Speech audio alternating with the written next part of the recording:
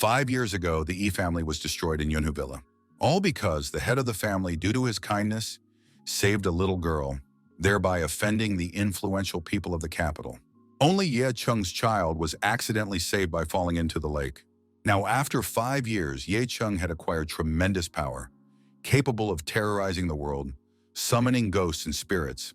Yiding was dangerous to those he hated and decided to settle scores. He came back to take revenge. God has returned to the world to destroy. In Zhongqing City, a young man followed a girl looking at a smartphone. The guy snapped to attention, touching the girl's shoulder. The stranger looked back. The guy said he could see the soul of the beauty that had turned black. There would be a bloodbath today. The young man added that it was better to spill some blood and hurry to prevent the consequences. When the girl heard about the blood, she reached into her purse. There must be tissues somewhere.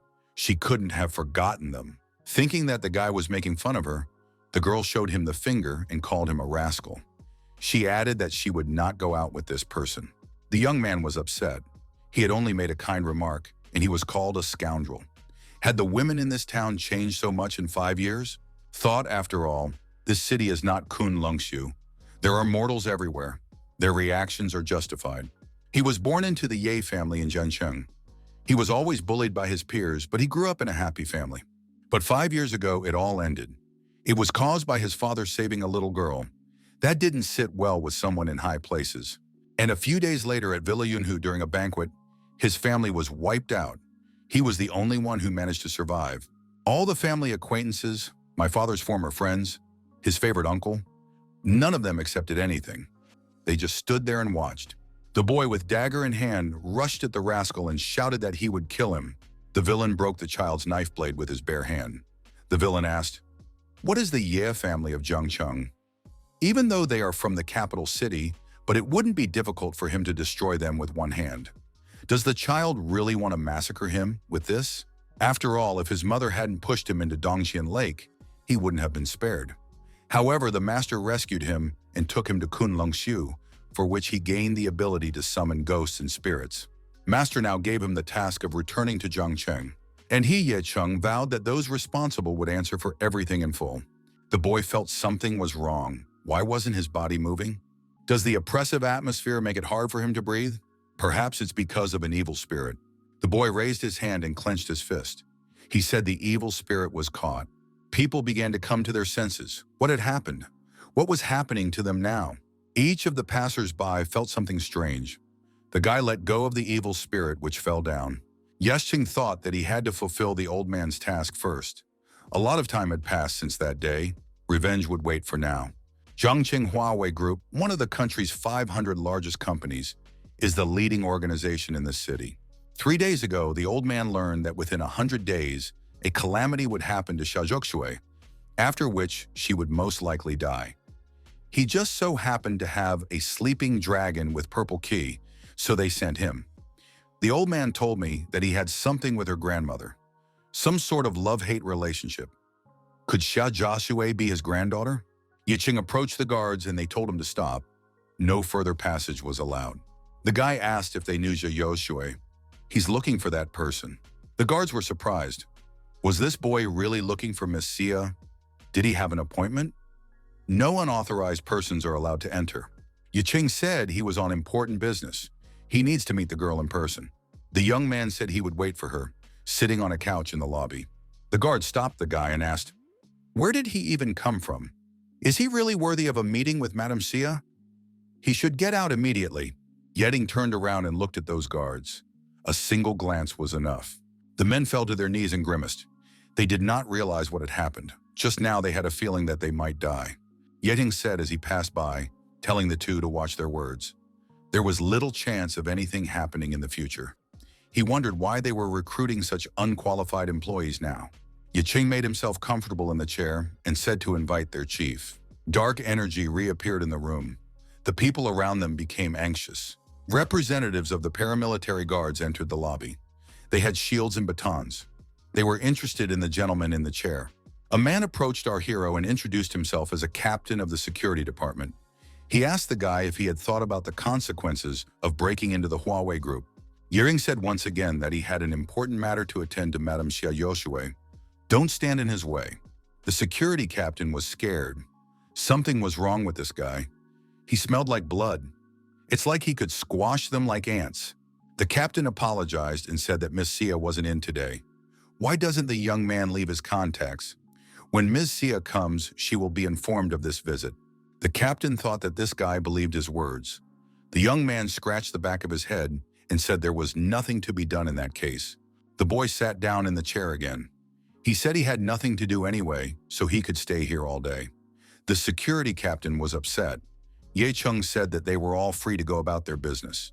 The captain couldn't allow such a dangerous man to be here. At this rate, he could lose his job. There was nothing left for him to do. The captain stated that this would not do and ordered his subordinates to arrest the guy. Suddenly, someone yelled for them to stop. The girl who appeared told the captain to leave the matter to her. The attendees wondered, who is that pretty girl? The colleague replied that it was director Sun Yi-sun. In terms of beauty in their company, only President Xia Zhongshui could match her. The captain told the director that it was dangerous here. Sun Yi-sun replied that she would handle it herself and let the captain and his team go. The girl introduced herself and asked how she could help the gentleman. Our hero looked at the girl. He couldn't forget her. Is it really Sun Yi? They sat at the same desk all through elementary school. They had a nice relationship, but then he moved on to middle school and communication stopped. After the incident at the villa, he returned home, but the house had already been sealed. Then the whole town was buzzing about it. All the families turned their backs on them, and the company founded by his father was assassinated. The whole capital was at the mercy of one man. However, Sun Yi, against the pressure of others, stomached all the rumors, took his parents' bodies from the morgue, and took them to be cremated. Afterward, their family of 3 had a tombstone placed on the mountain. He still does not understand how such a fragile girl had so much strength. How can he thank her now? Ye Chung didn't think that they would ever meet again. Sung Yi asked her interlocutor if he was standing too close. Our hero apologized and took a half step back. Sung Yi wondered again, what could she do to help the master? He came here for a reason, didn't he? Ye Chung apologized. He said that he thought he had met this girl somewhere before. Sung Yi noticed that this guy's way of starting a conversation was a bit old-fashioned. Sun Yi told the guards, if this gentleman wants to wait, let him stay here. There's no need to make so much noise. Yerin thought that this girl had changed a lot. Our hero appreciated her forms and thought that they too had changed a lot. The protagonist had a change of plans. Soon Yai walked to her car in the parking lot and got behind the wheel. The girl looked in the rearview mirror and saw a recent acquaintance in the back seat. Ye Chung said hello to the pretty girl again. Sung Yi wondered, how did he manage to come in here? And wondered what he wanted. Ye Chung asked the girl to give him a breezy ride. Song Yi wondered, wasn't he waiting in the lobby for someone? Ye Chung replied that it wasn't that important now. Soon Yi told that guy to introduce himself. She can't let a stranger sit in her car. Ye Chung appraised the girl with a glance. The blackened soul and the blood mark are harbingers of a big event.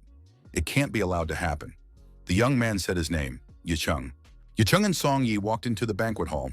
The tables were set and there were quite a few people around. The attendees wondered who this beauty had brought with her. It was the first time a mistress had brought a man to a party, especially one like this. Sun Yi chose a table she liked and said they would sit down here. People came up to Director Sun Yi and said that they couldn't wait to meet her. They were representatives of various corporations. These people introduced themselves and invited Sun Yi to sit at the table with them. The guests held out their glasses and wanted to have a drink with Director Sun Yi together. It was not easy to meet her. Ye Chung asked his companion how many glasses he should drink today. The guest wondered, who is this guy? Who let him come here in the first place? Sun Yi told her companion that that's not the way to drink. She added that he should leave it to her. Sun Yi said that she was not a good wine drinker, so she would only allow herself a sip. The director hoped that those present would understand. A man appeared and asked if one sip would be enough. He was carrying an entire bottle in his hand. Song Yi recognized him as Chen Fung. The guest pointed out that it was Chen Fung, the young master. Last time Song Yi had thrown wine at him. He was mad as hell then. Chen Fung told the girl that last time he fell face first into the mud because of her. Now she must drink a whole bottle to atone. Chen Fung clarified that it was not a request, but an order. Sun Yi said that it was too much. If she drinks that much, she will cause trouble for others. She only agreed to drink 1 glass. Sun Yi thought there were drugs in the glass last time, so she splashed wine on it. Chen Fung put his hand on the girl's shoulder and said that he had booked the presidential suite. Now she had a place to sleep. The man told her to drink wine and not to be flirtatious. Song Yi was at a loss as to what to do. Chen Fung wouldn't just let go. There were cases of female students taking drugs because of him. How can you even drink that? Chen Fung was angry. Who did she think she was? Today, even her flawless Jia Zhoushui was drinking wine. She was born into an ordinary family but dropped out of school early to fit into society. It was hard to get the position of principal with such an ego. Compared to him, the son of such a family, she means nothing. Yicheng stood between Song Yi and Chen Fung and took the bottle from the guy's hands. He lifted it high up. Chen Fung was angry. How dare this rascal take away his wine? Ye Cheng immediately hit Chen Fung's head with the bottle. Chen Fung fell to his knees and shouted that he was in a lot of pain. Chen Fung was very angry. How dare this person? Even his own father had never hit him. Yi Cheng asked, who was this guy to force a girl to drink? The people present were frightened. This newcomer did not know who Chen Fung was. The young master of the Chen family should not be offended. His family is far from the last in politics. But the worst part? There's an ancient warrior in the Chen family. This guy won't live to see another day. He went against Chen Jr. himself. But even so, he was provoked. Soon Yi apologized to Mr. Chen. She will drink any amount of wine with him today. Just let her friend go. Chen Fung shouted, who gave this woman the right to set conditions? He slapped the girl's cheek. Not only her, but also her companion would be in big trouble today. Yicheng asked, did this rascal really decide to undermine his reputation? Our hero's foot strike came right between his opponent's legs. Chen Fung grabbed his sore spot and fell to his knees again. He cried out that his bells were hurt. Yehun took the kneeling opponent by the head and asked, who was he going to destroy? Yicheng decided to see which one of them would die first and slammed Chen Fung's head against the floor several times. Suddenly, someone shouted to stop this fight immediately. A man accompanied by several assistants appeared in front of our hero. The people present recognized this person. It was the head of the family, Chen Zhengguo. But why is he here? There's a strange man next to him. It must be that legendary warrior. Song Yi thought that this is the end. Now Chen Zhengguo himself is here. The injured man lying on the floor asked for his father to save him. Song Yi thought, how could he be saved? Yikeng said that he was ending this fight and let Chen Fung go. Chen Fung immediately jumped up and ran up to his father. Our hero, looking at the old man, thought there was something about him. Could it be some ancient Chinese martial arts master? The victim complained to his father that this young man had taken Sun Yi away from him and asked that he be interceded for. Chen Zhengguo told his son to shut up and get out of here. The head of the family asked Ming Lao what the origin of this child was. The old man said that this young man was also an ancient warrior, but because of his age, it wouldn't take him long to enter the force.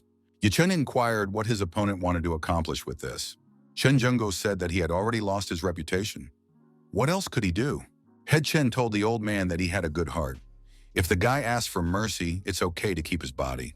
Ming Lao, approaching our hero, said that it would not be easy for this guy to match such power at such a young age. Yicheng told Song Yi to move aside. He would take care of this old man himself. Ming Lao said that in his time, he had contacted people he shouldn't have. The old man ran up to his opponent and told him to beg for mercy, and then his body could be saved. Song Yi was frightened. Why did everything happen so quickly? Was this old man really that ancient warrior? Yicheng asked the old man, had he already had his coffin picked out? Had the Chen family already given him such a gift? Ming Lao shouted that this guy would definitely die, swinging at her with a staggering blow. Yicheng effectively dodged and counterpunched the old man on his fist. Ming Lao's nose was seriously injured. The old man was deactivated. Lying on his back, he asked, who fights like that? Why did this guy use stealth attack instead of martial arts? Yicheng asked who was next. The people present were startled. This was strength. Father and son Chen turned green with fear. How did the child have so much strength? How was he able to deal with the mighty Ming Lao? The old man sat down on the floor and asked, who is this guy? Such power couldn't be at such a young age. Yicheng said that he was about to reveal who he was. There was a loud shout. The old man, coughing up blood, grabbed his ears. Everyone present also grabbed their ears. They were in pain. Why was this guy yelling so loudly? Yicheng walked up to the head of the family and asked, is he Chen Zhengguo? Yicheng asked the man, did he really have a good heart? Is that why he decided to keep his body? Yicheng thought that the Yi family had hated the Chen family before. The man was frightened and ordered his assistants to stop this guy immediately. The guards decided to attack our hero because they did not want to lose their jobs. Yicheng was completely calm. The attackers figured that he was only one and would be easy to deal with. The protagonist used his abilities to scatter the attackers in different directions. Yicheng, after finishing the physical activity, said that ordinary people obeyed and left. Chen Zhengguo kneeled down and addressed the guy. He said that he raised his son wrongly and asked to keep them alive. Chen Fung also said that he was wrong. Yicheng noticed that the two now sang differently. However, debts must be repaid. Suddenly, there was a command to stop the rioting. There was a group of armed men nearby. They were led by a woman in military uniform. The woman told the protagonist to get away from those people. The female officer was surprised when she saw Chen Zhengguo kneeling down. What did this child do again? Chen Zhengguo, when he saw these people, realized that he was saved. The man thought that this guy was an ancient master. These masters are worthless in front of the powerful. The woman saw an old man on his knees. Isn't this the ancient warrior of the Chen family? Yicheng grabbed the head of the Chen family by the hair and lifted him up. He told the officer that this guy was molesting a woman from a well-to-do family and had to bravely defend her. Chen Zhengguo uttered that he was in a lot of pain. The female officer pulled out a gun and took aim at our hero. She ordered the guy to immediately let Chen Zhengguo go. Yicheng said it was a private matter and the police should not interfere. The officer thought the guy was brainless. Even if it's a regular fight, the police are obliged to intervene. The policewoman said she was giving a second warning. The young man must keep his head straight and sit on the floor. A dark energy began to appear around Yicheng. The guy said that he didn't think he needed to sit down. His hands were shaking. Song Yi took the young man's hand and told the officer to excuse him. This guy's hands and feet are in trouble. He has cramps. Sun Yi told her companion to let them stay here. He wondered why. Song Yi stated that if he didn't stop it now, she would leave him. Yicheng asked what was the reason. Song Yi lowered the young man to the floor and told the officer that he had surrendered. There was no need to shoot. Father and son Chen safely stepped aside. Yicheng asked his companion, "What should he do now?" "Sit around and wait." Song Yi said for the guy to leave it to her. The girl said Yicheng would have to go to the department and write a statement that they were not involved in anything. In any case, Yicheng was defending himself, so it would be fine. Yicheng said he didn't care. He could leave at any time. At the police department, a subordinate reported to the police captain that they had reviewed the hotel's surveillance video at least 10 times. Only one camera could not be verified, but all the others showed that Yicheng acted in self-defense. The police captain inquired what was wrong with this one camera. The subordinate showed the video. Here Chen Zhengguo brought the old man. The old man approached Yicheng. However, in the next frame, the old man had already fallen. What happened in between? They don't know. The police captain thought they responded quickly enough, but there was a possibility that someone could have erased the tape. There could be incredible power behind this guy. Since there's not enough evidence, they can only consider it self-defense. So the boy should be released. When the young people came out of the police station, Sun Yi was happy. She said she was right. The girl was in a good mood, she said, and the weather was nice. She could walk home. When she got home, she went straight to the shower. She wanted to wash off all the dirt. Yicheng thought that Chen Zhengguo and his son might pose a danger to Song Yi. If he left the city, they would start molesting the girl again. The protagonist decided he needed to take the time to deal with them. Song Yi thought that she had always sensed an indescribable aura of danger from Yicheng. The boy wondered why his companion was looking at him so intently. Yicheng asked where the girl lived. He expressed his desire to walk her home. The protagonist said that he had just arrived in this city and had not yet found a place to sleep. "I guess I'll have to take a bench in the park." Sun Yi said he didn't need to do that. They can go to her place. There's a spare room in her apartment, so the guy won't have to sleep in the park tonight. Yicheng asked Song Yi if she was afraid that he might do something bad. Or worse, she might want to make an attempt on his body. Sun Yi said who wants his body? If he doesn't want it, he may not go to her. Yicheng replied that of course he agreed. The police captain sitting in the car watching the protagonist thought that apart from that old man, all of the Chen family's bodyguards were former special forces. However, this guy didn't even seem to notice serious opponents. The woman thought it would be hard for her to figure it out on her own. She needed someone to help her. She dialed a phone number and told the caller she wanted to send him a video. Could he take a look at this guy? A hut somewhere far away in the Ural Mountains. The police captain's caller said that his little sister is restless. If she wanted to be a police officer, she should be ready for anything, but she still keeps calling him. The guy said he was the captain of the Dragon Spirit Squad, not a movie cop. With a slight movement of his hand, the squad captain activated his laptop. He decided to help his sister. Studying the video he received from his sister, the guy said that these bodyguards should quit if they are getting from a kid like that. The captain thought that such bodyguards were a real disgrace to the defense service. Seeing Ye Cheng's actions, the squad captain realized that he was not an ancient warrior. This man's skill is the peak of possibility. He is a true martial artist. The guy contacted his sister again and said he wanted to know everything about the man immediately. A residential complex in Jianqing City. Sun Yi, coming out of the shower, said that the bathtub was free and the young man could go in there. Ye Chen thought that this girl really didn't suspect anything. The protagonist took a warm, refreshing shower and washed off all the dirt. 5 years ago, when he was saved by a teacher, he thought it was a blessing, but it was the beginning of a nightmare. On the first day, the old man threw him into a cage without explanation to a tiger starving for 3 days. In the end, our hero survived. However, this was only the beginning.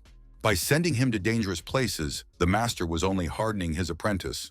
Each time, the protagonist faced desperate situations, and each time our hero survived. Ye Heng could only feel alive when he was constantly in anger and hatred. Ye Heng decided that he would find everyone who was at that banquet.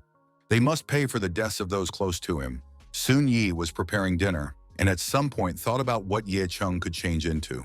The girl remembered that she had forgotten to hide her dirty clothes. Sung Yi blushed with embarrassment, though he wouldn't see it.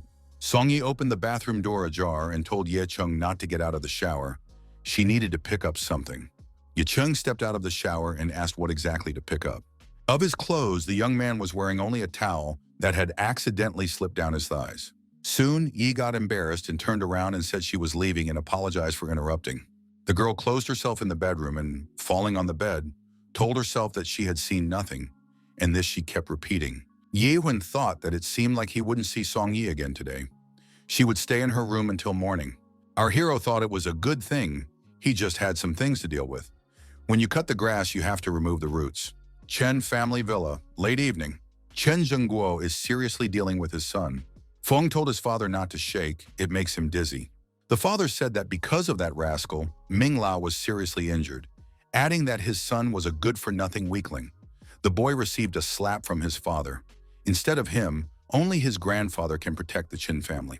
Chen Fung immediately suggested that his father call his grandfather. He was doing nothing right now anyway. Chen Zhengguo said that he wouldn't let it go that easily. Until this kid gets what he deserves, he won't rest. The father told his son to go to Huxian tomorrow and let his grandfather come down. Feng was glad. His grandfather would teach that boy a lesson. Chen Feng thought that he would break that guy's arms and legs, also slowly tearing off Song Yi's clothes in front of him. Suddenly, from the darkness, someone asked, "Are those two really looking at Ye Cheng's woman?" Father and son were frightened. Ye Cheng himself appeared in the room. The guy sat down in a chair and said that he wanted to talk to them.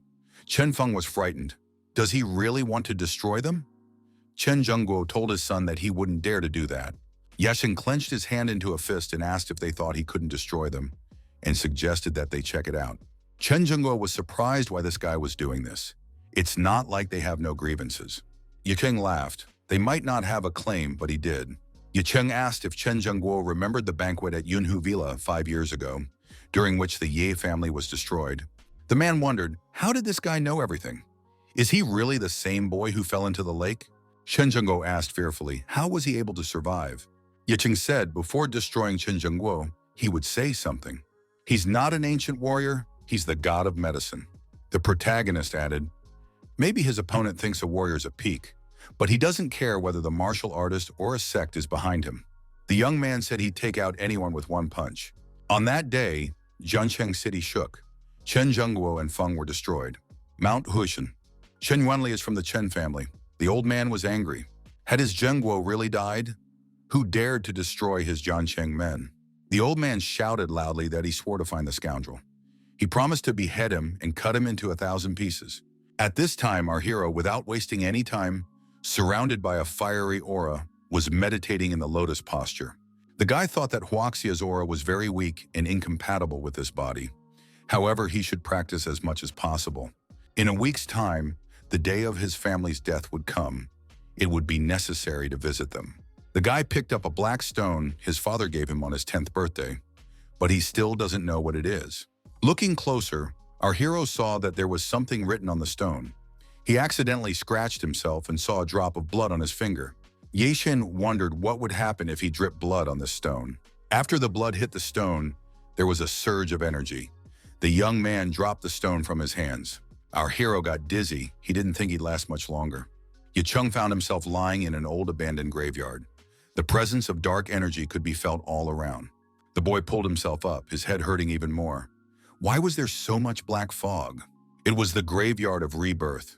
Our hero looked around and couldn't understand what was happening. From above Chung, dark demonic swords loomed over her.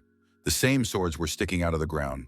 Someone from above, from the heavens, said that being in the late stage of life, this fellow dared to enter the graveyard of rebirth. He can't even move the tombstone.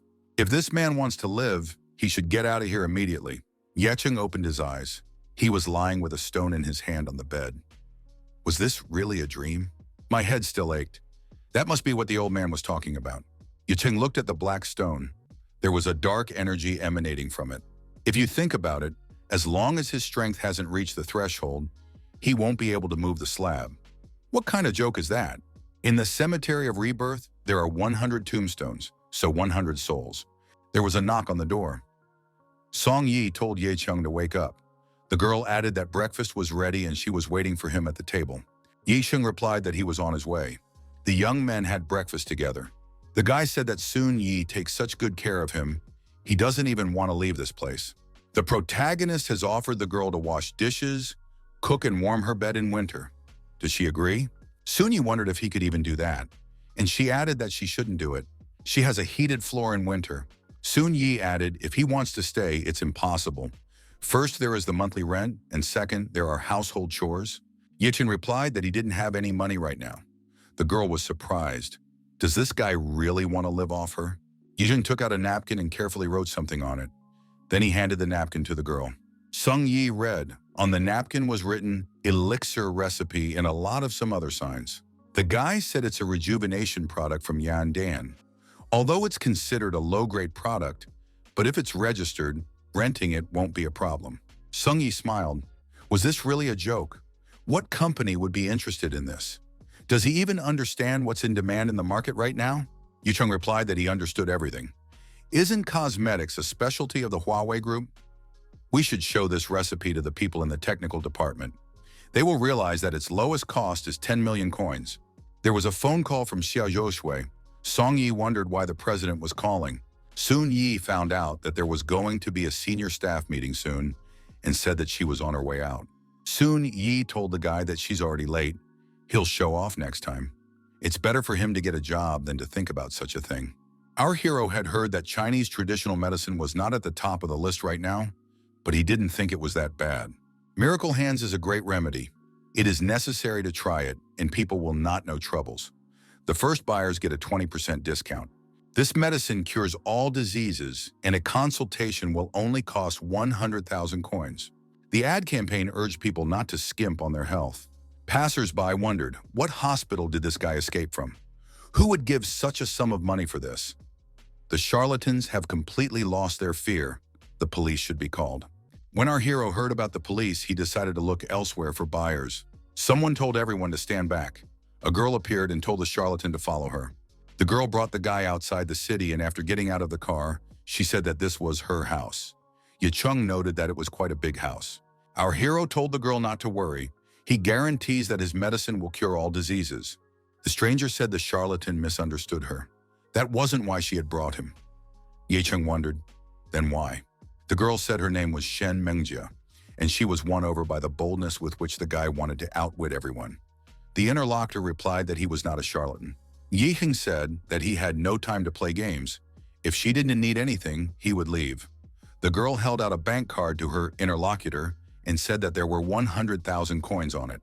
Yiheng took the card and said that he was completely at the girl's disposal. He would go into fire and water for her sake. Shen Mengjia said that she liked his carelessness better than his subservience. The girl stated that her father was very ill. The doctors say he only has a few days to live. Her parents have always lived close to each other, and she is afraid that her mother might do something stupid later. Shen Meng just said she wants the guy to pretend to be a demigod and take him to the mountains, supposedly for treatment until he dies. There's not much time left now, and it'll be easier for Mom to get over the loss that way. She's sure of it. Yicheng thought that this miss was not very smart. However, he was here, and that was a different matter. Yicheng told the girl that he would do her assignment. She could trust him. Shen Mengjia said that's great. Then she hopes that she doesn't need to call the police either. The girl forgot to tell him if he didn't agree, she would call the police. Yicheng was surprised. Shen Mengjia and his guest approached the house. A maid opened the door for them. The maid asked if Miss was sure this was the right time for guests. The girl replied that the fellow was here to help. Shen Mengjia reminded the companion of their agreement. The young men entered the room where the head of the family was lying in bed. Shen Mengjia went up to her father and said that she had returned. Our hero looked at the man and thought that the matter was bad. This man was about to pass away. The doctors could do nothing to help. The ghastly air has already filled his chest. When it reaches his head, there's nothing to save him. She said her father, Shen Hawa, was diagnosed with advanced stage lung cancer a month ago. They treated him abroad, but it had no effect. Then they invited a doctor from the capital, but yesterday he said the patient could only live for 1 day. Mengjia asked the young man to hide it from her mother. She would pay as much as needed. The girl's mother and the doctor entered the room. The woman said with tears in her eyes that Hai Hua had only 1 day left, so the doctor explained, "If Hai Hua leaves, how will she live?" Mengjia was surprised, for she and the doctor had agreed not to tell her mother about this. There's the traitor. A young man, Shen Menglong, happened to be nearby and said that this is the way life is. Is there any point in deceiving Mom? Manlun added that he has already made all the arrangements. The funeral will be held in a picturesque place. Mengjia was indignant. How could her brother say such a thing? After all, Mom is already feeling bad enough. Menglong said he was being honest. Manlin said that his father was suffering a lot. Wouldn't death be a relief to him? As a son, he cannot look at his father's suffering. When he becomes the head of the family, he will never mistreat his mother and sister. The woman cried. She said she could not look at her husband. If he leaves, she will leave too. Yicheng understood. When Shen Haihua passed away, the inheritance would be divided among the mother, son, and daughter. But if there is no mother, there will be more money. Mengjia said that the brother will never become the head of the family. Their father won't let that happen. If he says that to Mom because of money, he's just an animal. Manlin was angry at his sister. How could she say such a thing? After all, their mother herself wants to go to the other world. Manlin said if he heard that from his sister one more time, he would tear her mouth apart. The next moment was followed by a fist punch to the jaw. Yicheng began to restore justice. The guy said that the head of the family is still alive, and that rascal has already planned everything. The doctor was indignant. Who was this? He had just punched the future head of the Shen family. Yashing raised a finger up and said, 10 million, and he will be able to heal the head of the family. The woman asked her daughter if this young man would really be able to heal Haihua. Mengjia replied that absolutely. She has known this guy for a long time. With his medical knowledge, he would definitely cure her father. Manlin was outraged. Now they're inviting crooks to divide the inheritance. Did she really think this man would help? Manlun stated if his father died, his sister would be held responsible. She won't get 1 coin of inheritance, and he would put that crook behind bars. The boy thought that his father was almost dead, so the inheritance would belong to him. Yicheng stayed in the room alone with the sick man. The protagonist thought if they met, he would not let this man die. He activated his energy abilities. Our hero thought that his knowledge of Tongtian medicine, taught to him by his master, should be enough to get this man out of the ghost gate. The guy uttered, "Heaven and earth, demons and spirits, yin and devil, turn to the light." Then he ordered the sick man to rise. Yicheng continued to tell Haihua to get up. The man lifted himself off the bed and dark energy began to come out of his mouth. Yellow talisman leaves swirled around him. Yiden realized that this person was enveloped by destructive qi, and his meridians were blocked. His death is inevitable. There was still a pulse, so not all was lost. This pulse is yang, Yicheng said again for the patient to get up. A dark spirit burst out of the sick man's body. Our hero realized that the destructive qi had escaped. Yicheng caught and clenched the patient's devastating qi into a fist. Shen Haihua became exhausted and collapsed on the bed. Yewin thought that ruining a person was easier than saving them. He didn't think it would take so much strength. More training is needed. The protagonist went out of the door. In front of the room, the relatives of the sick man were waiting for him. Yechung said that everything was fine. The head of the family would wake up soon. Mengjia said that she had money. The woman asked again with tears in her eyes, was her husband about to wake up? Yechung replied that he did, but money first. The woman gave our hero a bank card and thanked him. She also gave him the password for the card. Manlun intercepted the map. He said it's not that simple. Manlun told his mother to come to her senses. His father has advanced stage cancer. How can he be cured? Ye Chung told this guy that it wasn't so easy for him to earn that 10 million. Menglong replied that he had to see the result first. Ye Chung took the bank card and said that this money was earned as a counseling fee. The head of the family will wake up, but only for 3 days. Our hero stated that he was taking the money for himself and would expect those present at his place in 3 days. Ye Hung stated that it was better that they definitely came to him. Otherwise, nothing could save Shen Hawa anymore. Malone was angry. This guy dared to beat him up and take his money. The police should be called. The doctor told Manlun not to worry. He had some people in his department who would take care of everything. The door to the room opened, and the head of the family appeared on the threshold. Almost everyone was pleasantly surprised. Manlun asked if his father was a ghost. He has terminal cancer in the last stage. The first thing Haihua asked was where the doctor was. Where did he go?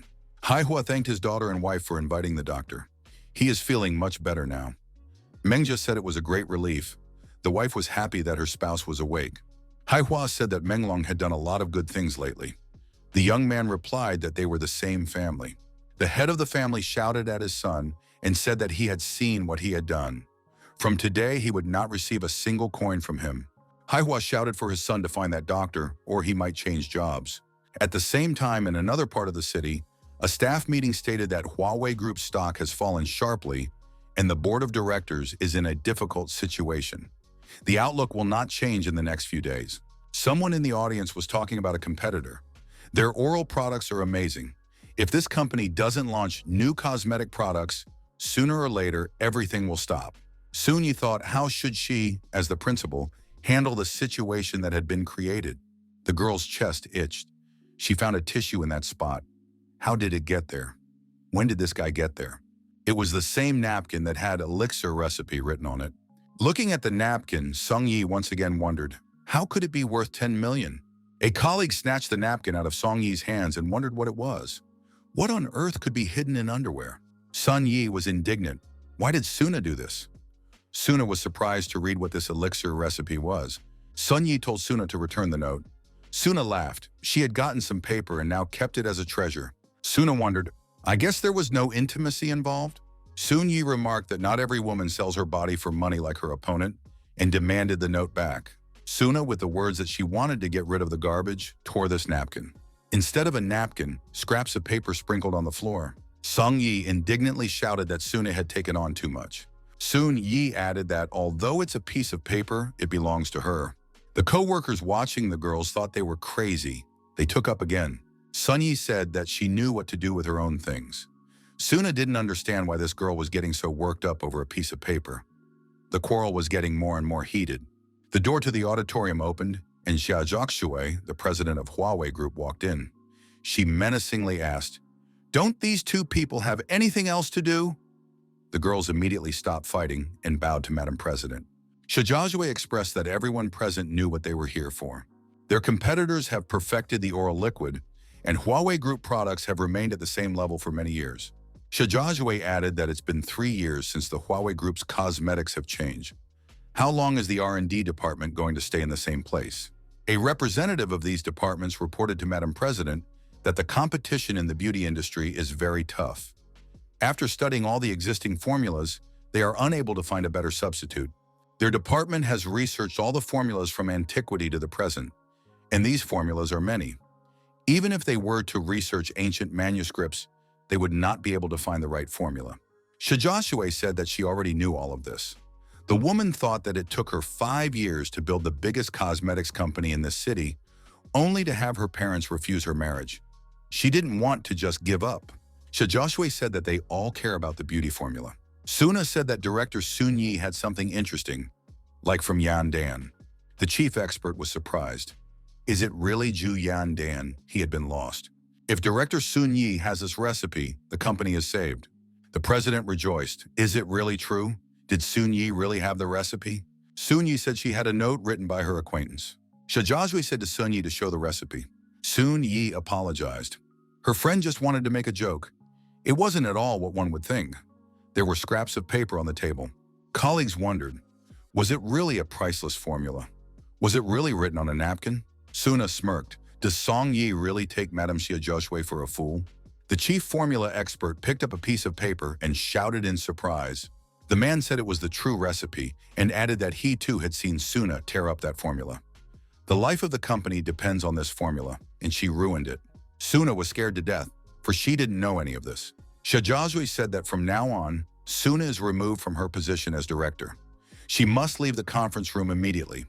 If the recipe cannot be recovered, she will be prosecuted. Suna was upset and said she didn't do it on purpose. Another specialist, after reading it, said that their company's very first formula was developed based on this recipe. Unfortunately, they did not get the full recipe then, but if they recover it now, they will make a breakthrough. Shijakshu ordered everyone to immediately help Director Song collect the napkin scraps. This formula should be in their possession.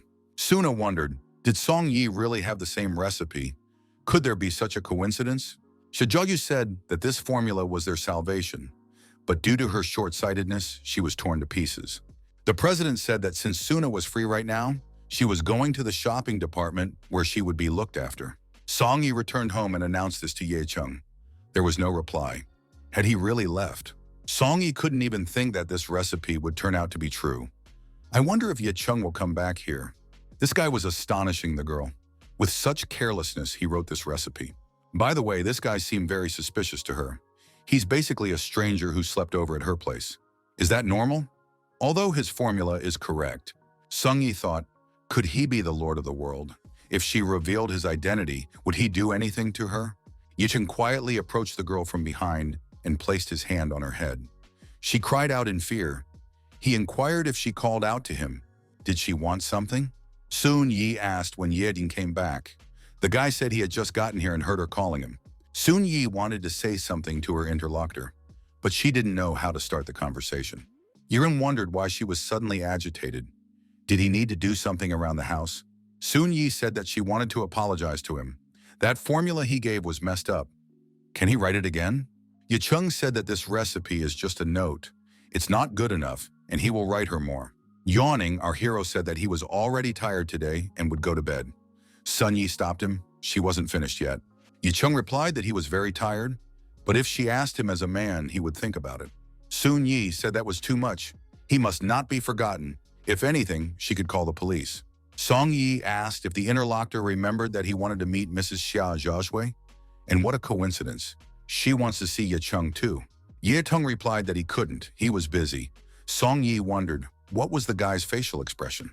Ye Chung asked, did he really have to go to Xia Zhaozhui? Song Yi wondered, hadn't he quarreled with the security department to talk to the president? Ye Chung said that yesterday, the girl ignored his feelings, so today he wants to be an underdog. Sun Yi said that, as the director of the company, she can make an appointment for him in advance. Ye Chung agreed. Sun Yi said that in that case, the meeting would be scheduled for tomorrow. Ye Chung changed his mind and said, let Madame Xia Zhaozhui contact him herself. He was not in the mood to go to her. The protagonist closed the door and said he was going to bed. They would meet tomorrow. A phone call rang out. Xia Zhaozhui asked what the guy said. Xia Zhaozhui recognized that he wanted her to contact him herself. The woman replied that she would think about it. In the meantime, Sun Yi should look after him. Xia Zhaozhui found this interesting. First, he made a scene at the front desk, and now he's acting so strange. What an unusual young man. The protagonist stood in front of the pharmacy. He thought it was a temple of humanity. Our hero decided that this was the biggest pharmacy in the neighborhood. There was a big queue in front of him, and he had time to look around. The painting on the wall aroused the interest of our hero. The guy said that although it was a fake, it wasn't bad.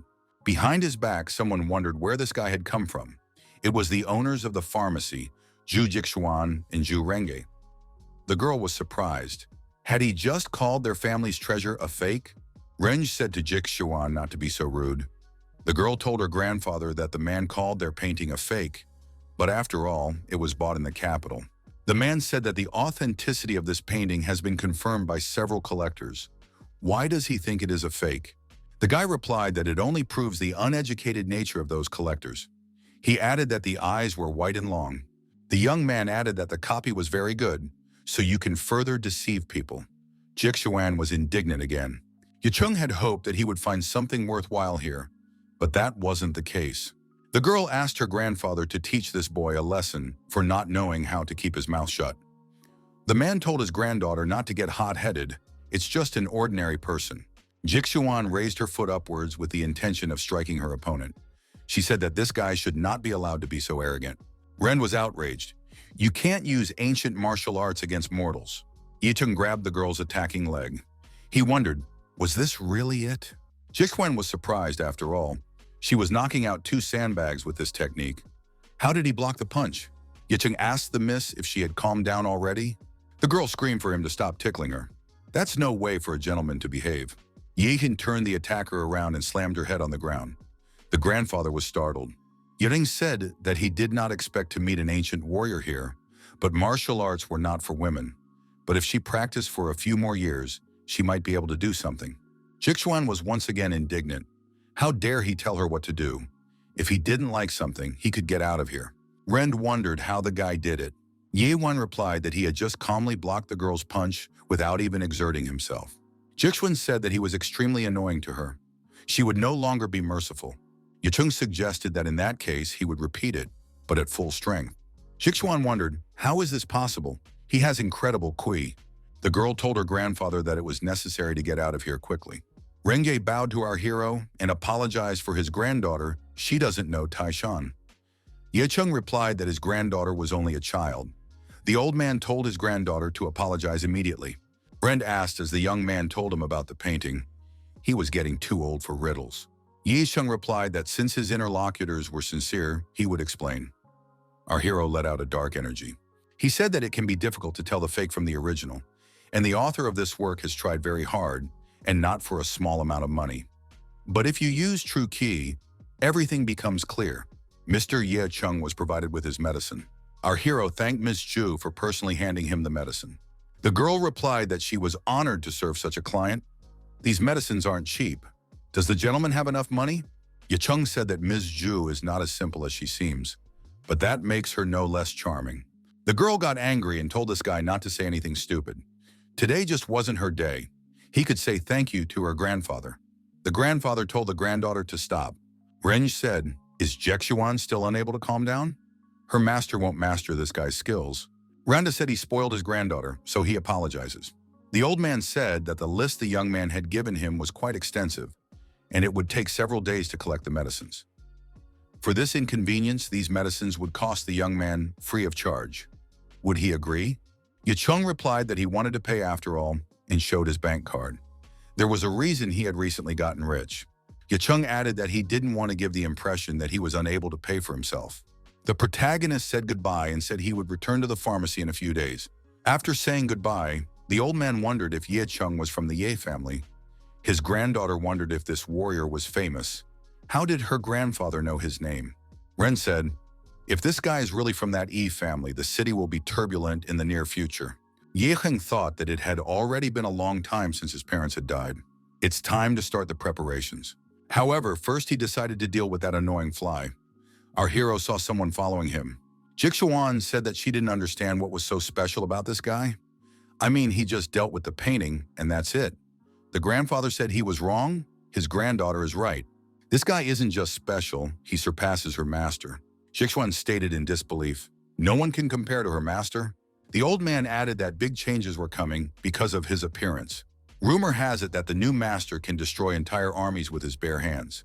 The guy claims their weapons are powerless against him. In his eyes, people are insects.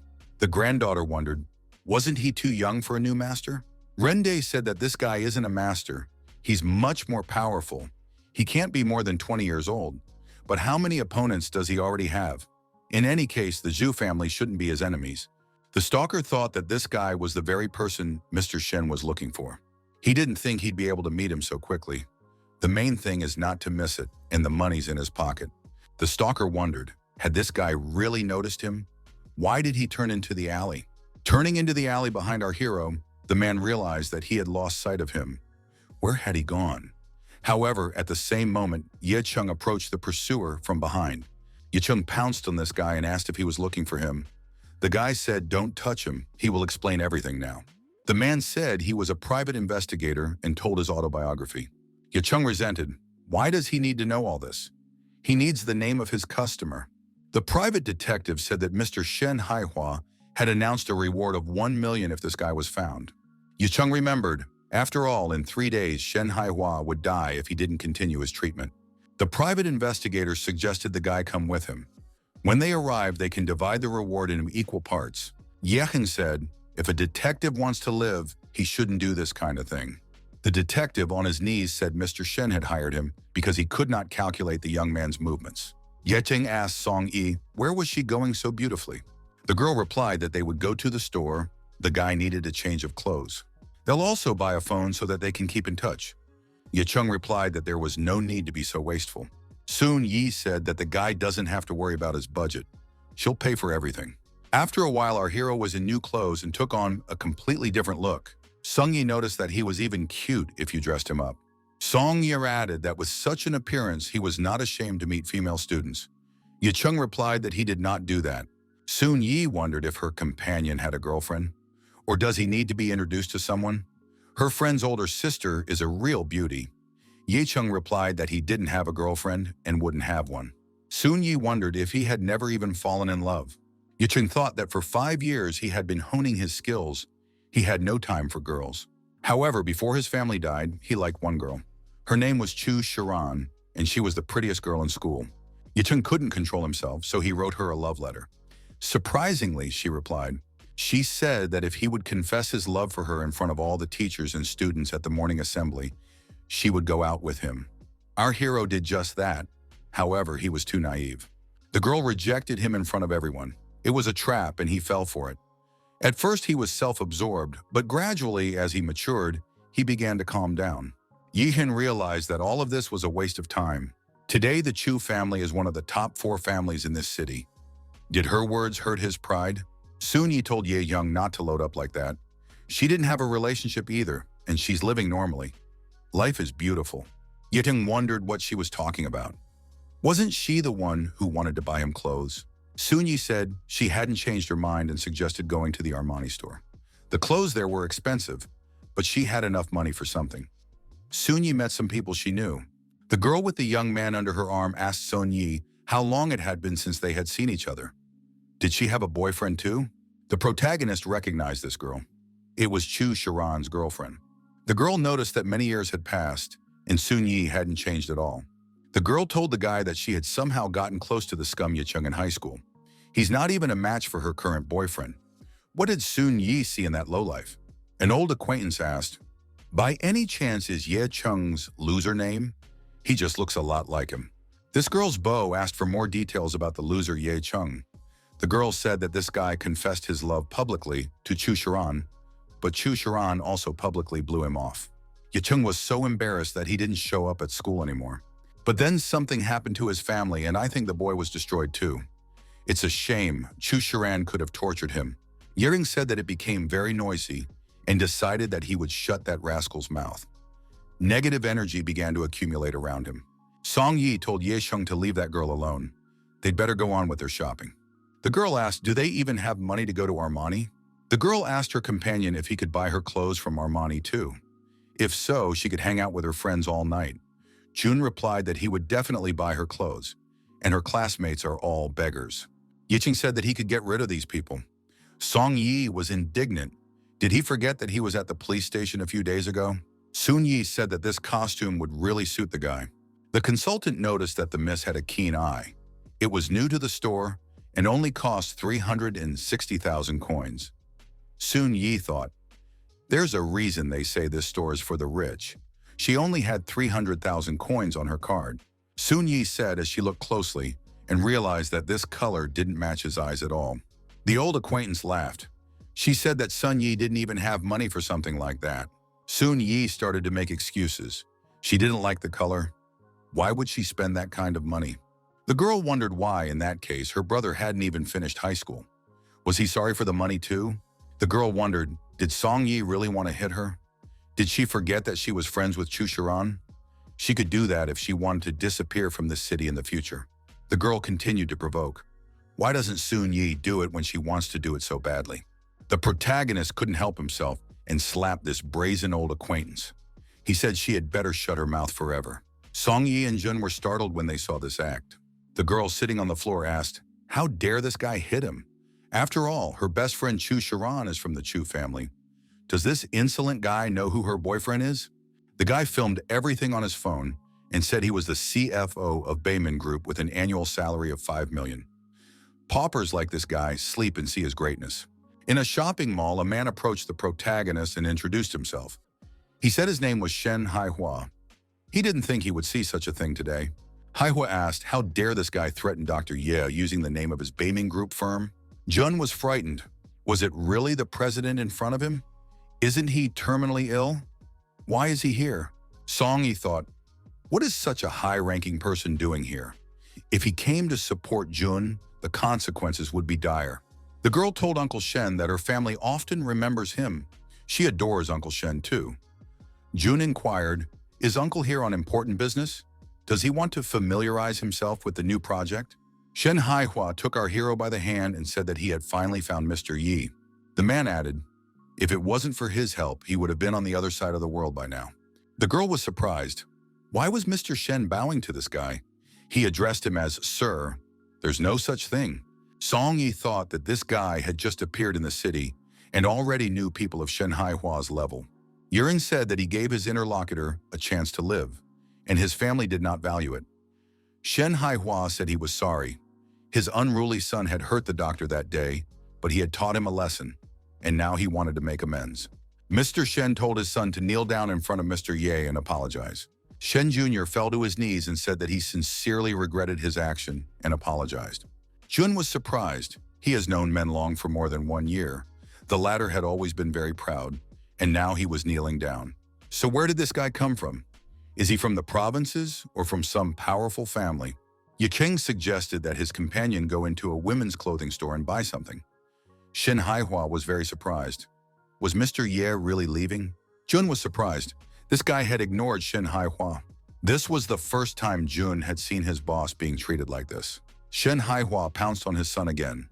If Mr. Ye still didn't forgive him today, Menlong would spend the rest of his life on his knees. Jun said that Uncle Shen was a little mistaken. Mr. Shen slapped that guy. How dare he insult Mr. Yi on behalf of the company? He and his father are leaving the Beiming groups today. Shen Haihua thought that his life still didn't depend on him, but he wouldn't die. The girl told her friend Jun that they seemed to have crossed the wrong road. Sun Yi was surprised. This guy couldn't pay her rent, yet he bought her clothes. Sun Yi took her bow under her arm and said that she was very pleased with his attention. Yitan thought that this girl took pity on him, not choosing anything expensive, only discounted. But it's clear to everyone that he has millions on his hands. She really is a good girl. Shen Haihua reappeared on the horizon and asked for Mrs. Sun Yi to stop. Mr. Shen inquired if the girl wanted to go for a walk. His assistants were holding boxes of expensive gifts. Yicheng asked, what does he need? Shen said Yicheng misunderstood him. He doesn't want him, but the miss who is around. The employees of his company treated her ugly. The man said that was why he wanted the girl to accept these modest gifts. Sun Yi smiled and said that it was very unexpected. Sun Yi wanted to buy these things, but when she saw the price, she realized that it was beyond her means. Yihan thought that Shen Haihua realized that it was hard to like him, so he decided to come in from the girl's side. Our hero turned to the man. The guy said he's giving them one last chance. He's coming to see them at 9 o'clock tomorrow morning. Mr. Shen mustn't forget that, as he gave him life, so he can take it back. Shen Haihua thanked the young man. If he liked the help, the Shen family's company would always be at his side. An unknown mansion on the outskirts of the city. The girl tells Chiran that she really saw Yicheng. That guy's character has changed, but his looks and name are still the same. Chiran said, so he's back. Chiran was familiar with Shen Haihua. This person is extremely experienced and good-looking, but to grovel before a young guy? He must have a high status or immense power.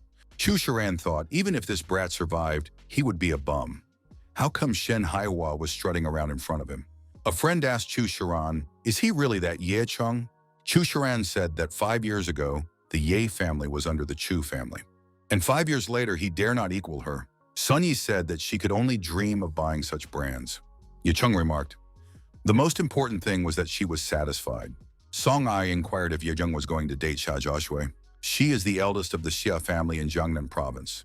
Would he be able to resist in front of her divine coloring? Ye Chung replied that he was glad his companion was having fun. The afternoon news reported that 2 male bodies were found in a mansion in the city this morning. It was confirmed that the dead were Chen Zhengguo, president of the Chamber of Commerce, and his son Fung. The police confirmed that it was a brutal and deliberate destruction. Sunny was shocked. Did they really die? She wanted to take revenge on them, but she didn't think it could happen. Yering noticed that bad people tended to make enemies. Death was common. Ye Heng winked at the girl and said that it was his doing. He is flawless in destroying people and getting into their pockets. Sun Yi told him to leave his jokes alone. And if she gets arrested, what then? The girl thought that this guy could fight well, but he wasn't capable of taking someone down. Sun Yi gathered all the bags and said that she would go try on clothes. He shouldn't peek at her. The protagonist thought that if he bought the medicine from a Chinese medicine pharmacy, he should practice tonight. Late at night, on a deserted road, our hero was met by a girl and said hello to him. She thought that she had finally met Ye Chung. The protagonist thought that this police captainess would cause a lot of trouble. Better to just leave. Our hero apologized and told the officer he was busy right now. The woman inquired if the guy had heard what happened to the Chen family. The officer added that it was apparently a curse from Ye's family. Does Ye Chung agree? The officer remarked that she did not believe it was him. Ye Chung said that the Ye family has gone into oblivion. What is she implying? The woman thought that she had practiced martial arts, but she couldn't handle this guy. She stated that there were some things that needed to be discussed. She just wanted to talk to him alone. Ye Cheng replied that it wouldn't work. He had a meeting with another person right now. Ye Cheng let go of the police officer and proceeded onward. The woman thought that at such an age he had already achieved perfection in ancient martial arts. But you can't even achieve that level in 5 years. What has this guy been through in the past 5 years? Yashing decided while Sun Yi was sleeping to borrow a microwave oven from her. What old man Ren had given him could already be thrown away. It only turned out to be 5 pieces, but that was more than enough for Shen Hawa. The morning of the next day came. Sun Yi woke up and came out of her room. The girl wondered, is Ye Chung really going somewhere so early? The protagonist said he's on his way to see patients. She can call if she needs anything. Sun Yi said she would not call him a doctor. On valuable days, he only talked nonsense. The girl thought that he knew the prescription after all. Could he really have medical knowledge? If you count how much time has passed since the Yi family died, it gets kind of lonely. I wonder why trouble has befallen such a good family. Uncle Ye was very kind. Ye Chung is also decent. The Shen family's daughter was waiting for someone before entering the closed area. 2 friends were talking about this girl. Is she really waiting for some guy? Maybe she's waiting for a girlfriend after all. How can a rich girl wait for a man? A girl like that only gets to ride around in a cool car with a bodyguard. She'll never compromise. A 3rd guy came up and said their judgment was wrong. They demanded an argument. The guy confidently stated that this girl was not the one waiting for them. These 2 men began to tell me that they excelled at meeting and wooing girls. The girls were running after them in droves. Yi Hing said that this girl was waiting for him. The 2 laughed. Did he even look at himself in the mirror? No one will ever come near him in his life. The girl noticed our hero and walked over. She said hello to Mr. Ye Chung. The girl said that she was waiting. Ye Chung apologized for being a little late. Mrs. Shen asked if the 2 were friends of Ye Chung. The boy said he was seeing them for the first time. Ms. Shen added that we should be careful, as there are many strange people in the neighborhood. Shen family home. Ms. Shen brought our hero up to her parents. Looking at the pills produced by our hero, Mr. Shen Haihua asked, is it really necessary to eat it? Maybe acupuncture or some decoction would do. The woman said it's okay, her dear spouse will pull through. Shen Haihua was surprised. Is it really necessary to eat all 5 pieces? After swallowing all 5 pills, Shen Haihua cried out loudly. His wife was frightened. After a while, the man calmed down and said he could feel a rich medicinal fragrance blooming throughout his body. Some force enveloped him in a warm flow. Mr. Shen added that the feeling was stronger even than the desire for life itself. The man's daughter asked the doctor, did he really give him stimulants? The wife asked Haihua to stop talking nonsense. Shen Haihua told our hero that he would be grateful to him for the rest of his life. Mr. Shen held out a bank card to the rescuer and said, "This is the money for the help. There are 100 million coins here."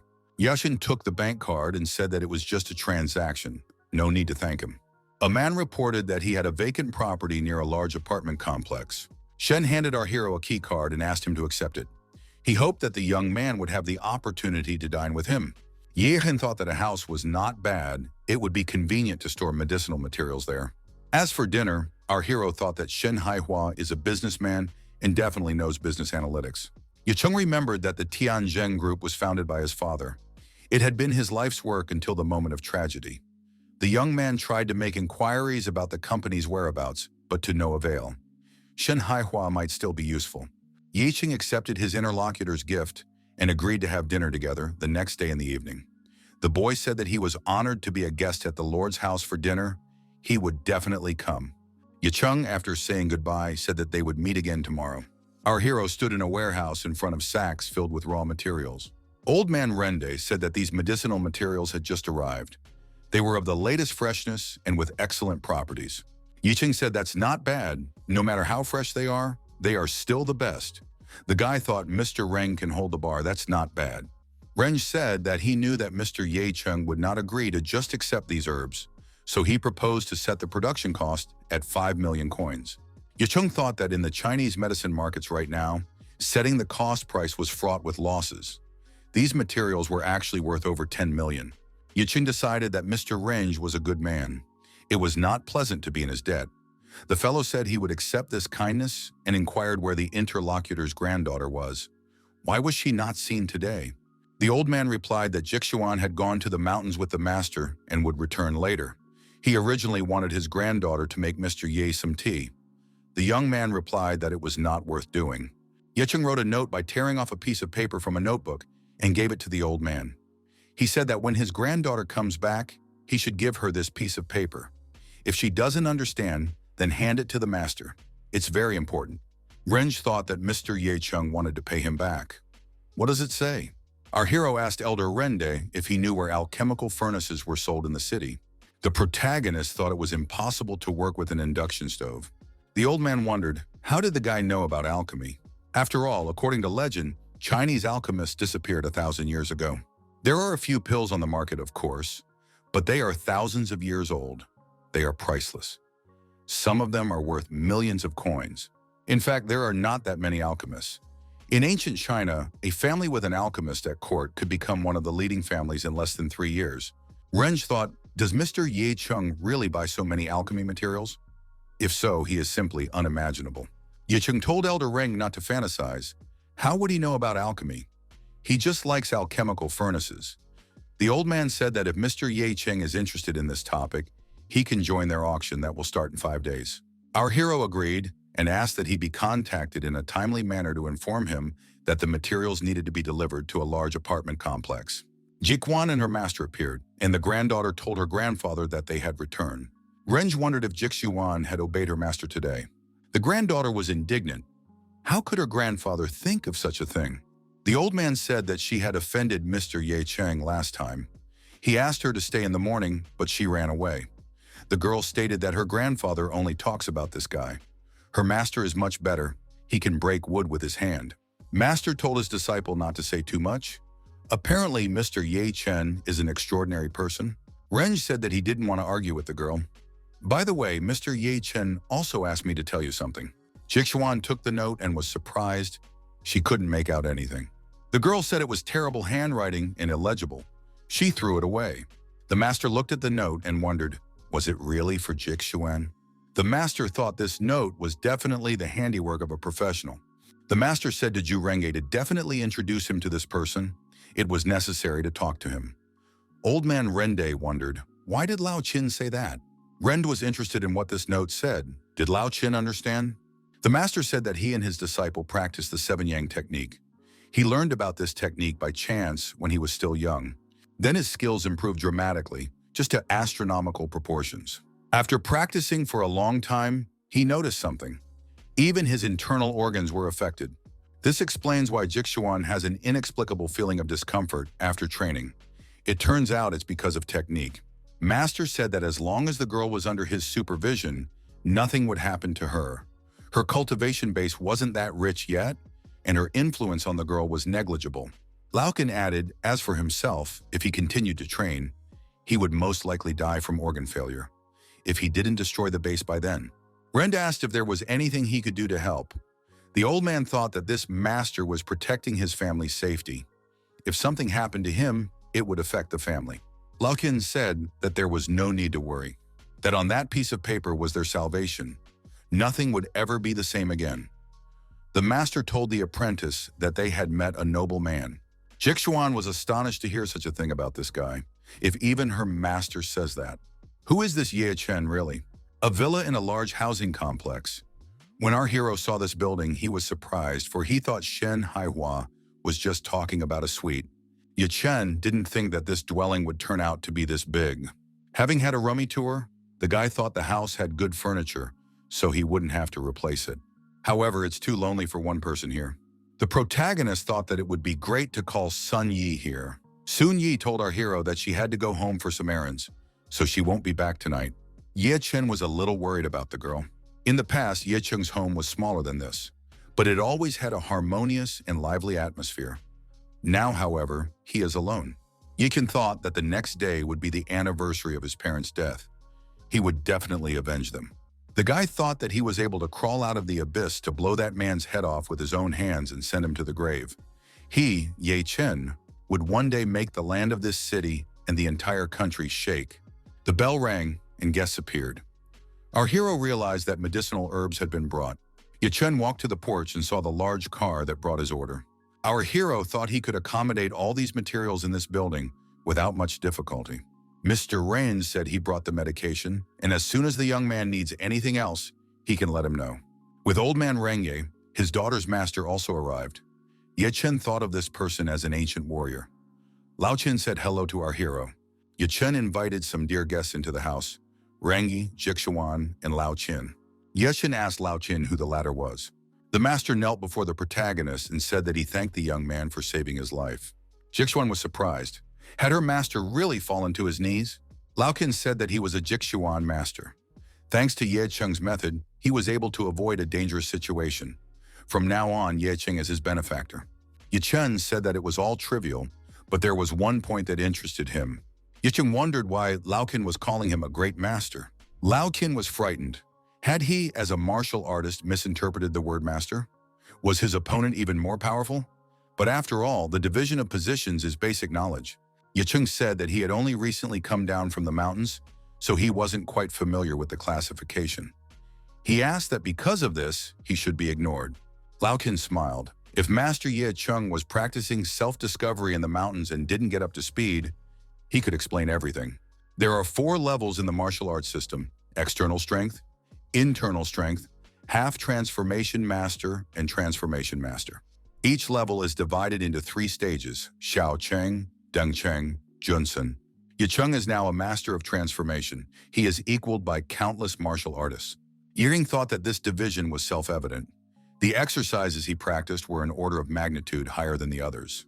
The realms of body hardening, enlightenment, movement, separation, true element, and spiritual path.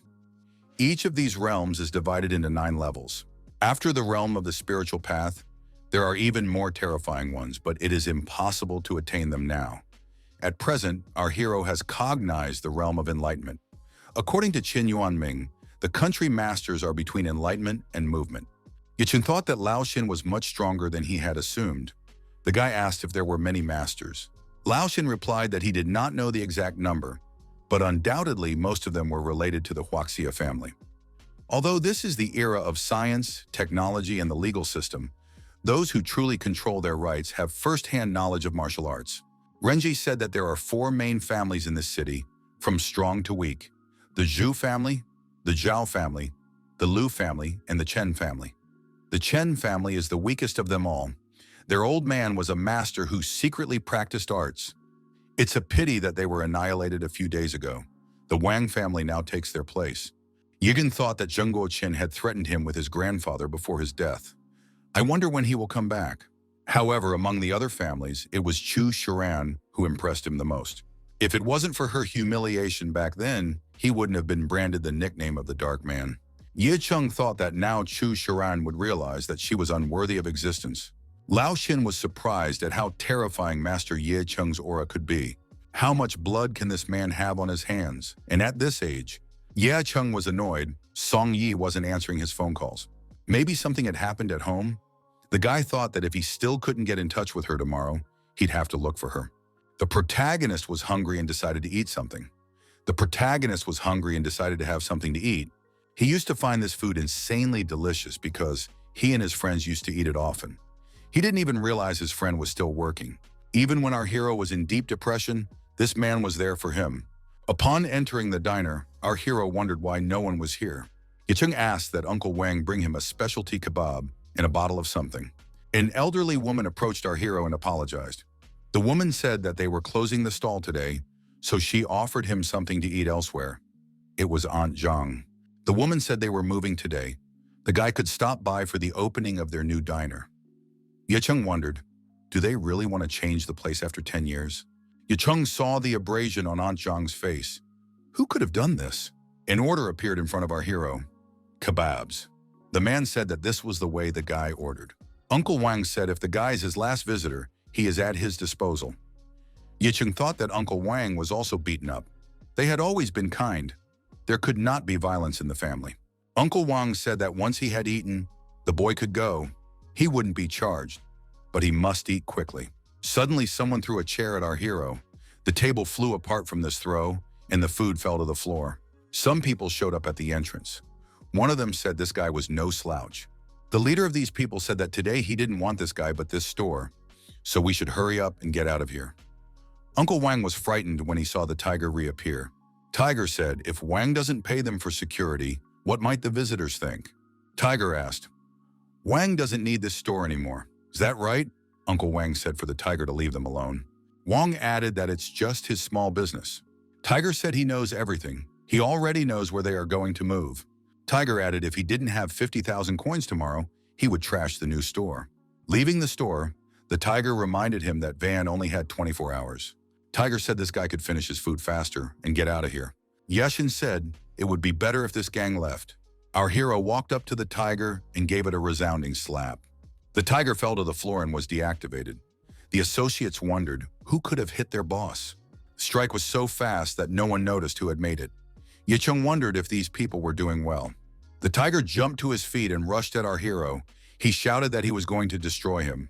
The protagonist then punched his opponent in the jaw with his fist and punched his head through the ceiling as he flew upwards.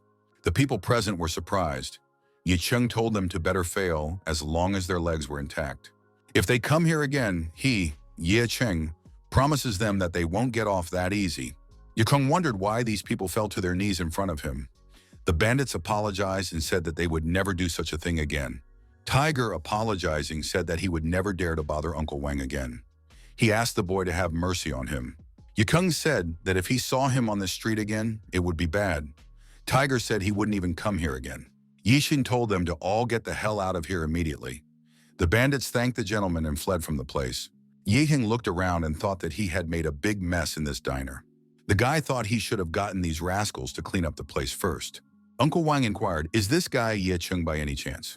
The man was very happy when he found out that this guy was actually still alive. Ye Cheng wondered if he was still remembered. Uncle Wang said that this guy always stood out from the others. He couldn't be forgotten. Uncle Wang and Aunt Zhang congratulated the young man on his return and thanked him for his help. Ye Heng announced that he was back as he entered the apartment. He wondered if Sun Yi was home yet. Our hero told the girl that she wasn't answering her phone. He found a good restaurant and they could have dinner there together. Ye Cheng was surprised to see another girl in the room. The young men stared intently into each other's eyes. The girl asked, is he Ye Cheng? The boy asked who she was. The girl was surprised. Didn't he recognize her? He had made such a fuss at the front desk just to see her, and now he didn't recognize her. Ye Cheng asked in surprise what Xia Jiaxue was doing here. Xia Jiaxue said that Song Yi is her best friend. They often go to visit each other, so she gave her a key. What's the guy doing here? Does he really live with Sun Yi? Ye Cheng said he has nowhere to live and Sun Yi is his landlord. The guy thought, is this really Xia Jiaxue? Even though Master asked her to save her, but she doesn't look like she needs help. Xia Jiaxue said that Song Yi is really a brave girl. Yicheng said that Song Yi wasn't home right now and asked how the company was doing. Xiaoyue thought that this guy had really settled in. Xiaoyue said that she couldn't contact Song Yi. She wasn't in a meeting with high-ranking people today. Where could she have gone?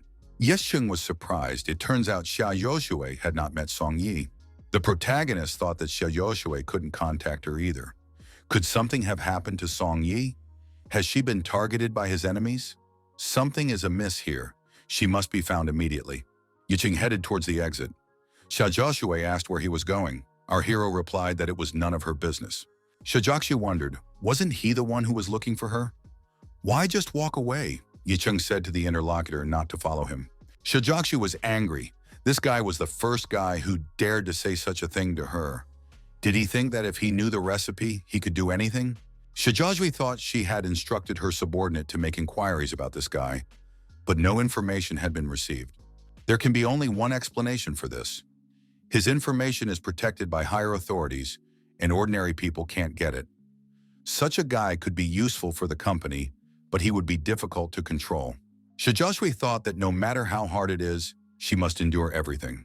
She left her family to start her own business in this city. She can't give up so easily. This recipe is too important, especially since Ye Cheng came to her first. Ye Han thought that Zhang Cheng was too big, and he didn't have any information. Finding Song Yi in this city alone would be very difficult. Yukeng thought, he didn't want to have anything more to do with that person, but it looks like he'll have to go to him. Our hero made a phone call. Jianlong Building, a phone call rang out. The man thought that there were no more than 6 people in the world who knew this number. The person answered and asked who was calling. The caller said that you should not try to trace his number. Yeling said that if he found out that the interlocutor was sending people to him, he would take everything he gave, including his life. He needs to find the person. Her name is Sun Yi. She is the director of Huawei Group, and she hasn't been in touch for about 10 hours. Ye Sheng added that he should know everything in 5 minutes and interrupted the conversation. The stranger thought he had kept that number for 3 whole years. Every day, every night, he looked forward to that call. Finally, the gentleman called. After a while, the person said he found information about Sun Yi. She left the public place at noon and drove to the 5th People's Hospital in a red car.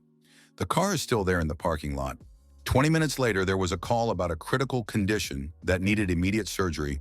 The cost of the operation was 700,000 coins. During this time, Sun Yi called 3 numbers. The first was a mortgage company. She sold the car for 50,000. There would be a detailed report soon. Our hero thought now he knows where to go. 5th People's Hospital of the city. Song Yi said that she had already withdrawn all the deposits and sold the car. There was still 300,000 left to pay for Haojia's surgery. The girl asked her parents, is there no other way? Sun Yunggui, Sun Yi's father, said he had taken all the money from the family and could borrow more from his second uncle. He had been doing well in business in recent years. He called him, and he should be here soon. Sun Yi thought it was okay to ask him, since uncle is the richest relative. They haven't gotten along well over the years, so she doesn't want to ask him. Suddenly, the door swung open and someone addressed Yoongi. What was so serious that they were looking for him? Sun Yi thanked her uncle and aunt for responding. Second uncle Song Yunfu and his wife Dong Kaiju appeared in the room. Song Yunfu thought that he hadn't seen Song Yi in a few years and hadn't even expected her to be so beautiful. Why hadn't he noticed it before? Yoongi said that Yunfu knows everything himself. There is nothing he can do now. Zhang Yuanlin, Song Yi's mother, said Yunfu needs to save Haojia. They will return the money even if it is not easy. Yunfu said that he was very sorry. If he had known about it earlier, something would have worked out. But now his business was going through hard times. There was no free money. Yunfu thought that no one would pay him back the money, and he couldn't let it go to waste. Sun Yi said that if the surgery is not done now, Haojia might die. Dong Xiaiju asked if Yunfu remembered what Mr. Li had said at the last dinner. Wasn't he joking that he wanted to find a candidate for Mr. Li's son? Sun Yi is beautiful. There's no doubt about that. If she marries his son, won't he be promoted? Yunfu agreed. How did he not think of it himself? Although Mr. Li's son is not in his right mind, but he is hot, he is definitely a match for her. Kaiju wondered if Song Yi was looking for a boyfriend. Sun Yi said that she doesn't have a boyfriend. Kaiju remarked that that was great. Even though her uncle's business isn't doing well, but Haojia's life is more important than anything else. So there will always be a way to get money. Sun Yi wondered what her aunt was trying to say. Kazu said she heard that Mr. Li's son from the construction company went on a blind date. If Sun Yi marries him, his brother's illness can be forgotten. Their whole family is counting on Sun Yi. Sun Yi was scared. Did she really need to get married? Kaiju remarked that if Sun Yi marries the son of the Li family, she doesn't have to think about her brother's illness. The whole Sun family is counting on her. Youngui was outraged. Does the daughter-in-law even think about what she's saying? She wants him to sell his daughter? Little Sun Yi has studied hard, worked hard and everything for the good of the family. He can't betray her. Kaiju said to Youngui not to say that. Who talks about betrayal? It will be Sun Yi's personal choice. If she wants to marry, she can marry. We should think about it after all. Haoji is 14 years old. How can we watch him die? Kaiju added, because Sun Yi is his own sister who sees him growing up. Youngi said that he is a failure as a father. He didn't fight for his life or earn more money, and now his daughter is suffering because of him. Is this really the fate of their family? Yunfu said that it is beneficial for their family to affinity with a rich family. There will no longer be a lack of money. Suddenly, someone asked who was the one who wanted to marry his girlfriend off. The people present were surprised. Yexing entered the room. He asked why Sun Yi hadn't told her about her brother's illness. Yexing added that it was too much for him, her boyfriend. Youngui wondered, is this man really little Sun Yi's boyfriend? The mother wondered why the daughter didn't tell them about it. Yicheng put his arm around the girl's shoulder and said that she was very shy. Kaiju said that wasn't true. After all, Song Yi herself had just admitted that she didn't have a boyfriend at all. Yunfu wondered, where did this man come from? Why is he pretending to be his niece's boyfriend? Yicheng told the girl that she didn't believe him. Could she prove it? The guy pointed his finger at his cheek. Soon, Yi thought that this crazy man was here to solve her problem. She should cooperate with him. Song Yi moved closer and kissed Yicheng on the cheek. Yunfu and Kaiju were surprised. This was very unexpected. Yunfu said that the cost of the operation is a lot of money. Not every man can afford it. Yicheng replied that it was a little over 400,000. He had already paid this amount on his way here, so he could start the operation. Yicheng thought that he hadn't had time to pay yet. He had to say so Song Yi wouldn't be in a hurry to marry Li Jr. Yicheng said that the money didn't go to the hospital, but to Dr. Ye, the best doctor in town. But he will cure Haoja. Kaiju said that she had never heard of any doctor. Yi from Zhangcheng. Yijing thought that this woman should better be a detective. She is hard to deceive. Yijing said that he is this doctor. Yunfu and Kaiju laughed and said that they were about to die of laughter. A doctor appeared in the room and asked who was the patient's relative. The doctor added that it is necessary to behave decently in the hospital. Yunfu recognized Dr. Q and said they hadn't seen each other for a long time. Does the doctor remember him? They had dinner together last time. Dr. Q dismissed Yunfu and walked over to our hero. He shook the guy's hand and said that he couldn't believe seeing him here. After the incidents in Shen Hawa's house, it was as if his eyes had been opened. Yunfu and Kaiju, Sun Yi's parents, and Sun Yi herself couldn't believe that this guy was really a doctor. Yicheng shook the doctor's hand and recalled that they had met before. Dr. Q said that the last time they saw each other was at Mr. Shen's house. Sun Yi's parents were surprised. Why did their daughter know the doctor? Yicheng said, it turns out, doctor. Q is not a quack. He thought he wasn't a real doctor who fools rich people. Yunfu wondered, was Dr. Q not joking? How could such a scum be worthy of being called a doctor? Yunfu repeated that this guy is a real charlatan. Dr. Q was polite to him, but this guy is completely unscrupulous. Dr. Q asked Dr. Ye, who are these people? Our hero replied that they were noisy strangers. Dr. E called security and said that these two men needed to be escorted out of here. They were making noise and disturbing patients. Dr. Q suspected that the two men might have rabies. To prevent the spread of the disease, he suggested that they be admitted to a dispensary. Yunfu and Kaiju shouted for the doctor not to fall for this provocation. Order must be restored. Yicheng put his hand on Dr. Q's shoulder and said, this is unexpected. His skills are quite average, and his methods are ruthless. Chu noticed that these two dared to disrespect Dr. Yeah. Sun Yi asked Yachon to help them. They will definitely reimburse the cost of the operation. Dr. Q realized that Haoja's older sister is Dr. Ye's friend. Dr. Q told the assistant that after a while, he would personally handle Haoja's operation and be in charge of it. Yicheng thanked Dr. Chu for being so zealous. Dr. Q was very proud of himself. Yering asked if Dr. Q would really be able to perform this operation. Dr. Q said that he could not be doubted. Yicheng drew something on the sheet and said that this needle insertion technique would improve Dr. Q's medical skills. Dr. Q studied the information and realized that it was a lost qi and blood needle technique. It would help him greatly. Yicheng took out a bank card and said he would pay for it. How much does the operation cost? Dr. Q replied that money was out of the question. Dr. Q once again added that he would handle everything himself. The Song family was surprised. Did the amount for Hao Jie's surgery just decide like that? These people thought their daughter's boyfriend was a real saint. The parents told Sun Yi to go home after getting a good rest. They would stay here. The girl agreed. Youngie said he had a question for his daughter. The man asked if his daughter was in a relationship with Ye Cheng, and when did they start living together. And since they aren't married yet, they shouldn't forget about contraception. Sun Yi blushed and said that her dad was talking nonsense. Yiwen told his companion that he didn't think her dad cared so much about safety.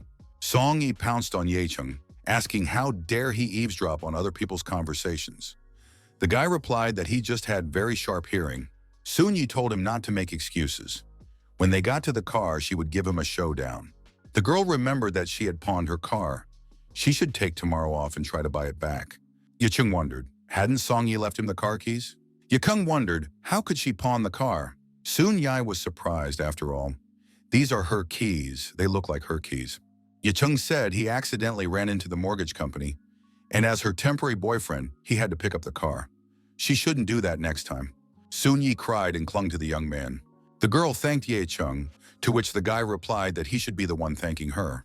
Sun Yi asked why he was helping her so much, and what was he grateful for. Is it because she let him stay with her?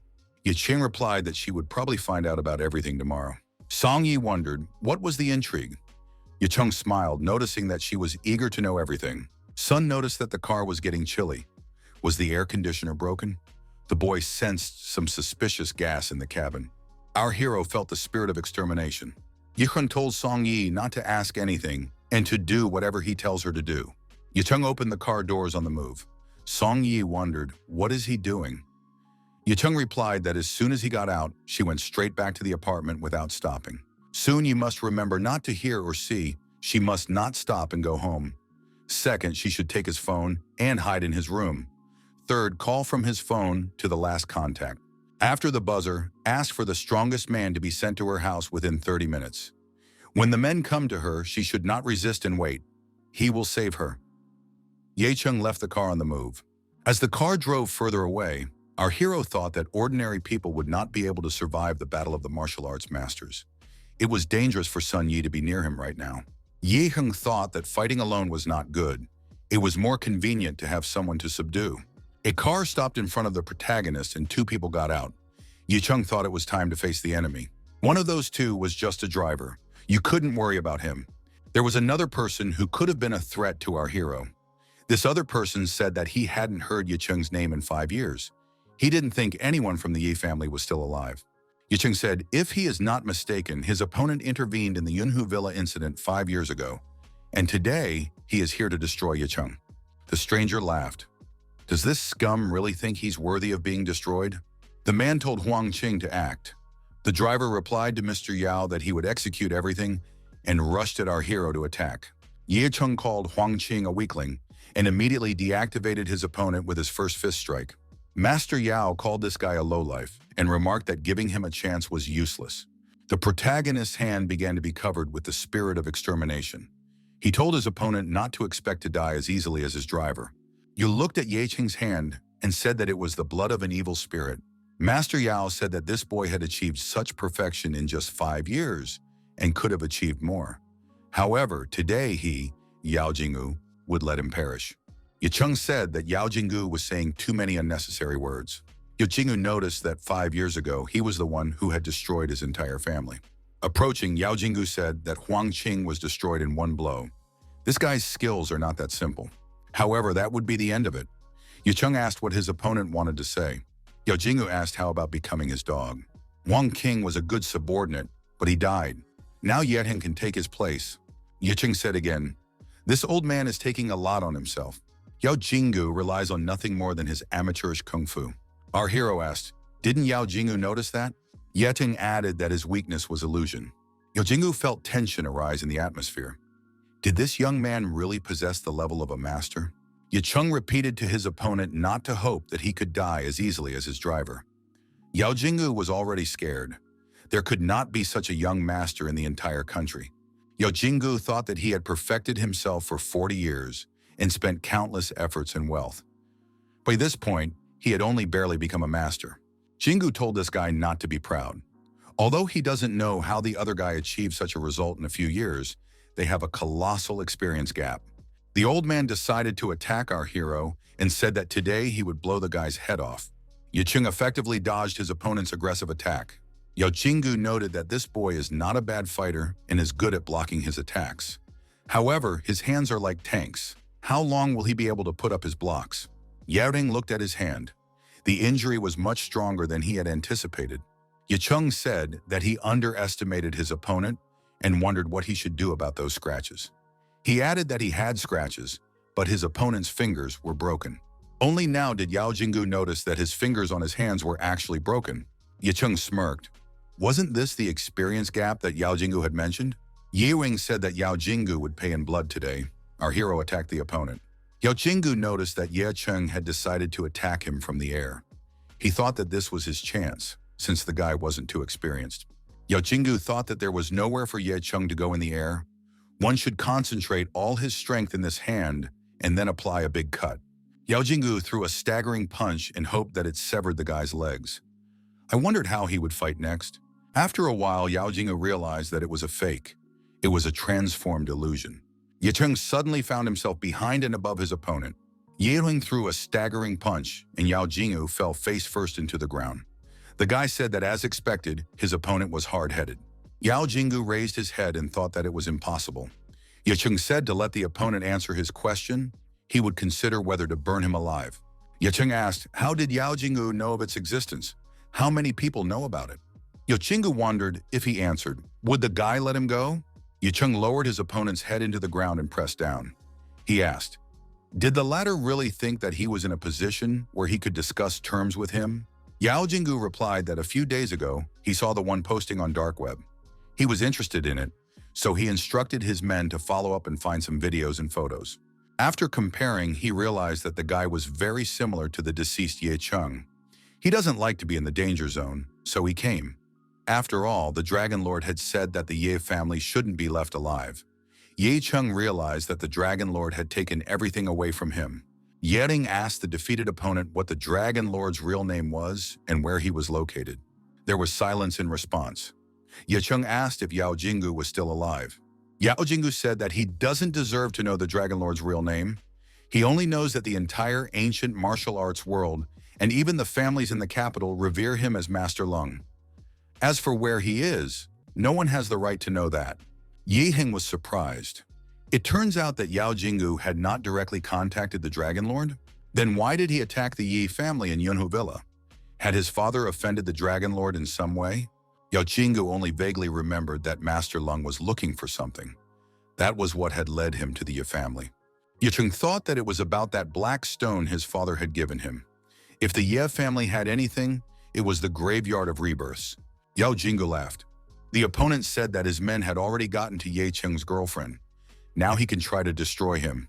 Yao Jinggu continued to laugh, but would Song Yi survive in such a case? Ye Chung did not listen to the end of these words and crushed Yao Jinggu's head with his boot. Leaving the bout site, Ye Chung asked, is his opponent here setting conditions? Soon Yi got out of the car and hurried home. The girl had a vague doubt. She felt as if someone was following her. She had to get home quickly. Soon Yi opened the door and entered the apartment. She thought that this was not the time to rest. Soon Yi knew that she immediately needed to get to Ye Cheng's room and call the number given. After the caller answered, the girl said that it was Song Yi, and she was at such and such an address. Ye Chung told her that the caller would send the strongest person in half an hour. Just have to hurry. Just now someone broke down her door. Masked men broke into Sun Yi's apartment. Their leader said that Yao Jinggu had ordered that no one should be left alive. It is necessary to proceed carefully and leave no witnesses. Sun Yi kept repeating her request over the phone. She needs help. Sun Yi repeated her location address over the phone. The girl was very excited and scared. The masked criminals were very numerous. They were even in the stairwell. The conversation stopped. Sun Yi thought, why hang up so quickly? After all, it was the police phone. The girl wished this man would show up sooner and save her. The man who answered the phone was furious. Who dared to disturb his master? The man called out to his subordinates. The order came to go to Jiang Cheng immediately, and if anything happened to this woman, these two would personally answer to him. Also, this stranger ordered a helicopter to be prepared. He wants to fly to Jiang Cheng today. The aide expressed bewilderment. After all, the last negotiations with the 6 families will take place tomorrow. The province in question is Jiangnan Province. The supervisor responded to be warned that he was not coming to this negotiation. If they are not satisfied with something, let them come to him, Ye Lingtian in Jianglong. The masked villain kicked the door to the room where Sun Yi was located. He said he could smell the woman's odor. The villain told the hottie not to make life difficult for him and to go out on her own. Song Yi was horrified to think that the criminals were already here. The girl saw some unusual glow outside the front door. What was it? The villain kept repeating for the girl to be smart and come out. Then she would die without pain. Otherwise, he would torture her slowly. One of the mercenaries standing in front of the door said they needed to wait. He has not been able to contact Mr. Yao Jingu for some time now. Perhaps the situation has changed and the girl cannot be destroyed. The villain added that it doesn't mean she can't be played with. The perp swung around and decided to kick the door in with his foot. He told the hottie he was on his way. The perpetrator struck a decisive blow, but there was no effect. The perpetrator wondered, what's going on here? After all, he had struck a blow and the door was intact. How is that possible? One of the villains said he could feel a strange energy from that door. The other villain wondered, why did his colleague's hand feel like it was on fire? The perpetrator looked at his arm and screamed in pain. He shouted that he was in pain, his hand was burning. The villain fell to the ground and began writhing in pain. His body was engulfed in blue flames. The other villain said something had been done to that door. Brute force was not the answer. If the door continues to be attacked like this, there will be negative consequences. It seemed that this time, Mr. Yao Jing had a person who was not so easy to destroy. The villain picked up the lockpicks and said it would take him some time to open. Since brute force is useless, we should try picking the lock. Sung Yi sat in the room and listened. The sounds outside seemed rather suspicious to her. Someone started pulling on the doorknob and kept calling for the girl. The door was ajar and someone said that this girl was extremely beautiful. Sun Yi saw the villains in front of her. One of them said that he had to lose his brother to catch her, so she should make up for it. Sun Yi declared to keep them away. A co-worker told the villain to keep his head down, that they weren't allowed to destroy her. Song Yi remembered Yexing telling her that she should survive anyway. Song Yi closed her eyes and cried. She mentally asked Ye Chung to save her. The next moment, a dart flew in through the window and pierced the bandit's head. The blood spurted in different directions. At the window behind the girl's back, a masked stranger appeared with another dart in his hand. It was one of those who had been sent there by the girl's telephone interlocutor. The man said that they, Governor Jiangnan's men, would now wipe out all the rascals. The villains were frightened. Are Governor Jiangnan's men really here? The boy burst into the room and destroyed another villain with a dagger to the head. The surviving villain was frightened. How could they have run into the governor of Jiangnan, the most horrible creature of this province? It is said that it is better to offend the highest family than to cross this man's path. The villain shouted with fright that he was surrendering. However, this did not save him from a reprisal. After a while, all the villains were destroyed. Sun Yi couldn't believe it. Was she really saved? The saviors bowed in front of the girl and told her not to worry. They represent the interests of Mr. Ye Chung. Tianshou Mountain Cemetery, 3 o'clock in the morning. Ye Chung walking up the steps to the cemetery, dragging some person behind him. This man is moaning in pain. Ye Hing, not paying any attention to his moans, continues to climb upwards. Ye Chung walked over to the tombstone and released his captive. It was his parents' tombstone. He said today was the day they died. He came here to see them. Ye Chung kicked the chest of the person lying next to him. The man cried out in pain and crouched down. Ye Chung told the rascal to kneel down. The man lying on the ground said that he was Yao Jinggu, a master of an entire generation, and would not bow down to ordinary people. Yao Jinggu Mo aimed that Ye Chung had better destroy him. Ye Hing grabbed his opponent's head and slammed him to the ground again. Ye Chung hit the ground once more and did so a few more times. After that, Ye Chung said that the moment of sacrifice had arrived. After a while, a bundle with something round inside was lying near his parents' gravestone. Ye Chung drank alcohol from the bottle and told his parents that this was his first sacrifice for them, and added that this was just the beginning. Ye Chung said that their son swears that everyone who was involved in the Yunhu Villa tragedy 5 years ago, including the man from the capital, will be personally sent to hell to atone for their sins. Soon Yi stood with a bouquet of white flowers at the cemetery. She thought that the day before had been too eventful. The longer she is with this guy, the more she doesn't understand him. At first she mistook him for a charlatan, plus he looks like her dead former classmate. Song Yi saw Ye Chung sitting on the ground. There were empty liquor bottles nearby. Song Yi thought, is this really the same Ye Chung? She should have guessed it earlier. The girl crouched down beside him and took the boy's hand. It all made sense to her now. No wonder he's so protective of her and helps her solve problems. If only she had known about it sooner. Why is she so stupid? Soon Yi hugged the guy and said that she couldn't imagine what he had gone through over the years, because he had changed so much. He must have been in a lot of pain. Soon Yi said that now he doesn't have to go through this alone. Soon Yi said that it had been a long time since their last meeting, and she couldn't imagine Ye Chung coming back this year. The girl told his parents not to worry. She would take care of him and not let him make any mistakes. He became a decent person and turned into a good man. Ye Chung wondered why Song Yi had come here. The guy told her not to take the bottle away from him since he was still drinking. Sun Yi told him to go home. Yering said he drank a lot and smelled strongly of alcohol. He was at the bar. Sun Yi said that his parents asked her to take care of him, so he should go home, take a shower, and go to bed. Ye Chung stated that she was not his wife, so there was no need to boss her around. Sun Yi remarked that his parents had told her that until he found a wife, she would fulfill her duties. Ye Chung thought that they might be taking revenge together. This scene is what his parents would like to see. 3 hours had passed. The girl didn't know what had happened here yesterday, but she had dreamed of a ghostly messenger who had come here. Seeing a bloody bundle by the tombstone, she thought it was a tribute. Was it really Master Yao Jinggu? What kind of person could destroy Yao Jinggu and sacrifice him? But this is the grave of the Ye family. We need to immediately check all the cameras near the mountain. She wants to know who was at the cemetery today and who did it. Ye Chung and Sun Yi are sleeping in bed, cuddled together. After a while, the protagonist woke up, opened his eyes, and thought that he didn't often get so overly drunk. Sung Yi also woke up. She heard someone knocking on the door. Ye Chung wondered, how did Song Yi end up in his bed? The protagonist asked, did the girl finally decide to desire him? Sun Yi blushed and said that she didn't want him. Plus, he's a bad guy who got drunk and slept with her in his arms. All she could think of was how to get rid of him. Sun Yi moved aside and said that he still reeked of booze. Ye Chung wondered, wasn't Song Yi his temporary wife, and shouldn't she be hugging him? Sun Yi replied that it doesn't mean it's okay when he's drunk. Sun Yi told the guy to open the door. How can she go out like that to people? Ye Chung opened the door.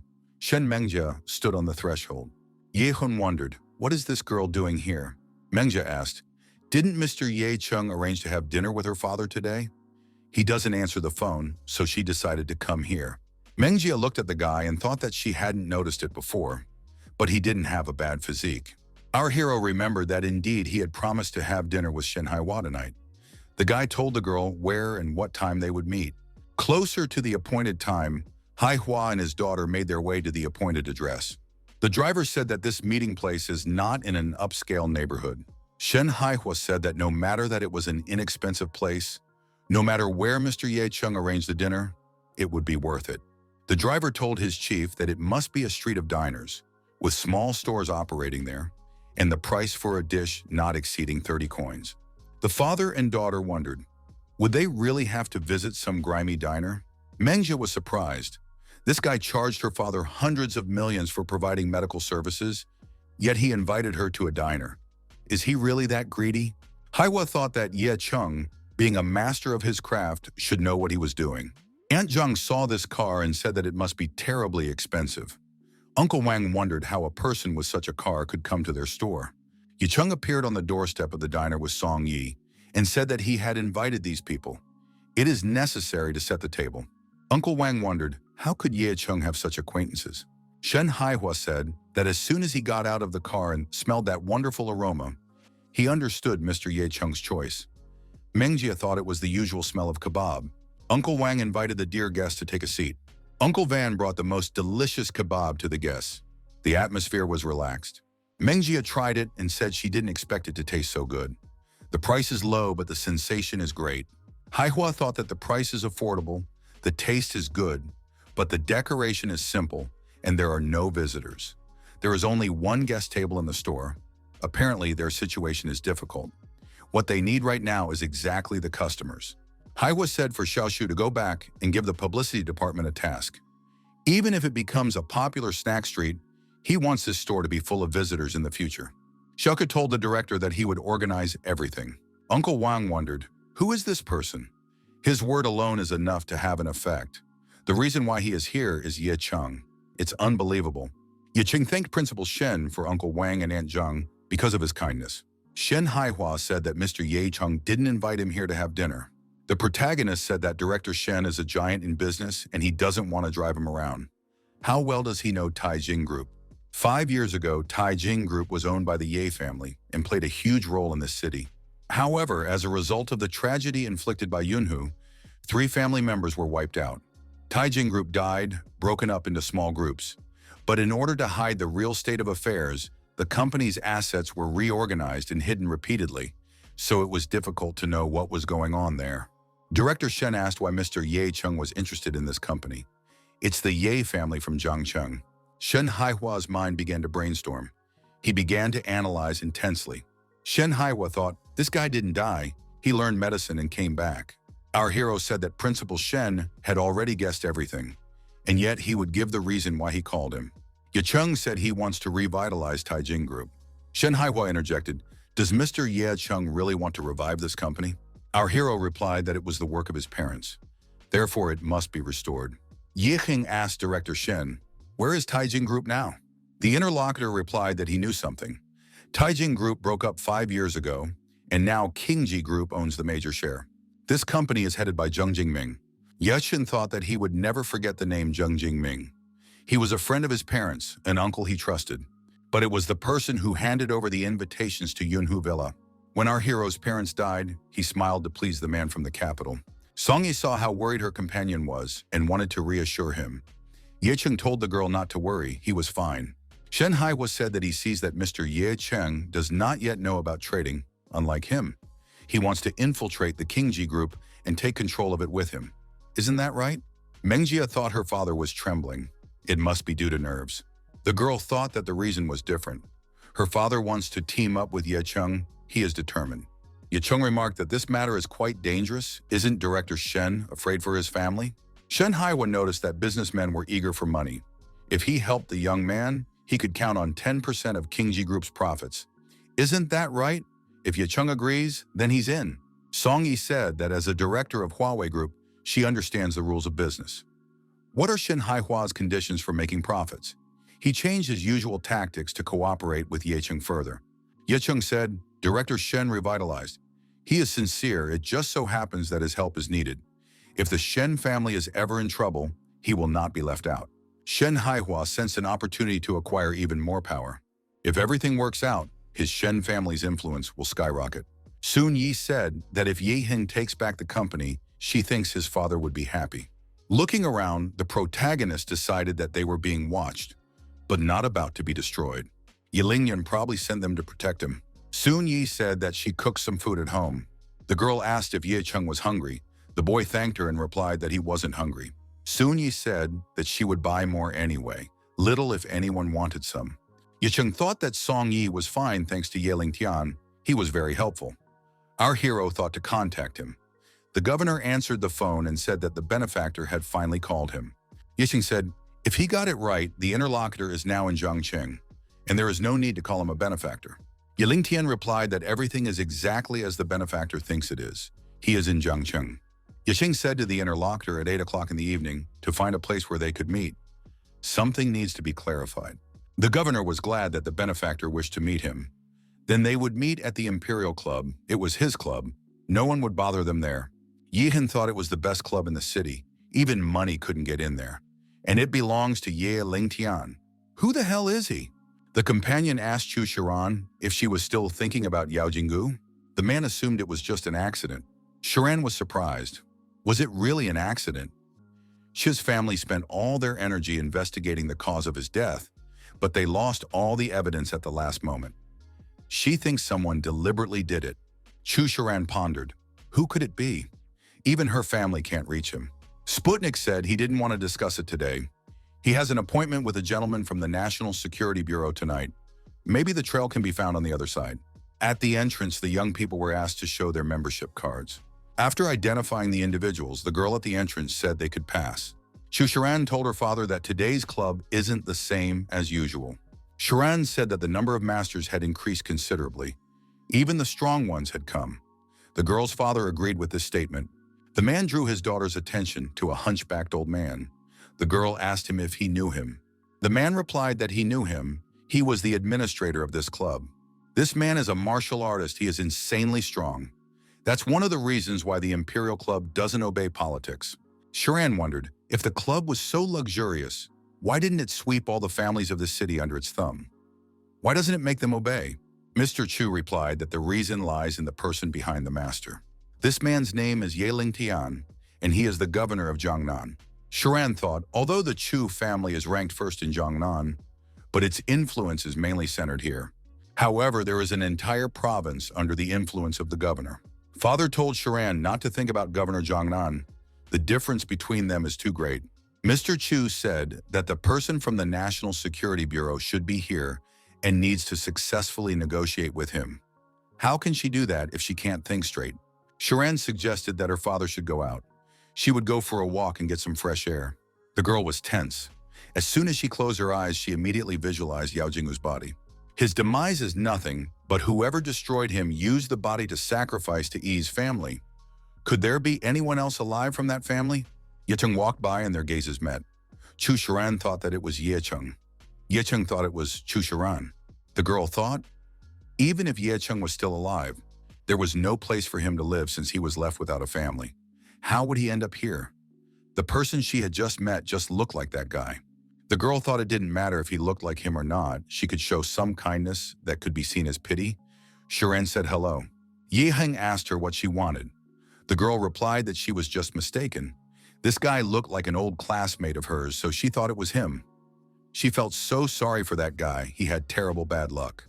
The girl handed the guy her business card and said that her name was Chu Chiran. If this guy could get into this club, he couldn't help but hear about the Chu family. He could go to her if he had any difficulties. The young man tossed the business card aside. Chiran wondered, what was he doing? The young man stomped on the business card offered to him. The guy asked, is this some kind of joke? He didn't care about the Chu family and added for the girl to fail. Chiran said that's very rude. Doesn't he realize what kind of future he is missing? Yicheng was surprised. Didn't she understand? He had told her to fail. He wouldn't repeat it a third time. Chiran said that this guy is insolent. He has come from nowhere and dares to consider himself equal to her family. Chiran wanted to slap her interlocutor, but she was stopped. The club administrator came over and asked, what's she up to? The girl was frightened when she saw Master Do. The girl approached the master and said that she was Chu Chiran of the Chu family. She had admired his skill for many years. The old man shouted for her to scramble away. Master Du added that he didn't care about her or her family. If she didn't leave now, she would never set foot in the Imperial Club again. Chu Chiran apologized and said that she would leave right away. The girl thought that at the moment this guy was very lucky. Yixin thought that he was unlucky. Otherwise, he would have dealt with this girl differently. Yiheng, sitting on the sofa, thought that it was getting close to the time, and Yeling Tian was still not here. This is not professional. Master Du said that something might have happened on the way, but no need to worry, Mr. Governor would be here soon. Yiheng said that he had warned that if he had to wait for more than 3 minutes, he might not show up. Master Du wondered who this guy was if he let him disrespect Governor Jiangnan like that. The door swung open and the governor, accompanied by an aide, entered the room. Master Du jumped up from his seat, bowed, and said that he was happy to see Governor Jiangnan. The club administrator thought he hadn't seen the governor in a year, but he's still just as strong. Yicheng, without getting up from his seat, said that Yeling Tian was 2 minutes late and made him wait for so long. Master Du told Mr. Ye that Governor Jiangnan has a lot of things to do. The governor fell on his knee and asked that the Vladika not be angry with him. Everyone present, except our hero, was stunned. Could anyone explain what was going on? The honorable governor knelt down in front of the guy without saying a word. After all, it is Yeling Tian, the governor of Jiangnan, who holds the entire city in fear. The big families of the province are afraid to look at him. The surprise of the administrator of the Imperial Club had no bounds. The governor said not to anger the lord. His subordinate is having a hard enough time as it is. There's nothing to be done about it. Master Du realized that this young man was a legendary lord. Everyone knows that the governor of Jiangnan controls the province's most powerful underground power, its life support and laws. It is Jiangnan's most terrifying creature. However, this is only known to a few people. But from the very beginning, he was an empty man. The governor of Jiangnan has repeatedly emphasized that he only controls the province, and the real master is the overlord. However, the secret was now out. Master Du and the elder knelt down and said subordinates greeting the overlord. Ye Chen recalled that he had asked not to be called overlord. The protagonist told Ye Lingtian to stay, and the others went out the door. The governor said to have these two men come out and not let anyone in here. If anyone breaks in, they can be destroyed. The governor reported to the Vladika that now no one would overhear or disturb them. Yearling wondered why Ye Lingtian was calling him lord. Was it because he had saved him in Devil Valley a few years ago? The governor replied that Devil's Valley was in the distant past. Back then, he and his brothers were surrounded and wounded by martial artists. They would have died without a doubt, you might say. The protagonist then thought that he didn't care about these people, but when he found out that they were also from Jiangnan province, he couldn't do otherwise and used the talisman given to him by the master to destroy the enemies. The governor said that because Ye Chung had saved him, he could not help but respect and appreciate the overlord. The reason he calls him lord is because of this order. The young man looked at the order and wondered, was that really the reason? The boy looked closely and wondered why the man on the order looked so much like him. Ye Chung asked the governor if he knew who made the person on the order look so much like him. The governor said the Vladika didn't understand him. It's my order. 100 years old, it existed before the Vladika saved it. It can't be forged. Ye Chung inquired where this order came from for the governor. The governor said it was a family heirloom from his family. He inherited it from his grandfather, a top martial arts master. He gave understanding to the word feng shui itself. It was once predicted that his family would disappear in 100 years, so he used a secret technique to break through the heavens. There he learned that he needed to find a lord with the chai of the purple dragon. His grandfather had spent 20 years of his life on this order, hoping that his fate would change forever. His grandfather's last words were that the lord engraved on the order bore the surname Yi, and that he would meet him in 100 years. The governor said he would not miss this opportunity. He, Ye Lingtian, was responsible for the extermination of his clan. Yiren thought that this was all somehow too exaggerated. How many of these lords were there? However, the master had told him that his destiny was special. It was the fate of the purple dragon, Shi Lord. That was the reason why he was here to save Xia Joshui's life. Because a lord with the power of a purple dragon is able to break through to the heavens and change the fate of others. The governor said that he had heard about the tragedy at Yunhu Villa 5 years ago. He had developed strength in the past few years, and although he was not yet able to confront the capital, if given time, he would help the overlord deal with the enemies and destroy them. Ye Qing told the governor that his family does not need vengeance. If Ye Lingtian interferes, they will not be on the same side. The governor said the lord's subordinate would not dare to disobey him. Yiding said that he was willing to become his lord, but the governor must fulfill 3 conditions. 1. Don't interfere in his life. Don't do anything without his orders. 2. Help him find a man who can protect Song Yi. Anyone who treads before her must die. 3. Do everything possible to find out the whereabouts of the man from the capital.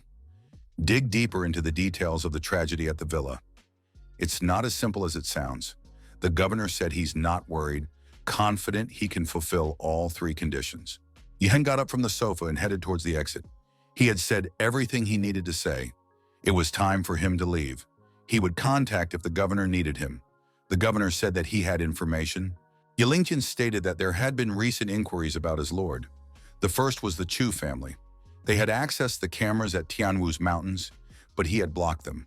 The second was the Xia family from Jiangnan province, but the investigation yielded nothing. The third could not be intercepted as it came from the National Security Bureau and the Dragon Spirit Assault Squad. It was clear to our hero why the Xia family. It was because of his recipe. Chu family. Judging from Chu Chiran's reaction, he shouldn't have shown up. That's why they ran the information. But the National Security Agency and the Dragon Spirit Squad are public. Why would they need him? If the reason is because of the death of the Chen family's father and son, how did they come out to him? The governor said that he would find someone to take the deaths of the Chen family in Yaojinggu.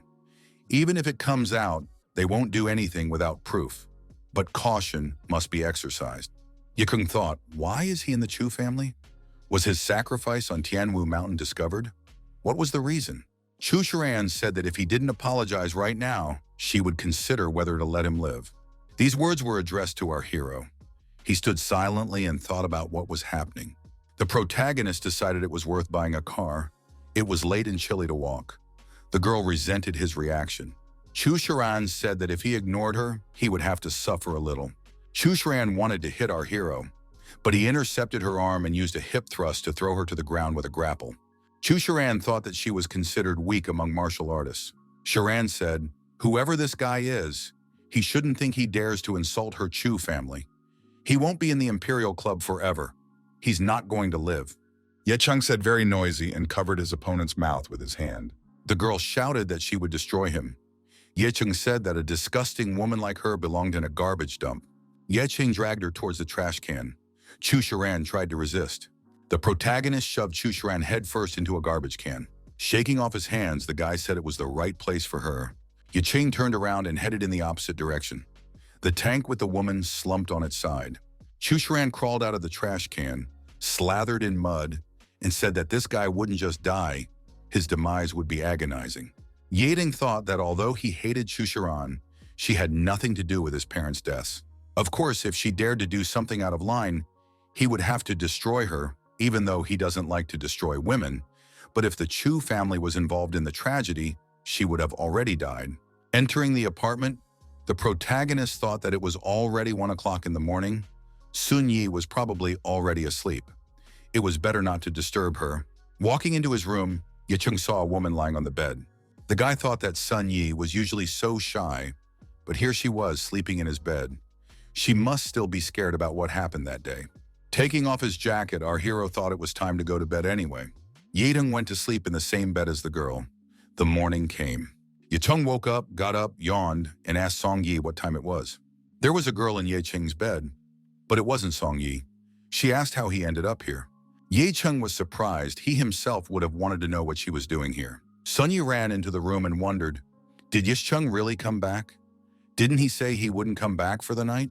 Song Yi looked at Ye Cheng and Xia Jiaoshui, who were in the same bed with astonishment.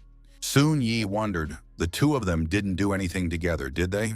Yeton thought that he had finished talking to the governor late last night, and after calling Song Yi, he said he wouldn't come back to spend the night so she wouldn't wait for him. Xia Jiaoshui thought that she drank too much last night. If she didn't have a headache, she would have definitely noticed this guy at night. She told her friend that nothing happened between them. Xia Jiaoshui recalled that her mother had suddenly come to visit her the day before and told her that there had been a change in Xia's family. She said that she had to return within a week, but if she did, she would be married off to this man. So she came to Sun Yi's house and drank heavily with her. After getting drunk, she fell asleep immediately. She completely forgot that this guy still lives at Sun Yi's place, and she slept in the same bed with this womanizer. Her chastity is now tarnished. Ye Cheng said that if anything, he was willing to take responsibility. The guy figured he hadn't done anything out of the ordinary. No reason to cry. Yes, he'd hugged her all night. He'd admit it and take responsibility for it. Xia Jiaoshui wondered, what is he taking responsibility for? He's just an ordinary person and doesn't even realize what he's saying. They are people from different worlds. Ye Cheng agreed and, lowering his head, walked out the door. The phone rang. Our hero answered. Shen Hawa had called him.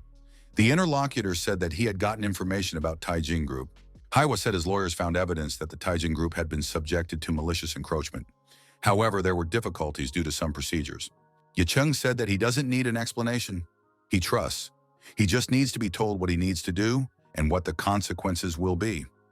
Haihua replied that he had a document from Mr. Ye Cheng to sign. In addition, the Taijing Group, also known as the Kiji Group, is now controlled by the Qinghe Group. It must be destroyed. Ye Cheng replied that he would do everything. Haihua remarked that if this problem was resolved, they could get the Taijing Group back in 3 days. Shen Haihua thought that if Mr. Ye Cheng really accomplished everything, his capabilities were simply beyond imagination. Our hero has arrived at the Kenji Group headquarters. According to Ye Lingnian, Zheng Jingming was supposed to give an interview here. It was time for him to speak up. Ye Lingnian also said that the building has 33 floors, but the elevator only goes up to the 29th floor. You need a special pass for the top floors. The 29th and 31st floors have offices for disguise. The 32nd floor is home to the Qinghe faction, which is involved in illegal trade. Zheng Jingming is on the 33rd floor. Ye Xiong walked to the window. There was no way to go any further. The protagonist thought it would be easy to break the glass, but the shards might hurt passers-by. The young man decided to melt the window and used his internal energy by touching the glass. Having achieved his goal, our hero jumped outside. On the 32nd floor, the members of the group were idle. One of the bandits wondered, "What's going on? Is someone coming? Who decided to come here?" Our hero appeared in front of the bandits. They asked him who he was and how he knew about this place. Yiding squinted his eyes and said that he was the one these rascals were seeing for the last time in their lives. The bandits were surprised at the audacity with which just one man standing in front of them was saying this.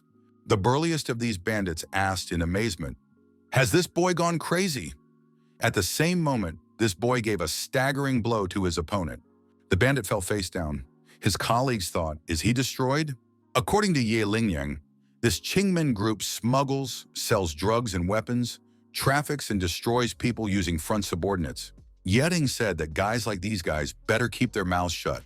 Lord Zheng Jinming has been reported that something is happening downstairs. Is there a need to check? Zheng Jingming replied that it must be his guys. When they get carried away with the cards, they are noisy. There's no need to pay attention to them. Moreover, Qingmen's senior fighters are with them. They are all strong in martial arts. Nothing will happen. The interlocutor said that in that case, they continue the conversation. This time, their country came with good intentions. As long as Zheng Jinming provides the map of the military airfield, he will be the agent for all of their country's business in the future. The companions wondered, what armament map are we talking about? In that case, Huaxia's safety would be jeopardized. That's treason. Zheng Qimin replied that the penalty for treason could at best be a firing squad. The weapons and drugs currently being smuggled in were enough to wipe out opponents more than once. The interlocutor said he would add one more point. Their country is willing to provide 10 units of high-precision automatic equipment. Mr. Zheng Qimin should understand that the market price of just one unit is 50 million coins. Zheng Qingmin said that the country of the interlocutor is full of good intentions, so he has no reason to refuse. They shook hands and wished each other happy cooperation. At that moment, there was an explosion, and everything was blown to pieces. Our hero continued his vigorous action. He said that if the good people of Huaxia did not intervene, they would indeed become the dogs of a foreign country. It would not be enough for these rascals to die 1,000 times. Zheng Qingmin stated that he had seen this guy before. Is it really Ye Cheng? But that's impossible. This rascal has long since died. He can't be alive. Zheng Qingmin was indignant. Where are his guards? Why are they inactive? The protagonist said that his guards were asleep and would never wake up again. In fact, the guards were destroyed. Zheng Qingmin was surprised. How could this be possible? There are some of the best masters among them. Ye Jin took out an envelope of documents and shoved them in his opponent's face. Zheng Qingmin asked fearfully what it was. The guy said that it needed to be signed. Zheng Qingmin read the document. It was an unconditional equity transfer agreement. He said that this guy was definitely crazy if he dared to ask for a stake in Kinji Group. Mr. Zheng Qingmin's consigliere ordered the assistant to eliminate this guy. The militant said that the mission to destroy the enemy was accepted and picked up a large-caliber machine gun with a telescopic sight. Shots rang out. Yicheng put his hand forward and activated the defense field. The bullets flew towards the invisible shield and hovered in the air. Yeting stated that he has seen a lot of firearms, but it is still not to his liking to use them, so he returns what does not belong to him. The bullets turned and attacked the gunman with the machine gun in his hand. His head was blown off his shoulders. Mr. Zheng Qingmin's 2 bodyguards were surprised. What kind of cheap trick was this? In their years of practicing ancient martial arts, no one had ever joked with them like this before. The guards decided to attack our hero. The guy said that it would take him one time to put these opponents down. He's a Zhongcheng master for a reason. Yicheng dodged his opponent's attack and said that they were still struggling to reach his level. Zheng Qingmin was surprised. How could one become a martial artist at such an age? Who was this boy anyway? Zheng Qingmin looked at the destroyed bodyguards with horror. They had no one to rely on now. The consigliere said that with the young man's permission he would deviate and would not interfere with him. Yicheng said that this man wasn't going anywhere and kicked a stone and punctured his opponent's chest with that stone. The villain was activated and fell to the floor. The protagonist handed Mr. Zheng Qingmin a pen of papers and told him to sign immediately. The opponent was scared and signed everything. He said he was asking for mercy and didn't want to die. Yicheng checked the signatures and said that it was time to get rid of Meng Qingmin as well. The villain was frightened and, kneeling, began to beg for mercy again. Zheng Qingmin asked, "Why act so drastically? Does this guy know that Qingmin is behind the Kinji groups? If he destroys him, he won't get away with it." Yicheng said that, truth be told, he had originally only aimed at the Kinji groups, but now he had changed his mind. Today he would destroy Qingmin. Yicheng looked at his opponent and asked if he had anything else to add. The opponent told the guy not to go crazy. Does he really think he can't win in this world? So what if he is a master? Head Qingmin is also a master, and by destroying him, not only will the guy die, but he will doom his entire family. Yedun replied that his family had been wiped out 5 years ago at Yunhu Villa. Zheng Qingmin was startled. Was it really Ye Cheng in front of him? The villain thought this guy was still alive. Zheng Qingmin fell to his knees and grabbed the guy's leg, saying that there was a slight misunderstanding. After all, he was his father's best friend and couldn't hurt him. Yicheng hit his standing opponent with a knee to the nose. The boy was indignant. How dare this scoundrel talk about his father, and to call himself his uncle? Zheng Qingmin cried and asked Yicheng to let him go. After all, it had been many years. Yicheng started kicking his opponent. He asked, why didn't this rascal let his family go 5 years ago? While beating up the villain, the protagonist said that he doesn't want to be a bad person. He also wants to study well and be an ordinary person. Right now, however, the only thing that keeps him alive is hate. Yicheng, breathing heavily, sat down next to Zheng Qingmin's motionless body. The guy thought that he would destroy all these beasts until they went to hell. Yicheng thought that Governor Jiangnan was very caring. He had saved him a lot of trouble. The janitor not only came to put things in order, but also brought new clothes. Now the Qingmin problem must be solved. The girl asked the protagonist, by what fates did he end up here?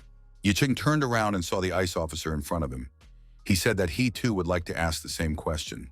Is she really catching criminals here? The girl replied that this was classified information. Yicheng stated that in such a case, he would not answer anything either. Suddenly, there was an explosion in a neighboring building. Shards of the building began to fall from above. The police officer looked up and saw a huge slab of concrete falling on her. She thought there was no time to go back. Our hero made a dash toward the ICE officer and, picking her up in his arms, dragged her aside. The girl was saved. The police officer thanked Yicheng. Yicheng said no thanks, he was doing his duty as a man. Yicheng thought that it had something to do with him after all. The protagonist looked at the explosion above and thought that he should have just erased the marks, but not blown up the floors. Is that really the janitor's style? Our hero paid attention to the people passing by. He was interested in the tattoos on their bodies. The ICE officer also paid attention to them. These tattoos belonged to the Qingmin faction. Did they really cause the explosion? Lately, the Iceman has been investigating the Qingmin case. This faction is just a cancerous tumor of Zhangcheng. The police are suffering from a lack of evidence. The girl told the protagonist that she had to go away on business. She would find him later. She thought she needed evidence now. Yicheng decided that he needed to get rid of the interference as quickly as possible. The Qingmin faction militants were on their way to do their shady business. The police officer thought that they had gone to the Qingmin faction's meeting place. Maybe their headquarters is located there. Icebreaker decided to get inside this building, collect evidence, and get her co-workers involved to catch everyone. The girl infiltrated the territory and, taking up an observation post, began to gather information. She was right. There were armed men on the grounds of the abandoned factory. They controlled the perimeter. Unfortunately, the police officer had no communications in the area. Support would be difficult to summon. Letishka didn't know what was here, but decided to discreetly take pictures. A subordinate was reporting to his boss that he didn't know why the building blew up. The villain said that there were many people in the group, but for some reason, only these two survived. The villain added that what's more entertaining is that they don't even know they're being followed. The ringleader discovered the ICE officer following him. The perpetrator screamed that it was a big crime. The ICE officer thought the ringleader appeared to be a capable master, his strength far greater than hers. The girl decided that she needed to run away urgently, but the ringleader organized a chase after her. The villain grabbed the girl and asked if she didn't want to be in their Qingmin now. The big guy grabs the girl by the head and says she's a beauty. He can't help but enjoy it. ICE said that she is a police officer, and her colleagues already know about this place. The criminals better stop. If something happens to her, there will be nothing left of Qingmen. The villain got angry and threw the girl to the ground. The police target fell backwards. The gang leader said he's been in the underworld for a long time. He's been shot countless times and now some woman's trying to threaten him. His brothers are going to have a good time tonight. The police captain icily warned that her father is from the Southwest Military District, Bailixiong. If anything happened to her, he would get all the criminals from the ground 10,000 times over. The villain thought that Bailixiong was a serious person. Even Jiang Cheng's main family serves him noodles. Why did his daughter come to Jiang Cheng and become a policeman? Bandit got tired of thinking and said he'd deal with that later. Ice Pao thought she shouldn't have gone alone. She shouldn't have become a policeman here. Had she been unhappy with her family? There was no doubt in the girl's mind that she might die. Instead of being humiliated by these scoundrels, she might as well kill herself. The villain smiled and said he wouldn't stand on ceremony any longer. A stranger appeared nearby and asked if a person didn't want to. Why insist? Yicheng, and the stranger was him, continued. Didn't the opponent think it was unconscionable? The villain wondered, what kind of boy is this? This territory belongs to Qingmen. Does he really want to die? Our hero said that he didn't just come to Qingmen for nothing. The guy added that he came here to destroy all the villains. The protagonist was determined. He clenched his fist and activated his internal energy. The criminals began to surround him. The villain interjected menacingly. Had he really come here to destroy them? After a second, the villain laughed. His associates picked up the laughter. The villain said that this guy should be wiped out. Let him know what they were capable of. The perpetrator warned his subordinates that this guy wasn't easy. The villains opened automatic fire to kill. However, our hero managed to disappear. The young man rushed to attack the villains. The guy, sweeping away everything in his path, methodically destroyed armed opponents. The villains were surprised. Who is this guy? So many bullets have been fired at him, and he can't be bothered. Maybe this is just a trick that can be done by a master of the arts. One of the criminals grinned. How did he dare to go after Qingmen alone? Now it's his turn to deal with that boy. The villain swung and was about to deliver a staggering blow to our hero. Yicheng thought that his current opponent was too slow. Our hero made a series of crushing blows, and the opponent was deactivated for a while. The villain was no longer thinking of attacking. The criminals watching this fight thought their boss's right hand had been destroyed in seconds. The villains began to scatter in different directions, deciding that this guy is crazy. You have to ask for help. The police captain watching this fight thought that every movement of this young man is ready to destroy the opponent. He is a real machine for destroying opponents. How could such a horrible guy be in Jiangcheng? The villain leader thought, how unexpected to see such a strong man here, at the peak of inner strength. This needs to be dealt with. The villain adopted a fighting stance and said that with his perfect body, he would feel no more. If his opponent bowed his head to him and submitted, he would consider keeping him alive. Yixing decided that there was nothing to think about and threw the bandit leader upwards with a punch to the jaw. The villain, down on the ground, touched his jaw and thought it was very painful. The villain got to his feet and thought that his opponent was very dangerous. It is necessary to beat his brains out. The villain decided to attack our hero and said that they would go to the other world together. Yicheng replied that his opponent was making too many unnecessary movements and delivered a series of crushing blows to the thug's body. The criminal stopped and grabbed his stomach. The blows were so strong that his eyes popped up to his forehead. The leader of the bandits knelt down and told his opponent that he was willing to settle. He's willing to do whatever the guy wants. He has the guns and the women to do it. The protagonist was not interested in negotiation. All the villains had been destroyed. The ice-cold police captain thought that in a few moments, the great Qingmen group had been wiped out by a single person. Yuding walked up to the girl. The police officer asked what he wanted from her. The guy moved closer to the icebox. She was frightened. Does he really want to silence her? Yicheng put his hands on the girl's lap. She thought he decided to take advantage of the situation. Ice called the guy names and added that she thought he was nice, and he turned out to be dishonest. Yicheng said that the police officer's bones in her legs had shifted and many cracks had appeared. Does she really want to become an invalid? The girl was surprised. Does he really want to help her? Yicheng, using his unique abilities, provided medical support. The girl felt his energy spreading throughout her body. After the treatment procedure, the ice woman stood up on her feet and said that she had no pain. She added that if Yicheng decided to become a doctor, he would be in high demand. Ye Chung replied that he didn't want to do that and added that the girl should take the bandits' phones away. There should be evidence of their involvement in crimes. The protagonist said he was leaving. He's not done with the whole underworld yet. That night, Qingmen disappeared from Zhangcheng. Examining the crime scene, the police officer said it was one of Qingmen's masters, and he was also killed. You could see from his face that he had seen something horrible before his death. Qingmen went to the underworld. A police officer called her brother and said Zhangcheng had changed.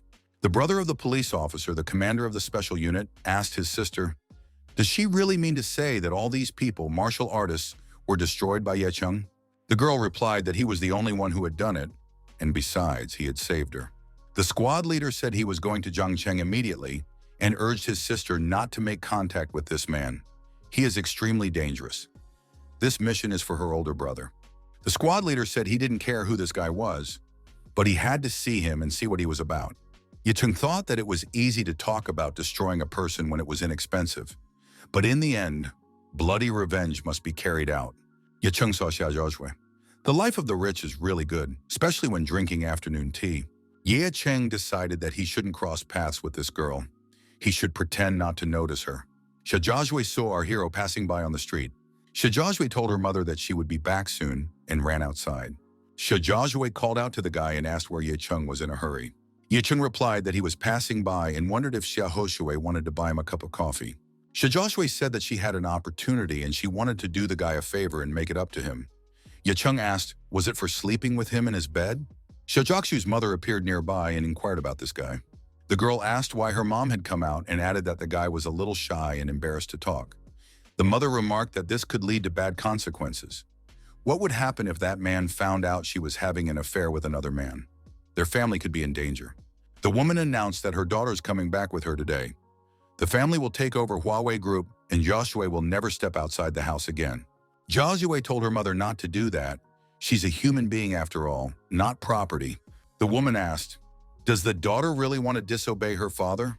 Ye Chung told the woman that Xia Zhaozhui would not go with her. She is already pregnant with his child, and he is willing to take responsibility for it. Zhaozhui was afraid of what Ye Chung did to her that night. The guy asked, couldn't she feel it?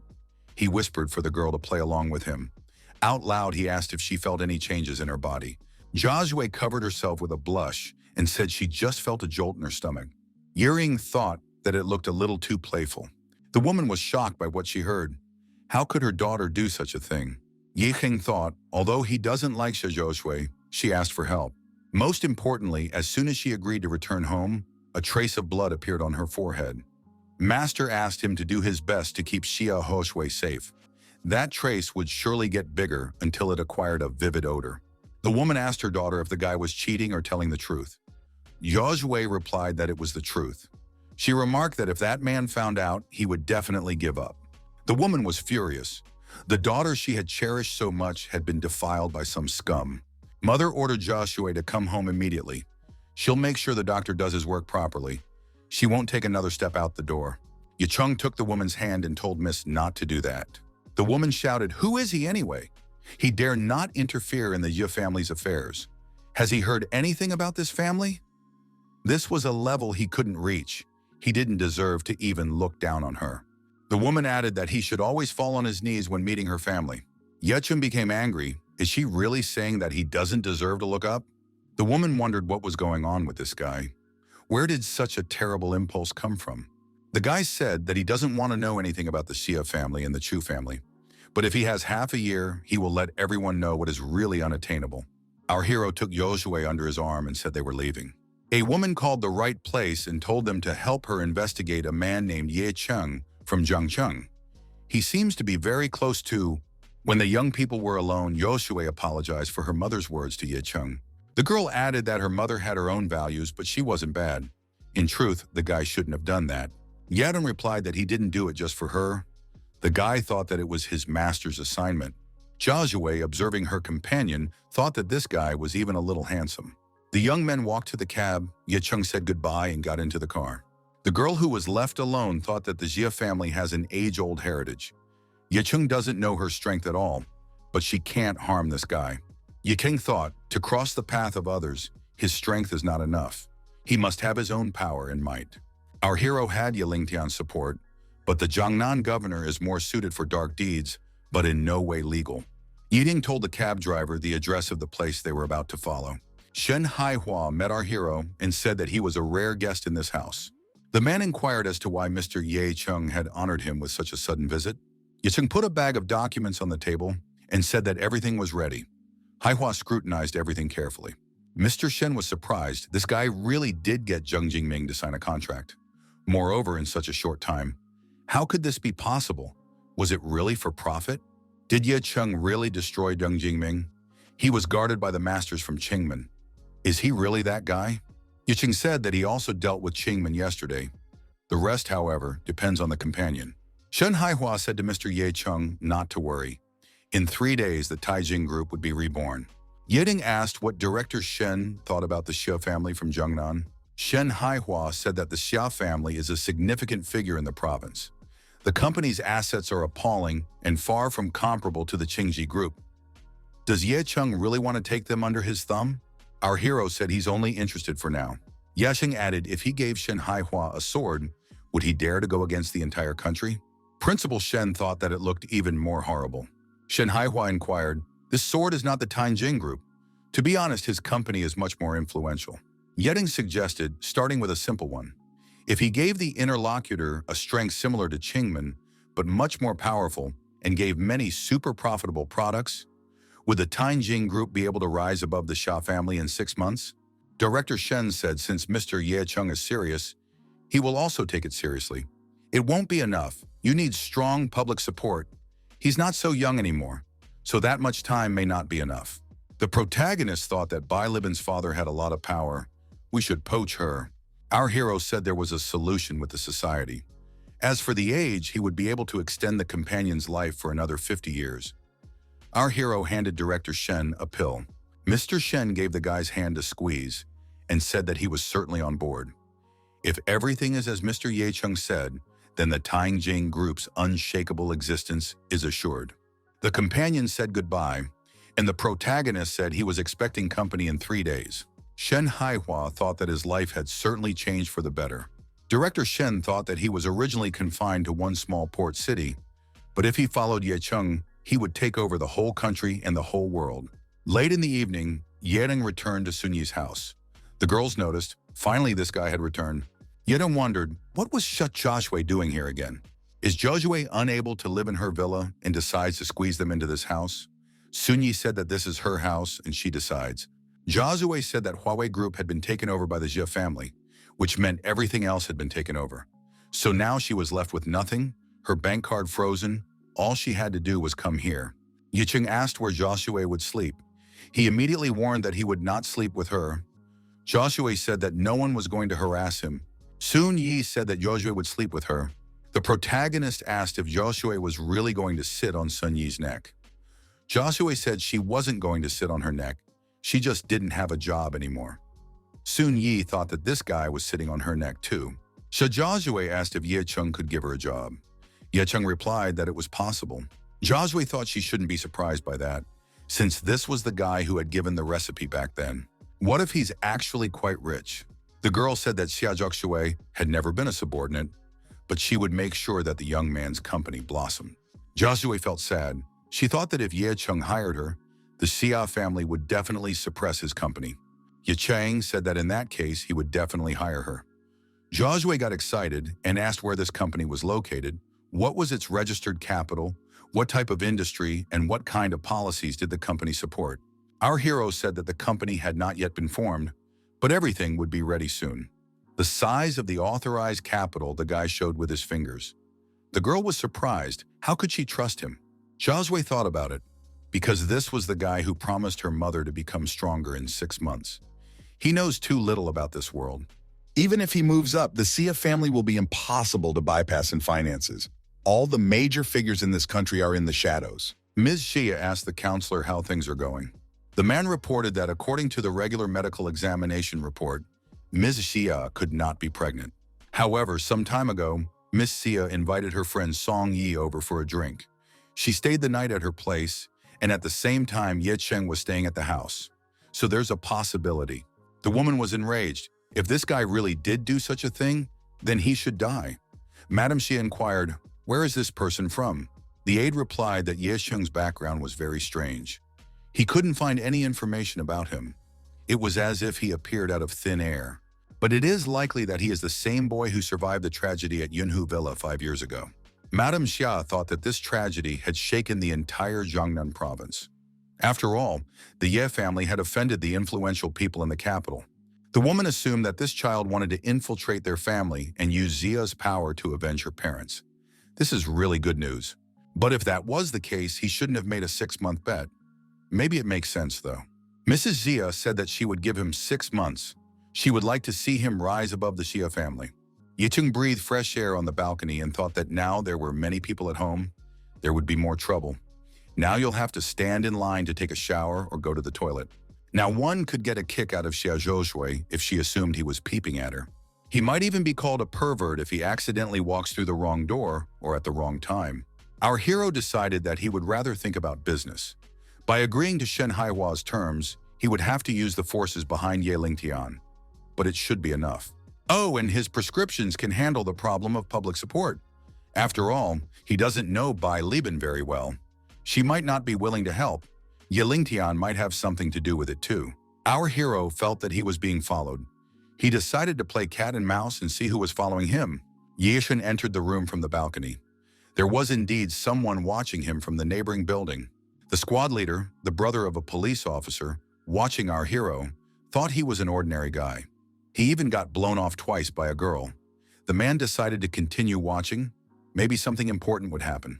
Is this boy really a master of ancient martial arts? The watcher took another look through the binoculars and wondered, where did this guy go? Casually glancing around, the squad leader saw Ye Cheng, who was rapidly approaching him. This building is 80 meters high. How did the guy get here so fast? Ye Cheng stood in front of his opponent, emitting a powerful energy. The squad captain thought that this guy was really a master. The opponents decided to compete with each other. They simultaneously attacked and clashed their fists. The SWAT officer marveled. This boy's strength was so great that he could have broken his arm when he collided with his opponent's fist. Ye Cheng attacked, the opponent was able to dodge. The squad leader thought that you can't face this guy directly, you have to evade the attack. Ye Cheng decided to attack the stranger with his foot and wondered how the stranger would respond to such an attack. The squad leader was once again able to evade Ye Cheng's attack. Our hero cracked the roof of the building he was on with a kick of his foot and thought he had more tricks to get his opponent. Ye Cheng told his opponent that he still couldn't win. The squad captain approached his opponent from behind and decided to strike in this manner. The attacker thought that the information he was given was wrong. Ye Cheng is not just a martial artist, he is a true cultivator. No wonder this guy is so strong. He can easily suppress many ancient warriors. Little sister's experience isn't that much. That's why she didn't see it. People like Ye Cheng are not perfecting themselves in martial arts, but in immortality. However, a cultivator was not necessarily stronger than an ancient warrior. At the very least, the strongest martial artist could defeat the weakest cultivator. So maybe there's still hope. The protagonist didn't leave any hope for his opponent and deactivated him hard with a leg kick. Our hero kicked so hard that his opponent flew backwards and hit his back against the wall. The Special Forces captain slid down the wall to the floor and remained sitting motionless. Ye Cheng walked closer to his opponent. The opponent told Ye Cheng to stop. He is not an enemy, he came to just talk. But how can they do that if Ye Cheng wants to destroy him? Ye Cheng asked his opponent who he was and why he was watching him. Who sent him, the Chu family or the Jia family? The warrior held out his ID card and said that he didn't come for Ye Cheng's life. There is no conflict between them. Ye Cheng familiarized himself with the document. Was it really the Dragon Soul Special Forces captain Yi Jing in front of him? But what did he want? Ye Cheng said that he hadn't heard of such a captain. Since when was surveillance organized? Yi Jing said that they have a mutual acquaintance. It's Bai Liben. Ye Cheng inquired who they were to each other. Yi Jing replied that he was her brother. She was the one who told him about Ye Cheng.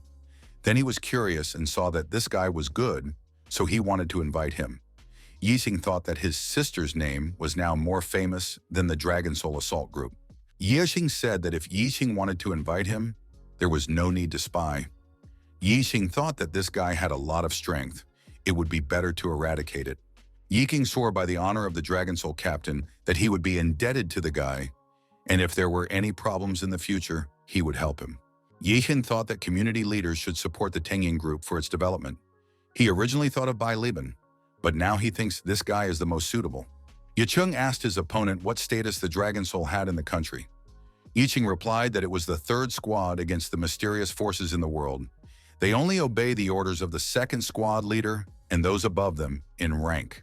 Yicheng thought that third place should mean something. It would be enough for the Tengying group.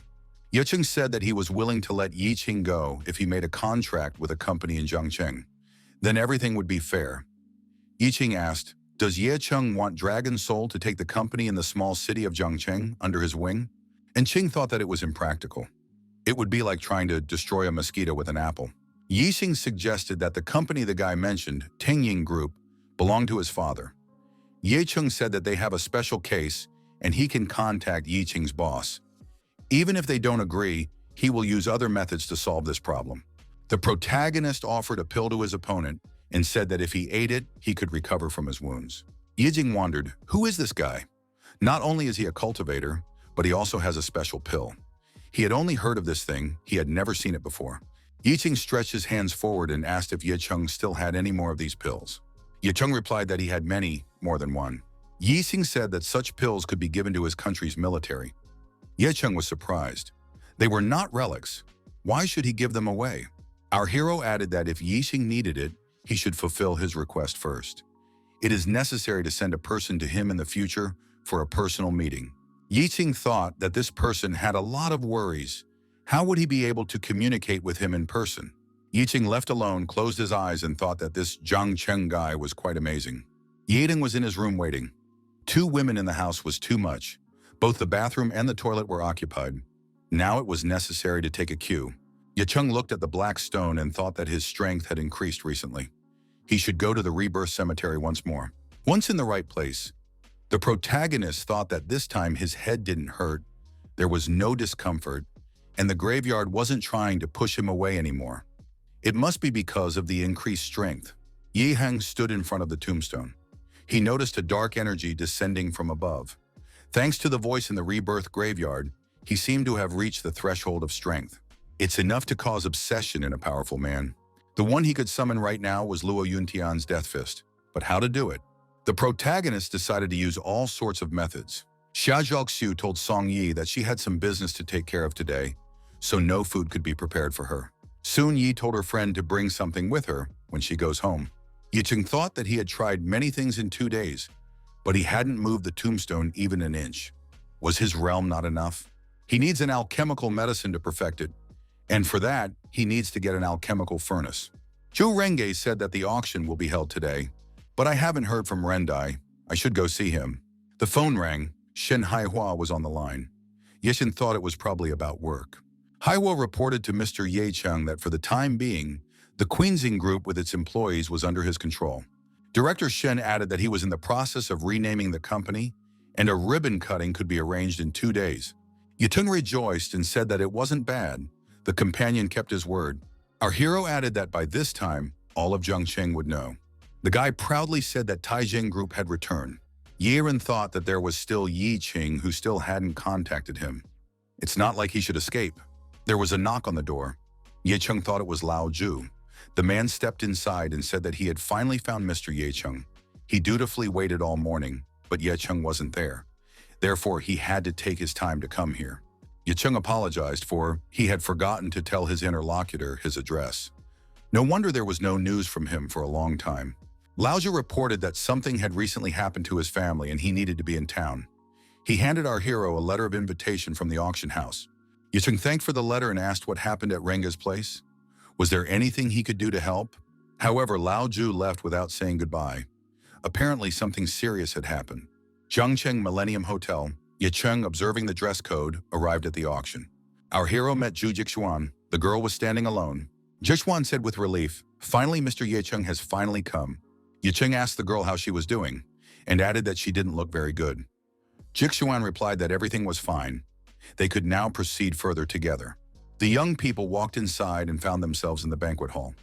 Jixuan said that this reception was known as the Round Table and was mainly for socializing and relaxing. The auction itself would take place later, a floor above. For now, it's okay to grab a bite to eat. Someone called out Jixuan's name and wondered, was she really here too? The girl looked back. The guy who spoke to Jixuan added that she came quietly like a mouse. It was very strange for her to appear here. The man added that in the end, the Zhu family was unable to defend themselves. Jixuan told her companion not to pay attention to them. Yicheng asked what happened to her family. The girl said it was nothing. Her dad would definitely sort it out. Yicheng is a guest, and he should concentrate on the auction.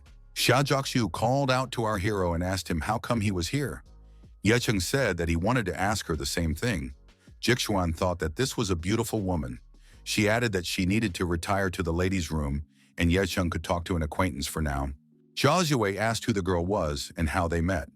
Yicheng replied that she was the daughter of the pharmacy owner and was helping him. What is Xia Zhuwei doing here? Her bank cards are frozen and she can't participate in the auction.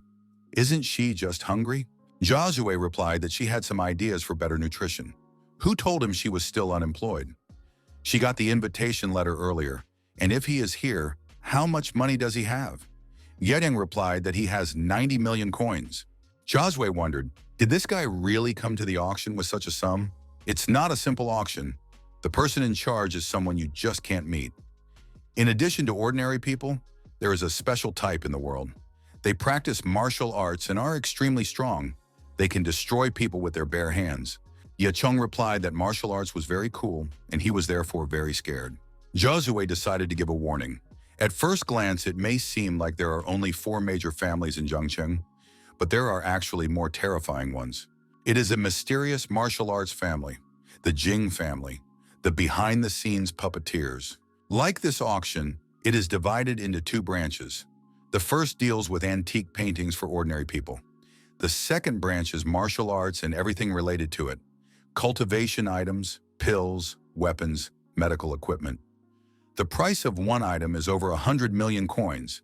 Yicheng thought that according to Xia Jiaxiu, the alchemy furnace cost a lot of money. It was necessary to get that amount of money. Yicheng inquired if he could put his belongings up for auction. Xia Zhuwei wondered if he wanted to sell his recipes. There's an expert committee upstairs in the office. You can try your luck there. Yicheng thought that judging from Yingqing's reaction, not only in Zhangcheng, but also in all of China, there were few alchemists. A medicine should be able to sell for good money. Yicheng went to the floor above, the expert committee. He decided to test his abilities as a businessman. In the office where the expert committee meets, people were gambling for money. A man rejoiced. He had just won 10 million. For those present, mahjong was a game of chance. Yicheng thought that these people were playing mahjong in a big way. Tens of millions. The happy punter asked what the son was doing here. Did he really want to show his wares to the commission?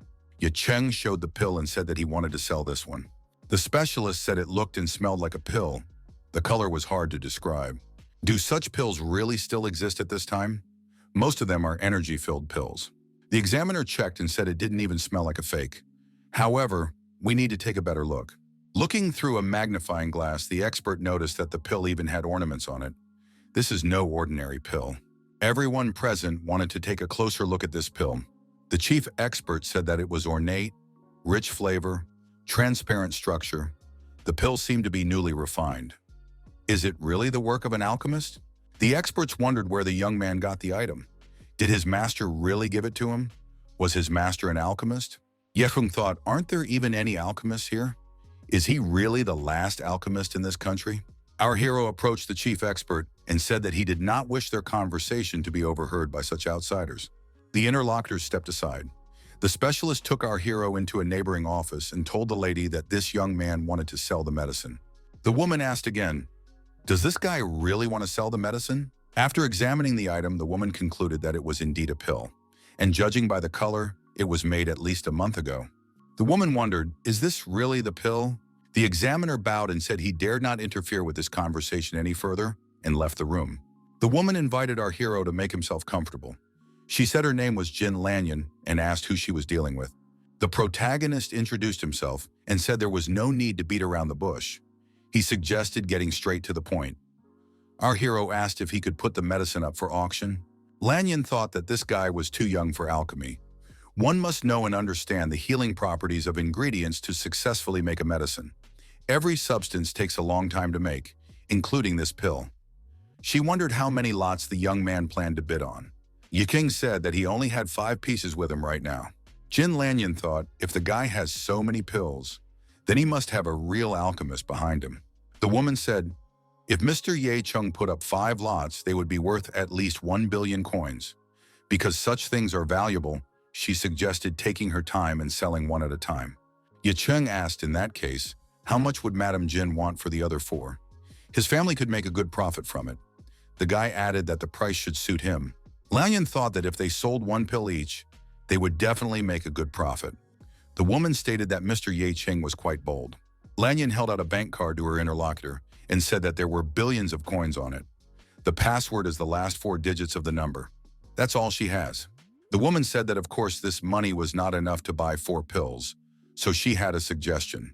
From now on, her Zin family is indebted to Mr. Ye Chung. No matter what happens, her family is willing to help the guy. Ye Cheng stood in front of the woman he was talking to, holding a bank card in his hand. The woman thought that this guy was of great value, more specifically, the alchemist behind him. If one were to grant him a favor, there would be a way to contact him later. Ye Cheng stated that the price is fine with him. The auction is about to start, so he will go.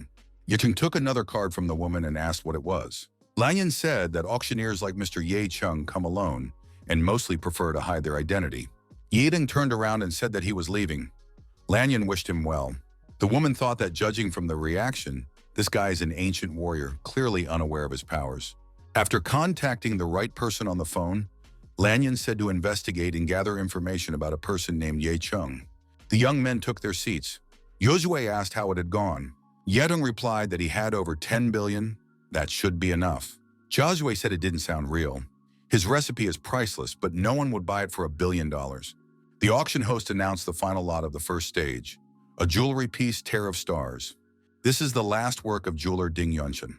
It is said that Mr. Ding wanted to complete his creation and give it to his granddaughter, but unfortunately, he didn't have time.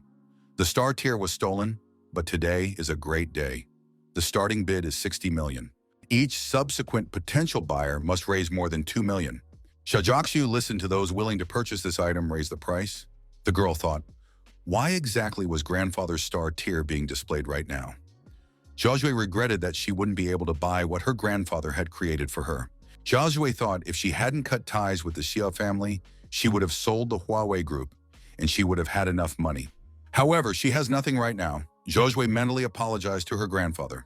For a moment, Jin Lanyan thought that this crazy guy had spent a huge amount of money on some necklace. For that kind of money, one must have a brain. Lanyan assumed that it was probably a gift for the woman. Either way, it wasn't her money now. The auctioneer announced the price, 96 million. The star tier is about to go to this gentleman. Others don't realize it, but it's obvious. This lady of the Xia family is related to the Tear of Stars. Once he gets hold of the jewelry, he will win her heart and help the Xia family soar into the heavens. That's why he has 140 million with him. He's guaranteed to win. The auction host announced that an unknown gentleman had bid 200 million coins. The young man wondered, who was the madman who offered such a sum? Where is he? The auction host said Mr. Buyer wished to remain anonymous. The organizer allowed to act for him. The guy was angry. Who is capable of paying 200 million for bling? This auction is a provocation.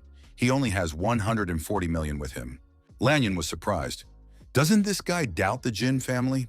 The girl said that this auction belongs to her family. The Jin family is a martial arts family. The guy got confused and said that's not what he meant. Lanyan continued, she will not allow the Jin family to be humiliated and ordered this man to be thrown out and his arms broken. The young man apologized and said that he was Shuming Kai. They can't do that to him. Lanyan said that from now on, the Q family is forbidden to participate in the auction. The violator will be destroyed. The people present thought that this was the power of the Jin family, a martial arts family.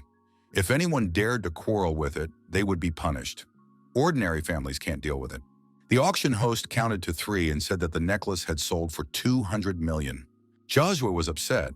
At first, she just wanted to buy back through other people from whoever would acquire the necklace. However, the buyer is unknown, and now she does not know the name or appearance of this person. What should be done? Lanyan announced the second stage of the auction. This is a golden thread armor. The starting price is 90 million. The bidding continued. The 7th lot was announced. The Mo style sword art. Starting price 150 million. Jixuan thought that a lot of things had already been sold. and each item was worth a fabulous amount of money. There were even books with secret techniques for sale. Our hero thought that these things were worthless. They were just trash that could never compare to the world of ancient arts. The masters here thought they were rich, not realizing their worthlessness. Lanyon announced the next item from the heavy category. The next item was a tripod of 100 herbs. Lanyon said that the tripod was accidentally found by her family on Shenong Mountain. It can be used to make medicine. This item would make a great addition to any collection. It was planned to be the last item, but they have more. Lanyon said that the starting price was 300 million, and each step was 10 million. Yicheng thought that the most interesting part was beginning. The tripod was of higher quality than he expected. Lanyon received a message on her phone from our hero, who was signed by her as money-crazed. Yicheng informed that he didn't care about the price. He was taking this tripod.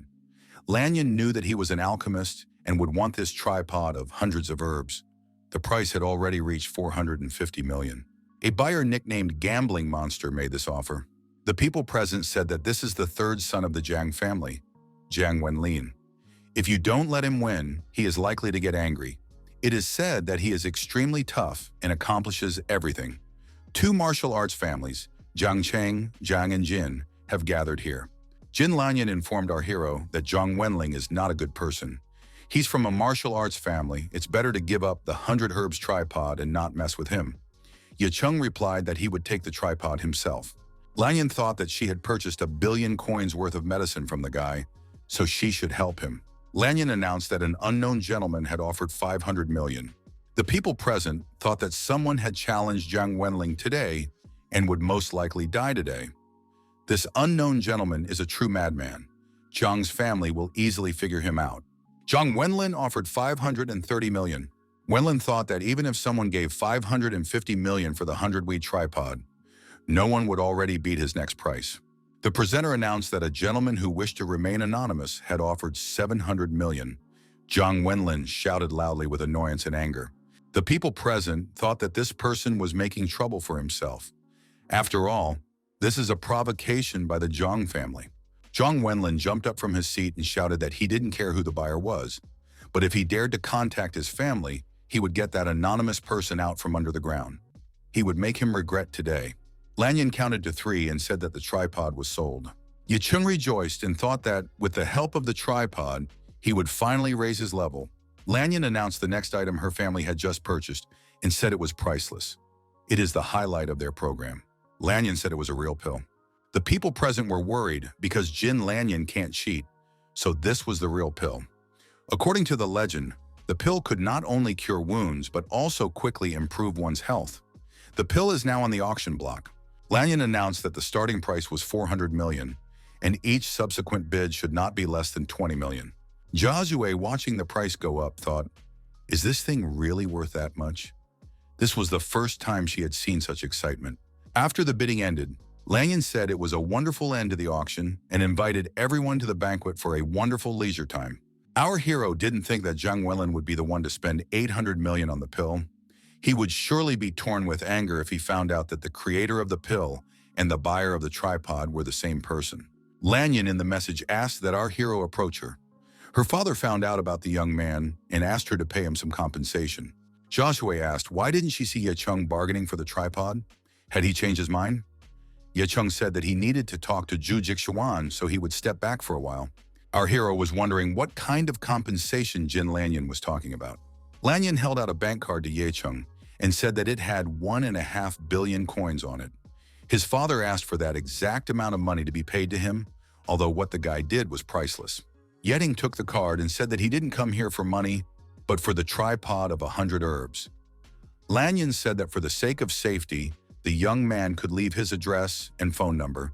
She would personally arrange to send everything to him in the evening. Lanyan asked if Mr. Yicheng wanted to stay for dinner. Her father really wanted to share a meal with him. Yicheng replied that there was no need to do so. The protagonist added that he doesn't go to dinner parties. His friend cooks delicious food at home. In addition, he is not used to eating out. Yicheng said goodbye to Lanyan. The girl thought, doesn't this guy realize that under the pretext of a dinner party, her father wants to keep him safe? He insulted the Zhang family, and he needs powerful protection. Lanyan thought that her Jin family gave him a chance, but he didn't take it. In that case, you can't blame her family if something happens to him. Millennium Hotel, 5th floor, surveillance room. Security representatives have been eliminated and are lying all over the place. One man is standing near the monitors trying to get information. Zhang Wenlin looked at the pill and said, "This is an unexpected surprise. This pill is different from the ones his family collects." The companion told the young gentleman that these patterns were applied no more than 10 days ago. Wenlin said he didn't know where the Jin family got it from, but it was commendable that they presented such a thing to the public. Or maybe there are some channels under their control. The aide replied that it was quite possible. If the Jin family really controls the pill supply, they will reach unprecedented heights and become more powerful than the Zhang family.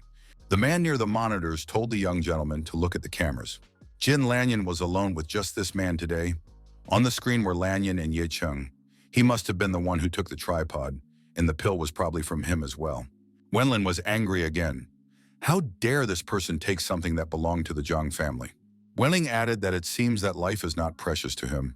Ye Cheng and his companions breathed the fresh air outside. The time to part was approaching. The guy asked for Jixuan to wait. He thought that the Zhu family had a high status and they should probably have their own driver. However, she was waiting for a cab right now. Ye Cheng asked, "What kind of problems does the Zhu family have?" Jiquan said to Mr. Ye Cheng in a sad voice that everything was fine. Ye Cheng asked the girl for her phone number. Taking the phone back, the protagonist said he wrote down his number. If anything happened, she should call him and he would come to help. Ye Cheng thought that Zhu Renge had helped him out many times. Naturally, he can't abandon the old man. The young men parted ways. Ye Cheng and Xia Joshua decided to go for a walk. Joshua wondered why this girl was calling him Mr. Ye Cheng? It's so awkward. Our hero was attracted by some strange sounds. Joshua also wondered what was wrong. The guy said he had a sudden craving for coffee. He asked the girl to go to a cafe and wait for him there. Joshua interjected, "Should she wait for him? Where was he going?" Yiding stated that his stomach was twisted. He would be back soon and said that the girl could order whatever she wanted. He would pay. Yoji wondered, "Does this cafe not have a toilet?" Yicheng replied that there was a toilet, but it was a bit weak. He needed a stronger one. Shijazwe was scared. What had happened to him if he needed a stronger toilet? Yiheng knew where he was going. He considered himself to be a man of principle who would try to prevent any threat. Zhang Wenlin said that he found that guy. The assistant told the young master that that guy had spotted them. Wenlin was surprised. What was the big deal? This guy won't last long anyway. And that girl who came into the coffee shop is pretty. Once he got rid of this guy, returned the tripod, and solved the secret of the pill, then he could have some fun with her. Yiding suddenly appeared from behind and put his hand on Wenlin's head and said that this guy was dreaming too much. Assistant Wenlin shouted that this was a sneak attack. How dare this guy attack the young master? He would meet his doom today. Wenlin's assistant prepared to attack and used the lightning glitter technique as he jumped up. Ye Cheng continued to hold Wenlin's head. The latter was indignant. What is this rascal doing? Ye Cheng said that no amount of lightning would help and delivered a staggering fist strike to Jia Wenlin's assistant's jaw. Wenlin was very surprised. Teacher Ma, who had a half-step transformation level, was destroyed in the blink of an eye. Wenlin watched Teacher Ma fall to the ground with fear in his eyes. How is this possible? Yi Wang turned around to his opponent and said that it was now his turn. Wenlin wondered, did this guy really dare to destroy a servant? Did he not care about the consequences? Wenlin said for this guy to kneel down and beg him to make Zhang Wenlin's dog. Wenling said that in that case, he would keep him alive and save his reputation. Yehan knocked his opponent to the ground with one punch of his hand and asked, how much longer would he keep following him? Another guy appeared nearby, who bowed to our hero and said that he was Jin Jian from the Jin family. This guy thought, how can Ye Cheng be protected? You could fly 10 blocks from his punch. Is it really necessary to guard him? Jin Jin stated that Madame discovered that the surveillance room had been broken into, so she sent him here. Ye Sheng replied that it was nice of her, but he didn't like her to interfere in his life. Our hero told the guy to go back and tell the lady to calm down. Jin Jin said that he would do so. Jin Jin stated that there is something else. Ye Cheng said that he was listening. Jin Jin said that the Zhang family is strong, and the head of the family, Zhang Bao, is ranked 514 in the country's ranking. If Mr. Ye Cheng destroys Wenling, he will be in trouble. Ye Cheng asked, what was the ranking? Is there really another 500 people in front of Zhang Baoguo? Apparently, the ancient martial arts masters are not as hopeless as he thought. However, for the sake of Sut Yi and Xia Zhaozui's safety, he cannot ignore Zhang Wenlin. This rascal will not let up. A phone call rang. Jin Jian replied that something serious had happened. Zhang Wenlin was dead. Lanyan was at the scene after a short while. Was the third young master of the Zhang family really dead? Lanyan thought that this was no joke. Zhang Baoguo will be furious. This city will never rest. The woman asked Jin Jian, was he sure that they had been destroyed by Ye Cheng, and they didn't even try to defend themselves? The young man replied that it was the work of a true master. Lanyan thought that there was an alchemist behind such a young master. Because of the death of the Zhang family's third son, they are in for a rough time. Lanyan said that it was necessary to get rid of the body and contact the Zhang family. We have to wait for the person who will destroy all the evidence. Lanyan thought that her family has no way of influencing this. If Ye Cheng is at home now, then they are only observers here. At dinner, Song Yi wondered why Yashue wasn't eating. Why didn't she have an appetite? Ye Cheng asked Ye Lingtian about this ranking and was confused about something. You can't rely on this ranking. The ancient martial arts system in this country can't work like that. Then all the masters wouldn't be divided into kingdoms. Masters have weaknesses and strengths. Since there are no elite-level masters, it turns out that the rating only takes into account strengths. But then what place in the rating does he occupy? If Zhang Baoguo is the 1514, then by fighting him, our hero will be able to understand his place. Sun Yi said that they have beauties. It's her birthday next week. Has Ye Cheng thought of a present for her yet? Ye Cheng wondered, who gives gifts in their time? He would simply hand her a red envelope containing 250 green coins in one bill. Song Yi asked again, did she understand correctly? He wants to give her 250 green coins. Ye Cheng replied that she mixed up the numbers. He said 520. Sun Yi heard the sum and asked, is their relationship really that good? Ye Heng received a message on his smartphone. Jixuan asked for Mr. Ye Cheng to save her father. The Zhu family's estate. Ye Heng saw a terrible situation. There were 3 sniper rifles pointed at him at the gate and on the roof. What has the Zhu family gotten themselves into, and what does the military have to do with it? Our hero decided to use his connections. He didn't have Yi Cheng's number, but he had another one. Ye Cheng contacted Bai Lebing and asked for help to get into the Zhu family's full military state. Ye Cheng was nervous as he waited for this person. Why did it take him so long to get here? After a while, Luo Zhengguo arrived at our hero's side and said that he had come at Mr. Ye Cheng's disposal on behalf of Mrs. Bai Libing. Ye Cheng thanked and apologized for the trouble. Luo Zhengguo walked up to the clerk on duty and, showing his ID card, said that they needed to go through. Jixuan told the old man that she had already found someone to help them. The man replied that it was already useless. The father told his daughter not to waste her energy. It's over. There's no point in looking for anyone. Ye Cheng, accompanied by Luo Zhengguo, entered the room and said that there was no need to be so desperate. The old man wondered, why did Jixuan call for Mr. Ye Cheng? Why bother such people? The girl replied that she didn't know anyone stronger than this man. Ye Cheng asked his old acquaintance, what is going on here? Renge said that Jixuan had acted recklessly and caused him trouble. No need to waste his time on this, he should figure it out himself. Jixuan said that a few days ago, a gentleman came to Zhangcheng. He wasn't feeling well, and so he drank some medicine from their pharmacy. He ended up feeling even worse because the medicine contained poison. Jixuan said that her father personally selects all the medicines in the pharmacy. He checked everything several times, and there was no way it could be poison. Yi Sheng thought that this family was being framed. Why would Zhu Renge poison high-ranking people? Ye Sheng wondered how that person felt now. Renji replied that he was still lying in intensive care. If something happens to him, not only their Zhu family in Zhangcheng, but also their relatives in Jiangnan province will be affected. Yicheng inquired, where is the hospital located? As long as that person was still breathing, he would be able to save him. Renj wondered, would Ye Cheng really be able to save him? Mr. Ye Cheng is an amazing martial artist, that's undeniable. But such masters are good at destroying people, not saving them. Ye Cheng said it was the only chance for their family. We have to tell you the address of the hospital. Luo Zhengguo brought Zhu Renge with him and told the guards that they had to pass. The doctors left the patient's room with sad faces. The military man next to him menacingly asked what was wrong with his father now. The doctor said he was sorry. The poison had already spread. They had done everything they could. The military man grabbed the doctor's chest and said they were nothing and useless scum. Yekeng, who was passing by, said that this person calls others a lowlife, even though he himself does nothing. How pathetic is he? Lo Zhengguo said that it was necessary to give Mr. Ye Cheng a chance. Perhaps he could save this person. If not, then there would be an appeal to the court-martial. The officer who shouted the loudest thought, "What is Luo Zhengguo doing here?" The military man said that he trusts Luo Zhengguo. But if that guy doesn't do anything, even Bai Liban won't stop him. Luo Zhengguo, like the wind, doesn't quit. If it's like he said, the guy must be worth something. Ye Cheng, the protagonist, walked into the patient's room and immediately felt the presence of doom. This old man has a strong will.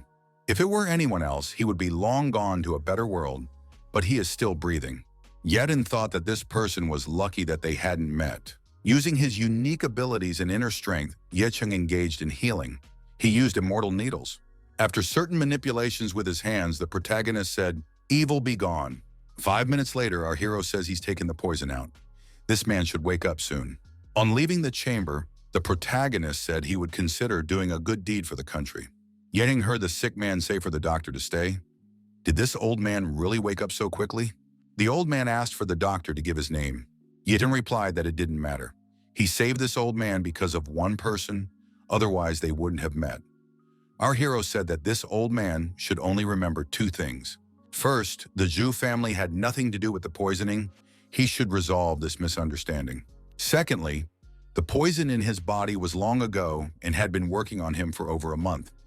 No one else would have survived, but you shouldn't push your luck anyway. As our hero walked out of the room, the victim's son yelled that this guy was here. The officer shouted. At first he thought this guy was worth something, but he went in for 8 minutes and came out. Did he really think he was messing with him? The old man, leaning on the door, came out of the room and told his son to stop. The officer with raised fist froze in surprise. All those present could not believe their eyes. Was the old man alive? He had just come within a hair's breadth of death, and now he was standing on his feet. The old man said that if it wasn't for this young man, his son would have had to prepare a coffin. He had never met such a doctor before. The military man turned to our hero and said that he would like to apologize to the doctor. However, everyone present could not understand where the doctor had gone. The recovered old man turned to Zhu Renge and apologized. The Zhu family really had nothing to do with it. His son had misunderstood everything. The old man repeated that he wanted to apologize to the Zhu family. Zhu Renge smiled in a friendly manner. He was glad that the conflict was over. The patient asked Zhu Renge what he could tell about that doctor. Rende replied that his name was Mr. Ye Cheng. They met by chance, and he is their friend. Ye Cheng doesn't like to be disturbed.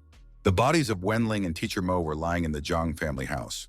The head of the family, Zhang Baoguo, angrily asked, "Who destroyed his son?" The brother of the deceased said that the investigation is underway. All they know is that when Wenlin participated in the auction, someone secretly bought a tripod, and Wenlin died soon after. Bago told his son to go to the auction immediately and check out every bidder. The man ordered to turn Jiang Cheng upside down, but to find that rascal, he wants him to go to hell. He wants to see the people around him die an agonizing death. A phone call rang. Ye Cheng answered it. He asked what Shen Hawa had to say. The caller said that the Tengying Group's affairs had been settled. Who will be the founder? Ye Cheng replied that there is no need to hide now. We should use his name. He wants to tell every Zhangcheng resident about it. Everyone should know that Ye Cheng is back. The aide said the tripod of hundreds of herbs and the tier of stars delivered. Ye Cheng walked around the tripod and said that it wasn't bad. Now he could improve his alchemy skills hundreds of times. Jinwen said that Madam asked him to tell him something.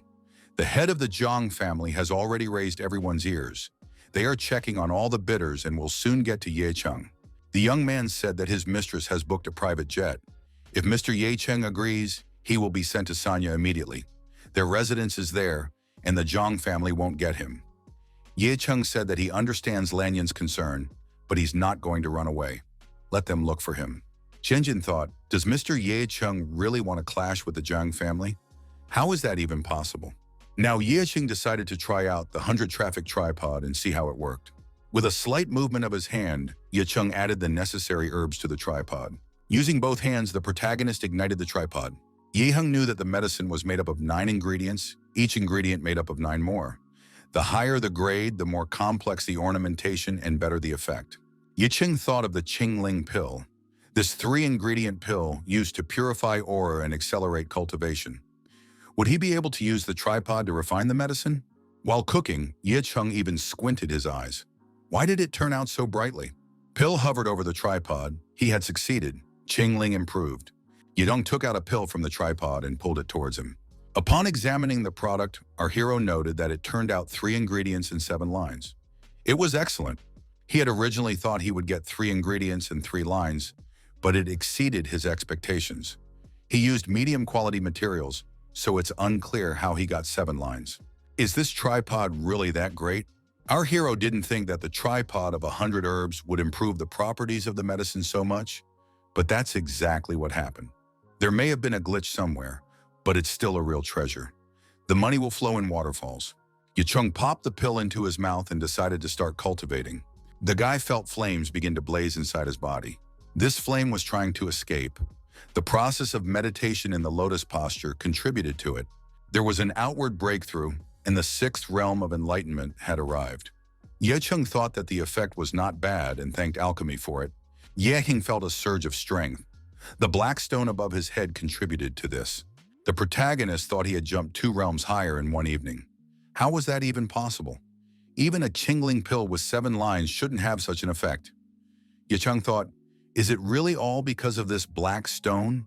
To the touch, it was different now. The guy decided to pay another visit to the rebirth graveyard. Yicheng arrived at the very same tombstone. Our hero assumed that this time he would be able to notice something, thanks to the fact that his state had changed.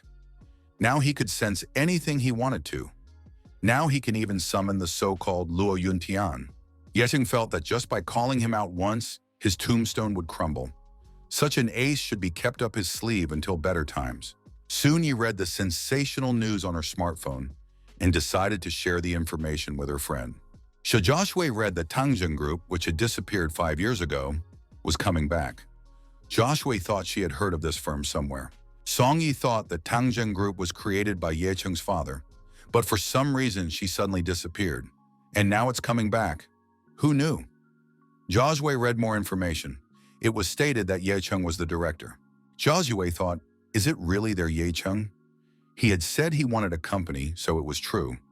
Did he do it just to spite her mother? The Chu family was having a meeting in the deliberation room. Chiran read the same news and wondered, how could this be possible? Didn't Yicheng die? What was he even up to? The girl's father said that the results of the investigation have become known. Yicheng, to whom Tangjun Group is registered, is the scion of the Ye family. It was he who fell into the lake 5 years ago. Everyone was shown Yicheng's picture from the registration card. Chiran thought that it was impossible. After all, it was that ancient warrior. It's really Yicheng. How could a member of the Ye family become a warrior? Mr. Chu said that the mere appearance of Tangjun Group is not scary. What is scary is that it comes from the Qinji Group. Zheng Jingming of the Qingji Group died a few days ago. Even Qingmen behind him has been destroyed. Mr. Chu shouted, what does that mean? Tangjun Group is built on a pile of corpses. It could be a threat to the Chu family. They should find out who is sponsoring the Tangjun Group. The man asked his daughter, Yicheng was interested in you earlier, wasn't he? If the latest news is to be believed, Shen Hawa is behind Yicheng. The entire Tangjun company was sponsored by Director Shen specifically, although Shen Hawa was more cancerous, but somehow survived. Mr. Chu suggested that this Shen must have moved his head so much that he dared to call the company Tangjun Group. I wonder to see what will happen next. No one in their right mind would join him if they knew Zheng Cheng. Madame Jie was surprised. Does Yicheng really think that Tangjun Group will be able to shake the Xia family's status? The guy should clearly understand his position. Mrs. Xia said to Xia Zhuan to send a letter. Tomorrow the Tangjun Group is going to enter the market. If anyone dares to send flowers to the opening ceremony, they will become the enemies of the Xia family. The man thought that Madame was doing this to completely destroy and stalemate Tangjun Group. Thanks to the Xia family's authority, tomorrow morning, Tangjun Company would be without employees. Director Shen's company will also not be left behind. Wasting no time, our hero continued to improve. He needed more breakthroughs. A phone call from Shen Haihua sounded. Our hero answered it. Director Shen said that things are not good. The The Chu and Xia families made a statement. They are going to ban the Tanjiang Group's operation. The three major families of Jiangcheng, Zhao, Lu, and Wang supported the idea. No one would dare to come to the opening ceremony so as not to insult the honor of the four major Jiangcheng families. Shen added that even his Beiming group suffered. The stock fell. Yecheng replied that it was expected. Shen asked, why doesn't Yecheng hurry up? It's not just an opening ceremony. The future depends on it and whether anyone would agree to join them. Maybe enter the market at a different time? Yecheng said if the four families want war, they will get it. The protagonist told director Shen to leave it to him. He doesn't just want Tanjiang Group to start working, he's going to burst in triumph. Yecheng opened the front door and said that he was home. Yecheng thought that the preparations for the main events were over. Although Ye Lingqian wanted to attend, he was denied. It would be better for him to work from the shadows. Soon Yi asked our hero where he had been these 2 days. Why hasn't he been in touch? Joshui asked if it was true that Tanjiang Group belonged to him. Yi Heng scratched the back of his head and said, honestly speaking, this is his father's business. He believes that it is somewhat of a family business. Joshui clung to our hero and began to apologize. Sun Yi looked at them in surprise. Joshui, apologizing, said she didn't think her mother would use family influence to harm the Tanjiang Group. Joshui thought that Yesheng had worked so hard for the company, opposing the Xia family. Now he was facing a ban. She can't let this happen. It's all her fault. Yecheng stated to the girl not to take it personally. She didn't do anything. Yecheng added if Joshui really feels guilty and bad, she can just kiss and comfort him. Joshui kissed our hero on the cheek and asked, is he calm now? Yecheng wondered, had Joshui really kissed him? Soon Yi cried, had there really been something between them before? Yi Heng said for the girls not to worry, everything will go well tomorrow. Shen Hawa was dejected at the presentation. No one came. Everyone was watching the hype from the sidelines. Director Shen thought, where is Mr. Ye Cheng? Why was he put in such an awkward position? Zhao Yucheng was one of the first to arrive at the opening of the firm. Shen Haihua rejoiced. He knew that this person would come. After all, they had been friends for over 10 years. Of course, friendship is the most important thing. Zhao Yucheng told his old friend that he shouldn't help this lowlife from the Ye family. Unexpectedly, Ye Cheng appeared and inquired, what were they talking about? Ye Cheng patted Principal Shen's shoulder and said that he had done a good job. Shen Haihua rejoiced. Finally, Mr. Ye Cheng had come. Zhao Yucheng said that Shen Haihua is crazy. He's just wasting his time. Shen said if Zhao Yucheng is here for support, then he sincerely thanks him. But if he came here to throw words, then he can get out. Zhao Yucheng said that he was trying to save a friend, and this is how he is acting. If he messes with this Ye Cheng, he will definitely die. If he doesn't come to his senses now, all 3 of their joint projects will be canceled. Shen said that these are projects worth hundreds of millions. He's turning them down himself. Yucheng can fail. Yucheng said he doesn't need Beiming Group anymore. Shen can sit and wait for the 4 powerful families to come for his soul. Shen told the companion that none of the people he called were willing to join. What are they going to do? Yucheng replied that things would get better. Mrs. Chu appeared on the horizon. Yucheng said it's 9 o'clock and no one is here. No one will come here or they will pay with their lives. Chu Chiran said that she wanted to see how Ye Cheng would get out of it now. Zhu family, Jiangnan province. Zhou Zhengde, the head of the Zhou family. An old man performs breathing exercise. His son and co-workers watch his exercises in silence. The old man paused and wiped the sweat from his face. He said he would come soon. The son told his father that Tanjing Group is about to enter the market, but no one has joined it yet. It's clear that everyone wants it to close down. The old man said everyone is talking about closing down, even though their influence is huge. What did the Tanjing Group do wrong? Yangchen's first and second officials said they would fix it. The officials didn't think the boss would call them in so early. Who would have thought that the boss would decide to support this firm? The chief wondered if they wanted to fix everything, why were they still here? Get to work. The son asked, is Ye Cheng really worth their efforts? If they support Tanjing Group, the relationship with the Xia family will be ruined. He asked why Fulu didn't see people's perspective. Didn't he meet with that guy that day to see if he was really a martial artist? He is also a master of magical medicine, possessing deep knowledge in such different fields. Clearly a genius. Could he be an ordinary man? If they didn't side with him today, they would regret it in the future. The old man said that the Xia family has influence in Jiangnan province because of its financial resources. But he thinks the Zhou family is strong. And anyway, what does it mean to end relations with the Xia family? Haven't merchants for centuries loved entertainment? Fulu replied to his father that he understood everything. 9 o'clock in the morning, journalists and reporters were already there. Chiran and Zhao Yucheng expected to celebrate the victory. Chiran said that there was no point in wasting time. No one would come. Zhao has done his job. We can leave. However, Xia Yaoshui and Song Yi, two spectacular girls, appeared. Chu Shuran thought, what are they doing here? Isn't the Xia family boycotting the Tanjin group? The reporters were excited to see what kind of beauties had come. They say they're celebrities. Xia Yaoshui said that if Huawei group was taken over by the Xia family, she risked being fired. Song Yi asked how Ye Cheng felt about their appearance. Ye Cheng replied that he was touched by this fact immensely.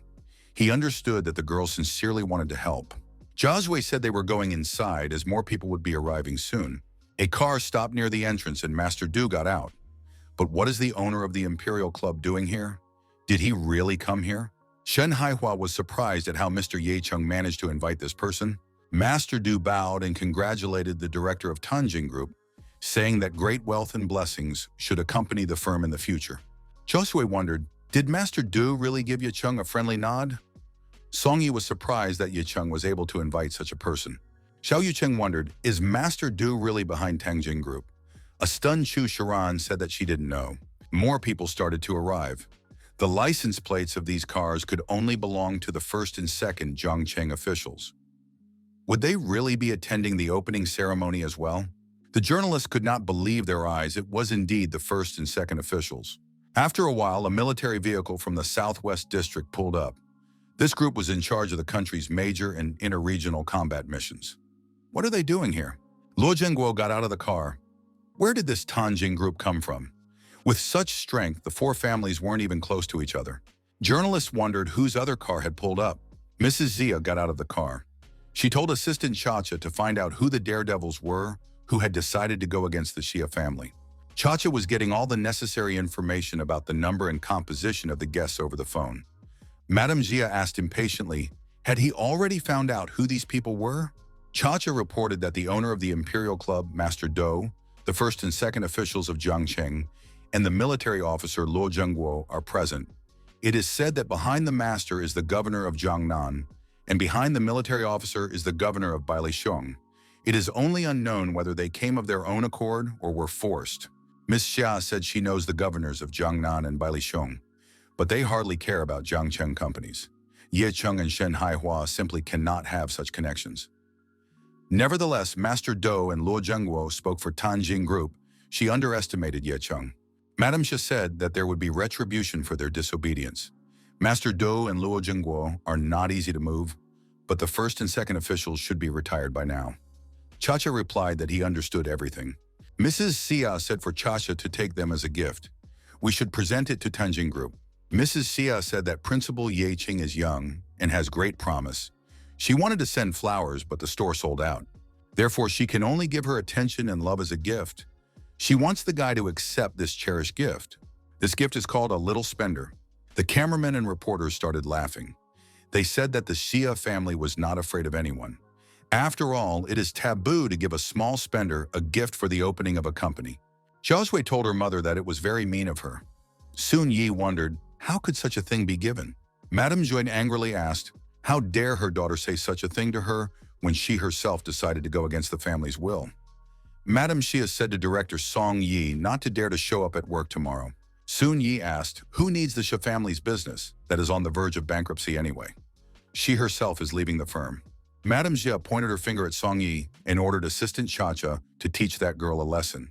Chacha wanted to hit Song Yi, but Ye Cheng intercepted the blow and said that if that big guy even touched Song Yi with a finger, not only the carpet under his feet would be red. Someone present laughed and said that the Xia family was great as always. Xia, Cha-Cha, and Ye Cheng looked around. Who was this new guest? Zhou Felu, the son of the first man, appeared in front of the audience. He asked, is the Xia family only capable of boasting about their status in Jiangnan? Those present were surprised. Was such a person really invited here? Jiaozhui asked with great surprise, how does Ye Cheng know Zhou Fulu?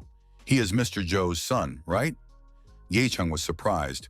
So this person's name is Zhou Fulu? And he almost fought with him last time. Zhou Fulu said that the Zhou family congratulates the Tengying group on the opening. The protagonist thanked heartily. Zhou Fulu saw the gift and was very surprised. Is this really a little spender? With a palm strike, Zhou Fulu knocked the statue out of Chacha's hands. The figurine fell to the ground and shattered. Madame Xia was indignant.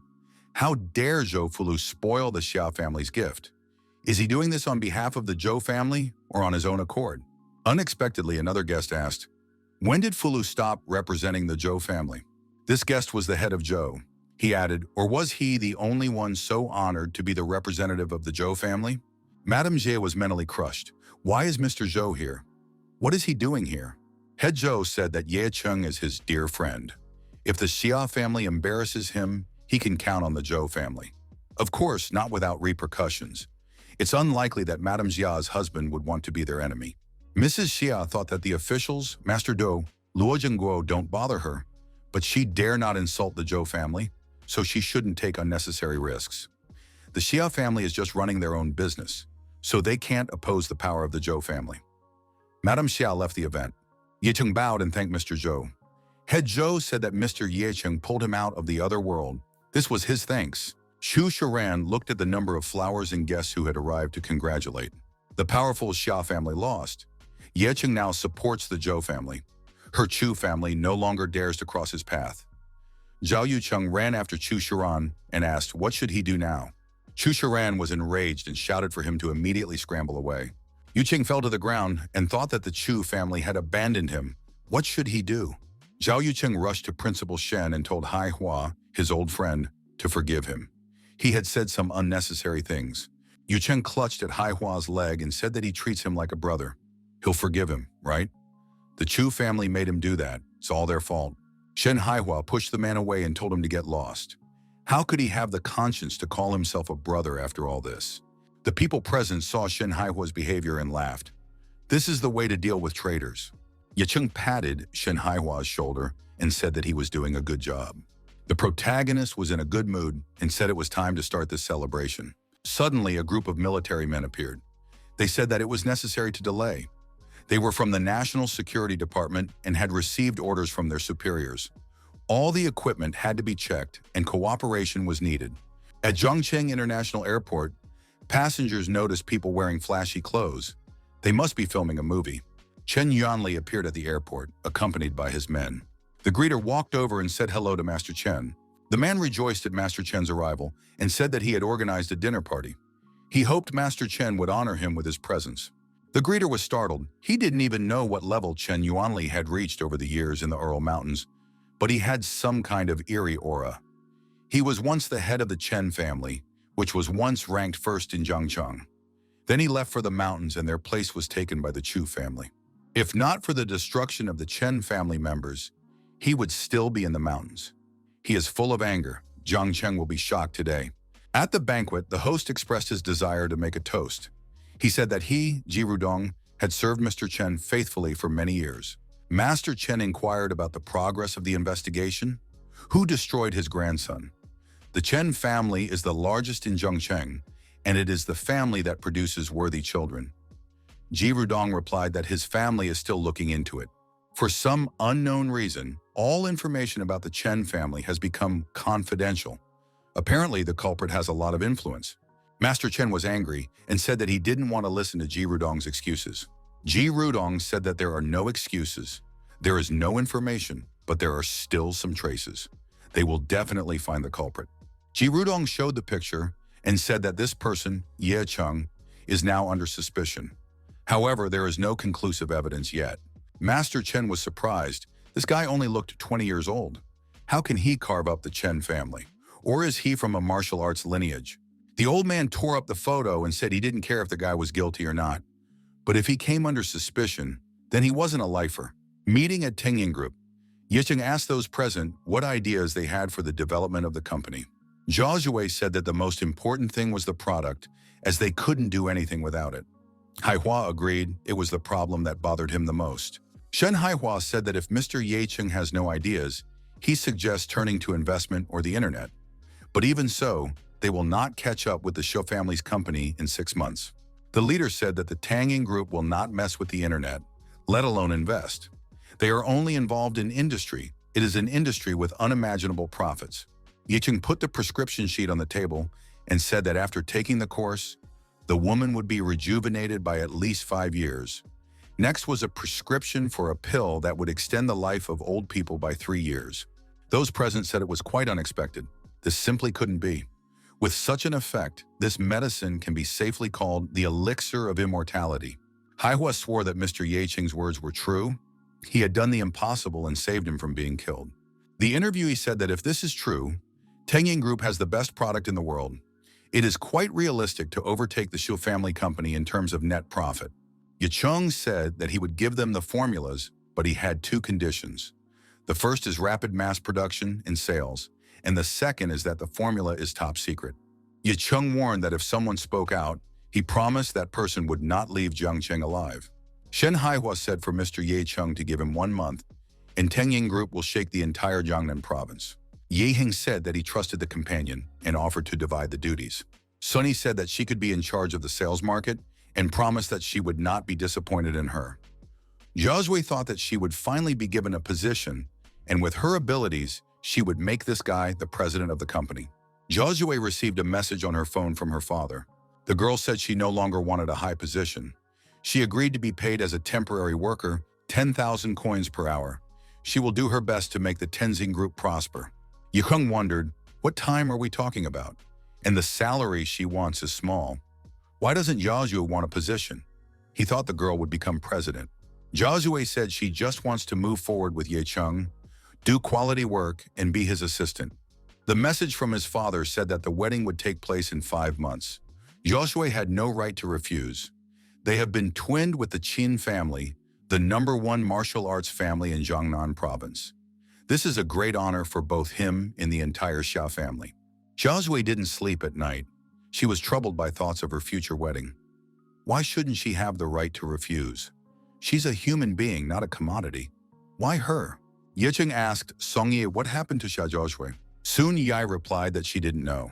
Since her return, Jiazhui has locked herself in her room and refuses to answer questions.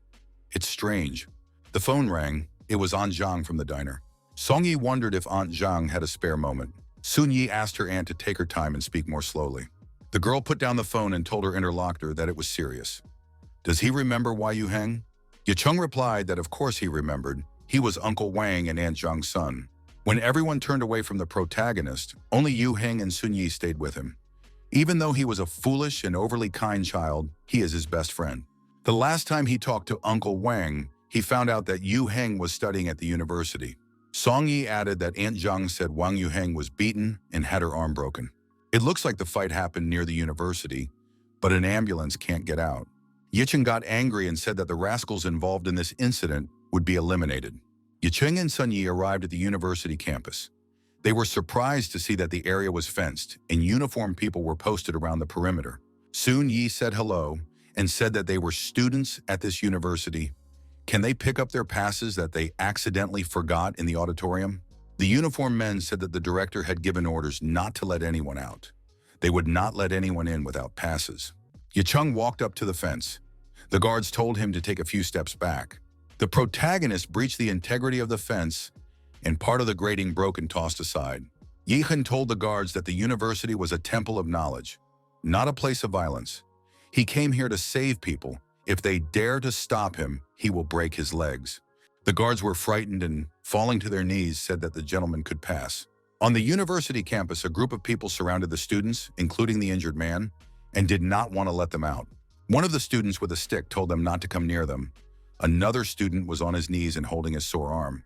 A woman standing near the wounded student said the real monsters in front of them. One of the young men surrounding the students said that this old woman called them monsters. What does the rector think about that? The rector said that this woman's son, young Master Yu, has a broken arm. Isn't it his fault for not being able to defend himself? The guy with the broken arm said that Yu Chengdong is a real rascal. One more word and he will be destroyed. The opponent laughed. Does this boy really want to finish him off? The opponent swung his stick and said he was going to deal with that boy first. What would he do then? An aggressive guy with a bat in his hand attacked a man standing inside the circle.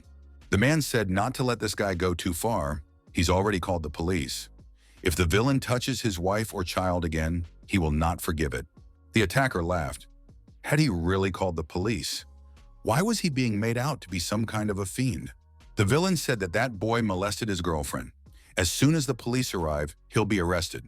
The girl said the boy touched her breasts. The wounded boy said it was all lies. This scoundrel is avenging him for standing up for the girl earlier. The villain laughed. Did this guy really want to snatch the girl for himself? The villain pointed his finger at the girl and asked, is this the same classmate? We should ask her if he had done anything to her. The girl frightenedly said that nothing bad had been done to her. Yu Heng said that this girl was intimidated. She was forced to lie. The rogue's companion said that as long as they are with Yu Jr., they don't care about the lives of others. As long as Yu feeds them, they should behave appropriately. The villain, waving his club, said that Yu Heng was about to get the full brunt of it. Uncle Wang told that rascal to leave his son alone and get out of here. The villain swung around and hit Uncle Wang in the jaw with his fist. Yu Heng shouted for him not to do that. The guy with the bat in his hand said to Yu Heng to think better of himself. The rascal swung around and said he was about to snap this guy's neck, and then no one would insult them. Suddenly, there was a loud scream.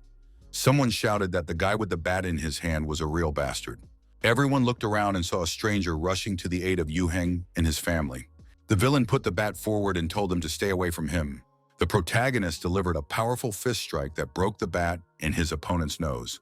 Chen fell the rogue to the ground and continued to beat him up. The villain's associate shouted for this guy to move away from Yu Jr. The associate immediately got a hard time, and our hero told this guy to get the hell out of here as well. Ye Heng told his friend that he had come. Yu Heng wondered where Ye Cheng had come from. Ye Cheng said he would explain everything later and handed the guy a pill. He said he should swallow it and the wounds would heal immediately and he would feel much better. Yu Heng actually felt much better and asked what kind of pill it was. Ye Cheng didn't bother. He would deal with those rascals himself. Yu Heng said that it was none of Ye Cheng's business, so there was no need to stick up for him. Song Yi walked over to Yu Heng and told him not to worry. Ye Cheng would be fine. Yu Heng wondered where Song Yi had come from. Song Yi said that there was no person in this city stronger than Ye Cheng. The rector approached the rogue and asked how Yu was feeling. The villain said he was about to be nearly destroyed. The rector turned to our hero. What are you doing? After all, this is a university. He shouted for the guards to be invited here. Ye Cheng asked the rector why he was ranting and slapped him. The man's wig flew off his head. The rector was indignant. How dare he? Ye Cheng wondered. And this man calls himself a teacher? He added for the rector to get the hell out of here. The protagonist turned to those present and said that it applied to them as well. Yetting said, if anyone tries to escape, he will break their legs. Yu was frightened and told that crazy man to stay away from him. Yering turned to the girl and said that he would only ask her one question. Did Wang Yu Heng hit on her? Our hero added that if she tried it, he would break her neck. The girl replied that he did not molest her. The frightened girl said that she was put up to it by Yu Jr. Ye Cheng slapped the girl's cheek and told her to kneel in front of Wang Yu Heng. The girl got down on her knees and apologized. She said she wouldn't do it again. Ye Cheng said that he would deal with this rascal now. Yu was scared. What does this guy want?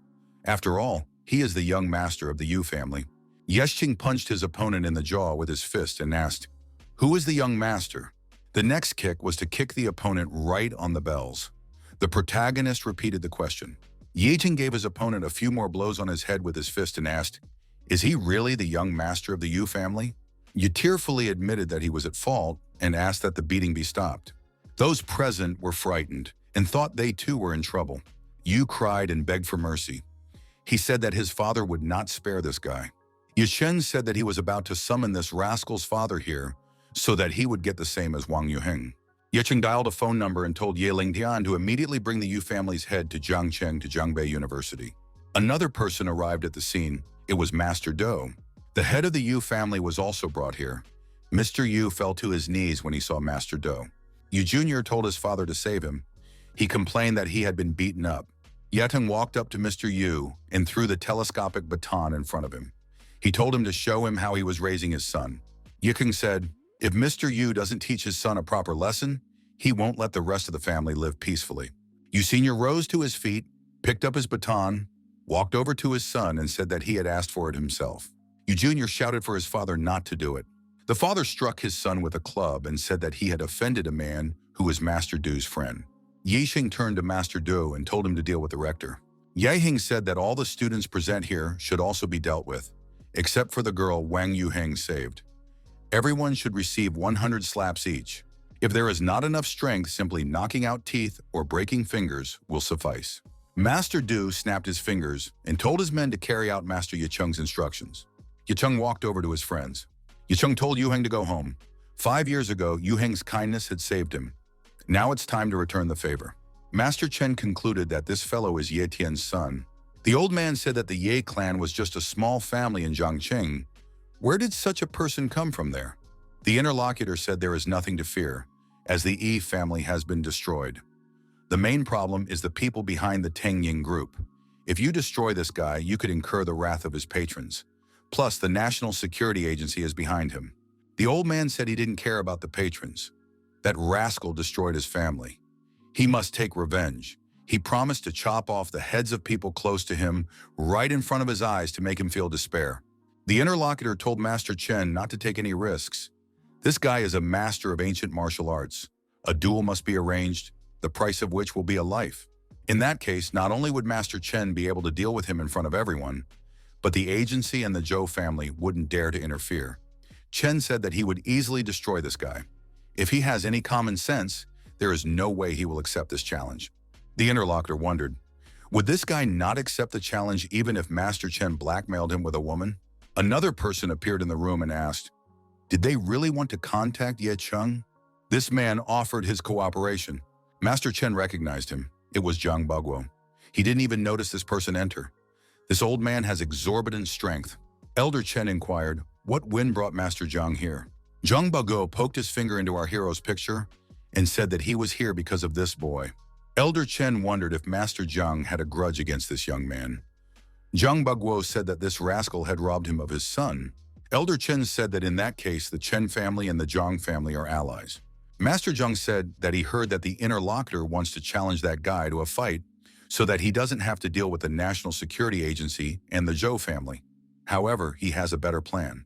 Zhang said he found out that there are 2 girls holding a grudge against him. It is possible to contact one of them. This way is safer and more effective, but he wants to make this guy suffer. Losing his head during a fight is a painless and easy death. Zhang added that his family was willing to provide 3 strong guys. Elder Chen said that it was excellent and praiseworthy. He would also send his 4 strongest disciples. It will be interesting to see how that guy does. During the meal, our hero asked Song Yi, what happened to Zhao Shui? Song Yi replied that she didn't know, but Zhao Shui had returned the day before with puffy eyes. Apparently, she had cried a lot. Zhao Shui refuses to answer questions. She went to bed early and hasn't woken up yet. I'll take her breakfast. Yiding said he shouldn't bother her. If she wanted to, she could tell him herself. He's on his way to see Yu Heng now. Yinu reminded Sun Yi to remember to keep her job if she didn't want her pay cut. Song Yi tugged the guy's sleeve. Is he still Ye Cheng? 5 years ago, he acted the same as he does now. He's changed. She felt like they were living in different worlds. Ye Cheng replied that he had learned one thing in his life. People had 2 choices, either play by other people's rules or dictate their own. He likes the latter. Ye Cheng told Song Yi not to get upset. He will always be with her anyway. Everything he does is just his choice.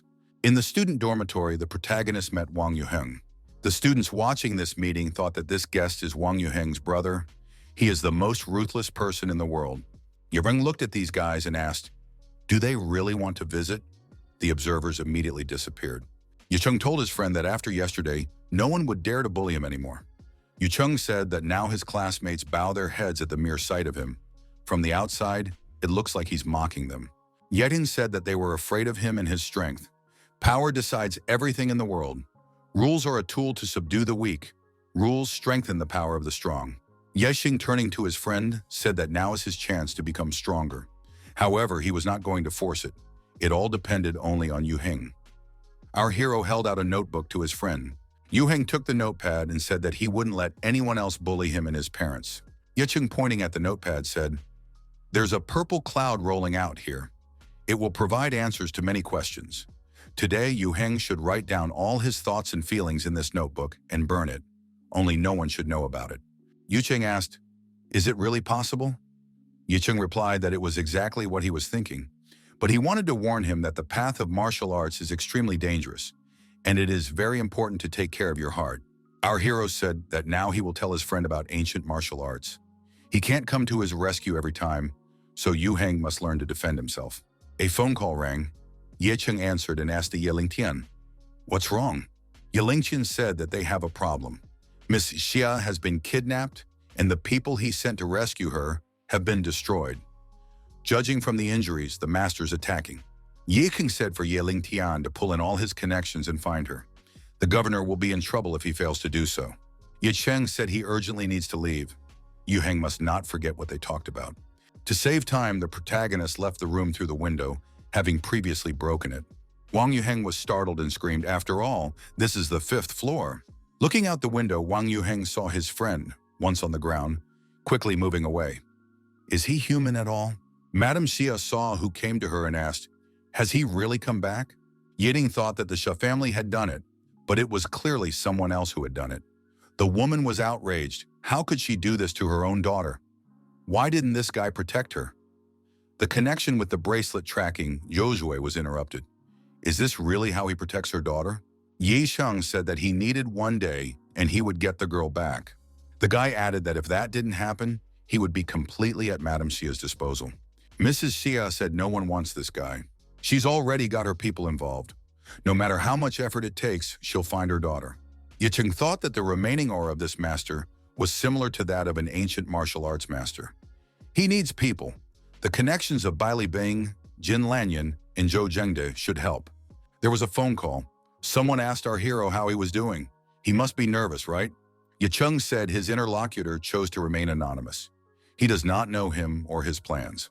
Yicheng said that this man should let Josue go, and then they could separate peacefully. Otherwise, his death would be agonizing. Yicheng thought that Xia Josue's hair was left in the room. He didn't want to use this technique, but he had no choice. Using his energy abilities, the protagonist said, "May the stream find peace. May nature be born. May the blackness be cleansed. May the silence be reversed. Heaven and earth will be favorable to the pure of heart. The mind must be clarified, and the spirit will become clear. The 6 desires will find peace, and the 3 poisons will disappear from the face of the earth. Meditation of the heart will not change the soul." Yewing said to take his strength and find a person 1,000 miles away. Our hero heard the answer. Container, crane, ocean, Balin district. Our hero's mouth was bleeding. The guy thought that this technique was too dangerous for his body. However, thanks to his training, he's still alive.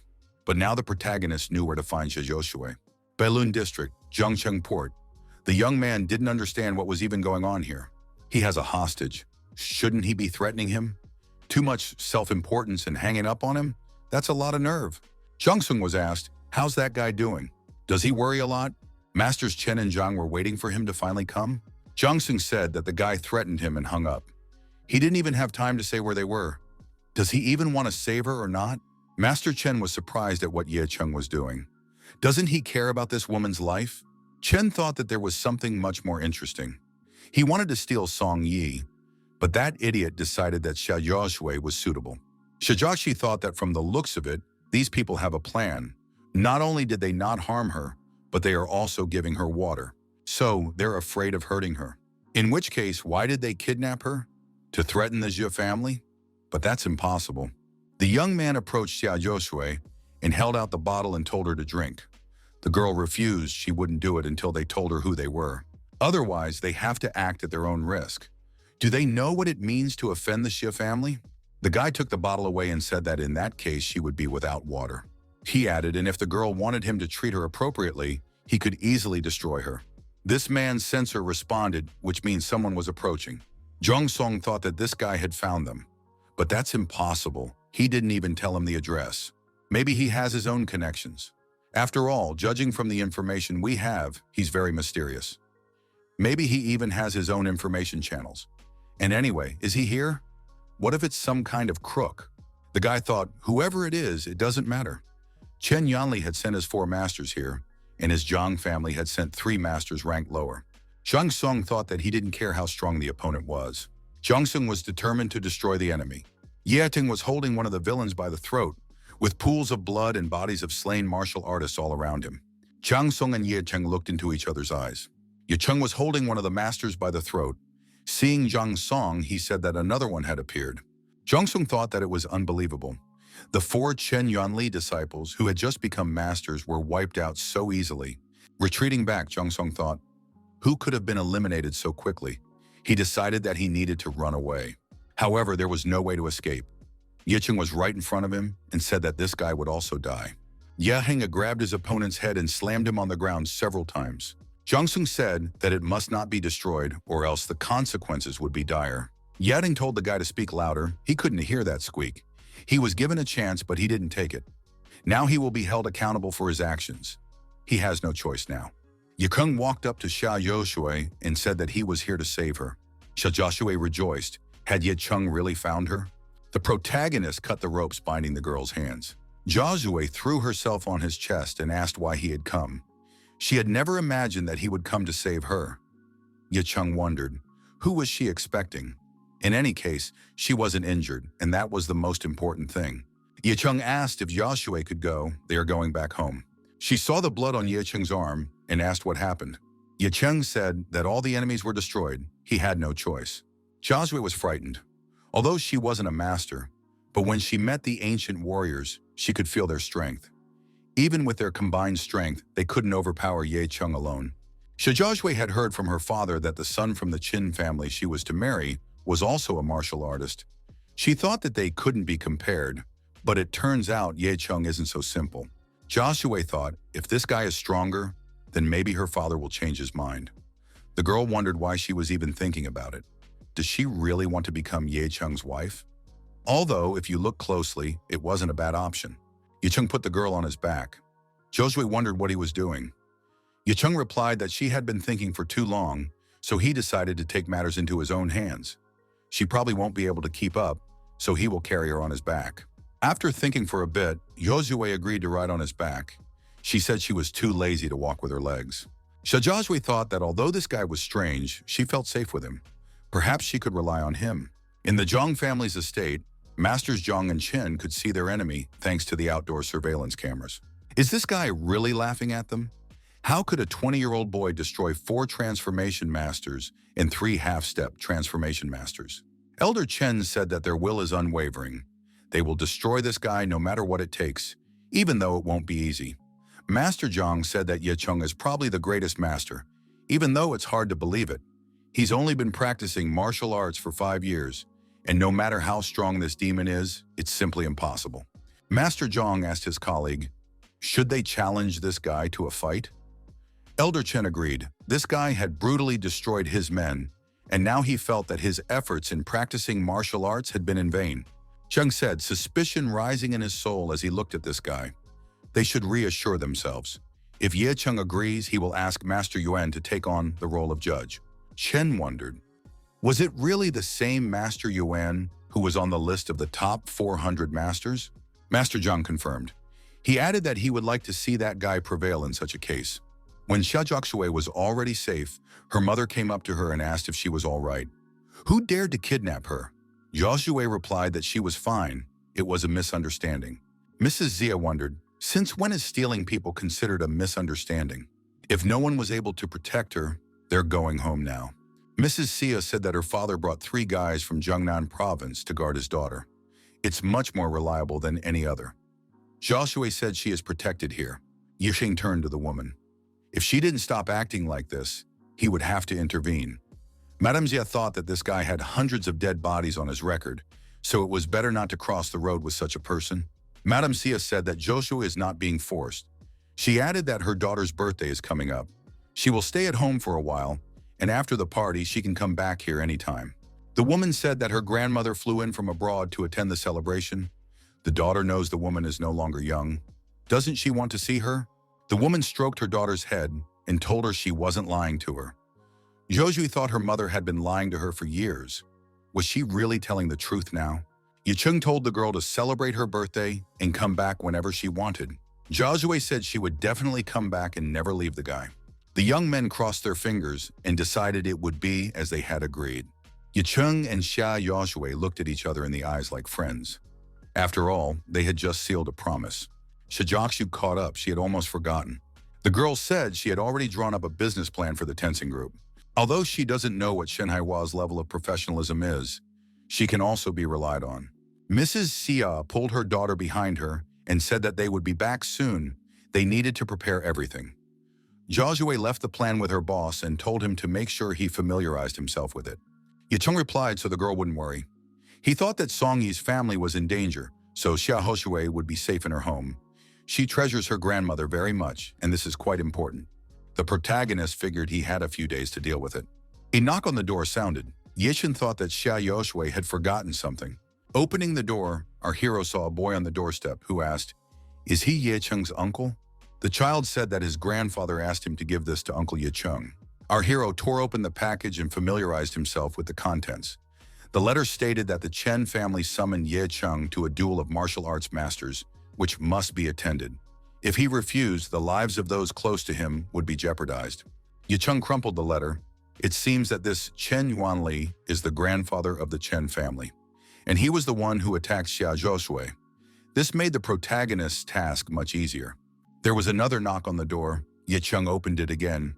There was a girl on the doorstep. Jin Lian asked if Ye Cheng had received a challenge to Zhu Daotai.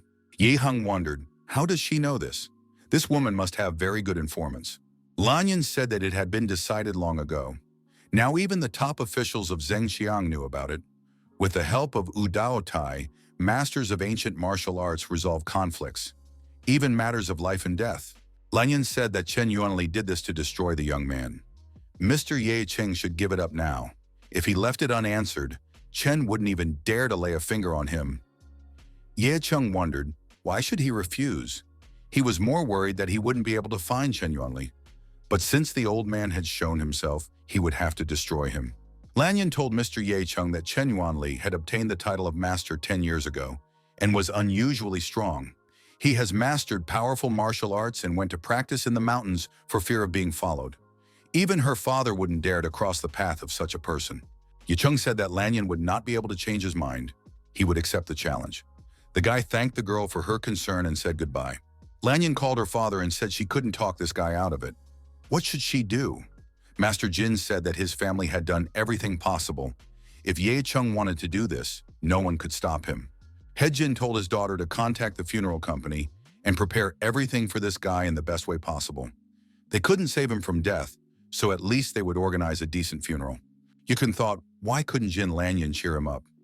After all, it was Chen's grandfather who was just an infirm old man. He could be taken down with a single left. The phone rang, the protagonist thought. Why is Ye Lingtian calling now?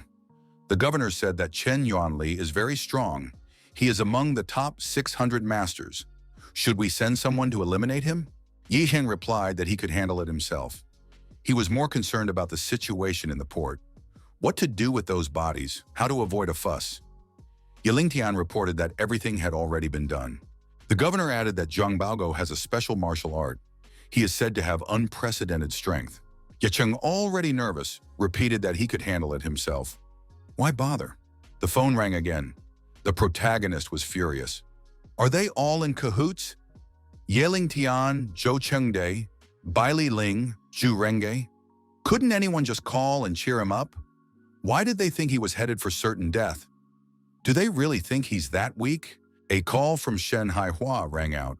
Would he really discourage him too? After all, he had already told everyone that he wouldn't change his mind and would fight. Yicheng faltered, for he had completely forgotten that Shen Haihua and Song Yi were not related to the ancient arts world. Director Shen said that there was a small problem. The remedies they produce are quite unusual, and therefore the Provincial Drug Control Bureau doesn't want to approve them. We need to settle this issue. Yiden thought that this was a small problem. It would be a good idea to contact the Zhou family about this matter. The phone rang again. Was someone else going to intimidate him? Yitung was asked to go together to meet the chief. He is waiting in the car. The Zhou family's help will come in handy. After all, they have influence in Jiangnan territory. The Dragon Spirit Squad is a special unit. It's good to have a good relationship with them. A base in Zhangcheng district. The squad leader apologized for contacting Yecheng late. He had completed special assignments and decided to take the day off. King Yi handed over the document and said it was a pass. The boss testified. He hopes Ye Cheng will get tattoos not only for his own sake, but also for Tang Ying Group. Yaneng wondered, did he really look like one of those jerks? The young men stood in front of the doors. Qing Yi reported to the boss that Ye Cheng had arrived. The man standing with his back to our hero said that Ye Cheng is a guy from Zhangcheng in Jiangnan province. Father Ye Tiancheng, mother Zhang Pizhong. They died because of an accident on Williyunhu 5 years ago.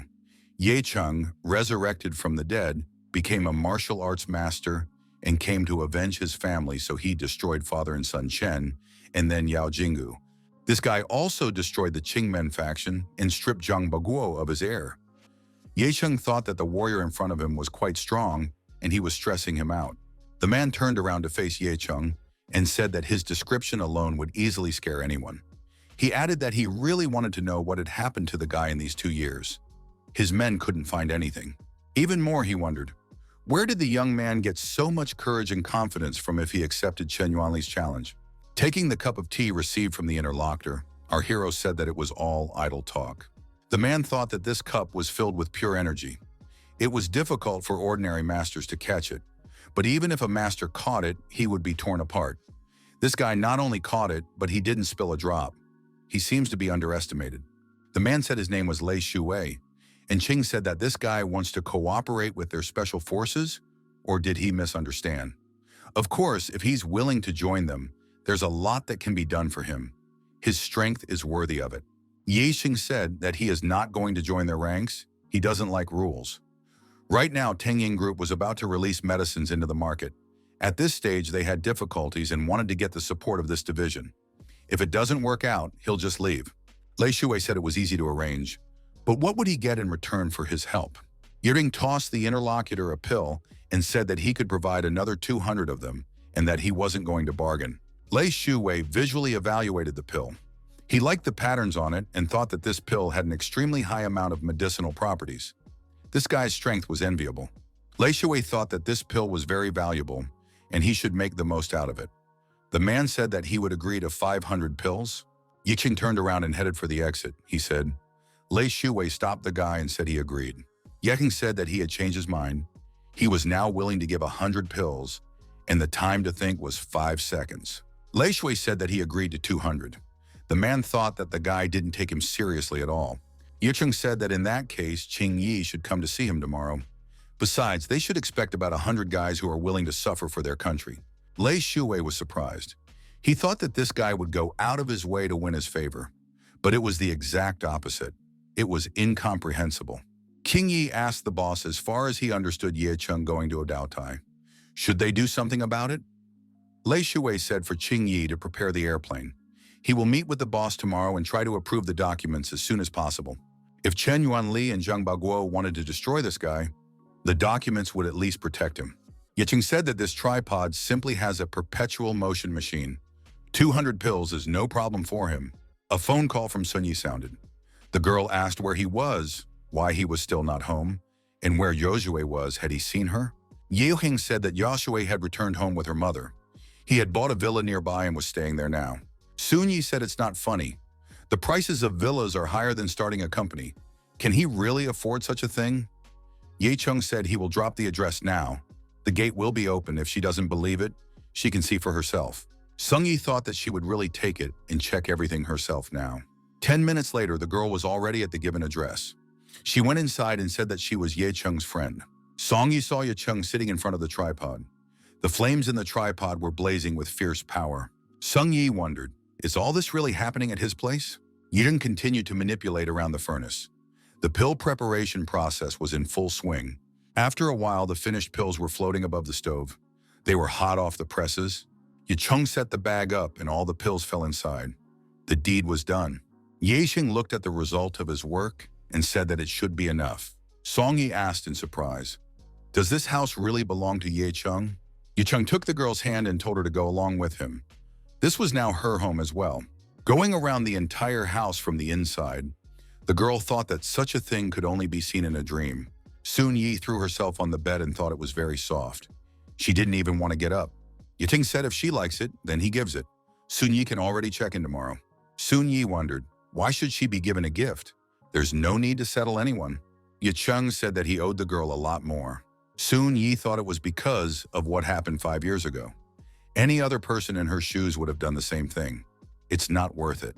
Soon Yi said, to be honest, his little sister is very angry because he got a real palace.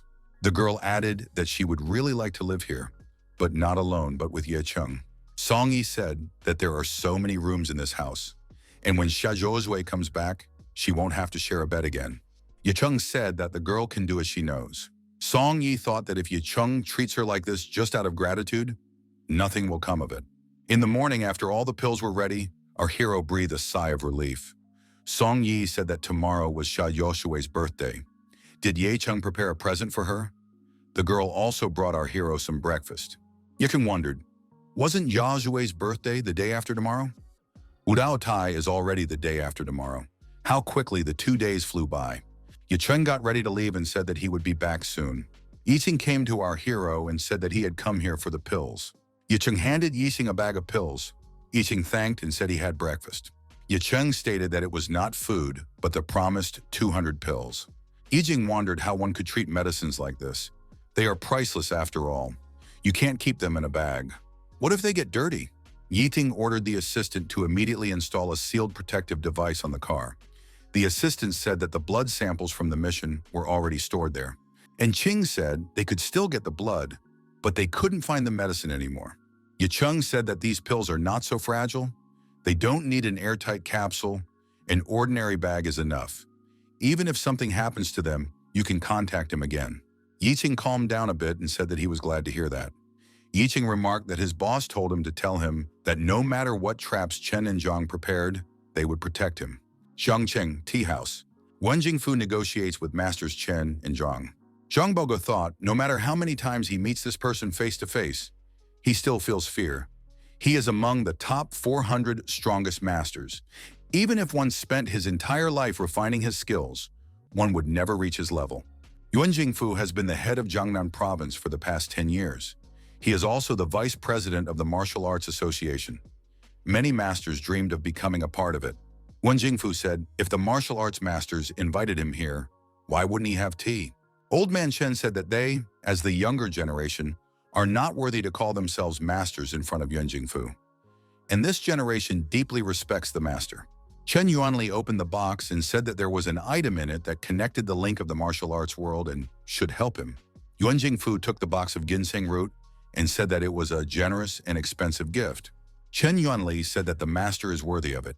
Jingfu said Chen could try to apply to the Martial Arts Association for 2 more years. Zhang told Teacher Yuan that Master Chen has a fight with the Ye Cheng boy tomorrow. What does he think about it? Yan Jingfu replied that this is just a boy, or is Chen afraid of him? Chen said that he is not afraid, although this kid is not very strong, but he bought a forbidden pill at the auction and now his power. He can take this pill even before the fight. The master was angry and jumped up from his seat. Yuan Jingfu said that if that boy defeated Chen Yuanli with that pill, he would die in front of everyone. Zhang said that Ye Cheng was not a timid person. He threatened to destroy Master Chen at Wudao Tai. He even said that if Master Yuan was there too, he would also gag him. Jingfu told Zhang not to add oil to the fire. They both want to get back at that guy for killing the kids, don't they? Chen and Zhang immediately started complaining to Master Yuan about Ye Chen's cruelty and unscrupulousness. Master Yuan said that this guy is the scum of the martial arts world. His actions show how crazy he is. He will definitely not escape retribution tomorrow. Chen and Zhang thanked Teacher Yuan heartily. Zhang said that he would still like to ask Master Yuan for help. He clapped his hands and the girls entered the room. The girls said, "Long live Teacher Yuan." Zhang Baguo said that the 3 girls were students from Zhongbei University. Therefore, he would like to invite the master to the reception room to discuss some matters. Jingfu said that in the present time, female students are doing well in their studies. As a member of the older generation, he should teach them well, especially the bigger one. The next day came. The protagonist meditated intensely and prepared for the next breakthrough. The flash before our hero's eyes spoke of the fact that he had achieved the desired result. Our hero reasonably assumed that the spiritual energy in this country today was much thinner and less concentrated than in that place. However, the speed of his training increased rather than decreased. This was probably because of the stone. Ye Chen noticed that the stone moved. The guy thought that this stone was alive. It had just answered him. Ye Chen thought that this stone was too strange, But if he uses it to move to the rebirth graveyard, then he can now summon great power. Except he doesn't know what exactly lies behind the ancient symbols. Chen thought that pondering here was useless. Anyway, it was the first time our hero was taking part in the lookout, so he decided to test his luck. He threw the turtle shell and various objects on the floor. The shell fell to the floor and stood on a rib. What is the meaning of this? As before, our hero understood nothing. The elder told him that he was not competent enough to interfere in the affairs of heaven. There was a knock on the door. Lanyan appeared on the doorstep and said that she was escorting Mr. Ye Chen out. As the protagonist approached the site of the battle, he thought, are there really so many ancient warriors in this land? They have all come to see the battle. Yekin noted that there were quite a few familiar faces here as well. Yekin had even seen Yelingtian. If he doesn't want to be declassified, there's no need to pretend to be Master Du's younger brother. He is the governor of Jiangnan. Yelingtian thought that if Mr. Ye Chen's life was in danger, he would protect him no matter what. The spectators noticed that the three judges were already here. Is it really the same legendary Master Yuan? Masters Wang Zhiqian and Wu Xiangming are also with him. Yuan Jingfu is a member of the ministry, and as a judge of the Yudao Tai, he must strive for justice and maintain order. Jingfu said that if someone disrupts order, no matter who they are, destruction is not wrong. Lanyan said that these three judges are among the top 500 masters. Jingfu is the scariest of them all. Yichen thought, that old man's name is Yuan Jingfu. He is unusually strong. He has reached a realm higher than our heroes. Jingfu thought that he seemed to have underestimated the country's ancient warrior. He is a true master. Lanyan said that it is not enough to have great strength to hold the position of judge in the Yudao Tai. One must have charisma and power. Wen Jingfu is still the vice president of the Martial Arts Association. Few people in the province would dare to insult him. Ye Chen now has the opportunity to please him. This is very important to the guy. Ye Chen was surprised. Who is he? Why should I please him? Lanyan told Ye Chen to keep his voice down in case Jingfu heard him. Wu Xiangmin is also worth paying attention to. His family is very strong. If they develop a good relationship with them, Chen Yuanli won't be able to touch him. Wen Jingfu told the duelist to enter the arena. Chen Yuanli looked at our hero and said that he would be destroyed. Ye Chen looked at his opponent and said nothing. The spectators wondered how this kid could be in the same arena as Master Chen. He had signed his own verdict. Wu Xiangming told everyone to cover their mouths. Whoever disrupts the Yudao Tai process again may not blame him for being rude. Wu Xiangming said that it was really unfortunate. Such a young master, a genius, and he ends up here. Ye Chen looked full of determination and courage. Wen Jingfu said that the beginning of the battle means that the two must fight until the victorious end. However, he hoped that the loser would admit defeat and they would avoid casualties. Yuan Jingfu announced the beginning of the battle. Chen Yuanli traditionally said that the opponent insulted his children. The rascal would have to be gutted for this. Yicheng said that he understood what was asked of him. In that case, he would destroy the opponent today, and his family would go down in history. Chen Yuanli shouted that this lowly puppy was spawned by Ye Tianzheng. The old man struck at our hero, but Ye Cheng easily evaded the attack. Ye Cheng was surprised. Did his opponent really want to nail him with such a brutal technique?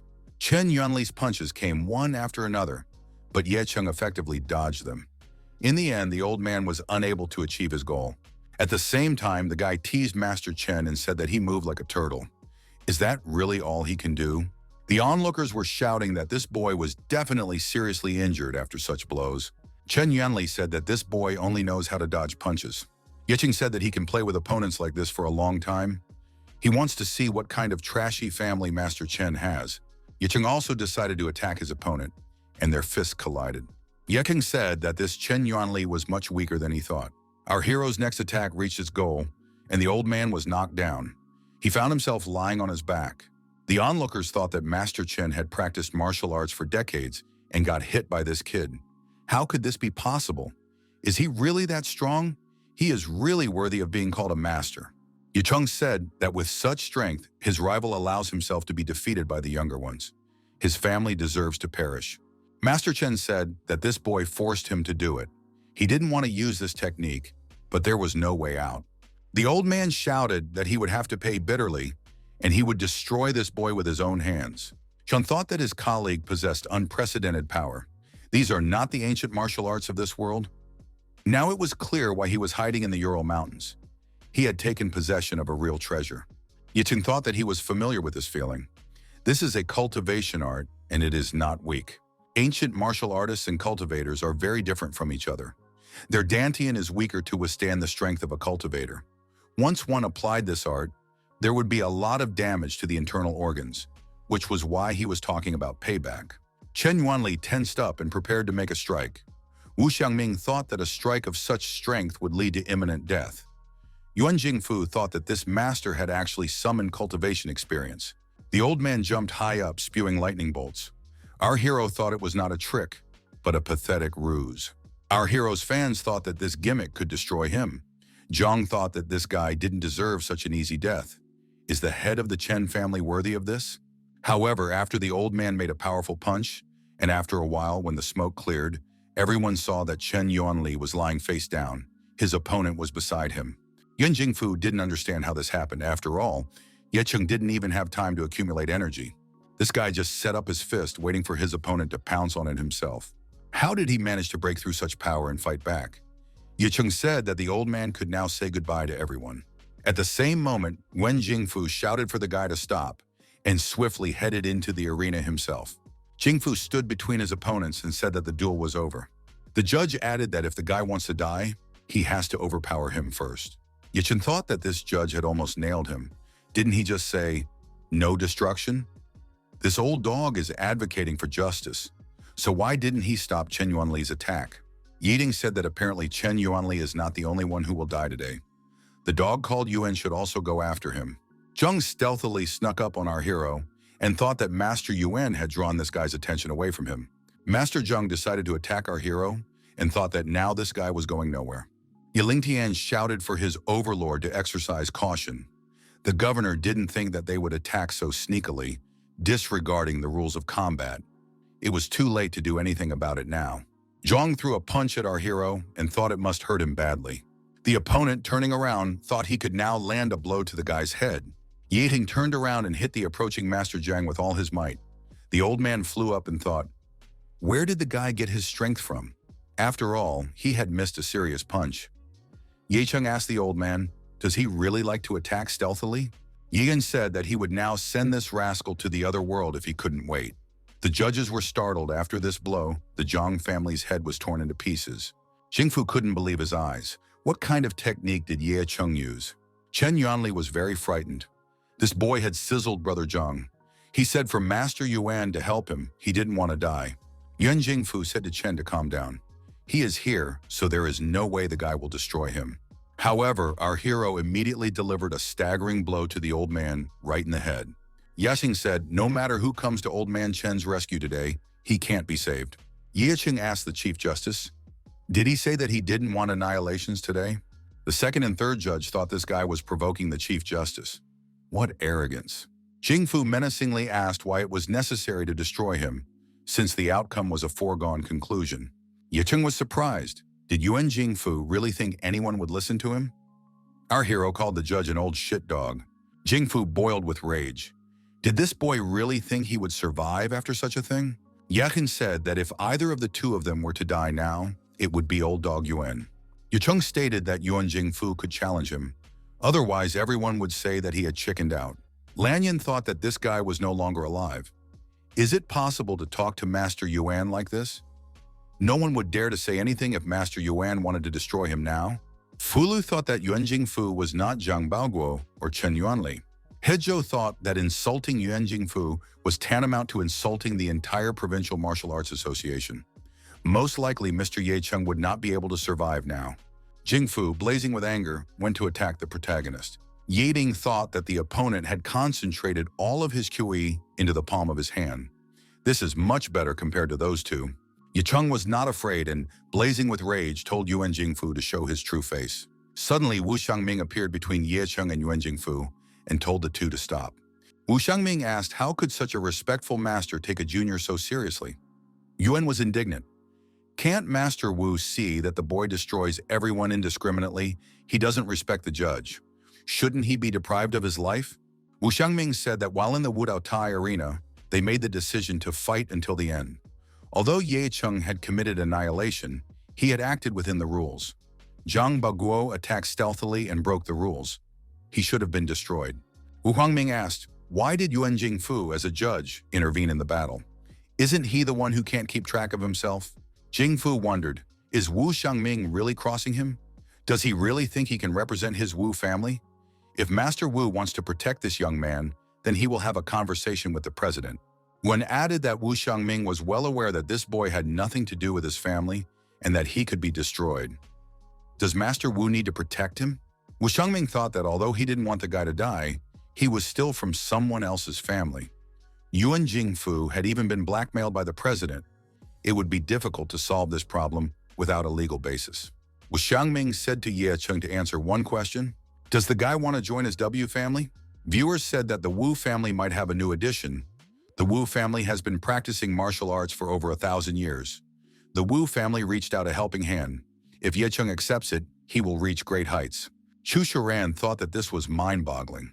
If Ye Cheng had the patrons of the Chu and Wu families, she would definitely rise to the top step by step. Why didn't she immediately recognize this guy's potential? Wen Jingfu wondered, wasn't Wu Xiangming afraid of criticism from outside, accepting this bloodthirsty rascal into his family? Yin didn't think Master Wu would dare to do such a thing. He wouldn't be able to do anything to the boy if he joined the Wu family. Wu Xiangming told the guy that he was now a member of the big Wu family and no one dared to touch him. Ye Cheng was surprised. Who is a member of the Wu family? Wu Xiangming said that this was the only way to save his life. Ye Cheng asked, whose life should be saved? The guy apologized and said that having a family was not in his plans. He also added that the man with the surname Yuan is still alive. He can't just walk away.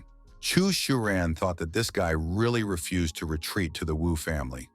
Who wouldn't dream of being in his shoes and agree without hesitation? If he was bored of living, why was he doing it this way? Chu Chiran thought that you can't make a wall out of mud.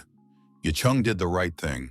Wu Huanglin thought that if the guy was so confident, he should be responsible for his life himself. Wu Xiangling said, as much as he hated to admit it, youths are inherently wrong. Yuan Jingfu said that this guy had deprived himself of the only way to survive. I have never seen such an arrogant person. Yekin told the old man to close his mouth. Thanks to what had just happened, he had the opportunity to live for a few more minutes. King Yi thought, is this guy really going to fight? Mr. Ye Cheng must not be impulsive, he must survive. Ye Lingtian pondered, should he intervene? But the overlord didn't give permission. How should he proceed now? Wen said to destroy the opponent, 3 moves would be enough, and move to attack. Yi Sheng thought that his opponent had concentrated frantic energy between his fingers. Dodging his opponent's intense attacks, our hero thought that Yuan Jingfu was really strong.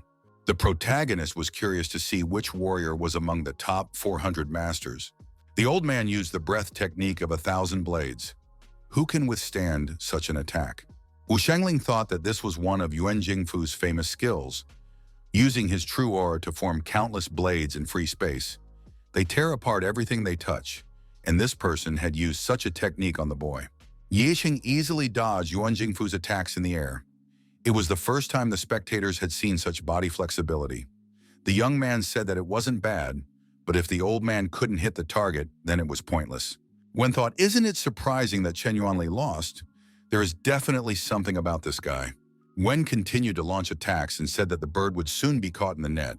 At some point, the old man was able to restrain our hero's movements. He said that the guy was caught.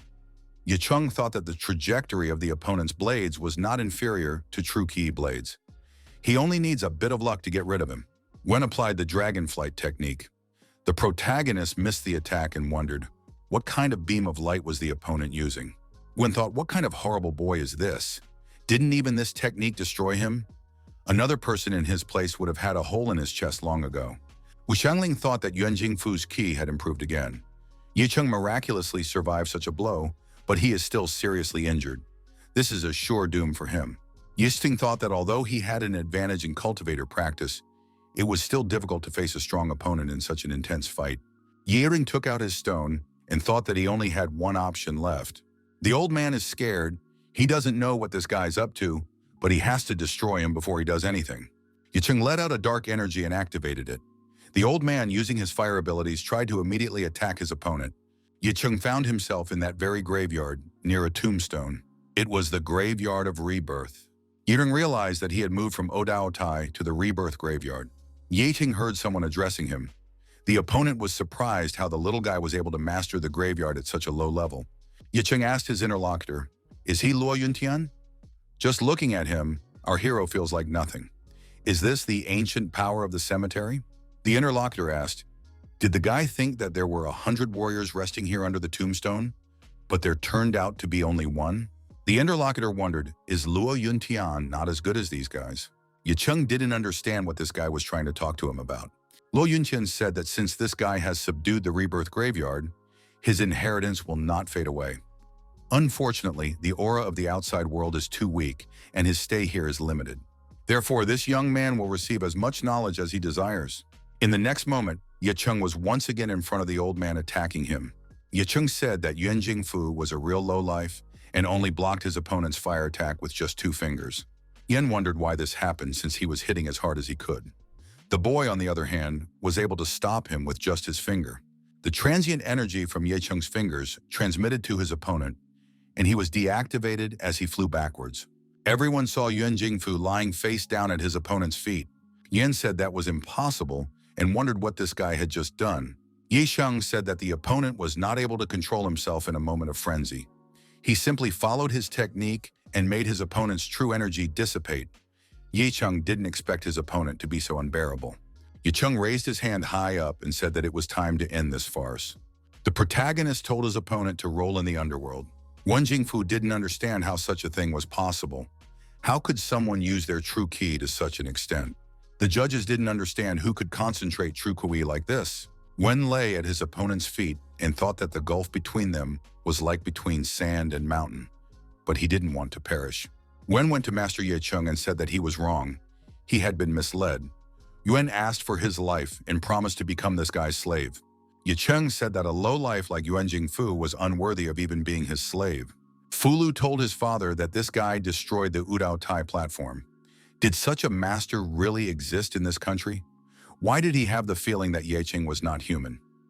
Hezhou said that he felt the same way. Yilingchen didn't know how the Lord had managed to reach such a level, but he should definitely be recorded in the country's martial arts history. He too needs to keep up with the Lord. He must be matched with his strength. His life path must adjoin the entire country. A colleague asked Master Wu, "Is that person really an ancient warrior?" He feels that something is not right here. Master Wu said that he is not an ancient warrior. He is a cultivator. A colleague heard that the Kingdom Master was just the beginning. It was true. How could there be such a thing? Do heaven and earth destroying cultivators even exist? Wu Shangling thought that Yicheng had made too much noise this time. If this became known, he would become an enemy to the entire province. He would become an enemy to the entire martial arts world. The big players wouldn't tolerate such power that didn't obey the laws. According to them, a strong man from the Martial Arts Association must be watching from the shadows. If he leaves the battle, the news will spread and the whole nation will turn against Yicheng. This strongest person asked, how did Yicheng dare to destroy the vice president of the Martial Arts Association? He was now destined for doom. The protagonist thought, are there really his accomplices here? This man thought he had been spotted, needed to leave immediately. The accomplice stretched and fell, those around him thinking, why is the man suddenly vomiting blood? Luo Yuntian said that he could destroy a person even if that person was 1,000 miles away from him.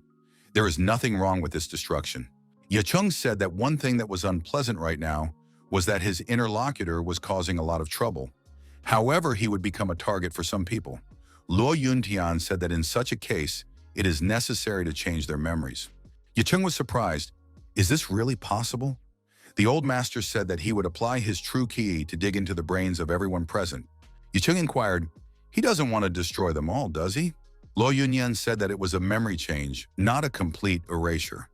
There will always be someone who will follow up and tell what happened today. All the guy needs to do now is to keep gaining power and see the power of the second tombstone as soon as possible. Yiheng told Luo Yunqian not to touch Yilingchen and to do whatever he wants with the others. Luo Yunqian said that there was one person he was worried about. He would like to talk to him before he disappeared. Yilingtian was surprised when he saw the light that his overlord had created. Wu Hangling didn't understand what was going on. Luo Yunyan said that he had two choices right now, loyalty or him. Either he would forget about everything or he would continue to be nothing. Wu Xiangling thought that it wasn't Ye Cheng, it was something supreme. Wu Xiangming thought, does he really have to be loyal to some boy? Martial artists practice martial arts in hopes of becoming stronger. After devoting hundreds of years to the craft, there was no way he would have seen something like this. Ye Cheng is the most powerful person he has seen in his life. This is the perfect opportunity to become his servant. Wu Xiangming kneeled down and said that he was willing to become Master Ye Cheng's servant. Ye Chen touched Wu Xiangming's head with the finger of his hand and said, pouring his true ki into his mind. As soon as he turned away, the ki would tear him from the inside out. Wu Xiangming replied, I won't let that happen. Luo Yuntian said that he still has some more time, need to find a quiet place to complete his last deed. Ye Cheng turned around and said that they were leaving.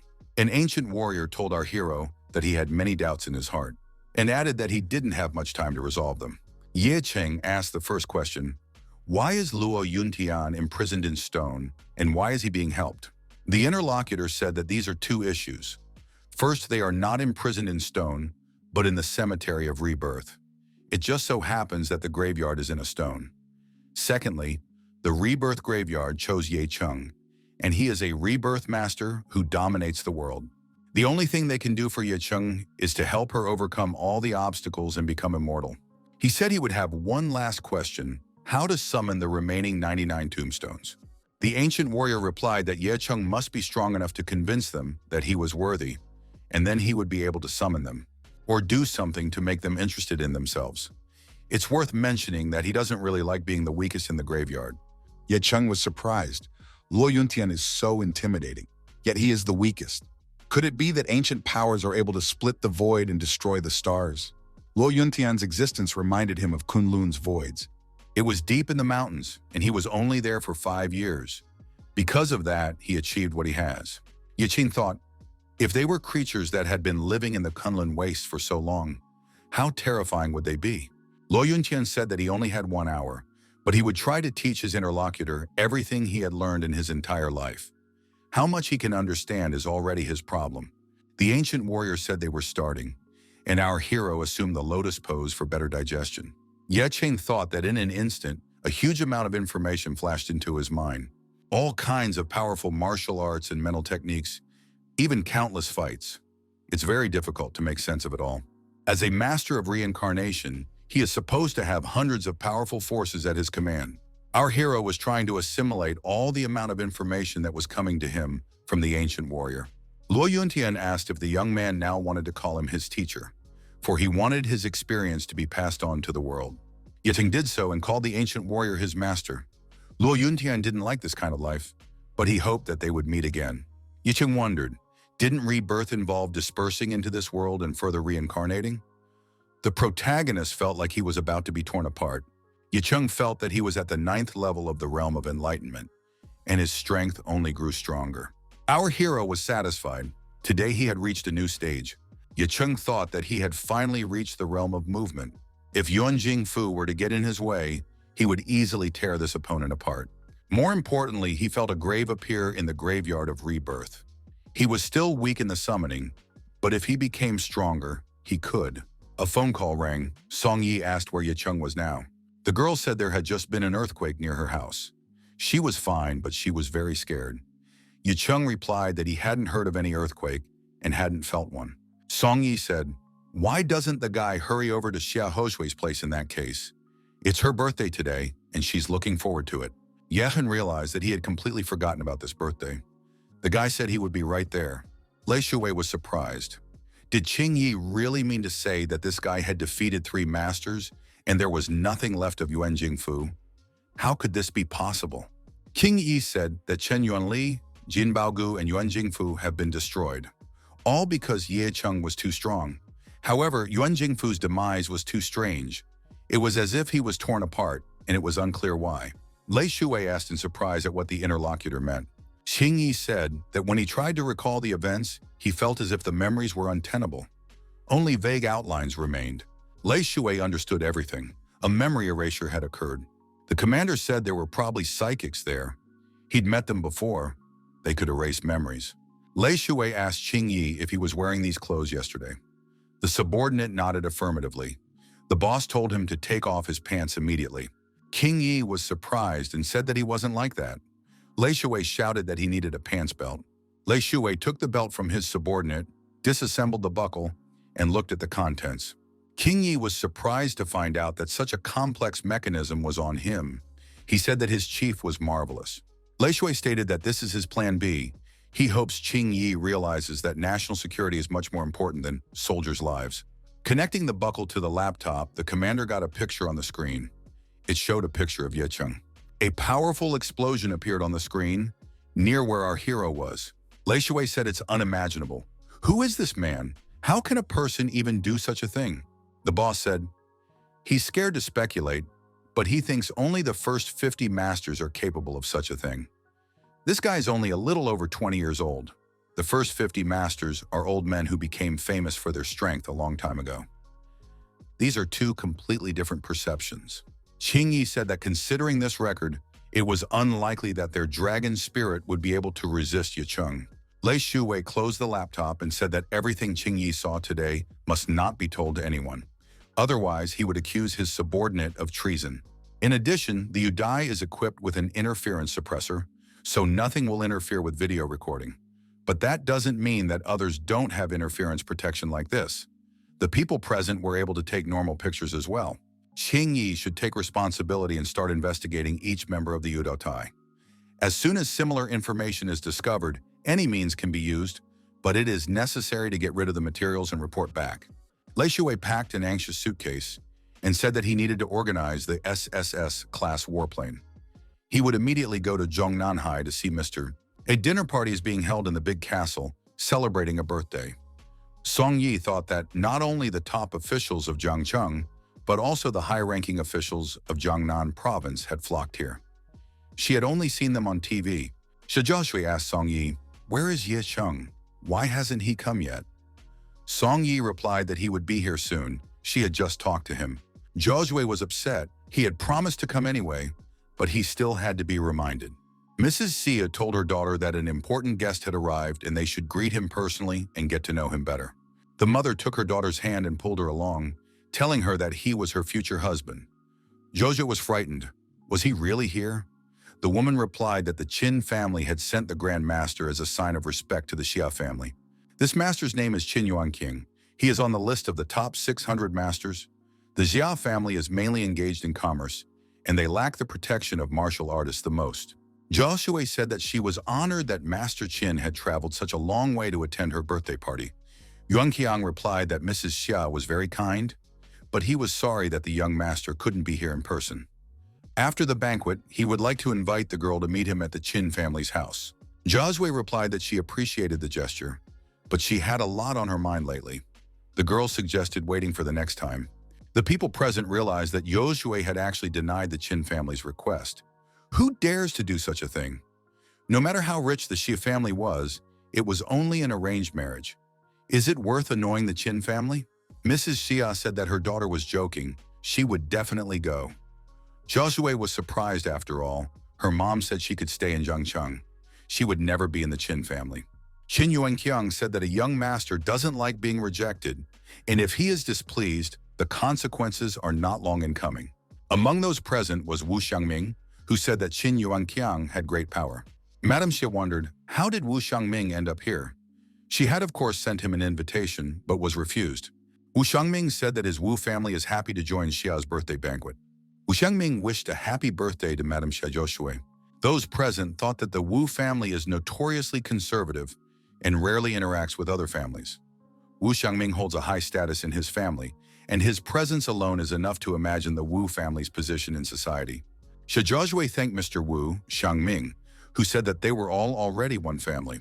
Wu Xiangming said that he heard that Mrs. Xia wants to stay in Jiangcheng. That's not very good, Yuan Qiang asked. What does Wu Xiangming want to say with this? Everyone knows that in the future, Xia Jiaozhui will become part of the Qin family. Wu Xiangming said, there is no need to jump to conclusions. Who can know what will happen in the future? Yuan Qiang said that the interlocutor should know the consequences of insulting the Qin family. Wu Xiangming thought that the Xia and Qin families are of no importance. The Ye Cheng he is following is a creature that instills terror. It erases memories at its will alone and summons visions that have never even been dreamed of. If someone dares to steal his woman, his entire family will turn to dust. Wu Xiangming said that the Qin family is indeed stronger than the Wu family, but he is Wu Xiangming's representative. And Qin Yongqiang is just a dog of the Qin family, and does he really think he can compare himself to him? Qin Yongqiang said that his interlocutor was too arrogant. Wu Xiangming applied energy dissipation and asked who Yongqiang decided to scare. Yongqiang said that they would meet again and left.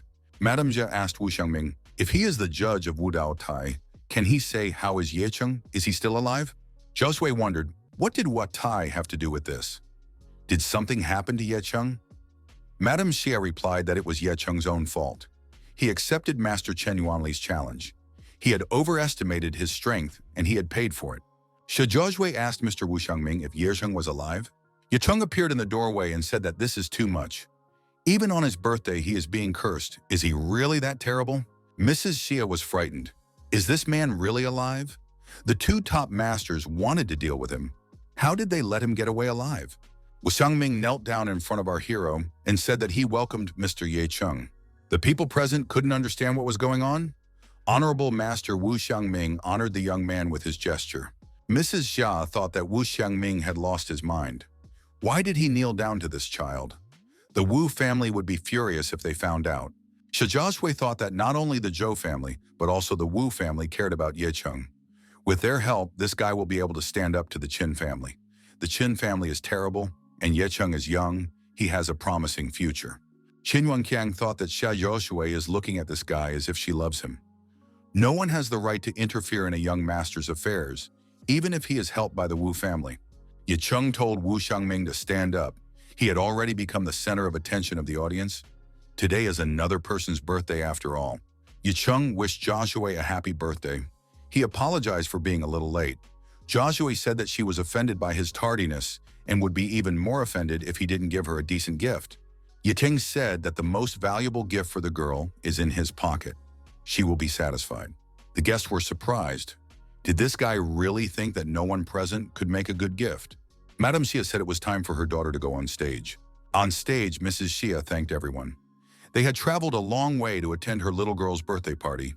They were especially honored by the Qin family's visit. On the stage, besides Mrs. Xia and Zhao Sui, there was an elderly woman. Yecheng thought it was Zhao Sui's grandmother. She looked very good. The Xia family revered the elders. Song Yi wondered where Yecheng had been for half a day. She couldn't find him.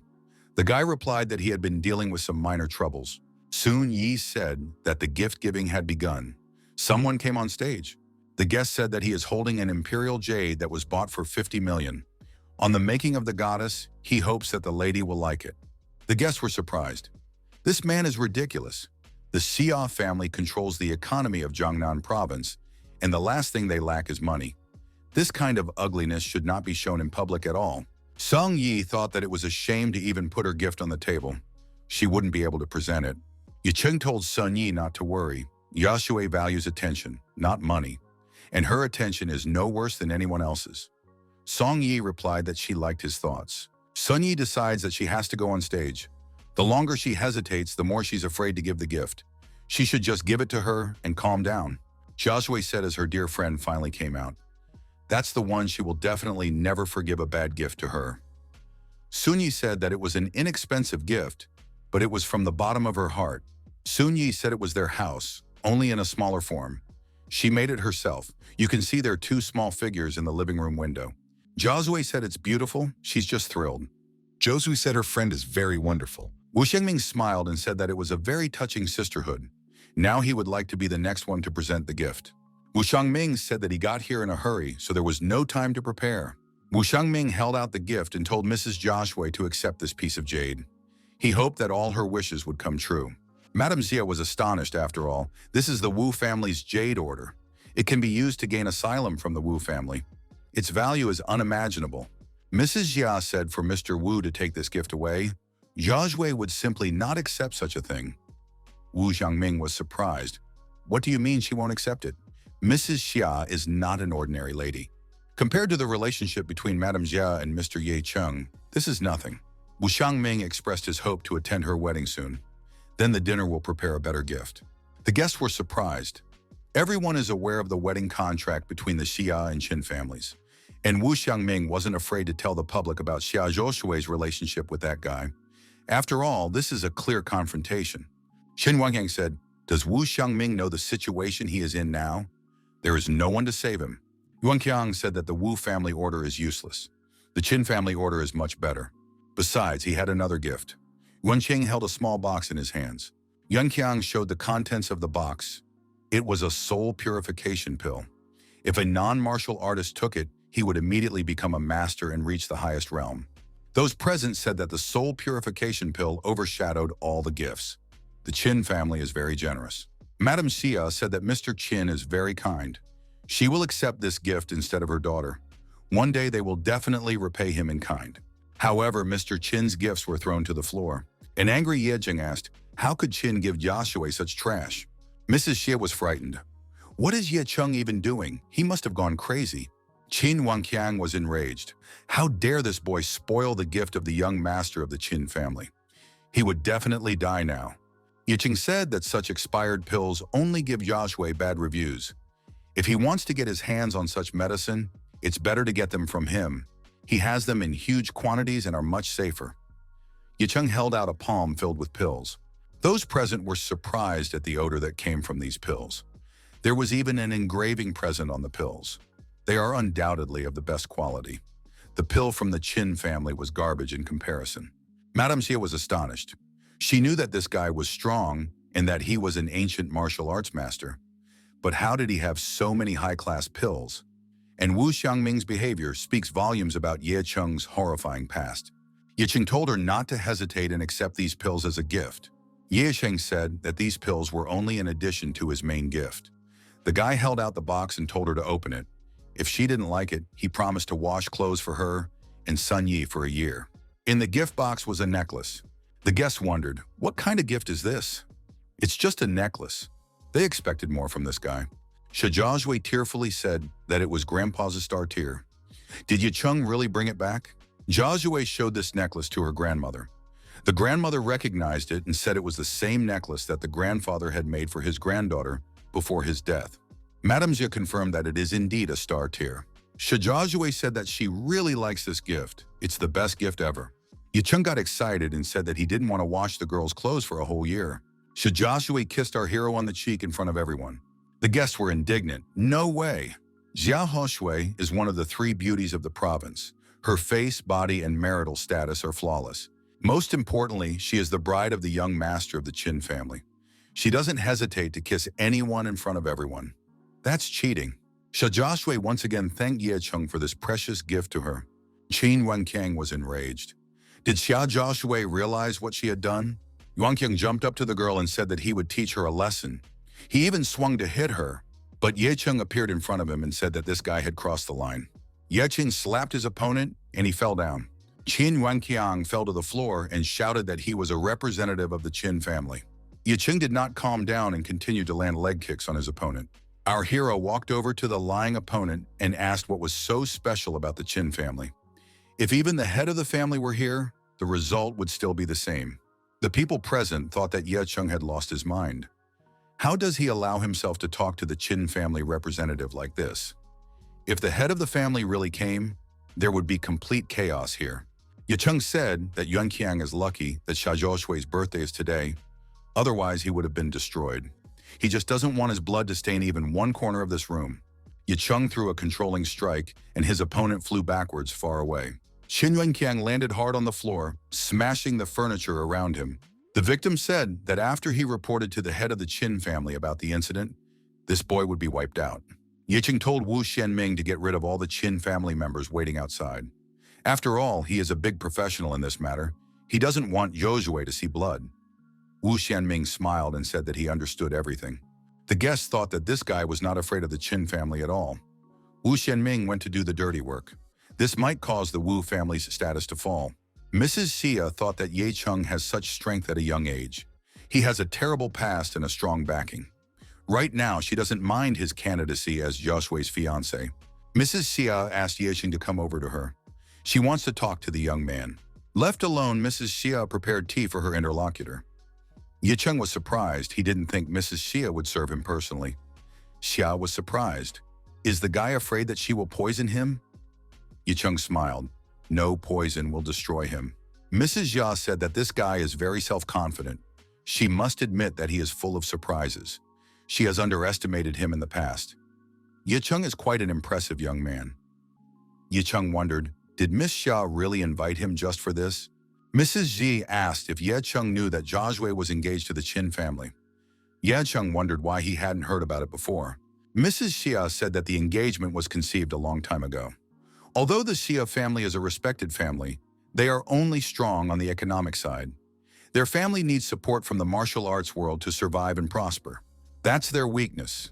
They have a few masters, but it's not enough. Jiaxue's father negotiated with families in the martial arts world, but only the Qin family agreed. It can be said that they are their last hope. Mrs. Xia added that she knows the guy hates her because she did many disgusting things. However, she did everything for the sake of the Xia family and Jiaxue. If they cancel the engagement with the Qin family, she might let the young man take Jiaxue as his wife. After all, he has support from the Zhou and Wu families. But we must remember that the Qin family will definitely try to take revenge in the future. The Zhou and Wu families must not disappear, or there will be no help. Mrs. Xia says that she is giving this information to the young man for his benefit. She asked to leave Jiaxue behind. The woman wants Ye Cheng to leave Zhangcheng before the Qin family knows anything. He must go somewhere where he won't be found. It's the only way to stay alive. Ye Heng wondered, is the Qin family really that powerful? Are they stronger than even the Martial Arts Association? Mrs. Xia said these are two completely different phenomena. The Martial Arts Association is an organization that is closely related to the income of many martial arts families. Both the Qin family and the Wu family belong to this association. They simply cannot be compared. In terms of influence, the Provincial Martial Arts Association is much more powerful than the Qin family. Ye Heng said he understood and said goodbye. Mrs. Xia inquired, is he leaving now? She could allocate a private jet. Ye Heng stated that although the world is huge, but no one can force him to his knees. The Qin family made him angry, so he doesn't see anything terrible in getting rid of this family once and for all. Our hero at his villa in the evening time was thinking, sitting on his bed. He had been too tired lately. He needed a good night's sleep. Sun Yi appeared on the doorstep and asked if he was still awake. Ye Sheng said that he already wanted to go to bed. Sun Yi is going to sleep too? Soon, Yi said that Jiaxue asked her not to wait up today. Soon Yi added that she would like to discuss what happened with her boyfriend. Sun Yi said that Jiaxue kissed him today. What does he think about it? Ye Chung replied that it wasn't that bad. More precisely, it was nothing special. Soon Yi moved closer to her interlocutor and did the same. She kissed him. Soon Yi asked, is she better? Ye Chung replied that he couldn't decide between them since they kissed him in different places. Could Sun Yi give him another kiss on the cheek? The girl pounced on Ye Chung and told him to stop teasing. He should admit which one of them is better. Ye Chung said that of course Sun Yi is better. The guy thought, what kind of jokes are these? It's not like he can praise a girl in the presence of another. Sun Yi laughed. She said, she doesn't know if the guy's cheating or not, but she is happy to hear it because she decided to win him over today. Ye Chung plopped the girl on the bed and said that he would not let her tower over him. Sun Yi has to rely on her own strength if she wants to fix it. The phone rang. The cell phone immediately flew into the corner. The enraged Ye Cheng shouted, who dared to interrupt him? A few seconds later, Sun Yi's phone rang. Yeding shouted, why is it ringing again? Sun Yi told the guy to calm down. It's her phone ringing. Song Yi was surprised to see Mr. Shen calling her on her phone. Sun Yi said if he called both of them, it's a serious matter. It's better to answer it. Yitung was upset. After all, he had just missed such a great chance. Yitung answered the phone and asked Shen Hawa, what happened? Director Shen told Mr. Yejiang that things are not going well. Someone had stolen the prescription for their drug. Shen Haihua and Ye Cheng stood in front of the mutilated and open safe. Our hero said that he was waiting for an explanation. Shen said that around 8 p.m., a group of men broke into the company's building. They eliminated several bodyguards and stole a recipe and other important resources. Yi Heng wondered, had the safe been physically broken into? There was no way it could be done.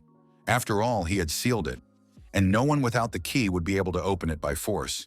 Even if they succeeded, he would know about it immediately. The safe was opened with a duplicate key. Mr. Shen said that after that, Liu Ziwen disappeared. He was probably a mole, otherwise they wouldn't have been able to find the recipe so easily. Yixing thought that these people were not ordinary robbers.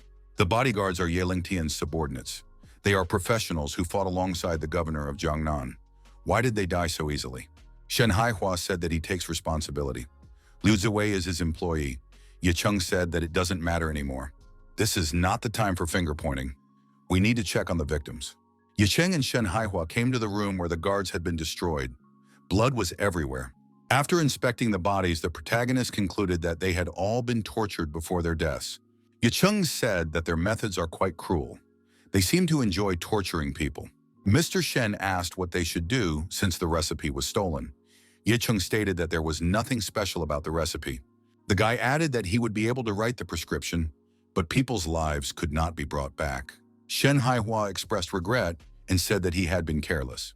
Ye Cheng asked if the interlocutor had checked the security cameras. Shen said that the cameras had been disabled. He told his experts to try to recover the materials, but the chances are very slim. Our hero decided in such a case to look for clues elsewhere in order to transfer 10 million coins each to the families of the dead. Shen Haihua thought that Mr. Ye Cheng treats his subordinates humanely. In the hand of one of the dead, Ye Cheng found a token. It was the family crest. Ye Lingtian's subordinates managed to leave them a clue before they died. They'll find out who did it. A phone call rang. The incoming number was undefined. Qing Yi answered and asked who he was dealing with and how they got the phone number. Ye Heng said he was the one making the call. His phone was broken, so he borrowed it from a colleague to call. Qing Yi wondered why he needed it. Ye Ting said he sent a picture and asked to know who it might belong to. Qing Yi looked at the photo and wondered, wasn't this the Akita family crest? Akita is a foreign mafia organization. In addition to other countries, they have even attempted to infiltrate their country. The head of the mafia organization is named Bei Yi, and as he claims himself, he's invincible. He has 100,000 disciples. In their country, Bei Yi is honored as a god. King Yi said that he had fought this group before. Back then, they had the strength to drive him away, but he lost 7 men. Akita mafia members are not to be trifled with. Qing Yi said that he had recently received information that a group of foreigners had arrived in the country. It is most likely that they are Akita. They are staying at the Ganji Hotel. It is rumored that they are its sponsors. Ye Cheng said to have the address of this hotel sent to him. Principal Shen inquired, is Mr. Ye Cheng really going to Akita's place? Yi Heng stated that one's own nation is the anchor for the citizens' peace. They could live in their own country, but if they chose to come all this way to get to their own country, one should send them to hell at their own expense. Representatives of the mafia group were discussing the past operation. One of the bandits said that he did not think the operation would be such a success. The Almighty himself helped them. A colleague said that he was wrong about this. The Almighty only protects ordinary people. They should be grateful to Master Bei Ye. The big man said that his comrade-in-arms was right. He should thank Master Bei Ye properly. Liu Ziwei said that he was also involved. What about their agreement? The bandit said not to let this guy worry. They are generous to slaves like him who are true patriots of their country. The bandit reminded him that Jiwei wanted Japanese citizenship and 30 million? So they'll open a bank account for him, but later. Liu Ziwei asked if he could get the money now. He didn't mind getting only a part of the amount for now because he urgently needed the money to fly away since he had betrayed the Tingying group. The bandit was angry. Was this guy really going to tell him what to do? The villain plopped the traitor on the floor and asked, who does he think he is? Did he really think they were cheating?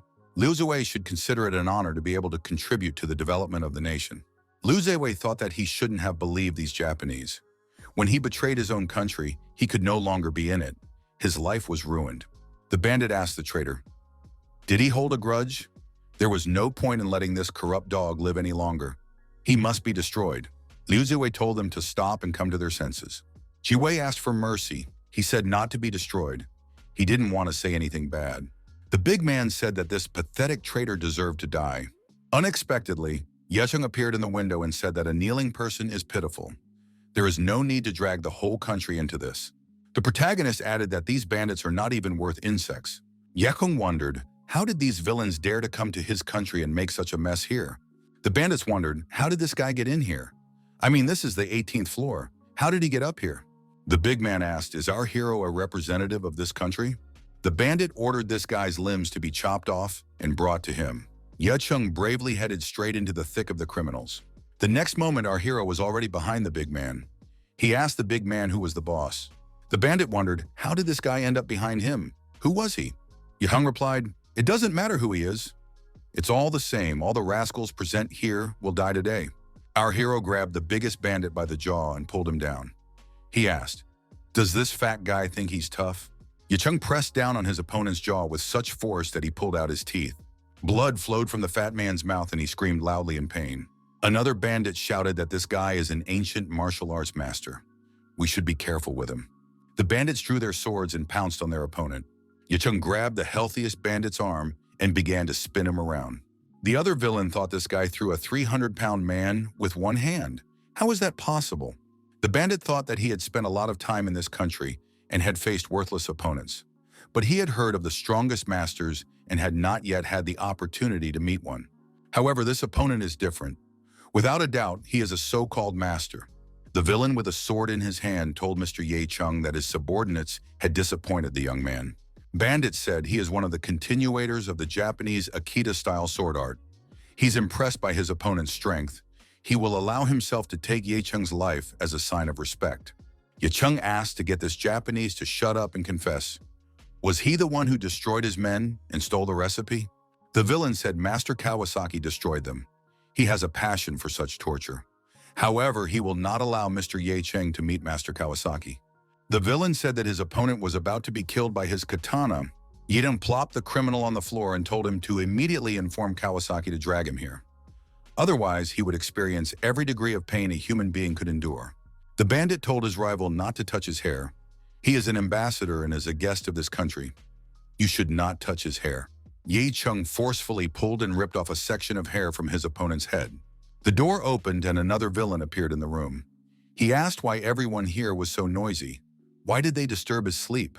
The bandit, who was left without hair, said for the Kawasaki master to save him. Ye Chung asked the villain, is he really Kawasaki? Was he the one who destroyed his men? The villain confessed everything and wondered if Ye Chung was in front of him. Kawasaki said he wanted to hear something interesting from this guy. The criminal said that before destroying those people, he asked to talk about Ye Chung, but none of them even opened their mouths.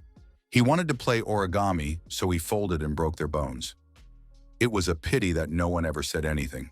Kawasaki continued that those people protected the guy until his death, and he came here on his own. They went to the other world because of Ye Chung. The hairless bandit thought it was good that the Kawasaki master had come. Now this guy was going to die. Yiding thought that this Kawasaki is a giant 240 tall. He has the strength and speed of a monster, contradicting his huge body, and can tear iron with his bare hands. He is a savage and a machine for destruction. No one in Akita can stop him except Master Beye. Ye Chung jumped up and slammed his knee into the monster's jaw. He asked if he really liked torturing people so much. The protagonist stated that he would break his opponent's bones centimeter by centimeter. After a while, Kawasaki was lying on the floor. Ye Chung kicked him and told him to get up. Yehin said he wanted to play origami with this Kawasaki too. Yehin continued to throw a huge number of punches at his opponent and said that he was very resilient, but they would play longer. The hairless bandit was surprised. How is this possible? The Kawasaki master can't even get up. The criminal wondered, who is this guy really? Ye Chung walked up to the surviving villain and took him by the throat. He said that it was now the villain's turn. The bandit stated that there was some misunderstanding. Villain says they're willing to make full restitution. Akita is looking for outstanding fighters to work with, and this guy is just the guy for them. Ye Xing said that in that case, this villain would make amends with his life and destroyed him. After a while, the defeated representatives of the mafia structure were lying around our hero. The traitor was kneeling not far away. Liu Zuwei thought that all the bandits were dead. This guy has absolute strength. It was because of this that Shen Hawa went after him. Liu Zuwei cried and apologized. He will work for the company without a salary. He is a Harvard graduate and will definitely be useful. He wants to make amends. Ye Cheng kicked the traitor in the chest and asked, how could he get those people's lives back? Ye Cheng said that he would not destroy this traitor. Liu Ziwei was one of the founders of the Tengying group, but he turned into such a scoundrel. He will live on, bearing the hatred of the families of the deceased and forever regretting what he has done. Ye Chung thought that he should call Ye Lingtian to put things in order. Ye Chung saw the Kawasaki master who had dark smoke coming out of his mouth. Ye Xing wondered how he was still alive. Someone had said that they were all dead. The guy thought this body was being controlled by someone. so he spoke up. Someone asked if this person knew what happens to those who cross Akita's path. Yidong wondered who was in front of him. What kind of Akita was in Akita anyway? This was unexpected. There were people in Japan who possessed such a secret technique. Well, it would be to his benefit. The spirit said he was Beye of the Akita Mafia. This boy should tell us his name. The protagonist said that his friends call him Ye Chung. Our hero told the Akita better not come to this country. Otherwise, they will all be destroyed. Bei Ye ended the astral connection with Ye Chung through Master Kawasaki. The aides asked if Master Beye was okay. Beye stood up to his full height and shouted loudly that Ye Chung would pay for his arrogance. It was decided at the meeting that the case was closed. Mr. Ye Chung was able to get the documents in such a short period of time. However, the documents are in blood. What did he do? Yidong told those present that if they were not satisfied with him, they could leave the Tenjin group. Ye Chung added, if anyone betrays him, he promises that the consequences will be severe. Soon Yi wondered, is he still angry? He has already come home, but he keeps thinking about it. Ye Chung replied that he was sorry. The guy added that if he had chosen his staff carefully, this wouldn't have happened. Soon Yi said he needs to stop feeling depressed. After a while, the young people lying in bed discussed how well they had been able to help each other in this situation. Ye Cheng said that girls should not exhaust themselves. He will move next time. It will be easier for him. Song Yi disagreed. After all, she was the one dominating him. Ye Chung did not argue. Soon Yi said she wants to tell him a secret. Only in return, he must tell her his secret. Soon Yi said that she actually likes Ye Chung. She fell in love with him 5 years ago. Soon Yi added that she found out later about what happened to his family and is angry that she couldn't do anything. She is weak, and even now she will only be a burden. Soon Yi said that she likes cooking dinner for Ye Chung. She enjoys spending time with him, so she wants to be the first woman so that he will remember her for the rest of his life. Ye Ring told Soon Yi not to worry, no one will take her place. Ye Cheng inquired what the girl wanted to ask him. Soon Yi said that he has many secrets and she doesn't know which one to start with. Why doesn't he choose one on his own? Ye Cheng said that in that case he would tell where he had been all these 5 years. 5 years ago, he fell into the lake and was rescued by an old man. The old man brought him to a place called Kunlun Void, which is deep in the Kunlun Mountains. This place is filled with masters. There they are, free to do whatever they want. No law restricts them. There's only one rule everyone follows: survival of the fittest. And there he spent 5 years of hardship. Soon Yi asked if he could take her there someday. She wants to know more about the places he's been. Ye Chen thought that Kunlunya was too dangerous. Even he couldn't guarantee his own safety, let alone protect anyone else. But that was in the past. Now that he owns the Rebirth graveyard, he has over 100 ancient masters supporting him. Why should he be afraid? Ye Cheng said that when he had a vacation, the two of them would go there together. As a reward to each other, they decided to do it again. Provincial Martial Arts Association. The meeting of representatives was opened. The president of the Jiangnan Provincial Martial Arts Association, the head of the Tang family, Tang Ao, asked, "Who will take responsibility for Yuan Jingfu's death?" In response to the silence, the chairman shouted, "Has everyone gone deaf? Someone has to take responsibility for this. Or does everyone think it's his fault?" One of the people present said that President Tang should blame that boy named Ye Cheng, not them. They have investigated Wu Dao Tai and have no direct evidence of Ye Cheng's guilt yet. The chairman said that was the point. Ye Cheng had unknowingly managed to become a master. It doesn't surprise him that he destroyed Chen Yuanli and Zhang Baoguo, but how was he able to massacre Yuan Jingfu? A colleague said that it was really suspicious. Eyewitnesses said that Jingfu was just torn apart as if a demon had possessed him. Wu Dao Tai was also injured. Tang Ao said that Jingfu had a brilliant career as the vice president of the Martial Arts Association. Why would he destroy himself because of some lowlife? Besides, Zhang Luozhen was undercover. How did he die? The interlocutor replied that it was hard to explain.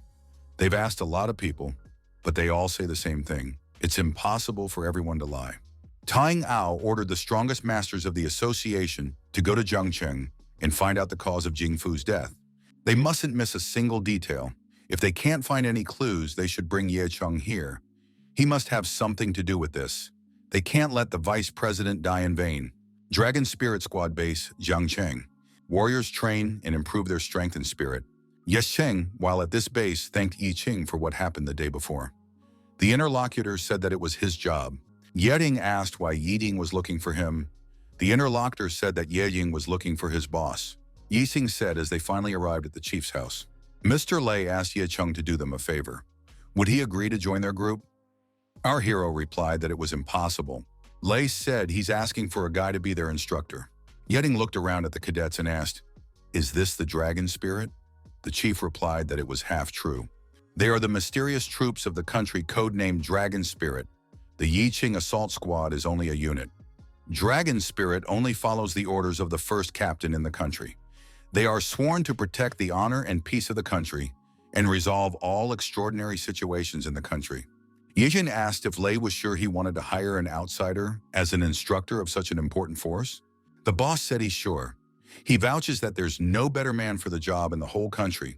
Lei added he knows that Mr. Ye Cheng doesn't like frameworks, so he is free to choose his training. If he agrees, he will be guaranteed protection from the military for his men. Ye Cheng inquired, how protected would his people be?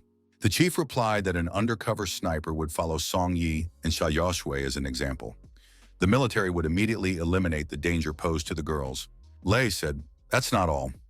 The dragon spirit will send out masters, and they will stay by their side and report every minor incident.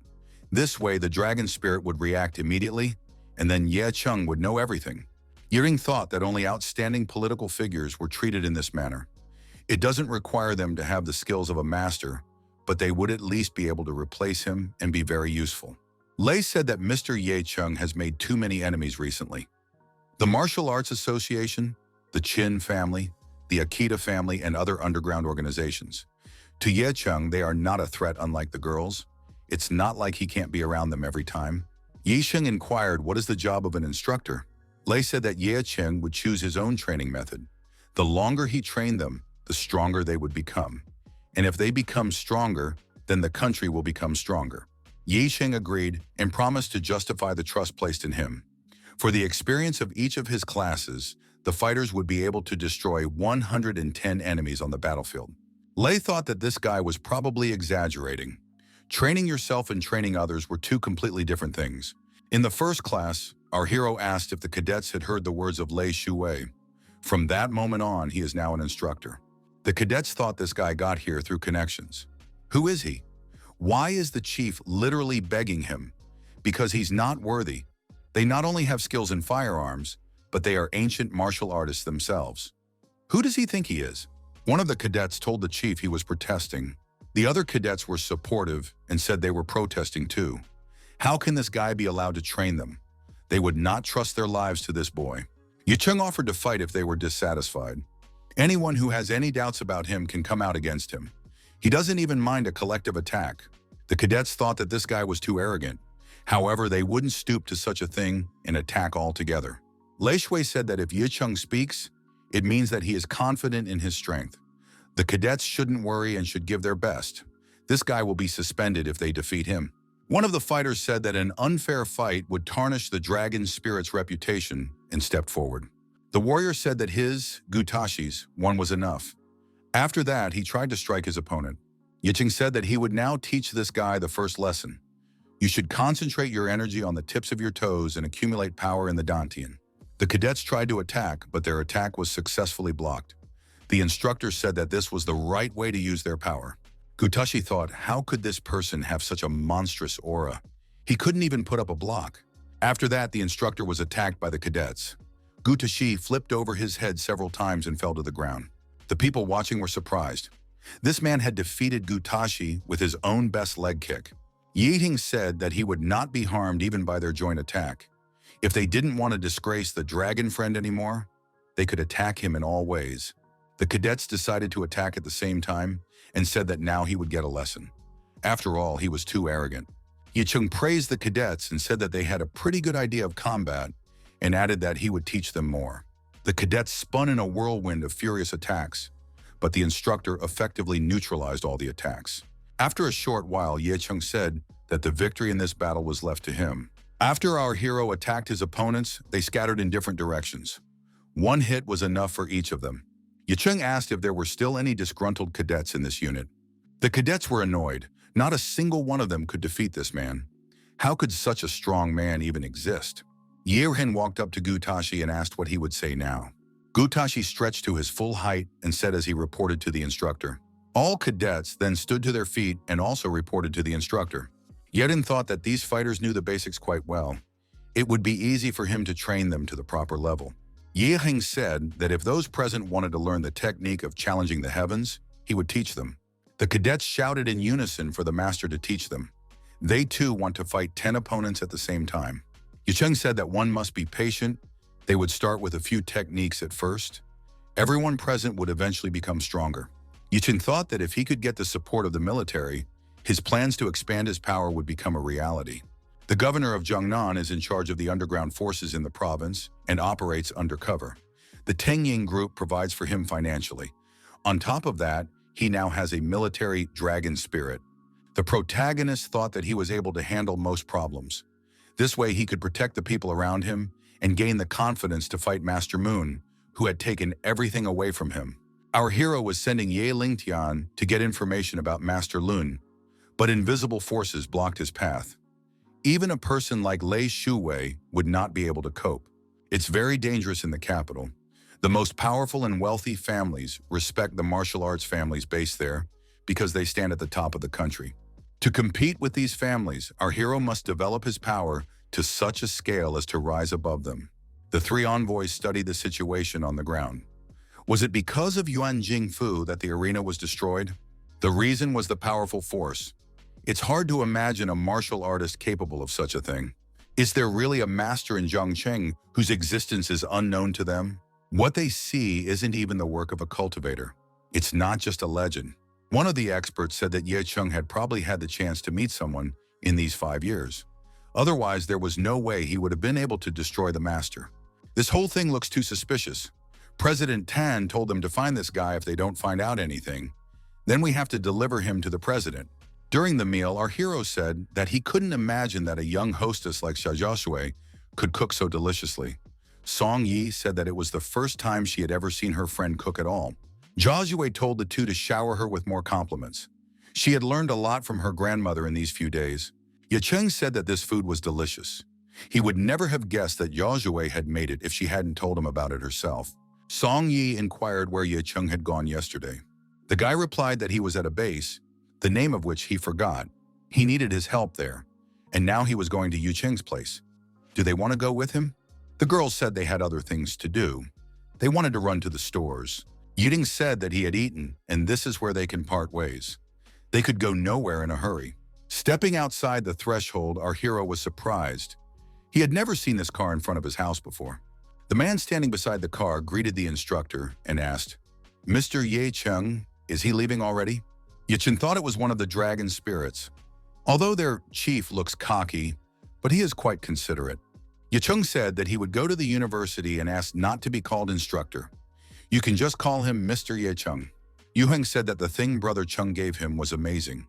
He managed to complete the cultivation of the first level. He could feel his body overflowing with power. Ye Cheng gave his friend another pill and told him to take them one every week. Yu Heng will feel discomfort at first, but he needs to be patient. After he applied the cultivation technique, the result would surprise him. Yu Heng rejoiced. He would become stronger for the sake of protecting his family. Ye Cheng looked at his friend and asked if his appearance could become the same. After a meeting with a friend, our hero was walking back through the evening city. A man approached him and asked him how to get to the library. Ye Cheng gave him a detailed route. The stranger thanked Ye Cheng. Our hero said that he was glad to help. Ye Cheng expressed the assumption that this person had more questions for him. The stranger, being behind Ye Cheng's back, decided to attack him. Our hero said that it was a shameless old man. Ye Reng reacted in time and jumped aside. The stranger's attack was in vain. The attacker thought that this man had dodged his attack professionally. He asked, "Is his name Ye Cheng?" Ye Cheng asked, "What business did this old man come to him for?" The man said he was facing an insolent boy who didn't know his place. He needs him to answer one question. The man inquired what happened on the strike, and how was he able to destroy Master Yuan. Ye Cheng said that the worthless martial artist from the Martial Arts Association was standing in front of him. The man said that although this guy had destroyed Yuan Jingfu, but he couldn't censure the association. Ye Cheng apologized. He didn't mean Yuan Jingfu when he talked about a worthless fighter. The guy added he was talking about everyone, including his opponent. Everyone in this association is hopeless, and the association is nothing. The man was enraged. How dare this boy insult the Martial Arts Association? He would surely pay the price today. Ye Cheng asked whether he would pay for Jing Fu's demise or something else. The old man told that boy to stop beating around the bush. Ye Cheng gave a staggering blow to his opponent with his hand on his neck, and blood rushed in different directions. He said that he could destroy anyone from this association. The enemy's body lay motionless on the ground. Ye Cheng made a phone call and told little Dan to come to the specified address and help clean up the garbage. Ye Cheng heard the destroyed opponent's phone ringing. The guy picked up the phone and pressed the answer button. The opponent asked how Yuan Shu was doing. Had he already met the boy from the Yi family? The caller said that even if this guy doesn't comply, there's no need to destroy him. President Tan wants to see him alive. The opponent wondered why no one was answering him. He immediately hung up. Ye Cheng thought that this guy was quick to grasp things. There's a reason why he hung up the phone. However, he knows many ways to find this interlocutor. The driver of the service vehicle ran up to our hero and asked if the instructor was okay. Ye Cheng tossed this guy an enemy phone and told him to find the location of the last incoming calls in that phone. You also need to get information on the Martial Arts Association. After a while, the desired information was delivered. It turns out that the Martial Arts Association has existed for 100 years. It was a multi-structured organization. At least 20 families in the province were members of the association. It should not be underestimated. Each president of the association has the right to govern Jiangnan province. The current president's name is Tang Ao. He is the head of the Tang family and is ranked 189th in the national ranking of masters. He cannot be compared to Yuan Jingfu. Moreover, this information is 2 years old. Our hero doesn't know how strong Tang Ao is at the moment. The protagonist took out his fire blackstone. He should pay more attention to Tang Ao. It is necessary to go there again. Yi Heng found himself in that very graveyard. On the tombstone was an inscription, Cheng Xing Tian. However, our hero was still not strong enough to meet him. It is necessary to pump as fast as possible to summon him. The association is starting to suspect something. It is necessary to pull up as much time as possible before the battle. Little Dan told our hero that he had figured out the location and gave the address of the hotel where the 3 people were staying. Ye Cheng wondered, after that, those people are still sitting in the hotel? Did they even notice that one of them had died? Little Dan replied that they might have guessed, but they didn't want to believe it. Ye Cheng told the interlocutor that he could handle those 2 by himself. Ye Cheng thought that even if he destroyed the remaining 2 from the Martial Arts Association, he wouldn't get away with it. They might retaliate with double the amount of revenge. It was necessary to stall for time. Luo Yunyan gave him the power to subjugate people. He will make these 2 his slaves and never have to worry. The 2 envoys were at the Chengxi Hotel at this time. They wondered why Su Yuanxi hadn't contacted them yet. Had he really been eliminated? But how could someone so powerful exist in such a small city? Su Yuanxi was last seen near the university. Was there anything unusual there? One interviewee said that he did not feel his presence at all. He's either dead or long gone. He personally leans towards the former. In that case, Ye Cheng is under the protection of a master they better not mess with. We should report this to President Tang now. Our hero, who appeared nearby, said that he was able to destroy Su Yuanxi, even though the 2 of them outnumbered him. Why haven't they called for reinforcements yet? Our hero added that these 2 are complete zeros in military ethics. The messengers realized that Ye Cheng was in front of them and became angry. One of them threw a knife at our hero. However, Ye Cheng noticed it in time and mentally blocked the knife's movement. Using his inner abilities, Ye Cheng immediately pointed the knife at his opponent. The envoy thought that he wouldn't be able to dodge this knife. The attackers decided that this guy was definitely a cultivator. Only cultivators use such methods and have many trump cards, so caution is necessary. Our hero looked at his opponent's baton and said that it was a rather unusual rod. If the rival would agree to become his slave and give this rod to him, then he could count on mercy. The attackers stated that this guy was very naive. Although he is a cultivator, but there are 2 of them, so he won't be able to overpower them. The villain decided to use the soul-grabbing staff, ghost spirit technique. Ye Cheng blocked this strike with his hands. The protagonist grabbed his opponent's cold weapon. The striking charge was transmitted through the rod directly into the opponent's hands. Ye Heng said that he had set himself up on purpose to test the strength. He had encountered this kind of weapon many times before. Ye Heng took the baton away from his opponent and said that it was indeed a spiritual item. It is activated by spiritual energy. Although it was not very powerful, but it was a waste of time for the opponent to use it. Our hero said that he would now show the true power of this rod and prepared to attack. The blow with the club was so powerful that the opponent flew backwards. Yieting walked over to his lying opponent and said that whether he would go to the other world or become a slave was his choice.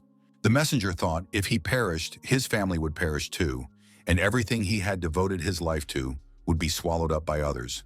He has no other choice. The opponent bowed and told Mr. Ye Chung that he would become his slave. He also asked for his life to be preserved. Ye Chung said that this man had made a wise decision and added that he would now give him a drop of blood. Ye Hun said that from now on, if that person thought of betraying him, there would be no mercy for him. At the same moment, he was modeled. The protagonist directed a drop of his blood onto the man's forehead. The messenger's mind underwent the necessary transformation, and after that he began to obey his master unquestioningly. The messenger bowed and said that he would not dare to betray his master. It is normal for the weak to serve the strong. He, Ma Wei-ki, will do whatever he is ordered to do. Ma Wei-ki felt that this Ye Chung could destroy him with just one thought, even if he only thought of betraying him. This is a terrible spell. Ye Chung said that he doesn't want to be disturbed by the art association for a month. Ma Wei-ki knows what to do. Ma Wei-ki thought, why only a month? Did he really think he could get rid of the president in a month? At his villa, our hero held the rod in his hand and could not believe. Had he really gotten it? He had never had such a weapon until then. Ye Hung decided to go to the Martial Arts Association after a month of training, so Tang Ao is ranked 189th in the rankings. I wonder how strong he is. There was a knock at the door, our hero thought. Who could it be at this late hour? Ye Chung opened the front door and saw Jin Lanyan in front of him. The girl asked in a frightened voice, could she enter Mr. Ye Chung's room? Starting the girl up, our hero asked, what happened? Is it something with the Jin family? Lanyan replied that Mr. Ye Chung would understand everything once he saw it. The girl had a jade pendant on her chest. Ye Chung wondered, where did Lanyan get this pendant from? The jade pendant concentrates spiritual energy. It can increase one's cultivation speed by at least 3 times. It couldn't even be found in the Kunlun Voidlands. Lanyan reminded the interviewer that her family is responsible for organizing the auctions, and from time to time they receive unusual items for lots. 2 days ago, a friend of her father's came to Zhangcheng. He handed it over to them and said he wanted to see the item as early as tomorrow. However, yesterday, he abruptly changed his mind and asked to take the pendant off the market. He wants to pick it up tonight. Her father agreed, but after that night, there was no contact with each other. Out of curiosity, her father went to his residence. However, he saw that his friend's entire family had been destroyed. Lanyan added, it was obvious from the bodies that the attacker was very strong and violent. Worst of all, the people he met in these couple of days are also dead, and the reason for everything is this pendant. Lanyan said that the Chen family might not be strong enough, but they can't put others in danger. Therefore, her father asked Ye Cheng to take care of it.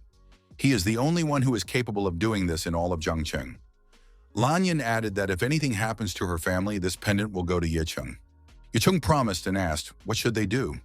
The guy thought that Jin Lanyan had helped him many times. Besides, this pendant would be useful to him. Lanyan said that her father bought airplane tickets. The Jin family will leave this city for a while.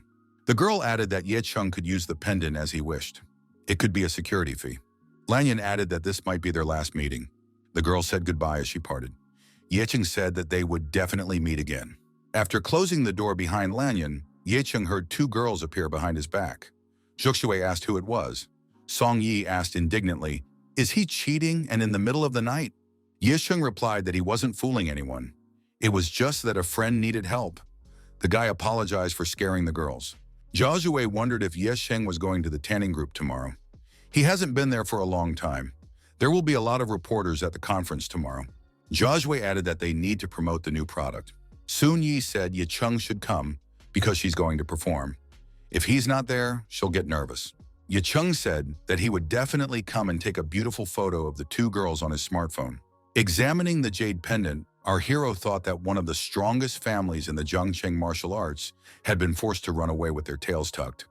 The enemy must be incredibly strong. However, he will recognize their power when he meets them. This is a very interesting pendant. It must be tried. Yiren tossed the pendant and held it in the air using his internal resources. Adopting the lotus posture, Ye Cheng continued to hold the pendant in the air. This jade pendant could speed up his cultivation by 10 times. This was hard to imagine. However, a powerful energy connection appeared between the black stone and the jade pendant. The jade pendant shattered into small pieces. The black stone absorbed the energy emanating from the pendant. It turns out that this energy is incredibly valuable, and the black stone has adopted the properties of the pendant. Yeheng was once again in the rebirth cemetery and noticed that it had changed. This place was now filled with endless spiritual energy. Now the protagonist faced a new problem. Our hero had to come up with something to explain to Lanyan why her pendant had split. Yicheng prepared a bag of pills and thought that she would forgive him for this gift. The next morning at the conference, Yozue said that if everyone was already gathered, it was time for a performance. There were many familiar faces in the audience. Xia, Joshua, and Sun Yi came on stage. Joshua said that Tengying Group was introducing two of its new products to the audience. They are a longevity pill that promotes blood clotting and a rejuvenating elixir that is still under development. The pills improve the physical condition of the elderly. They help to restore youthfulness. And the elixir has a rejuvenating effect on the skin. With it, you can forget about filters and take selfies from any angle. The reporters started asking questions. Sun Yi said that she understood how those present felt, so she would let the first 5 reporters try out the product. The lucky ladies used this product and noticed that their skin instantly became smooth. Wrinkles also disappeared. Sun Yi expressed that the girls were pleased with the result and now know who to buy it from. The firm decided to start selling the product. Sun Yi was happy that everything was going smoothly. Someone in the audience took the microphone and said she objected. The reporter asked if the ingredients were safe if the product had such a powerful effect. To dispel doubts, she asked for a sample to be tested. Yaden thought that these people are launching attacks as usual. They haven't even had time to put it up for sale yet, and they're already demanding a sample. Aren't they going to simply make an analog based on the sample? You can't expect anything good from these foreigners. Sun Yi apologized and said she couldn't do that. It was their trade secret. The reporter was outraged. Doesn't this mean that the Tensing Group is afraid to test their products? Could it be that they are actually dangerous and contain a huge number of side effects? Those present suggested that their technology was suspect. This is too good to be true.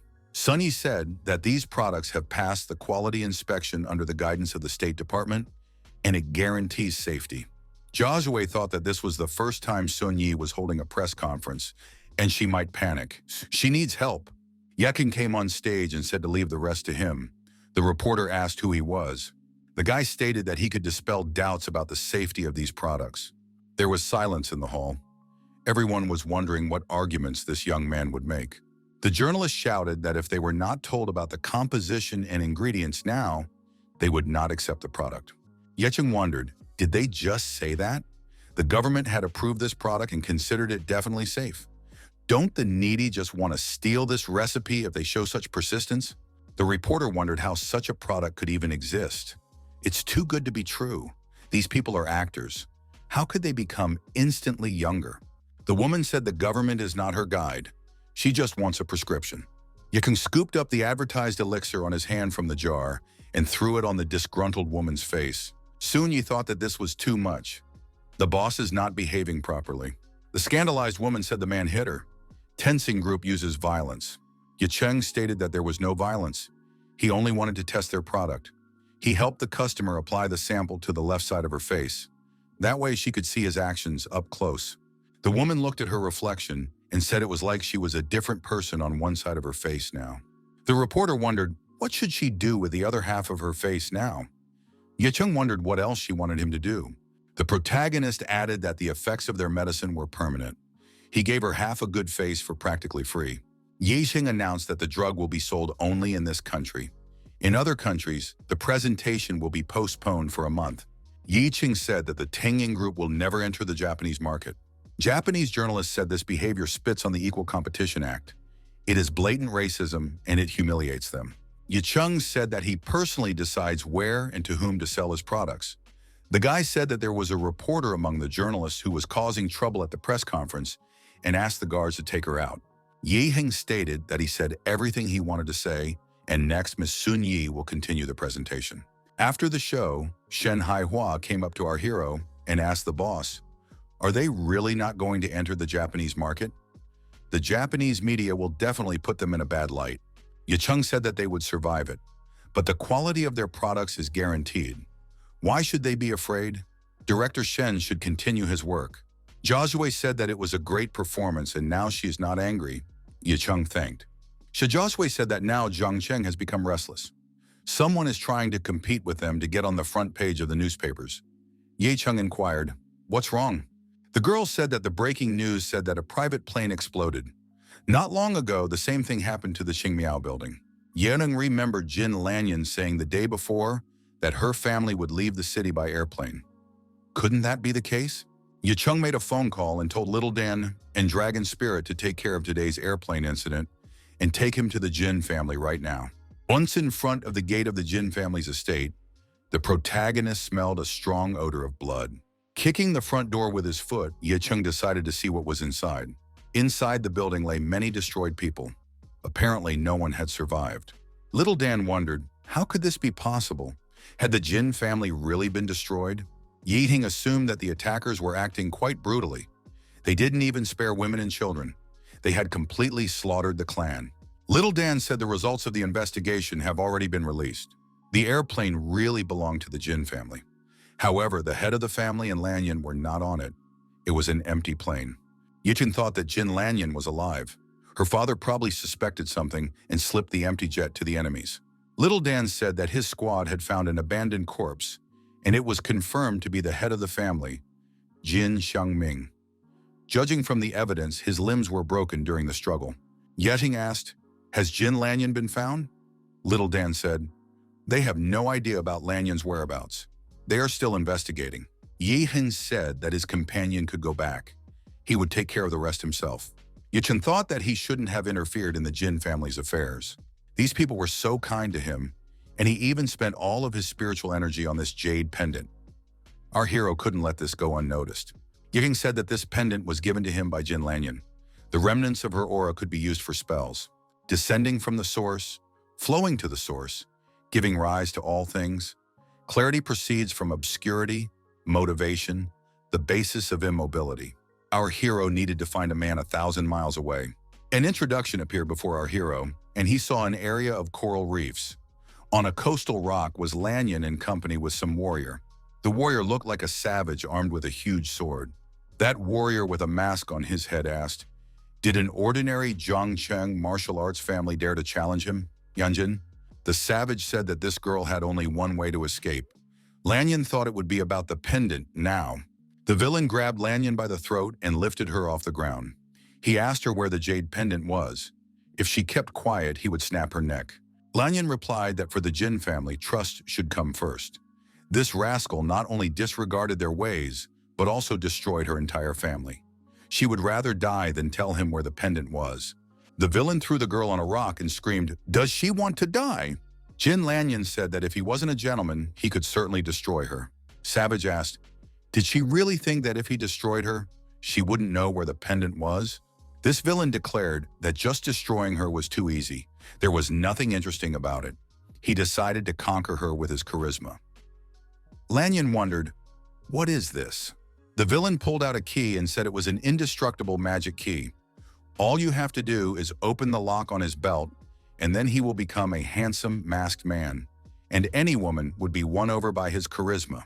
The villain said that Lanyan would become his woman. Lanyan thought that to make matters worse, the villain was also a pervert. The offender wrenched the key and said the preparations were complete. Suddenly, our hero appeared on the coast and deactivated this rogue with a kick to the head. During the blow, the villain did not hold the key in his hands, and it flew off the rock, falling into the depths of the sea. Yicheng walked over to the girl and held out his hand to her and asked if she could stand up. The villain shouted that his key was missing. Lanyan was glad to be saved and asked why Mr. Yicheng was here.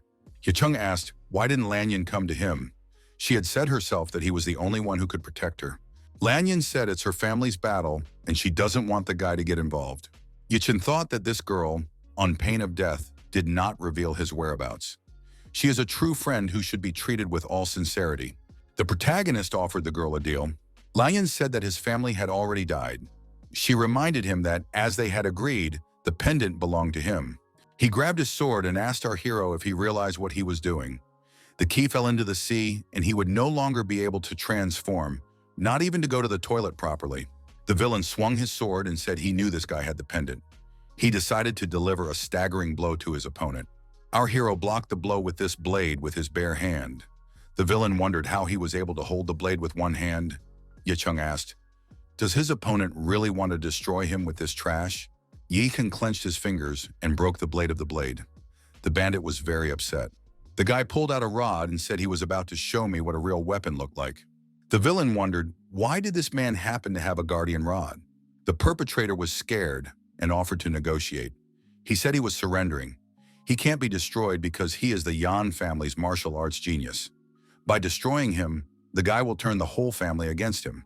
Besides, his uncle Tang Ao is the president of the Martial Arts Association. He's also his mentor. By destroying him, in essence, the guy will be begging to be left alive. When the protagonist heard about Tang Ao, he realized that he really should do this old man a favor. Yanjin said that no one dares to be in his uncle's disfavor. It's good that the opponent understands this. The best way out is to do him a favor. Ye Chung said to this Yanjin now, "Don't even dream of a peaceful demise." Ye Chung began to deliver many strikes with his rod on the big guy's large body. Yanjin shouted for his opponent not to do so. After all, his uncle was Tang Ao. If Ye Chung didn't stop beating him, then he would awaken his strength. Ye Chung plopped his opponent on the ground and said that he was pretty good for a martial arts genius. Yanjin said that he was willing to give him the jade pendant that woman had. They can pretend that nothing happened. Yanjin said that he was willing to pretend that nothing happened and not tell his uncle about anything. Yanjin thought that this guy had been caught. In the martial arts world, everything depends on family and power. He needs to stay alive so that he can then destroy this guy with the help of his uncle. Ye Chung once again struck his opponent's head with the rod. The villain got down on the ground and said that this guy is crazy. If he dies, there's no way his uncle will let Ye Chung get away with it. Ye Chung wondered, did this rascal really think he had a say? How could he repay the lives of the Jin family members? Yan Jin shouted that he was different. He was a martial arts genius and his uncle Tang Ao. Ye Chung swung the energetically charged rod and said that Yan Jin really loves his uncle. This rascal can't worry. Tang Ao will soon join him. The villain was destroyed. Our hero said that he could go and atone for his sins before the Jin family. Lanyan thought it's finally over. The protagonist gave the girl a pill and told her to swallow it. She would feel much better. Ye Chung said that the Jin family was no more and asked what her plans were. Lanyan said that Yan Jin was dead. Tang Ao would definitely get to the bottom of it, and she would be the one under the most suspicion. Even if she lies low and hides her identity, she won't be able to stay alive for long. Yiding suggested that the girl go with him. First, she will go to the Dragon Spirit team. He will order her to be given a new identity, and he promises that Tang Ao won't get to her. Lanyan agreed to this suggestion. She will listen to Mr. Ye Cheng's advice. Soon, a shocking news hit the business world. Tengying Group's products are in demand in the market. Initially, it was only sold in Jiangnan province, but as the video of the press conference began to spread on the internet, it went viral. The effect was like a miracle cure. In just 5 days, the sales volume of the rejuvenating remedy and middle-class elixirs exceeded 100 million, and the income is continuously increasing. This is the only news that internet users can talk about now. Well, what's even more astounding is the unthinkable support for the Dispensing Group product. Everything was sold out. In Xia Hongye's family home, reading the news, he thought that Tengying Group company belonged to that boy, Ye Chung after all. Miss Xia said that we need to realize the fact that Tengying Group is still a small company, but in a year's time it will be on top. Xia Hongye said apparently his wife had bet this guy. Madame Xia said she had already given up. He holds so many secrets that it is impossible to believe. The woman said she had to admit, this guy is really unimaginative. Xia Hongye thought that this guy was powerful and his daughter liked him. But if it wasn't for the Qin family, the young man standing next to him asked, what if it wasn't for the Qin family? The young man said that he had been studying for a few days, and Xia Hongye already wanted to marry off his bride to someone else. Xia Hongye was surprised when he saw Mr. Qin. Hongye wondered why Mr. Qin was here. He had heard that the Qin family had returned from the Yeme Mountains. Could they have learned about the events that happened at Zhao Xue's birthday party? Qian took Xia Hongye by the throat and said that it was not easy for him to come down from the mountains, but he wanted to see his bride. But now he heard that his bride was accompanied by other people. Mrs. Xia told her spouse to stop fighting with Mr. Qin. Chen threw Xia Hongye to the ground and shouted for Zhao Xue to come here right now. Grandmother appeared in the room and asked Hongye what was wrong. What's this quarreling about? Chen flew towards the old woman and directed his negative energy at her. The woman swayed. Mrs. Jia approached the woman lying on the floor and asked how she was feeling. The grandmother was lying unconscious. Qin said that Jia Jue is now slowly destroying herself, and only he can deliver her from that. He is sure that Jia Jue will come back very soon. In our hero's mansion, Jia Jue and Song Yi sat on the sofa with a tired look, hugging each other.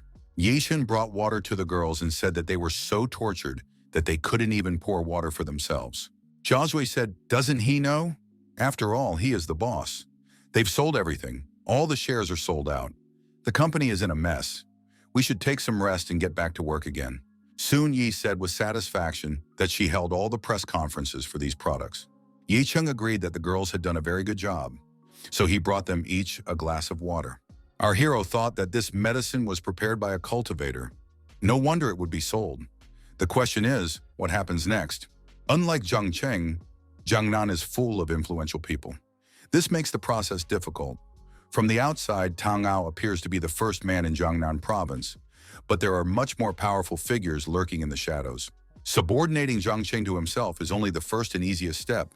The next is the entire Jiangnan province. Phone rang. Jia Jue answered and was glad that it was her father calling. After the call, the girl apologized and said she had to go home immediately. The young people couldn't understand what had happened to Zhou Shui. She didn't even take anything with her. Apparently, something serious had happened. Song Yi anxiously said that she should check on her friend. Ye Chen dialed the phone number and told Ye Lingtian to find out what happened to the Xia family. He immediately waited for a reply. Ye Lingtian replied that due to the connection between the boss and Xia Zhou, they had information that Xia Zhue's parents had taken her grandmother to the hospital. He believes that this is the case. Yedeng was surprised. At the birthday party, he saw that his grandmother felt fine. However, elderly people often get abrasions and bruises. Ye Lingtian added that there was something else to be aware of. The Qin family from Jiangnan province had returned from the Yemei Mountains. They probably attacked the Lord at that time. Recently, the province has been turbulent. Anything can happen because of the clashes of shadow forces. Our hero said that Zhangcheng was getting crowded. It's time to move to a bigger place. Ye Cheng told Ye Lingtian to keep a low profile for now and maintain conspiracy. Ye Heng looked at his flaming hand and thought that he had absorbed the black stone from the jade pendant, and this should increase his cultivation speed. The reaction to the second tombstone was much more powerful. He estimated that it would come into effect in a few days. A tired Sun Yi returned to the house. Ye Cheng asked if she had caught up with Jia Jue. Sun Yi said that Jia Jue had left in her car and she was not answering her phone calls. However, on the way back, she received a call from Shen Hawa and said that Tengying Group was going to open a branch office in Jiangnan Center. He wants to hand over the management of the branch to her. Ye Cheng said that he was also just about to go to Jiangnan and offered to go together. The guy thought that dark streaks happened and things were looking up. The next day, a dragon spirit car stopped in front of Yecheng Manor. Little Dan got out of the car. Our hero told him that he was leaving right now for Jiangnan province. Upon arriving at his destination, Little Dan marveled at the luxurious villas and said they were worthy apartments for his master. Yecheng said that it was all thanks to his good friends. He meant Ye Lingtian.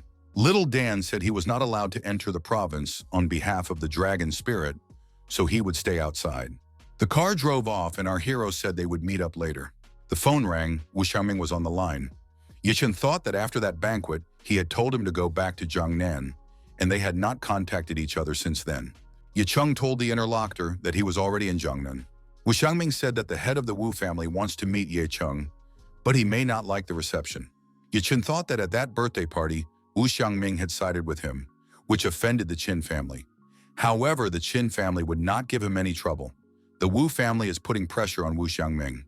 This call shows that he alone can't stand it. Yiding thought that it all started because of him, so why don't they meet? Our hero arrives at the Wu family's estate. He didn't realize that the first martial arts family he would meet happens to be the Wu family.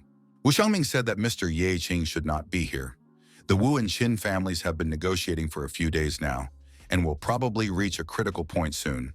The head is not in a good mood right now, no matter what happens. Yicheng said that it was better to meet now than to wait for him to take peaceful steps. It was time for them to get acquainted.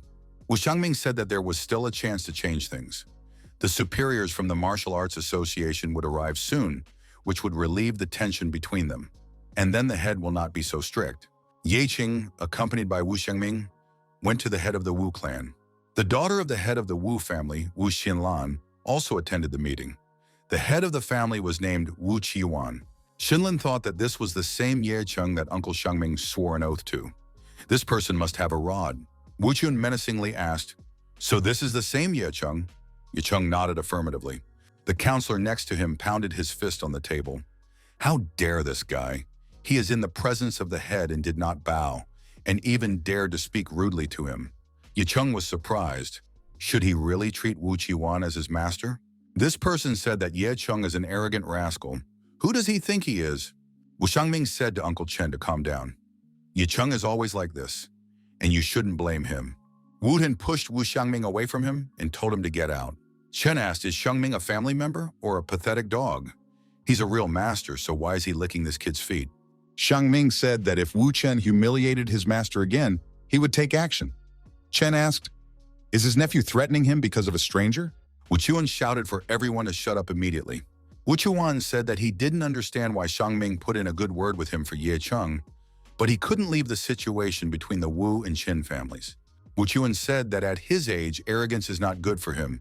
Who knows when he will hit rock bottom? A member of the Wu family said that the head aura always exuded martial spirit. He even got goosebumps. Ye Cheng is still young. There is no way he can handle the head. Ye Cheng wondered, is he really being pressured?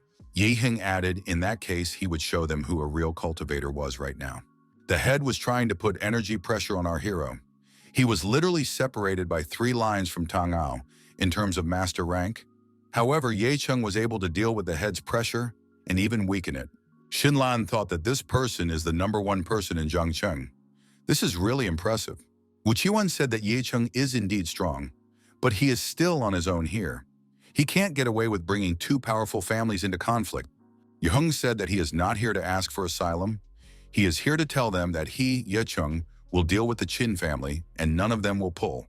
If this family bothers them, they can feel free to shift the responsibility to him. Shen was surprised. Did he really think he was capable of standing up to the Qin family? This is Zhang Nan, not his little Zhang Cheng. Does he seriously think that he has now become invincible after defeating a couple of useless masters in Zhangcheng? Wu Chuan raised his hand and said that enough is enough. This has nothing to do with the Wu family. The head of the Wu family told the guy to keep his arrogance to himself and get out of here with this traitor. Now the Qin family no longer had any reason to bother them. A relative asked if Wu Xiangming was banished. The head replied that he deserved it. But one must not forget that he is still a master. He chose to side with that person. Wu Qiyuan said that he would not take Wu Xiangming's life. Still, he has made a great contribution to the Wu family over the years. But from now on, he is no longer a member of the Wu family. He can leave and be whoever he wants to be. Wu Xiangming bowed and said that he was grateful for the care that the Wu family had given him. He is grateful to the Wu family. Wu Xiangming said that Ye Cheng will reach the heights in the future, but he is sure that they will all beg him to come back. The relatives laughed. This man is proud of the position of an obedient dog. Why should they beg a dog like him? He should go away and stop embarrassing them. Ye Cheng wondered, why are these people talking like this? He had never encountered such lowliness. Another man appeared on the doorstep and apologized to the head for being delayed on his journey. Wu Chuan smiled and said that Mr. Ma had finally arrived. He could pass through and settle down. Mr. Ma said he is ready to begin. Ma inquired, why is Ye Cheng here now? The people present recognized this person. It was Ma Weiki, the vice president of the Martial Arts Association. And this person calls Ye Cheng master, just like Wu Xiangming. What's going on? This is unthinkable. Ye Cheng and Wu Xiangming just walked past. The people present were astonished. Did this Ye Cheng even know how many people wanted to be on the same level as Mr. Ma? Already outside the manor, Ye Cheng asked what Wu Xiangming would do now that he had left the Wu family. The interlocutor said that he was now a free man and at Ye Cheng's service. Ye Cheng said that from now on, Xiangming must follow and serve him. Xiangming had chosen him without hesitation, so he would not let the family humiliate him. Ye Cheng gave the interlocutor 10 pills and told him to take one every 3 days, and his cultivation speed would increase at least 3 times. He also gave him a book and told him that this methodology was also for him. From now on, Wu Xiangming should put all the old martial arts out of his mind and train with this. Ye Heng promised that in a month Wu Qiuan would run away from Wu Xiangming without a backward glance once he saw that Wu Xiangming would have enough strength to trample him. Wu Xiangming thought that Ye Cheng didn't consider him as his servant or dog. To him, he was a human. Wu Xiangming bowed to Lord Ye Cheng and swore his loyalty, saying that he would make every effort. Zhongnan First Hospital VIP room. Xia Jiazhui and her mother stand by her grandmother's bed. Jiazhui asked in a frightened voice, "What's wrong?" Grandma always went for checkups and everything was fine. Why did it happen so suddenly? Mrs. Jia thought if she had known that Qin Zhengyang was so cruel, there was no way she would have brought her mother to Xiao Manor. She had failed her mother and daughter. Mrs. Jia told her daughter that they should go home and rest. Jiazhui told her mother that it was very strange. Isn't she hiding anything? Why did Grandma faint, and why can't the doctors figure out the cause? The woman said she didn't know because Grandma was already too old. Mrs. Xia couldn't tell her daughter the truth. She would risk her life to avenge her grandmother. Qin Zhengyang appeared in the chamber. He said that his fiancée had traveled such a long way to see this old woman and not him. He added that it looked very touching. The girl saw this guy for the first time and said, "So this is Qin Zhengyang?"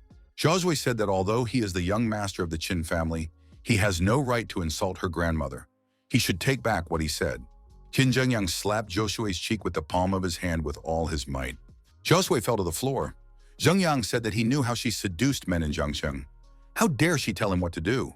Zhengyang leaned over to the girl and said that he had no more patience left. The marriage that is supposed to take place in 5 months is postponed. He needs to find someone in Kunlun in a few days, and once he arrives, their wedding will take place. Zhengyang grabbed the girl by the throat and said that if she left Jiangnan before then, no one from her Xia family would be left alive anymore. Qin added that it was all because of some Ye Cheng, and it just so happened that this kid had touched the people in the Qin family. Soon he would bring that boy's head here. Leaving the hospital room, Zhengyang smiled and said that it would be a good gift. Shijazhui said that she would prefer to perish, but she would not become the wife of this Qin Zhengyang. Yehen couldn't reach Xia Yozhui. The girl didn't answer. He hoped that nothing bad had happened to her. Our hero decided that if he couldn't contact her for a while longer, then he would have to go to Xia Manor himself. Self-cultivation continued.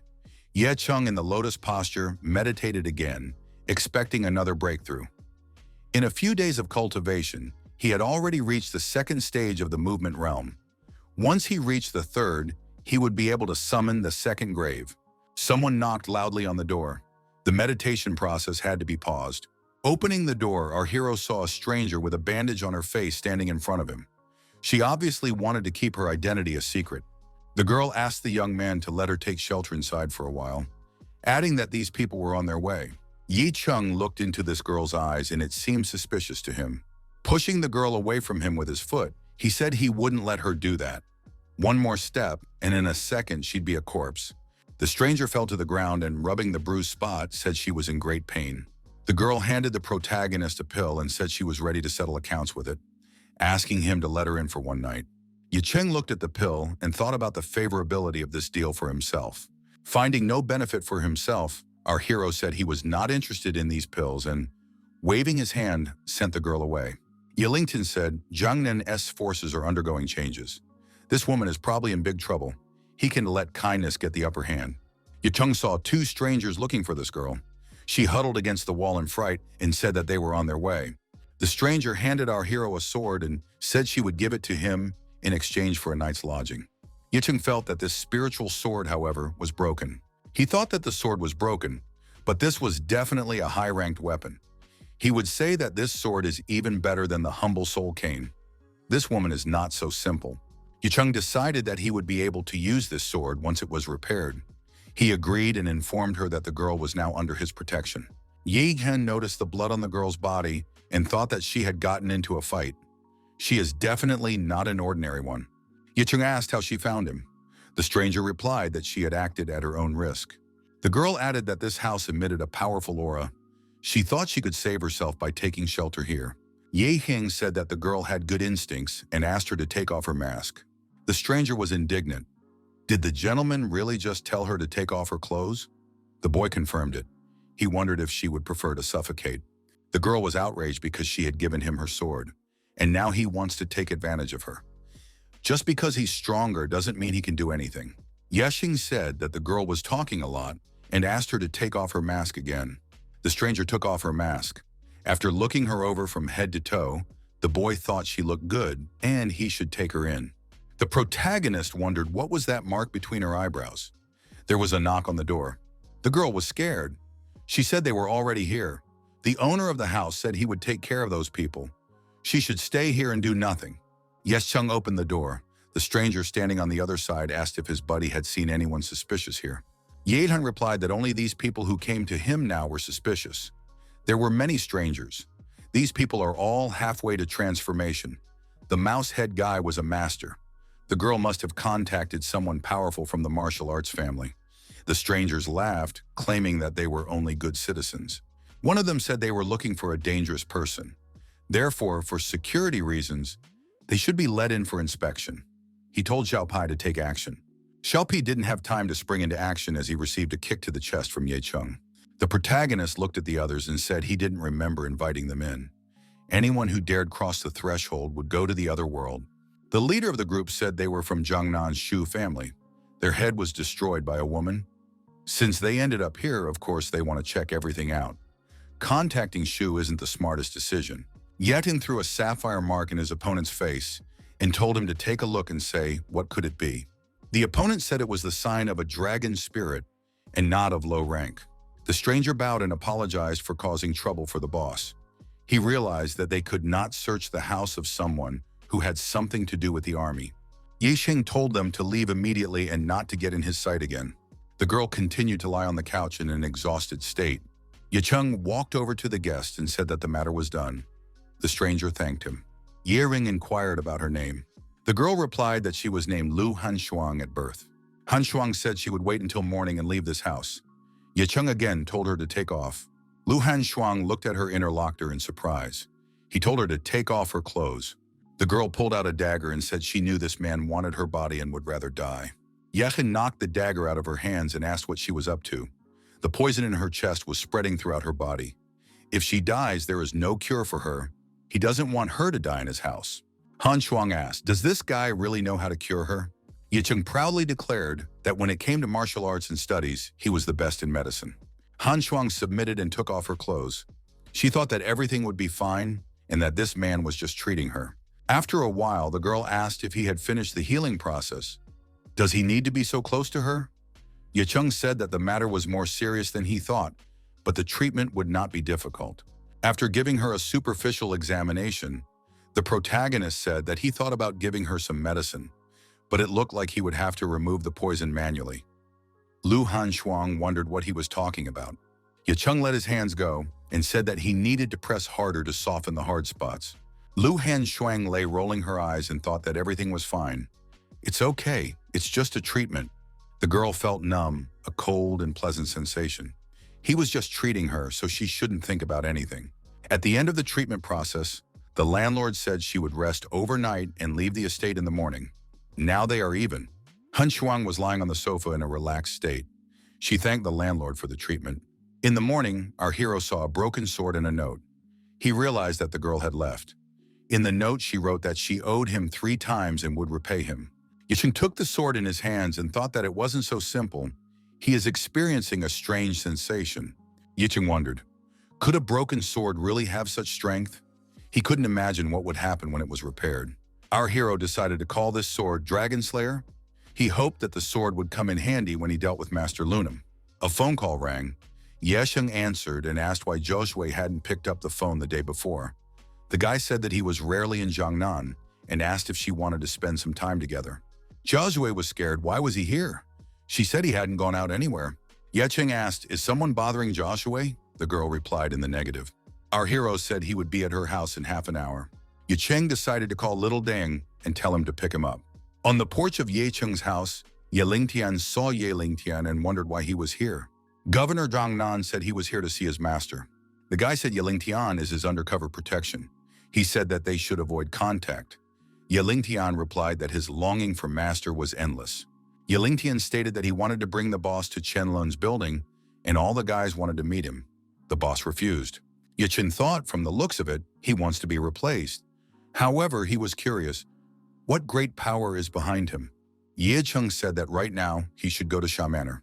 Ye Lingtian would take him there, and then they would stop by his business. Our hero asked the satellite if there was any new information from Jiang Cheng about Master Moon. Ye Lingtian replied that it was difficult for him to penetrate deeply into Jingcheng. He sent 6 masters there, but still no response. Yi Wing thought that this person was much more cunning than he had previously thought. Ye Lingtian apologized and said that it was his fault. He should have gone to Jingcheng himself and gotten some useful information. Yixing said that Jiangnan needs a governor like Ye Lingtian for protection, so we just need to send more people to Jingcheng. Lu Hanshuang, in seclusion, engaged in meditation in the lotus posture. The girl was curious about who that guy was. His medicine not only cured her wound, but also increased her cultivation. Supposedly, he might be an influential person, but according to her source, he was from the rural area of Jiangcheng. Han Shuang would never have thought that there could be such people there, but most likely he had done something to hide information about himself. As he approached Sha Manor, our hero saw the guards posted around the perimeter. The men looked tense. On the phone, Yozue didn't seem calm. Could it be that she was being punished? Yaking thought if his coming would lead to trouble, he should probably sneak in unnoticed. Our hero did so, and sneaked unnoticed by the guards to the room where Yoshue was. The girl saw her friend standing on the balcony on the other side of the window. Shijakshu was surprised. She had told him not to come, and he still came. Yicheng went inside and asked who was threatening the girl. Yoshue replied that since she was the daughter of the Xia family, who would dare to do such a thing? And added that she was perfectly fine. Yeheng continued to question, is it the Martial Arts Association or the Wu family?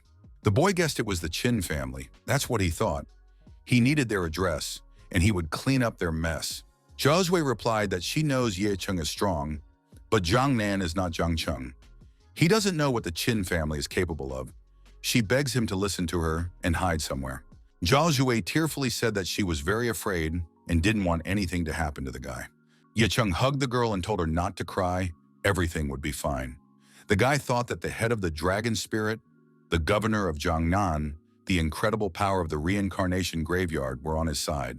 The only way to calm Jiazui down is to deal with the family. If she won't say anything, he'll have to take matters into his own hands. Our hero hears footsteps outside, and they are very light. It seems that the master of the arts is moving, and they are coming this way. Yiren told the girl that something was going on. She should stay here and not go outside. Zhou was naturally frightened. Our hero thought that they wouldn't dare to get into Xia Hoshui's room if it was the Xia family's security. Either these people were sent by the Qin family to keep an eye on Xia Zhoshui. 2 strangers appeared from around the corner. Ye Cheng walked out of Xia Hoshui's room. The girls wondered where he had come from and who was he. The protagonist said he knew what they wanted to do and suggested they go outside. He didn't want to dirty up the house and scare Zhoshui. Once on the lawn, our hero asked who sent them to spy on Yozue. The Qin family? The girls were indignant. How did he have the nerve to enter Madame's room? After all, he knew about the arrangement between the Jie and Qin families. Yicheng said that he did so because Xia Zhoshui belongs to him. The girls were outraged. How dare he tarnish the honor of young Master Qin's woman's honor? He will die for this. The protagonist assumed a fighting stance and prepared to repel the attackers. The wand in our hero's hands did its job, and one of the girls was deactivated by a blow to the jaw. Blood gushed from her mouth. The surviving attacker used the eagle claw technique. Yicheng blocked the girl's punch and parried her attack. Our hero grabbed the girl by the throat and told her she couldn't even come near him. The girl tearfully told him not to destroy her. She wet her pants from fear. Yicheng wondered what made her wet herself. It's funny that she calls herself a martial arts master of the Qin family. She should confess where the Qin manor is located. The girl said that along the mountain road, south of Jiangnan, 500 miles away is Qin Manor. But there aren't many there now. The girl stated that her status was low. She only knew that the master had brought the young master and a few others to Kunlun Mountain. They wanted to find someone. They said that if they could get their help, the Qin family would climb to the top and rule Jiangnan. Our hero realized that they were trying to find a person from the Kunlun Shu family. But after all, the Qin family isn't that strong. It might be the master of Kunlun Mountain. They are not comparable to Kunlun Shu, but there are other cultivators on the mountain. They are the ones who were expelled from Kunlun Shu, and they are quite not bad. Maybe even he won't be able to stand up to them fully. Yicheng asked, when will they be back? Rival replied that she didn't know, probably in 2 weeks. It all depends on that person. Ye Cheng said that he had heard enough and let the girl go. Ye King said he forgot something. Will she destroy herself or will she honor Ilya? The girl wondered, was he really not going to let her go? Ye Cheng said that he was going to destroy the Chen family, so why would he let her live? To let her inform the others? The girl said she disagreed and would fight. This was followed by a blow to the head with the rod. The rival was bleeding from her mouth. Our hero called Little Dan and told him to send 2 men to Shamanor to clean up. Our hero was called by a man and asked, is he Ye Cheng? The man introduced himself. It was Xia Hongye, Yosue's father.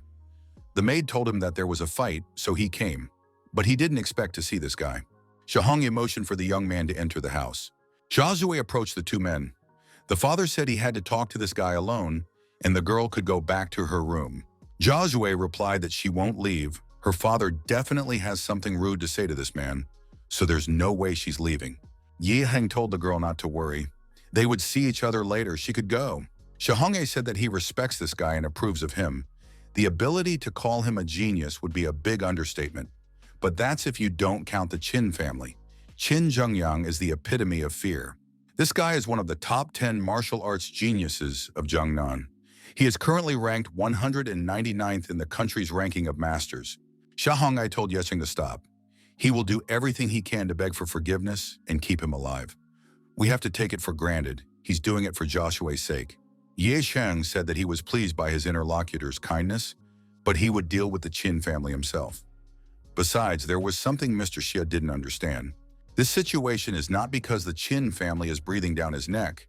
He is the one who is making his way into the Qin estate. Xia Hongye was surprised. He wasn't hallucinating after all. Did this guy really say that he wanted to destroy Qin Manor? Ye Cheng said for Xia Hongye to rest. He will talk to Josue now so the girl won't worry. Xia Hongye thought that fools were always truly fearless. After that, our hero decided to fulfill Ye Lingtian's request. He realized that there were many masters in this building. Any movement would cause a master to appear who would immediately take care of the problem. Ye Cheng decided to go inside this not bad place. On the doorstep, our hero was stopped. However, the girl intervened and said that the man was an important client. The man apologized and invited the customer to proceed further. Ye Cheng, the girl rejoiced, Mr. Ye Cheng had finally arrived. An employee of this establishment said that she would be Mr. Ye Cheng's escort. The girl knelt down and greeted the young master. She said that not many people knew of his identity. The guard disrespected him, but he could be forgiven for that. Ye Cheng told the girl to get up. He understands everything. The guards do not directly report to Ye Lingtian. Besides, they shouldn't know too much. The girl led our hero into an auditorium filled with people. Ye Cheng thought that there were at least 100 people here who could be called real masters. The aura of some is very strong, even compared to the head of the Wu family. Ye Lingtian knelt down in front of everyone and greeted his master. All those present also kneeled and saluted the Grand Master in unison. Our hero thought, looking at their serious attitude, one could say that they were gathered here just for his sake. Their loyalty is unquestionable. With a little training, they could shake the whole country. Ye Cheng told the people present to get off their knees. Guy added that he approves of the strength of each of them as masters of the Dark Palace. From this moment on, they would all be called his brothers and sisters. Our hero told them to show their loyalty, and he would give them pride. Any outsider who dares to harm the Dark Palace will be destroyed. Enemies will burn with the flames of hell. The people present thought that this person's demonic energy was insanely strong. How much blood is there on the master's hands? Ye Cheng knew that the fastest way to make people obey was to show his strength. He was sure that Ye Lingtian would understand his act. Ye Lingtian asked Mr. Ye Cheng to fight him. Ye Cheng thought that this was not bad. Ye Lingtian understands him well. Ye Cheng inquired about Ye Lingtian's rank in the country's master rankings. The underground sees this man as a leader. If he wants the people present to approve of him, he must show that he is stronger than the governor. Ye Lingtian said he wasn't interested in such a ranking, but he thinks he destroyed a master ranked somewhere around 200th place a few months ago. But he doesn't remember the details of all of them. The rankings of the country's masters cannot be accurate. Most of the statistics have not been updated for several years, and the abilities of some masters have long since been surpassed. Some of the hidden masters might not even make it into the rankings, but their power is terrifying. However, the first 100 masters are selected by professionals, so they can be taken as a basis. If that's the case, Ye Lingtian's abilities are definitely stronger than Qin Zhengyang's. Whether he is Tang Ao's opponent or not, They don't know. Yelingtian, energized, apologized to his master in advance. Yisheng said that he could begin. The governor said they would have fun now and rushed to the attack. Yelingtian swung around and prepared to strike his opponent with a striking strike. The opponents clashed fists and began throwing multiple punches at each other. Yelingtian said that his master is holding up quite well in this fight. The governor, rejoicing, said that he hadn't had such a good fight in a long time. However, Mr. Yecheng should be careful of the consequences. Yecheng thought that Yelingtian was not bad in battle, but his skill was not refined enough. After exchanging a series of blows, our hero said that these blows were many, but only one blow was real. Yecheng made a decisive strike and knocked his opponent down. The governor fell to the floor, but immediately got to his feet. Our hero thought that he wouldn't be able to deal with his opponent if he took his punch. Yelingtian's basic skills are similar to his, but the skill is weak. The governor went down on his knee and said he lost. Yecheng accepted this defeat and told Yelingtian to drop by at his leisure. He has something to give to the governor. Our hero thought that Luo Yuntian's skill of fist punch would suit him. It would be a great advancement.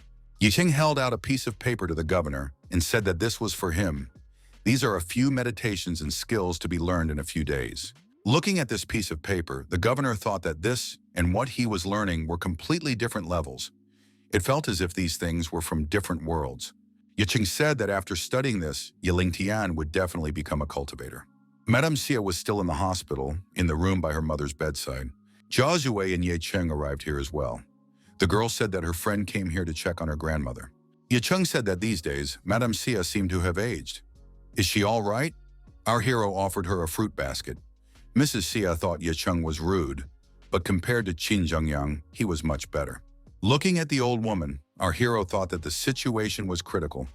She was on her last breath and could die at any moment. What could have happened in such a short time that she survived? After checking the old woman's pulse, the protagonist realized everything. She was not sick. However, her life force had been cut off by someone, and for this reason, she had fallen into a coma. Yi Heng inquired who the last person was with her before she passed out. Madame Xia hesitated a bit with her answer. The woman said that she was always with her grandmother. She had never seen other people. Madame Xia couldn't let Joshua know the truth. Otherwise, she wouldn't listen to Qin Zhengyang. Yeding said that Mrs. Xia is cheating. Madame Xia replied that she is not deceiving. Yeding wondered if there was a reason to lie to him at this moment. What had happened? Right now, only he could save grandmother. Jia Zhuwei demanded that her mother tell her what had happened to her grandmother. Yeding thought that Qin had realized everything he had said, but no matter what he did, he shouldn't mess around with Grandma Jia Zhuwei's life. Threats from Qin and her mother's life, the choice is not difficult. The woman admitted that it was Qin Zhengyang. Jia Zhuwei said she knew it was. Yecheng was outraged. How could that rascal do such a thing to an innocent elderly woman? Qin Zhengyang would have to pay for this. Our hero activated QI absorption. It was necessary to act immediately. Negative energy began to come out of the elderly woman's mouth. Mrs. Xia understood. This guy is using acupuncture qi. Are there really people who can do that? Jia Zhuwei asked her mother what acupuncture qi was. The woman replied that it was acupuncture mentioned only in legends. She couldn't believe it was real. Yi Sheng did not stop and continued to act. He activated the condensation. Negative energy kept coming out of the old lady and taking on an intimidating appearance. The protagonist grabbed that energy and told her not to even try to escape. Our hero said it was necessary to send a gift from him for a rogue in the Kunlun Mountains. Somewhere in the Kunlun Mountains, Qin Zhengyang stands in front of a temple, accompanied by his confidants. The people accompanying him wondered, shouldn't they be shown their sincerity? I can't believe the Qin family is being ignored. They are one of the best families. It's ridiculous. Qin Zhengyang said, as long as they are willing to be helped, they can go upwards to glory. Suddenly, there was a negative energy that came out from Grandma Joshu and was sent here by our hero. It attacked Qin Zhengyang. The guy cried out in surprise. Zhengyang raised his hands up and shouted loudly, who dared to break his spell? The head of the Qin family, Qin Kun, inquired about what was going on here. Qin Kun told his son that this spell was taught to him by his own mentor. They said that no one could ever destroy it. Why is he in pain? Zhengyang said that someone helped the Xia family. Qin Kun was angry. How dare they harm his son? It was necessary to inform Shuimei Palace that they had been warned. Ye Cheng, approaching the door of the main building, read the incoming messages on his smartphone. Jiaozhui reported that her grandmother was feeling much better and that she would try to sneak out of the house as soon as possible. Our hero thought that no one in the Shi family could stop this girl. It's probably because of her grandmother's favor. That is, in the hospital when the grandmother found out about everything, almost forced her to take her granddaughter as her wife. She asked our hero, when will they finally get married? Jiaozhui blushed with embarrassment and said who would ever want to marry him. Yidin opened the door and felt that there was a stranger inside. He took out his rod and shouted, "Who is there? Come out immediately." Our hero saw a girl sitting on the couch. It was an old acquaintance. She asked, "Didn't this guy have an emergency treatment with her? Had he already forgotten?" Yechen came closer and said that he remembered telling her to never come to this manor again. The girl replied that she didn't like to be in debt, and she owed him 3 favors, so he couldn't get rid of her. She came today to return the first favor. The interlocutor handed our hero a smartphone and said that here is a very entertaining record. The guest added that the Chen family was willing to pay a hefty price for his head. When she found out that Ye Cheng was the target, she accepted the assignment and eliminated another person to cover for him. How is that not a favor? The guy said that Lu Hanshuang hasn't figured it all out yet. He is the one who is going to destroy the Qin family, not them him. If Shuimei Palace took this, then she is standing in his way. The guy swore that the end of the palace would be the same for the Qin family. The girl looked at this guy with horror. Hanshuang laughed. Does he really want her to die laughing and him to take her inheritance? How can he destroy Shuimei's palace? Shuimei is the #1 assassin organization in the martial arts world. It has many masters. For money, they will take out the taskmaster not only in Jiangnan, but also in Jiangcheng. Even if they fail to destroy him, the palace will find stronger mercenaries to eliminate the target. Lu Hanshuang said that she would be honest with her interlocutor. There is a 30th rank master in Shuimei Palace. Contacting the palace, his only way out is to perish, and she saved him just now. Suddenly, our hero pushed the girl away and rushed to the front door. The guy kicked the door open with a powerful fist punch and deactivated the mercenary behind it. The mercenary jumped to his feet, snatched up his blade, and asked in surprise, "How did this guy know?" Ye Cheng continued to act and jumped high to deliver another blow to the uninvited guest. The villain was deactivated and found himself lying on the ground. He had no idea that the target would prove to be so strong. There was no way this guy could be dealt with. Lu Hanshuang looked at the mercenary and thought that he was also from Shuimei Palace. The Qin family had backups left, and someone else besides her had taken the task of destroying Ye Cheng. The mercenary said that Lu Hanshuang had broken the law of the organization, and she would be destroyed if she was found.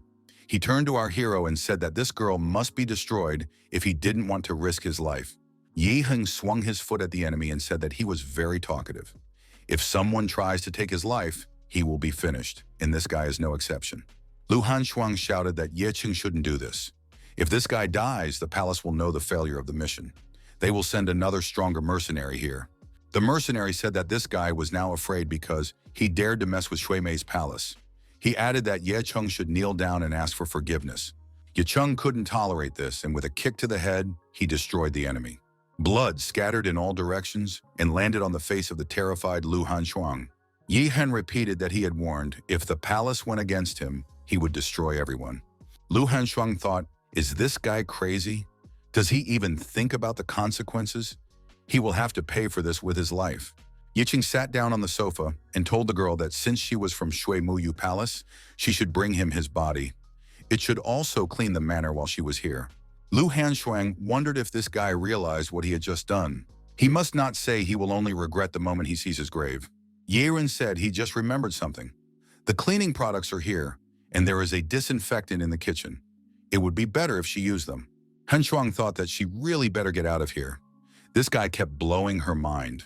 However, he had just saved her life. It annoyed her, but she hoped she would live longer. At one point, Lu Hanshuang kicked the bucket away with her foot. Why does it have to clean up after this arrogant rascal?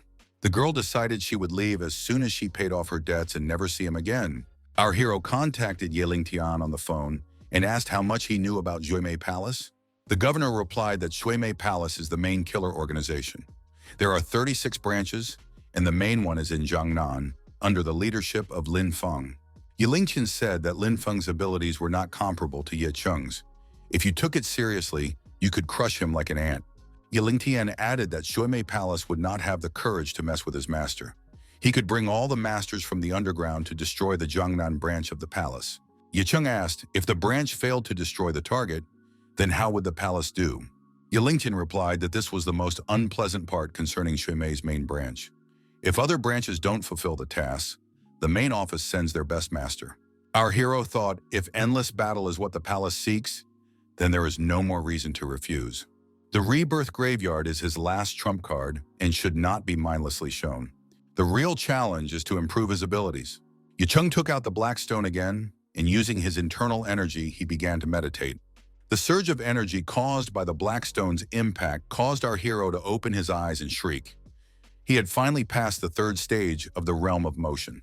Yicheng thought that this was faster than he had expected. The more he improved, the more improvements he made in every direction. Our hero applied the source of the raging flames after being in that very graveyard. A new tombstone appeared in front of him with the inscription, Chen Xingtian. Yicheng stretched his hand forward and sensed it. It was an aura stronger than Luo Yuntian's. Our hero was madly eager to experience it. He stretched out his hand to the tombstone, and it glowed, emitting a powerful stream of energy. Yicheng regretted that he could only use it once, so we should save it for the last resort. Sunyi stood on the doorstep of the house with a heavy suitcase in her hands. The girl thought that Yicheng had somehow told her the password to the mansion, and she was sure he had forgotten it. After checking around the rooms, the girl made sure he was nowhere to be found. Where could he be at a time like this? Unexpectedly, Yicheng appeared and asked why Sun Yi was sneaking into his room. The girl replied that she wanted to surprise him.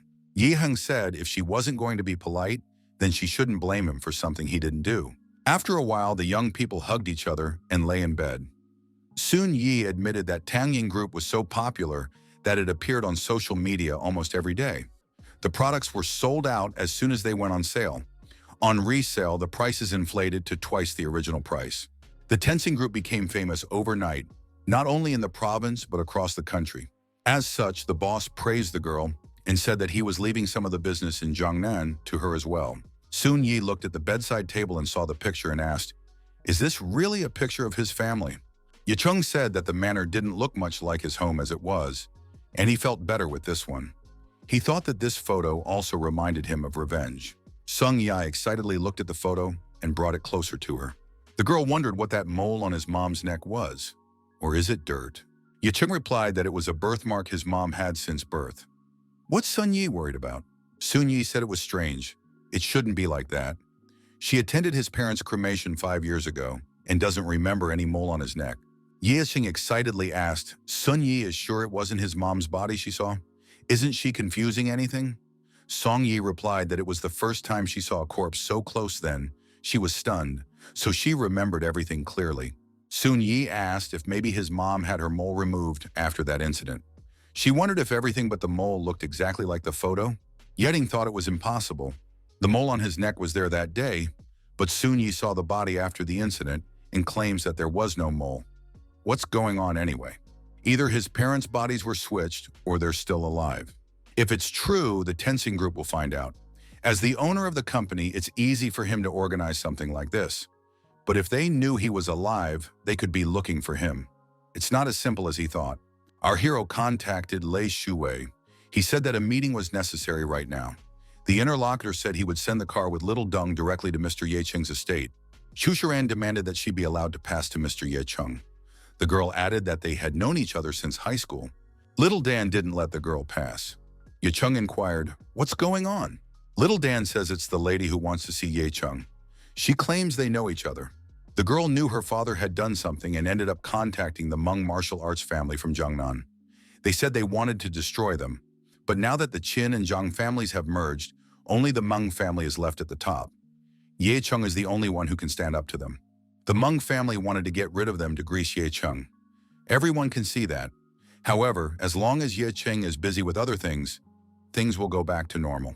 Yicheng said he didn't know this girl and added that he and Little Deng were going out on business. Chiran took our hero's hand and asked how come he doesn't know her. They've been friends since high school. The girl continued, Yicheng did say that he likes her. They've seen each other a few times this month, right? She knows it might be unpleasant, but he still cares about her, right? Yeshing turned around and slapped the girl. He told her to go away.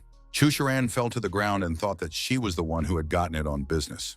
Our hero said that if he ever saw her around again, he would destroy her without regret. At the Dragon Spirit base, the protagonist met with Lei Shui and Qing Yi. Lei Shui held out an envelope and said that it contained all the details the Dragon Spirit had about the incident at Yunhu Villa. Our hero thanked. Qing Yi was surprised. Is this person really giving thanks? Lei Shui thought it was miraculous. Ye Qing asked, is the interlocutor sure his parents died? Lei Shui reported that the deaths are documented. Can there be a mistake? Ye Qing said he found out that someone had switched his parents' bodies. A look of genuine surprise appeared on Lei Shui's face. How could this be? They had extraordinary values. The bosses were willing to do anything to fool the whole world. They wanted these people to live and work for them. Lei Shui thought that there was nothing special about the Ye family. More importantly, the incident on Yunhu Mountain was of great significance.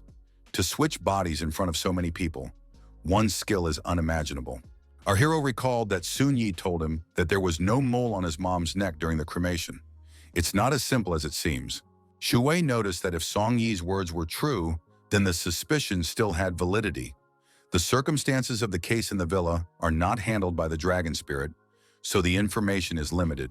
Lei Shui said he knew someone who could help. Zhang Weishan was the head of the criminal bureau in charge of special cases 5 years ago. He was directly involved in the case and was the first to have access to the bodies. Our hero wondered where this man was now. Zhang Weishan must have a difficult life. The Dragon Spirit commander said that he only learned some things through investigating the incident 3 years ago, on his son's wedding day. It was supposed to be a wonderful day.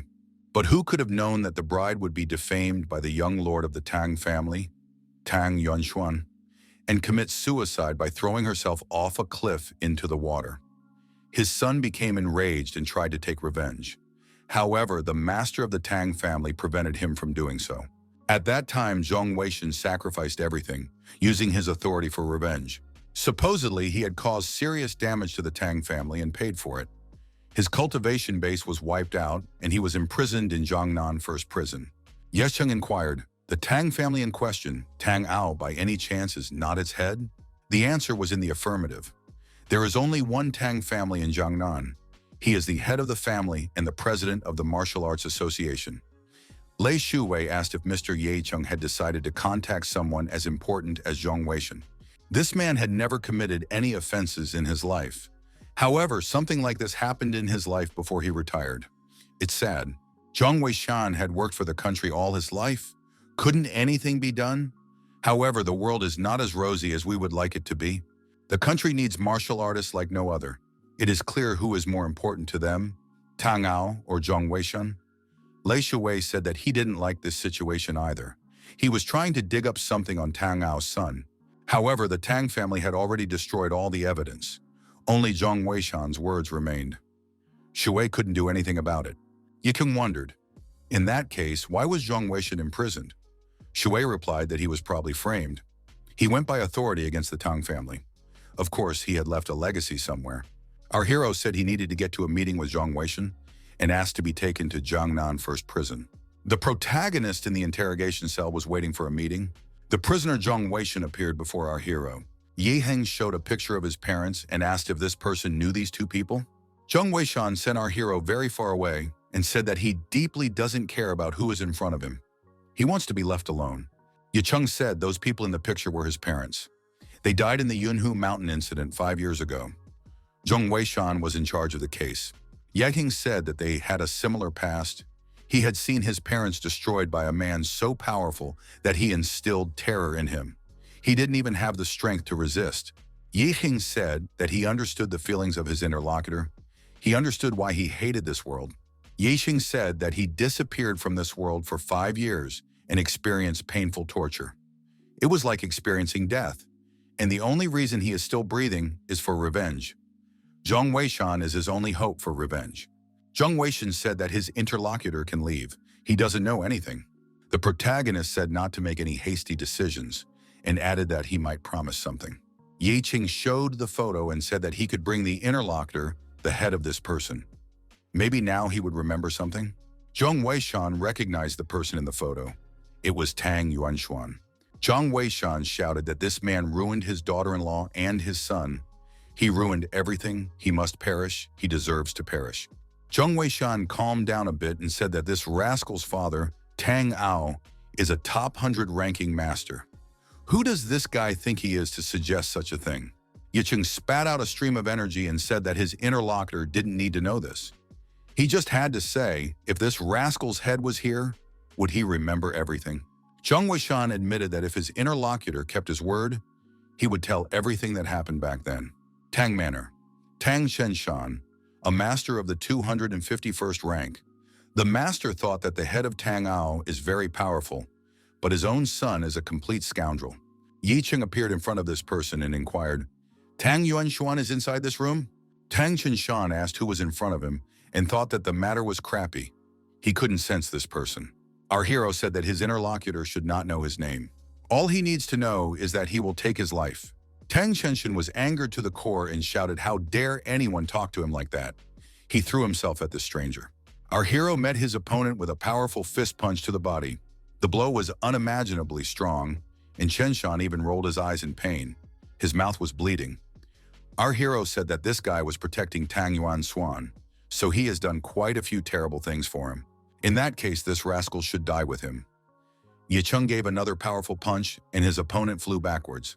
Tang Qingshuan fell to the floor and screamed in pain. The door to the room opened and Yuanshuan shouted, how could the enemies be able to massacre his uncle so easily? It was impossible.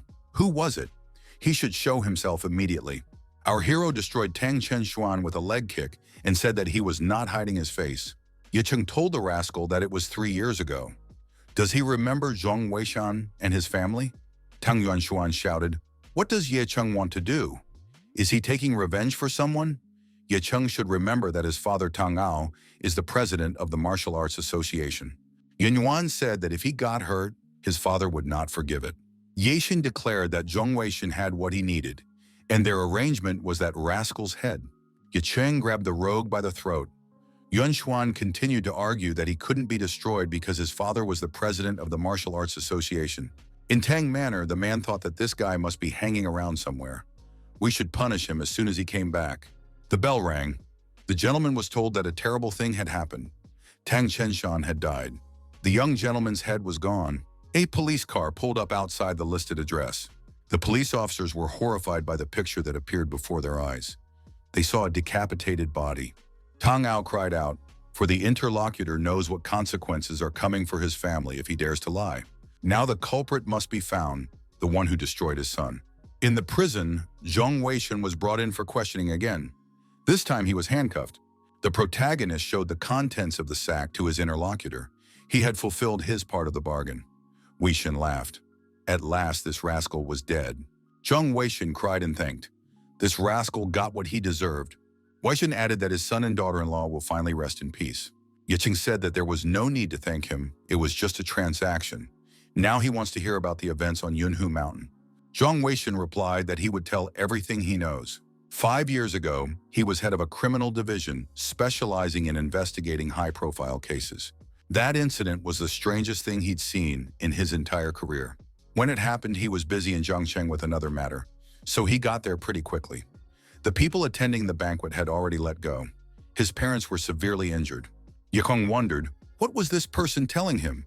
So they were injured, not dead. Our hero wondered, could his parents really be alive? Zheng Weishan said that their breathing was weak, as was their heartbeat, to the point where they could stop giving signs of life at any moment. But judging from the situation, they had a chance. Weishan said that, of course, he immediately took them to the hospital. In the end, however, he received a death certificate. Yicheng thought that the certificate still didn't prove anything. At least if he wanted to, he could save 9 out of 10 patients who were credited with such a certificate. Zheng Weishan said that the subsequent events were very strange. According to the usual procedure, the bodies were to be autopsied by the medical examiner, but a man suddenly appeared. This man took the classified documents and bodies and returned them half an hour later. His superiors then told him that there was no need for a forensic examination and it was best to cremate the bodies right away. Then it seemed to him as if a pair of invisible hands were manipulating everything. For that reason, he did nothing, although he wanted to. Weishan informed some family members and friends. He thought to see their reactions, but he had no idea that no one had signed the cremation agreement. He got a headache. Then a girl came and introduced herself as supposedly a member of Ye's family. Yichen thought it was Song Yi. What happened next, she told him. The identity of that guy and the reason for the absence of bodies for half an hour are of most interest. That man purposefully took the bodies, brought them back and asked for cremation. It was just an attempt to burn the evidence. He didn't want the bodies examined. He didn't want people to know that the bodies had been switched. Yicheng asked his interlocutor if there were any other suspects. Zhong Weishan said that he then investigated further and found out that that person had previously met Ye Cheng's mother at the cafe. After the conversation, they had a sudden quarrel. The woman left immediately, not in the best of spirits. Weishan said he wanted to save the surveillance footage, but his laptop with the files disappeared the next day. The man later found it and started threatening him. He had to stop the investigation for the safety of his family. Ye Cheng asked who the man was. Weishan said that all the camera footage had been erased, no photos were left. Ye Cheng asked if the interlocutor could draw that man's face. Obviously, the key to everything is that man. Zhong Weishan took a pencil and a piece of paper and said that he would try to draw a portrait. After a while, the portrait was ready. That's all I can remember. After looking at the drawing, our hero decided that the details were too few and said that he would try to find a way to get his interlocutor out of jail. Ye Cheng asked if Zhong Weishan could draw that face again on the computer. Weishan said he would do it again. A man in lotus pose meditating intends to make a breakthrough. Judging by his reaction, he succeeded. There was a massive release of energy. After a while, a servant appeared and said that he had something to tell Master Zhang. Someone had come to see Zhong Weishan. The master was surprised. In so many years, had someone decided to visit him? The servant said that it was Ye Cheng from the Dragon Spirit. Master Zhang said that the Dragon Spirit was of no interest to him. Did that rascal Ye Cheng from Zhongcheng really come? The young man said that he thought it was a coincidence and decided to investigate. And now he could claim that it was indeed Ye Cheng. This guy became the first martial arts master in Zhongcheng after he unknowingly disappeared for 5 years. Master Zhang was surprised. So what? Such a scum would only tarnish the Zhang family's bloodline. The young man inquired if they should send people to Ye Cheng. Master Zhang said he shouldn't. This man is nothing to them. He thinks he won't last long. Master Zhang thought that this guy was dead, but he turned out to be as resilient as a cockroach. However, he's just a lowly bastard. Jiangnan Provincial Martial Arts Association. Distinguished masters came to meet Master Tang Ao. Everyone present was waiting for a message from Tang Ao. Who would have thought that someone would have the guts to behead Tang Yuanshuan? Everyone knows that Tang Ao loves his son. The entire Martial Arts Association is shocked. Almost all the representatives of the top families have gathered here. The power of the president of the association is terrifying, but the Qin family is absent for some reason. Tang Ao shouted that his son is dead, and everyone knows it. Today's emergency meeting has only one purpose: to find the culprit. Tang Ao said he sent out the villain's picture to everyone. He wants everyone to use their strength to catch him. It doesn't matter if someone has clothes or a figure like his. Everyone must be captured. Mr. Jie looked at the photo and thought, who dared to contact Tang Ao in the first place? Looking closely at the photo of the young man from the back, the man thought, is this really Ye Cheng? It's not a hallucination, really, Ye Cheng. We need to check with Joshua. Tang Ao shouted that he would rather destroy 1,000 people than let this one slip away. He wants to get the heads of his entire family, torture them to death. Fulu thought that Tang Ao had lost his mind. He wants to wipe out everyone with similar clothes or figure. How many innocent people will die? However, for some reason, this person looked like Ye Cheng. We need to get in touch with this guy later. There's no way it's him. Mr. Jie, after talking to his daughter, calmed down. Of course it wasn't Ye Cheng. After all, he's at home now. However, Mr. Jie pondered. Could it be that Ye Cheng had managed to return home after these events? It was hard to believe. The head of the Wu family, looking at the photograph, thought that this figure looked familiar. The man asked if there was a better picture. The deputy said someone erased all the camera footage. This is the only picture they have left, and it was taken by someone as if on purpose. However, to be honest, it is without a doubt Ye Cheng. It is necessary to warn him after the meeting so that he has time to secure himself. Tang Ao said that as vice president, he leaves that person to Ma Weiqi. Ma Weiqi replied to the president that he would make every effort to find the culprit. The president said that everyone knows the consequences if there is no lead within 3 days. Ma Weiqi replied that he understood everything. After the meeting, some strange people showed up. They took that one picture with them. These men searched every nook, every crevice. Any man who looked like him was immediately seized. At the moment, the law is no longer in force in Yunnan province. Sleepless nights are coming. The head of the Wu family said that this incident is quite high profile. If anyone can provide important information, they will be generously rewarded. Mr. W said he had already sent out photos to everyone. The family head's daughter looked at the photo and thought that it was definitely Ye Cheng. Did he really destroy Tang Yuanshuan? One of the people present said that it was Ye Cheng. He knows that person. He is the arrogant guy who was in this manner back then. Head Wu realized why this person looked familiar. If this kid was able to break his pressure, it meant that he had the ability to destroy Tang Yuanshuan. This guy said that he hasn't liked Ye Cheng and Wu Xiangming for a long time.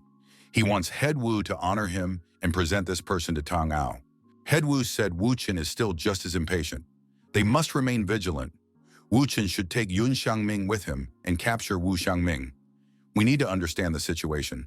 It's not too late to find out the details before tying the guy up. Wu Xiangming, unsuspecting, was meditating in the lotus posture. After he finished his meditation, he thought that the wonderful gift he had received from Mr. Ye Cheng, the divine flame scripture, had made him much stronger in his cultivation in just a few days. He needs another month, and Wu Qiyuan is no match for him, not like Wu Cheng. Wu Xiangming's house was broken into, he asked. Who is here? Wu Xiangming jumped to his feet and fended off the attackers. They were men sent to him by the head of the Wu family. In front of Wu Xiangming stood Wu Chen and Wu Yang. They tried to snap at the master of the house. Wu Xiangming said that he no longer has anything to do with the Wu family. What do they want? Why are they breaking into his house like this? Wu Chen said that they have some things to settle. However, he believes that his opponent is really hardworking and is not sleeping but cultivating right now. One of the attackers noticed an interesting object. In a box on the table was a pillory. Wu Chen and Wu Yang were surprised. After all, it was a medicinal concentrated engraved pill. Where did Wu Xiangming get it? Wu Xiangming said that it was none of their business and they could get out while they had the chance. The brothers said that Wu Xiangming must have forgotten. After all, their opportunities in the family are much higher than his. How does he have the nerve to talk to them like that? Wu Ken and Wu Yang rushed to attack and said that their opponent was headed for annihilation.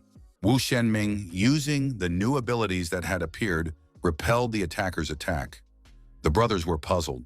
Wu Chen thought that this guy had placed a block twice. He didn't expect Wu Xiangming to advance this far. These pills were just a goldmine. Wu Xiangming was in awe of how strong Mr. Ye Cheng's cultivation was. He could oppose these two at the same time. Wu Chen told his brother that this fatty had become much stronger and caution was necessary. They decided to use their ploy. One of the brothers looked to the side and asked how Ye Cheng got here. Wu Xiangming didn't expect to see his master and turned around. Wu Xiangming asked in surprise what Mr. Ye Cheng was doing here. The brothers simultaneously attacked the fat man and said that he fell for this trick. After receiving a powerful punch, Wu Xiangming thought that he couldn't dodge. He must immediately get into position. Wu Genming, defending himself from the blows, thought, could these two rascals really harm him? Wu Chen said that he didn't know what skill the opponent had cultivated, but he didn't have a chance to expose in front of them. Wu Xiangming lost his balance and fell down. Wu Chen said for this rascal to call his boss now and ask for help. Also, he should tell where he got the pill from. Wu Xiangming said that the two of them would not be able to humiliate Mr. Ye Cheng. By crossing his path, the Wu family will pay with their lives. Wu Chen wondered why Wu Xiangming cared about the Wu family. After all, he was now on his own. The brothers piled on Wu Xiangming and said that he would be the first to bid farewell to life. As he was dying, Wu Xiangming managed to write his name on the floor with his blood. Talking to Qing Yi on the phone, our hero learned that the dragon spirit has no influence and Zhong Weishan will not be released. Qing Yi said that Zhong Weishan is a criminal. He can't be released so easily. Ye Cheng said that his parents are now in the middle of nowhere. What if they are in danger? A way must be devised to speed up the process. Qing Yi suggested bringing a specialist with equipment to Zhong Weishan, and the person's true identity would be revealed today. Ye Cheng thought that at least some progress had been made. Now that Zi Jiaoshui and Song Yi were in charge of the company, he could rest easy. We need to start cultivation. Our hero decided to find out how Ye Lingtian and Wu Xiangming were doing. Ye Lingtian said that learning a new skill was going flawlessly. He never thought that such powerful skills existed in the world. The governor reported to the boss that Tangao spies are everywhere. 36 teenagers disappeared in one night alone. All of them are either the same age as the boss or look like him. Caution must be exercised. Ye Cheng replied that he already knew what to do. Our hero got a bad feeling. He decided to contact Wu Xianming. Wu Xianming could not be reached. Ye Cheng became nervous. This guy was usually on call around the clock. After all, he should always be ready for orders. To check what happened, our hero decided to apply spirit possession. He hoped that he was winding himself up. Ye Cheng felt Wu Xianming asking for help. What had really happened? Ye Cheng appeared on the doorstep and asked if Wu Xianming was okay. There was no response. Advancing further, the guy saw a trace of blood on the floor. The blood had written Wu family in it. The head of the Wu family said that Xiangming might be a traitor, but he was still a member of the Wu family. He only told them to bring him in. Why did those two beat him up? Wu Chen apologized to the head and said that Xiangming was just a dog. Therefore, it doesn't make any difference whether to deliver him alive or not. What matters is that he is a naughty dog. He didn't give away that guy's location. Wu Chen took out a pill and said that Xiangming was hiding it. Master Wu grabbed the young man's hand and asked him what it was he was holding in his hand. Head Wu shouted that it was a real pill. Head Wu said that this pill was created recently. It was created for half a month. It still has carvings on it. The man threw the pill into his mouth. The head of the Wu family grabbed his stomach. After a while, the man stood up and shouted loudly that the effect of this pill was much better than the ones left behind by his ancestors. This is unthinkable. Mr. Wu grabbed the young man's chest and asked him where he got the pill. The elder thought once they reached the source, they would become the best martial arts family in Jiangnan province. No one would care about the Tang and Qin families. Wu Chen said that they took this pill from Wu Xianming. Originally, they didn't even think of harming him. But not only did he not give Ye Cheng away, he also wanted to solely appropriate the pill. The head of the family wondered, did this pill really belong to Wu Xianming? The elder pushed Wu Cheng away and rushed towards Xiangming while calling him his closest friend. The head of the family, with tears in his eyes, said that he only wanted to see Xiangming. He would never let those two rascals hurt him. Xiangming must confess where he got the pills. He would now be taken to the hospital and handed over to the best doctor. He would make sure that Xiangming would return to his best condition. Wu Wanming told Qiuan to stop. There are some things that are beyond his control. In the end, he will ruin the Wu family with his narrow-mindedness. Qiuan flared up with anger and said that the one who couldn't see the boundary was Xiangming. He didn't think he would end up like this, did he? Suddenly, a girl appeared and shouted for her father to stop. The daughter asked what he was doing, for Uncle Xianming had always been honest and courageous. Why is he being treated like this? Qiuan said to keep Xinlin out of adult affairs. Does she really want to be punished? Wu Chen said that there was an important message. Subordinates gathered all the data. Qiuan laughed. Did Xiangming really think that they couldn't do without him? Qiuan ordered Wu Chen and Wu Yun to find that guy at the given address. Wu Qiuan thought that Wu Xianming was willing to become that guy's dog just to get his hands on the pills. Tang Yuanshuan might have died at his hands in an attempt to get them. Wu Qiuan decided that he had to find this guy before Tang Ao found him. He must get his hands on all the pills. Once they have them in their hands, the Wu family will be elevated. Wu Qiuan shouted that once this happened, their family would gain unimaginable glory, until the Tang and Qin families fell to their knees before them. Wu Qiuan saw that Wu Yun was unconscious.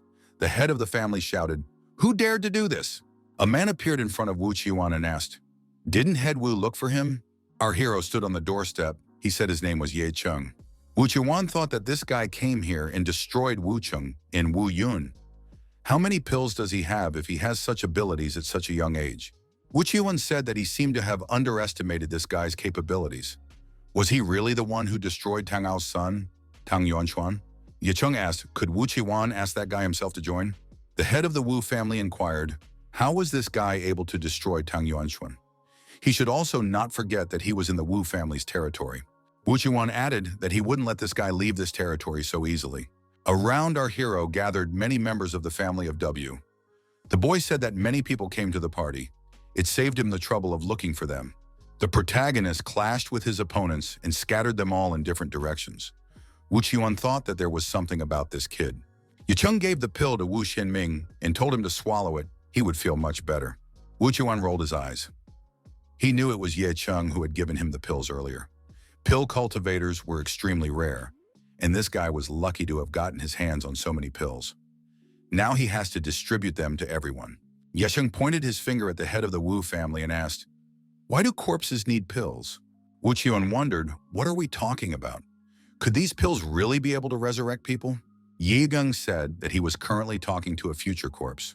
The head of the family shouted, does this guy have any idea who he is talking to?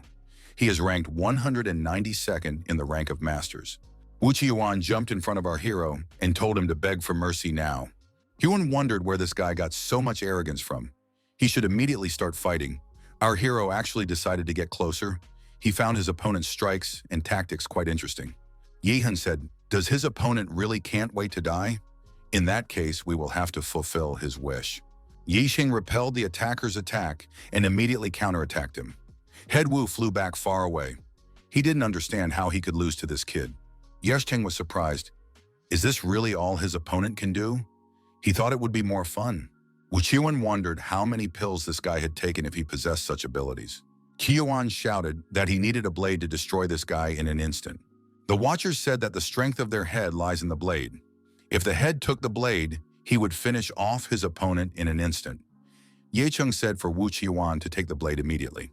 Wu Qiuan grabbed the blade and said that his name was renowned throughout Zhangnan due to his mastery of the blade. Wu Xiangming felt better and told Ye Cheng to be careful. With a blade in his hands, the head of Wu is a danger. Ye Cheng said that Wu Xiangming can rest. He will handle it himself. Ye Cheng smiled and said that this was the kind of performance he wouldn't miss. Wu Qiuan swung his blade and shouted for his opponent to take his strongest strike. Ye Cheng dodged the blow and jumped aside and ended up behind the attacker's back. Wu Qiuan was surprised. How is this possible? Suddenly, our hero was grabbed by someone's hand. The man who appeared next to him told this guy to stop. Wu Qiuan asked what his father was doing here. Shouldn't he be at the clothes practice right now? The old man said. If he didn't come now, Qiuan would have already died at the hands of that guy. Qiuan wondered how he, the head of the Wu family, could lose to this Ye Cheng. Elder Wu said that this boy was talented for such a young age, and he liked him. But the young man made a mess in the manor. Why not give him an explanation? Ye Cheng felt a black aura emanating from this old man. Elder Wu told the guy to apologize and stop his cultivation. Then he would keep him alive. Yesen took out the broken sword and tried to use it. The old man was surprised. Does this guy really think that this ancient broken sword will change his life? Ye Cheng didn't speak for a long time and struck the old man with his sword, thus destroying him. Wu Qiuan shouted loudly, what did that rascal do to his father? Ye Cheng thought that it was quite good for a broken sword. The people present were terrified. The strongest master of their family had just died at the hands of this child. This can't be happening. Ye Cheng looked around and told everyone present to immediately kneel down. Wu Qiuan looked around and saw his family members kneeling in front of this guy. Ye Cheng looked into the eyes of the family head and said, why isn't he kneeling down? Does he really have something against it? Wu Qiuan also knelt down in front of our hero. The frightened family members told the man to spare them. They don't want to die. They will do whatever he orders. Ye Cheng asked why Wu Qiuan didn't belittle him. The head of the family wondered if he did so, would the young man let him go? However, what would his demise gain him? He is already cornered after messing with Tang Ao. Let it not seem strange to him, but Tang Ao is ranked the 100th rank, and that was centuries ago. Over the years, he has only gotten stronger. He's much stronger than anyone the guy had met before. He wouldn't even live 3 days if he pissed off Tang Ao. Ye Cheng grabbed his opponent by the throat and said that he was talking too much. The head's daughter rushed to his aid and told the young man not to do it. The girl fell to her knees and told Mr. Ye Cheng to spare her father's life. She added that she was willing to serve him and do whatever he wanted. Ye Cheng asked, did this girl really think she was in a place where she could beg for him? The girl cried and begged to spare the head of the family. Yeding said that he doesn't like to destroy women, but that doesn't mean he spares his enemies. She can also join him. Wu Xiangming said that this girl was not like the others. She helped him when he was in danger and tried to stop Wu Qiuan when he intended to harm Ye Cheng. She should be let go. Ye Cheng asked the girl to give him a reason not to destroy her.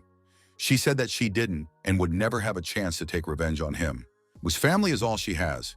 Without them, she's worthless. The girl said that the Wu family may not be the strongest in Jiangnan, but they are all under Jing Cheng's protection. If she stays alive, she will become the head of the Wu family and can ensure that Jing Cheng doesn't cross him. Ye Cheng told the girl to accept a drop of blood and become his servant. Then he would spare her. The girl said she'd take it, and he dripped blood on her face. Ye Cheng asked Wu Xiangming how he was feeling. Wu Xiangming was thankful that Mr. Yecheng had avenged him. Right now he was useless. Ye Heng replied that if Wu Xiangming was useless, he wouldn't be here.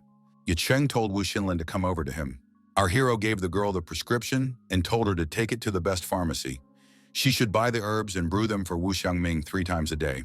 Yecheng added that Wu Xiangming would not be able to move around, so she would stay here for a few days, and she would be responsible for him. Yecheng said that Wu Xiangming would be on his feet in 3 days. King Yi said for Mr. Yecheng to get in the car, he has some news. With Zhang Weishen's help, they were finally able to recognize the face. Lei Shui said that according to him, this guy looks 90% like this person, and held out an image card. Yerheng looked at the card and thought that this person looked a bit like his mom. Shui said that some dragon spirit experts believe that the man might be a relative of his mom. Through their base, they can access his information. Yeheng inquired, what is his name? Where is he? He needs to be seen right now. Lei Shui fiddled with his computer and said his data was blank. He dares to assume that someone was trying to protect him. They could only find a name.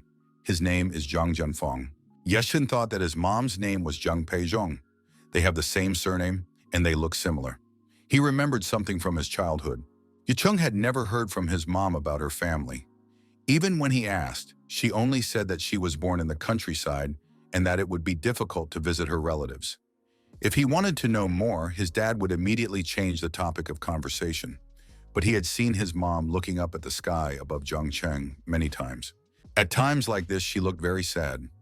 Why did Master Lun want to destroy the Ye family? Who was Zhang Jianfeng? Why did he switch his parents' bodies? Where was his mom looking? What happened to them? Our hero wanted to know the answers to all these questions. He was just blazing with anger and radiating a huge amount of energy. Qing Yi, who was sitting behind the wheel, slowed down and told Mr. Ye Cheng to keep his energy in check. Otherwise, he might not be able to take it. Our hero apologized. He just let his thoughts run wild. Ye Cheng asked Lei Shui if he could find out more about what it meant that they withheld information about Zhang Jianfeng. The interlocutor said that there are only 2 reasons why a country completely hides information. Either the status was extremely important to the state, or they were from an unusual martial arts family. Our hero assumed the latter. But if he's from a martial arts family, so why do he and his mom share the same last name if he's a complete zero in the arts? Lei Shui said that there was another coincidence that Ye Cheng should know about. The 9th place in the country's master ranking is held by someone named Zhang Jianfeng. Ye Cheng thought, 9th rank master? What does that mean? It turns out that this is a person in the top 10 strongest. The masters he had destroyed recently were around the 200th rank. If he gave his best, he would be around the 150th place. Even so, he still had a long way to go to rank 9. Going up against him would be tantamount to self-destruction. The guy thought that he had rebirth graves, however. If he activated the second one, the third one would react as well. Ye Cheng decided that he needed to calm down. As long as he had time to prepare, he would do anything to become the first-ranked master. Ye Cheng said that as soon as Lei Shui finds something about Jianfeng, to report to him immediately. Xing Yi asked if Mr. Ye Cheng remembered the people he had destroyed on the island. One of them was from a mafia called Akita. Recently, they had received information that those people could even stand up to an entire country. There was a suspicion that they could cause trouble for Mr. Ye Cheng too. Ye Cheng said if Akita decided to attack the country, he would let them experience the primal fear on their own skins. Tang Ao was annoyed. His men had scoured the entire city, and all he had managed to find were a few similar people. None of them had anything to do with martial arts. Why is there no use from those present here? He wants the criminal, not these dumbasses. The aide told President Tan to keep calm. His 60th birthday is coming up soon. They will finish the job before that day. Tang Ao shouted that he was not going to celebrate this day. He needed to find the perpetrator of the crime. One of the people present said that they can't let that happen, because the president realizes that things have not been going well lately. There are always events happening in society. It's not all random. The counselor said he believes this year will decide the fate of the president. They say that in years of destiny, nothing goes according to plan, and the only way to stop the chain of events is to interrupt it with something happy. The best thing coming up right now is the president's birthday. Tang Ao thought that perhaps a change was really needed. We could have a celebration, but a small one. The aide said that President Tan was sent a package by someone. He asked to hand it over personally and said that he wished the president a happy birthday. The president sent an aide. Can't this guy see he's busy? The president thought that every year these people send him gifts. He can't believe the redneck sent a gift so early this year. Tang Ao saw the traces of blood on the box and thought that something was wrong here. Tang Ao took the box from the messenger and decided to see what was inside it. Inside the box, the president saw Tang Yuanxuan's head. How dare they? Those present were outraged at how dare they send such a thing to the president, especially on his birthday. Tang Ao shouted for the messenger to urgently speak. Who sent this, and where did they go? The frightened messenger said they were wearing sunglasses, so they set off towards Changbin Road. Tang Ao immediately moved in that direction, but returned back after half an hour. The president was angry and did not speak to anyone. The people present thought that Tang Ao looked like he was going to devour people. Apparently, he didn't find that person. Things are getting even more confusing. Tang Ao laughed and said that this boy had declared war on him. Now he would see who would have the last laugh. An opportunity to serve, and he asked to be left alone. The phone rang. Everyone thought that the phone always rings at the worst possible time. The problem now is, who's going to pick up the phone? The president had better not piss off the president, or everyone would be in trouble. Tang Ao said for someone to answer already. Does he really have to do it for them? One of the young men picked up the phone and answered the call. The young man listened to the message and repeated in surprise, Has the Wu family really been destroyed? The person on the phone said that the Wu family is no more. Wu Qiwan and Grandmaster Wu are gone. Whose handiwork is this? Tang Ao said, if his assumption is correct, the one who destroyed the Wu family also destroyed his son. That person spits on all the laws of Jiangnan and provokes the Martial Arts Association. Tang Ao said, for now they don't know who it is, so they will call him Hunter. It is now necessary to alert all the forces in the province. All the members of the Jiangnan Martial Arts Association see the Hunter as their own enemy. Tang Ao said that he wanted to see the Hunter's face. Yicheng asked if Tang Ao had received the package. The man replied that he had received the package and immediately coughed up blood. However, Mr. Yicheng must be careful. Tang Ao called the Hunter an enemy of the entire Martial Arts Association. Yicheng thought that a Hunter was entertaining. Does he still intend to celebrate his birthday? The interlocutor was sure of it. The president was fascinated by the idea of a year of destiny. Is Mr. Yicheng planning to do something about it?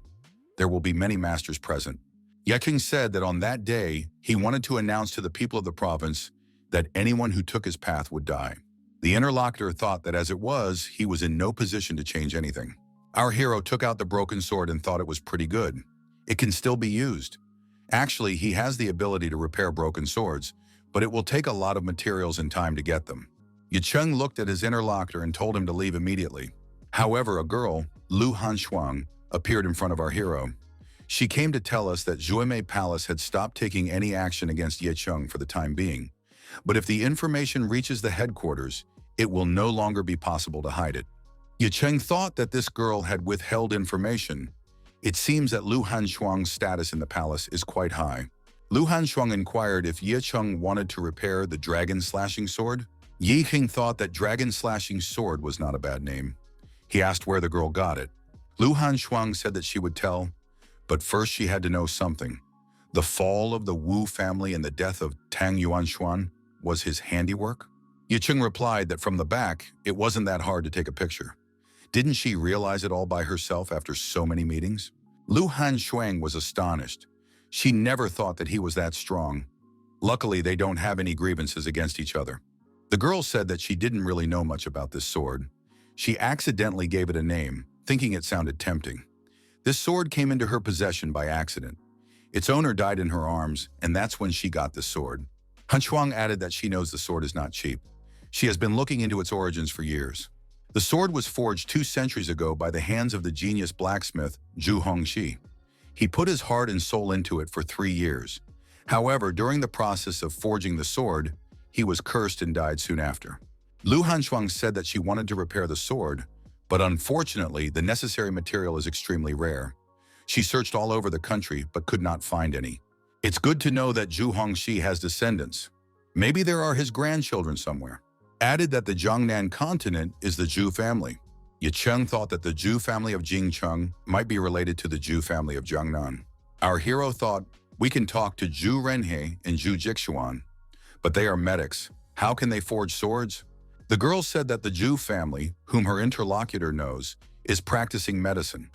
However, this is only a disguise. Their ancestors forged many weapons for countless masters, and for that reason alone, the Zhu family dare not be contacted.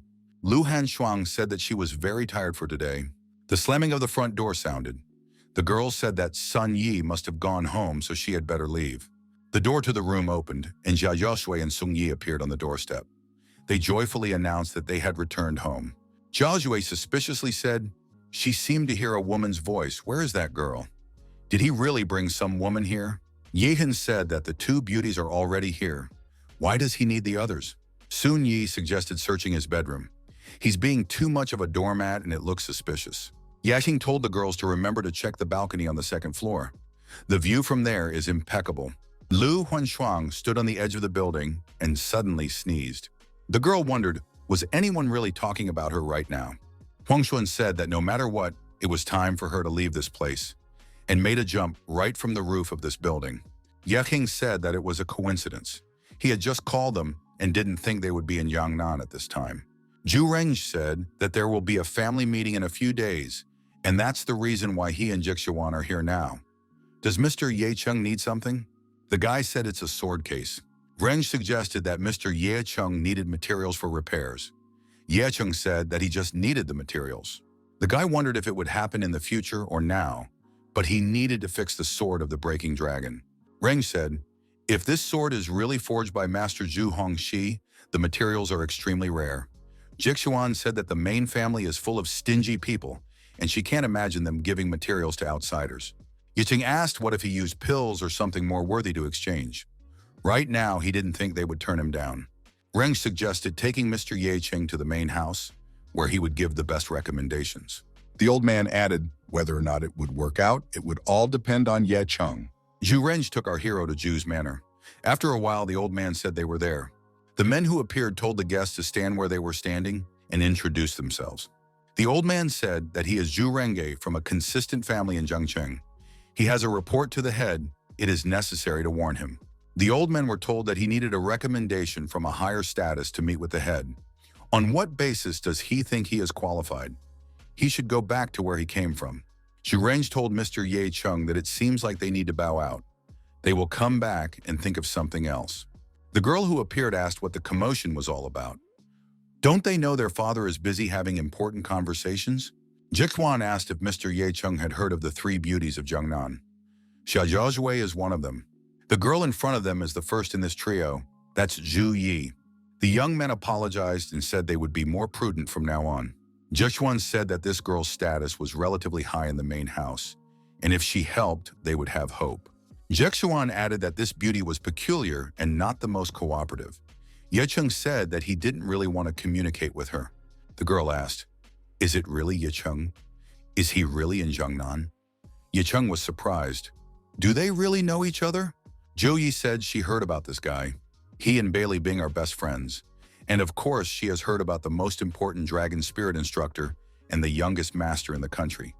The girl added that she has heard a lot about this guy and is willing to pay attention to him. Yi Hing said, wondering what he could do to deserve Madame Zhu's attention. Zhu Yi said that it wasn't due to status, even if he was the first in Zhengcheng. Zhu Yi said that her interlocutor is the one who was noticed by the dragon spirit leadership. This changes everything. The girl smiled and said that she wanted to talk about this young man now. She believes that he didn't show up at Zhu Manor because of her. Yi Heng stated that he knew that the Zhu family had forged swords in the past, and he needed materials. Zhu Yi said if he wants to repair the sword, she thinks it won't be difficult. She will do her best to help him, but they've forged countless swords. Which one are we talking about? The protagonist showed the sword and said it was about this weapon. The girl was surprised, for this was Po Xuan's sword. How did he get his hands on it? The guy was surprised. Apparently, this sword is something valuable to the Zhu family. Zhu Yi said that he wasn't just valuable. Her great-grandfather willed her before his death that Po Xuan's appearance would herald the return of the emperor. She can't believe that the broken sword appeared today. Zhu Yi said that she wanted to buy this sword and was willing to pay any price for it. The girl offered 200 million. He could put up all his demands, they would be an untold debt to the guy. Ye Cheng said that money in their favor are worthless to him. He only wants materials. Zhu Yi apologized for her expressiveness, but she's serious about this kind of thing. The girl added that she cannot say anything about the materials as it is their faith. Yiqing said that this was the end of the conversation and said goodbye. A gunman with a sniper rifle watched the young men from the roof of a neighboring building. The sniper said, "Hallelujah," and pulled the trigger. The bullet flew in the intended direction. The antagonist noticed the danger in time, and using his inner potential, was able to neutralize this shot. Zhu Yi was startled and thanked her savior. The girl called the right place and said that they tried to destroy her. She also gave her address. Zhu Yi, turning to our hero, said that she was now indebted to this man. Chen replied to her interlocutor that her safety was not worth a dime. Zhu Yi descended into the underground casemates. The guards were standing at the entrance doors. In front of the girl was a man with his hands tied, hanging upside down by a rope. Zhu Yi asked why he wanted to destroy her and who the customer was. The killer was saying something incomprehensible in a foreign language. The girl thought they were southeastern villains. She only wanted to punish for breaking the rules, and they were already losing patience. Zhu Yi picked up the dagger and said that it was time to die. The girl swung the knife and the killer's head rolled on the floor. Zhu Yi ordered to send the masters to Southeast Asia immediately, leaving no one alive. The guy thought it was only a matter of time before he went outside, and he already felt a strong aura. They broke into the coffee shop apparently because of Zhu Yi. They are really strong. The Zhu family hid their origins behind pharmaceuticals. The unknowns in Jiangnan and the Wu family are just the tip of the iceberg. A phone call rang. The protagonist asked Sun Yi what was wrong. The girl asked if Ye Cheng could go up to the 15th floor of the Huawei building. Tengjing Group had some difficulties. Ye Cheng wondered what kind of difficulties we are talking about. If Yozhui is around, she has a better understanding of business. Song Yi said that Zhozhui went to see her grandmother off to her hometown. She won't be back until a week later. Chairman Shen is also already on the plane. Song Yi told Ye Cheng not to ask anything and to go to her. At the time of the conversation, Song Yi was not alone. The person present said to Sun Yi to tell her that the boss is here. Sun Yi said that her boss is on his way and the guest can contact her with any questions. The stranger asked if this girl knew what their company needed most right now. Sun Yi asked, "What is it?" The stranger said what they needed most right now was security. If the Tenjing Group wants to stay afloat, they need someone to take them under their wing. They'll be that protection. We can skip the details of what his family possesses. Song Yi asked, "Is he from Shanghai?" The guy said he represents the Lei family from Jiangnan. The stranger said 20% of the company's shares, and no one else in the province will dare touch them. This is great news for all of them. Sun Yi told Mr. Lei that their company has no plans to sell shares. Lei stated that Ms. Sun Yi doesn't understand something. They are not buying but taking those shares. Lei said that it's easier for them to just kick the Tenjing Group out of the business world. 20% is a gift. The girl thought she had heard rumors of new rich and high-ranking families becoming shareholders in the gaining companies, but she didn't think it would happen so quickly. Lei added, to be honest, he didn't think the company manager would be so charming. Lei remarked that if the girl paid attention to him, he wouldn't mind taking a percentage of the stock down. Lei told the two guards to go out the door and make sure no one interfered with them. The rascal said he wanted to spend some alone time with this girl. Suddenly, two guards lost their balance for some reason and were violently deactivated. Yicheng appeared in the room and inquired, "This rascal must have been looking for?" The protagonist added that he was about to rip his wig off his head. Yicheng asked Song Yi, "Did he touch her?" The girl replied that he hadn't yet. Lei was surprised. Is this person ignoring him? Song Yi was glad that Yicheng had finally come. The guards wouldn't start until tomorrow, and she had no idea what would happen. Yetting said that Song Yi is unharmed, and that is the most important thing. The rest the girl can leave the rest to him and wait outside. Lei asked, "Does this guy even know who's in front of him?" Our hero replied that he was some kind of emo punk and gave his opponent a hard slap. The opponent said he's not emo punk, he's from the Lei family of Jiangnan province. How dare this guy touch him? Even his father didn't touch him. Yicheng punched his opponent in the jaw with his fist and said, "Why should it bother him? It's not like he's his father." Lei cried, "After all, he is the young master of the Lei family, Lei Jie." Yicheng sent his opponent into the far corner with a kick to the chest. Lei Jie, being in flight, said that his family would open a hunt for this guy. Our hero grabbed his opponent by the hair. Lei Jie again said that he couldn't be treated like that. After all, he was the young master of the Lei family. Yi Heng ripped off some of the hair from his opponent's head and said that he had lost his wig today. Yiting took out his cell phone and called wherever he needed to go. When it was answered, our hero said that the Lei family should disappear from the province in 10 minutes, and the head of the family should call his son Lei Zhe. Lei Zhe was indignant. What do you mean in 10 minutes? Who did he think he was? Yiting slapped his opponent again and told him to behave more politely. He would be expecting news very soon. Lei Zhe fell to his knees and told Yicheng to stop. Soon his dad would find out about it. A phone call rang out. Yicheng said for his opponent to answer. Lei Zhe laughed. It's his father calling. He said Yicheng still has time to come to his senses, or he will tell his father what's going on here. Lei Zhe wondered why his father was calling now. This guy said that the Lei family should be gone in 10 minutes. There's no way that can happen. Yicheng told his opponent that this is the last call of his life. Is he sure he doesn't want to answer? Our hero asked, what's wrong? Why doesn't Lei Zhe want to answer the phone? The villain said he didn't believe it. Does this guy really think he can get rid of his family in 10 minutes? Lei Zhe replied and heard his father ask, who did that rascal mess with? Because of him, Lei Manor is already filled with corpses. Lei Zhe cried and said that he admitted his guilt. He also asked for apology and mercy. He didn't get any mercy or apology from Lei Bai. He was beheaded.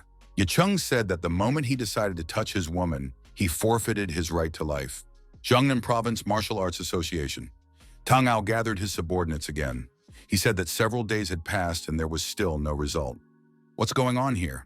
The president is told that every lead they find suddenly evaporates. He dares to suggest that someone is destroying evidence.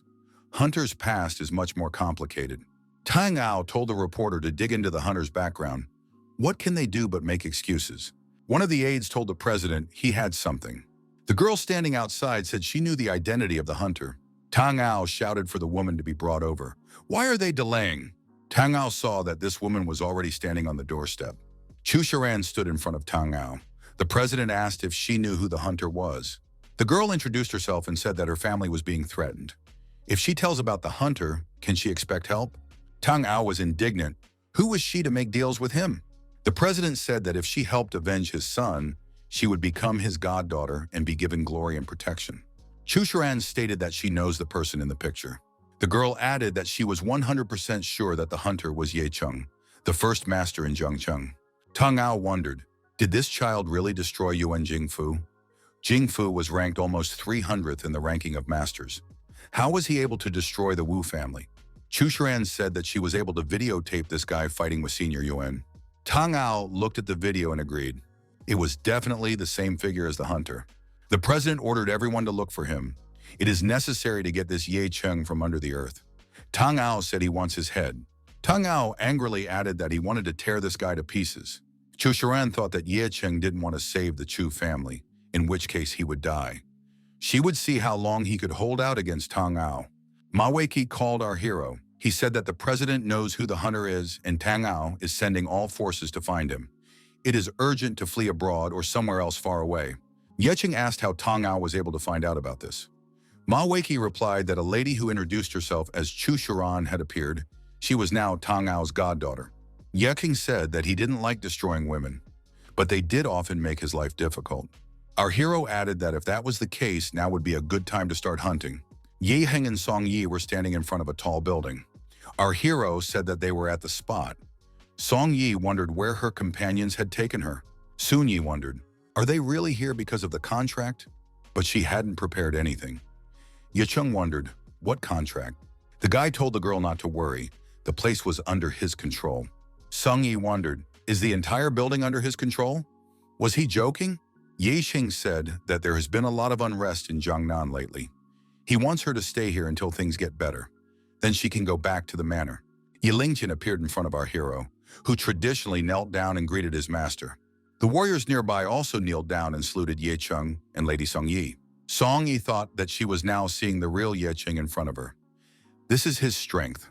The girl thought she didn't know anything about it, but she could feel it. None of those present are ordinary people, and she senses that they are all masters. These people are all powerful and all Ye Cheng's subordinates. The protagonist told them all to rise from their knees. Ye Lingtian reported that he had planned everything. The governor said that the Lord can entrust Ms. Song Yi to them.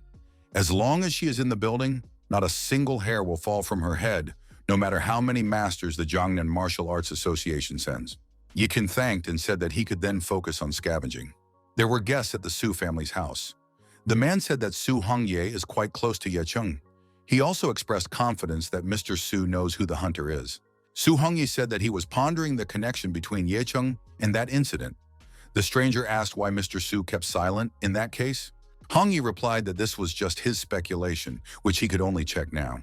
The man thought, it's good that his wife and daughter aren't home right now. It was important that they were safe. The villain told Su Hongye to confess where the man was now.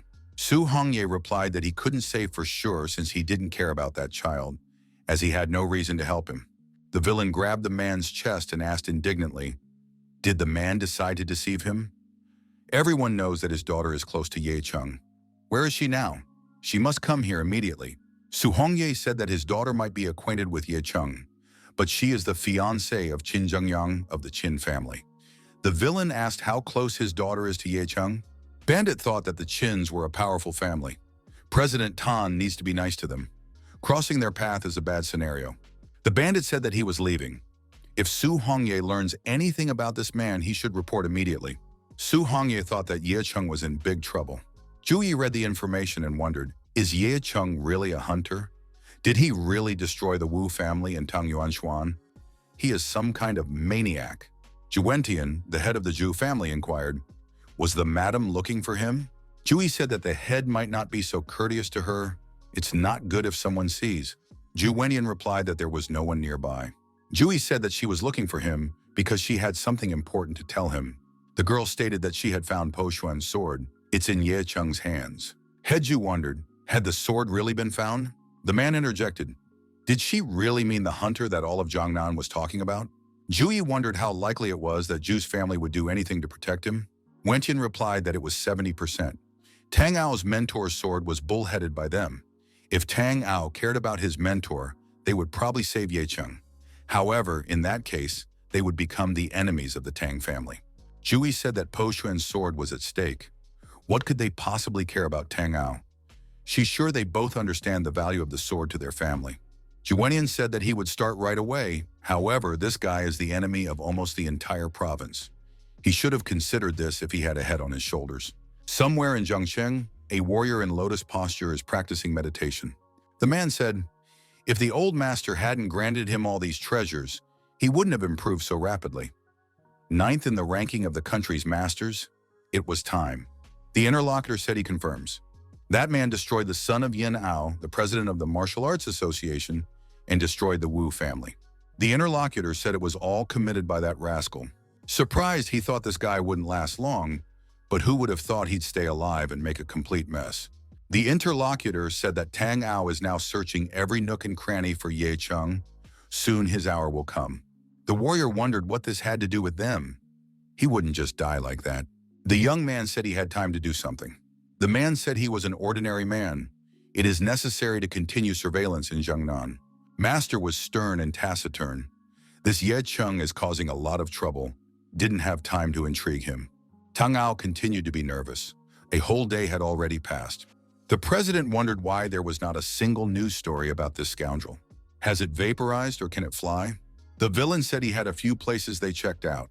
Bandit said that some upper-class families and the powers they avoid are the dragon spirit in Wang Fuchidi, but that means he's not there.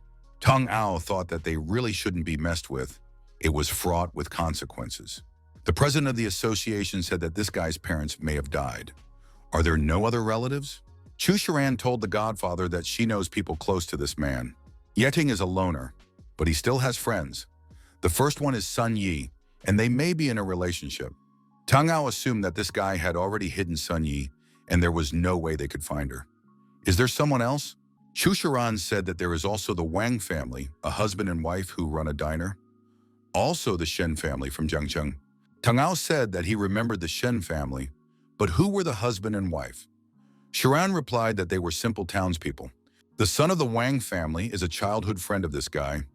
Shen Hawa runs the Tengying group and is the head of the Shen family.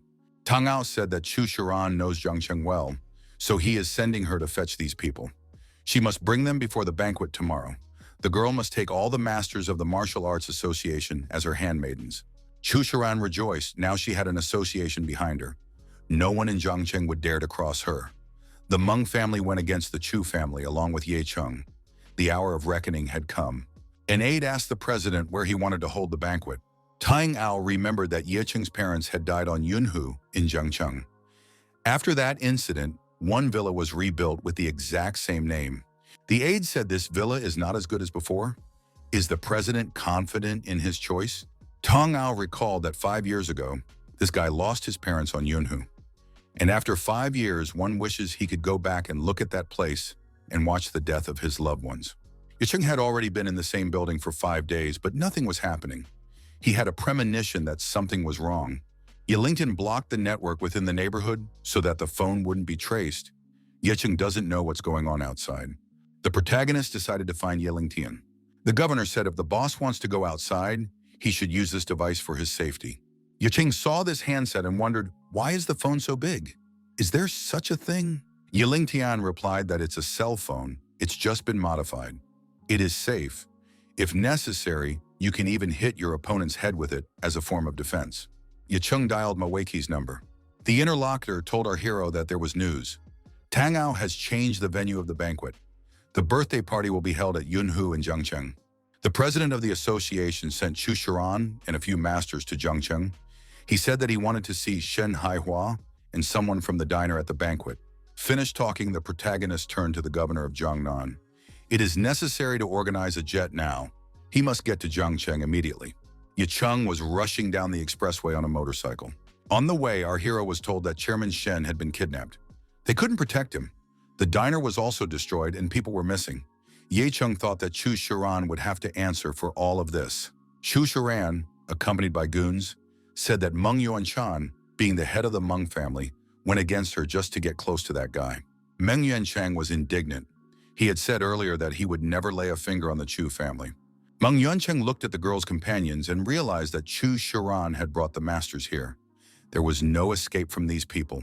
Chu Chiran smiled and said that the most dodgy ones survive. He hadn't touched Chu's family, but would she touch them? Chu Chiran told Meng Yuanchang to immediately kneel in front of her. He must beg for mercy, or his entire clan would be destroyed. Meng Yuanchang was indignant. How could the head of the Meng family beg a woman? The child standing behind Meng Yuanchan's back cried and called out to his father. Yunchan thought that he was also a father in addition to being a father, and kneeled in front of Chiran. Meng Yuanchang tearfully asked the girl for mercy. Chu Chiran smiled and said that it made her teary-eyed. The girl changed her expression and said that she wasn't accepting the plea anyway. Chu Chiran ordered the thugs to destroy everyone and spare no one. Meng Yuanchang ordered his family members to put up a dignified resistance and attack the opponents in return. Meng Yuanchang thought that the child must survive at all costs. Chu Chiran told the thugs that this child must not leave under any circumstances. Meng Yuanchang shouted for her to stop this mayhem. If she touched his son, he would sizzle her. Yuanchan said that he is the head of the family and should not be underestimated. One of the villains tossed Meng Yuanchang aside and approached his son. The rascal said that he was about to destroy this boy and swung his fist at him. Chu Chiran silently watched the scene. The fist of the villain had already descended on the child. The boy cried and asked for help. Suddenly, our hero appeared in front of the villain and blocked his blow. The villain asked, "Who is that in front of him?" Our hero said his name was Ye Cheng and delivered a series of crushing blows to this villain. Chu Chiran told the other masters that this was Ye Cheng and added that he should be captured immediately. Ye Cheng attacked these masters as well. He was cruel and spared no one. One of the villains, Tang Ao's assistant, thought that this guy's abilities were simply beyond imagination.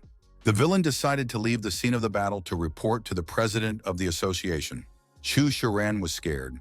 Why is he running away? She can't be left behind. Her godfather will find out. The villain said that he didn't care about this girl if his life was at stake. Ye Cheng caught up with the villain and said that he was telling the truth. Our hero attacked this villain as well and said that he was going to die now anyway. After the masters of the Martial Arts Association were eliminated, our hero approached Chu Chiran and said that she had good looks and came from a wealthy family. Why did she get involved in all this? Why is she interfering with him?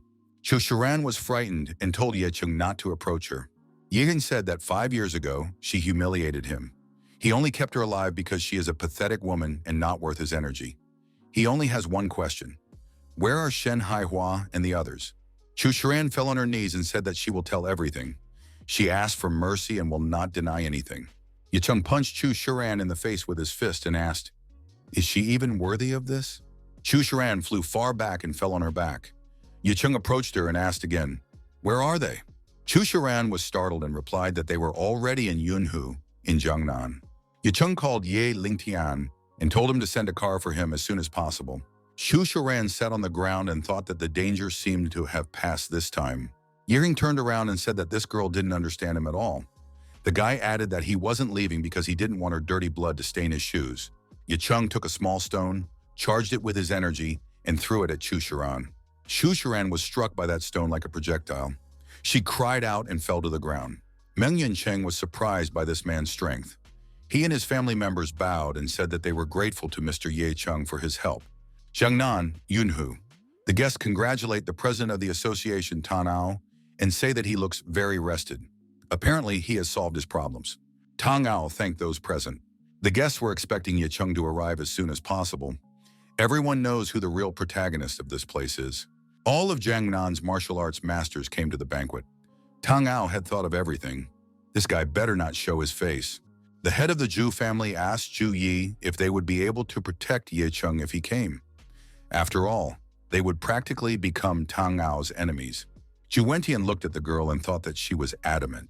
Tang Ao rose from his seat and said that everyone present was aware of the actions he intended to take based on the events of the past few days.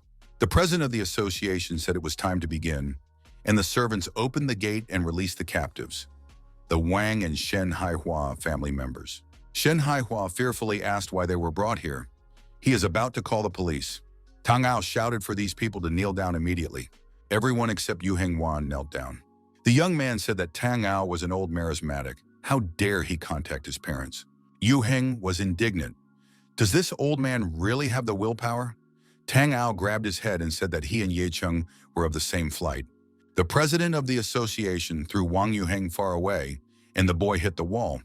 Tang Ao said that this boy's cultivation hasn't improved much, and his cultivation is the same as that rascal. Wang Yuheng hit the wall and screamed in pain. Tang Ao said that this rascal thinks he can't respond. It will take less than a second to destroy him. He would have died a long time ago if he hadn't been used as bait. Tang Ao walked up to Shen Haihua and said, "Don't worry, whether that guy comes or not, they will still lose their lives." The president leaned over to Haihua and said that this guy is in close contact with Ye Cheng and carries out his errands. His tongue, as a businessman, is well-tongued. Tang Ao said it was a coincidence because it was his birthday today. Why not say something nice? Then you can count on mercy if he's touched. Shen Haihua said that he has no idea who is in front of him, but anyone who crosses Mr. Ye Cheng's path ends up in agony. This rascal can't even imagine it. Tang Ao lifted his leg over Shen Haihua and said that he wanted to hear about the torment in detail. No detail should be left out. Suddenly, the front door swung open and the protagonist appeared on the threshold. He had a coffin behind his back. The guy said there was a present waiting for the birthday boy. The people present were startled, for it was Ye Cheng, that hunter. Jui saw the hero and thought he had come. She was surprised. Shen Haihua was also surprised. What is Ye Cheng doing here? This is absurd. Ye Cheng continued to move forward and said that he had brought the birthday boy a real gift. The guy wondered why the president wouldn't lie down in it. The masters of the association immediately rushed to the attack. They said that this guy's demise was about to come. The protagonist showed his abilities and the attackers were scattered in different directions. When repelling the attack, he used the coffin as a weapon. Ye Cheng warned, anyone who stood in his way would immediately turn into a dead man. Tang Ao was surprised. This stone coffin is like a toy to the boy. He doesn't even notice its weight. In a matter of seconds, all the attackers were wiped out. How is that possible? Yiren threw the coffin at the association president and shouted for him to catch it. Tang Ao, using his internal abilities and firepower, repelled the attack of the stone object flying at him. Tang Ao steadied himself on his feet and tossed the coffin aside. The people present were startled. This punch should have shattered the coffin, but there was no scratch on it. Would Tang Ao give up his position in the first fight? Tang Ao thought that he hadn't used his full strength, but the energy from the coffin was inexplicably powerful. The coffin might as well have broken his arm if he hadn't concentrated his strength in time for the block. Tang Ao thought that he had underestimated his opponent. Only with all his power could he try to overpower him. Uncle Wang apologized for disturbing Mr. Ye Cheng. He said they still had some pills left. They'll give them to Mr. Shen Ye-chung, shouldn't stay here too long. Ye-king said that whoever laid a finger on them would be killed in an instant. He wouldn't even leave that scoundrel's hands untouched. Tang Ao shouted, he must say that he admires this boy's arrogance. Does he really think he cares about this banquet? The only thing he longs for is to behead him. Tang Ao stood surrounded by the strongest masters of the Martial Arts Association. The people present were startled. Could it be that these strongest masters were also here? Tang Ao said that the world was wondering about his abilities. Now there is no more point in hiding them. He is not in the 189th place, but in the 147th. Tang Ao ordered the masters to capture this boy, strip him of his abilities, and plunge his soul into despair. Suddenly, Zhu Yi, accompanied by the head of the Zhu family, appeared in the arena and told them to stop. President Tang must stop. The girl wondered if the Zhu family wished to side with Ye Chung, would he continue to allow it? Zhu Yi continued. She hopes that President Tang will show his true colors to the Zhu family. He should pardon Ye Chung. The thugs present were surprised. Who did this Zhu family think they were? Tang Ao asked, why would he do such a thing? Zhu Yi replied, because this guy has what the Zhu family needs. She's sure that President Tan wouldn't want to face the consequences of a hasty decision. Zhu Yi approached our hero and said she would get him out of here safely. He'll give her the 100 she needs. Zhu Yi said that Po Xuan's blade in exchange for life is the best deal for Ye Chung. The guy should agree. Ye Xing asked in surprise who said he wanted to leave. Ye Chen said that the current events had nothing to do with the Zhu family, so she could leave. The people present were even more surprised. Zhu Wentian was indignant. How dare he? Zhu Yi stopped the chapter and said that she had everything under control. Zhu Yi said, if that is Mr. Ye Cheng's wish, then they will stay and wait. The girl added for Ye Cheng to not be shy and turned to them if he suddenly needed help. Our hero told Zhu Yi to just sit down and watch. Tang Ao rejoiced. If doom was what he wanted, then so be it. The Zhu family was kind to him. They could give him a chance to survive. The president of the association ordered the masters to finish this guy off, and fast. The thugs went on the attack again. Ye Chung said that he was surrounded by a vile rat race. Our hero was ready for the decisive battle. In the next moment, everyone saw Ye Chung's numbers increase. This guy was fighting all the masters at the same time. Everyone thought it was an illusion. None of them had ever seen anything like it in their lives. Ye Chung swooped down on each of the opponents and gave no mercy to anyone. One of the villains wondered, would this boy have the strength to handle him? Ye Chung was effectively striking this fatty and deactivating his opponent hard as always. Ye Chung draped his foot over the rogue. The criminal's blood splattered in different directions. The people present were frightened. Could this be the fate of every master? Zhu Yi was surprised. Who would have thought that this guy would turn out to be so strong? The villains were frightened. Was this really the fate that awaited them all? Ye Chung said, aren't these rascals with their status ashamed to go 4-on-1? However, he realized that none of them were his equals even without using illusions. One of the villains said that this is a very arrogant young man. Does he really think he can stand up to them all? The protagonist took out a broken sword and said that it would be great to use it in this fight. It was Po Xuan's blade. The attacker drew his weapon and asked in surprise, what could the guy do with that broken blade? In a second, they would smash it without illusions. The villains said that now this guy can try their combined attack. Triple power.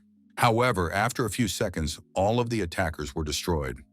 Those watching wondered, had he really managed all three of them? All of these great masters had fallen from a broken sword. Ye Cheng turned to the president of the Martial Arts Association and said that now it was Tang Ao's turn. Zhu Wentian was surprised. 1 strike per person? The strongest master meant nothing to him. This was the power of Po Xuan's sword? Ye Cheng stood against another grandmaster with a sword in his hand. The protagonist wondered, how could they be called masters of a martial arts association? After all, it was a real disgrace. Ye Cheng said, curious about his current opponent. Could this big guy still be on his feet?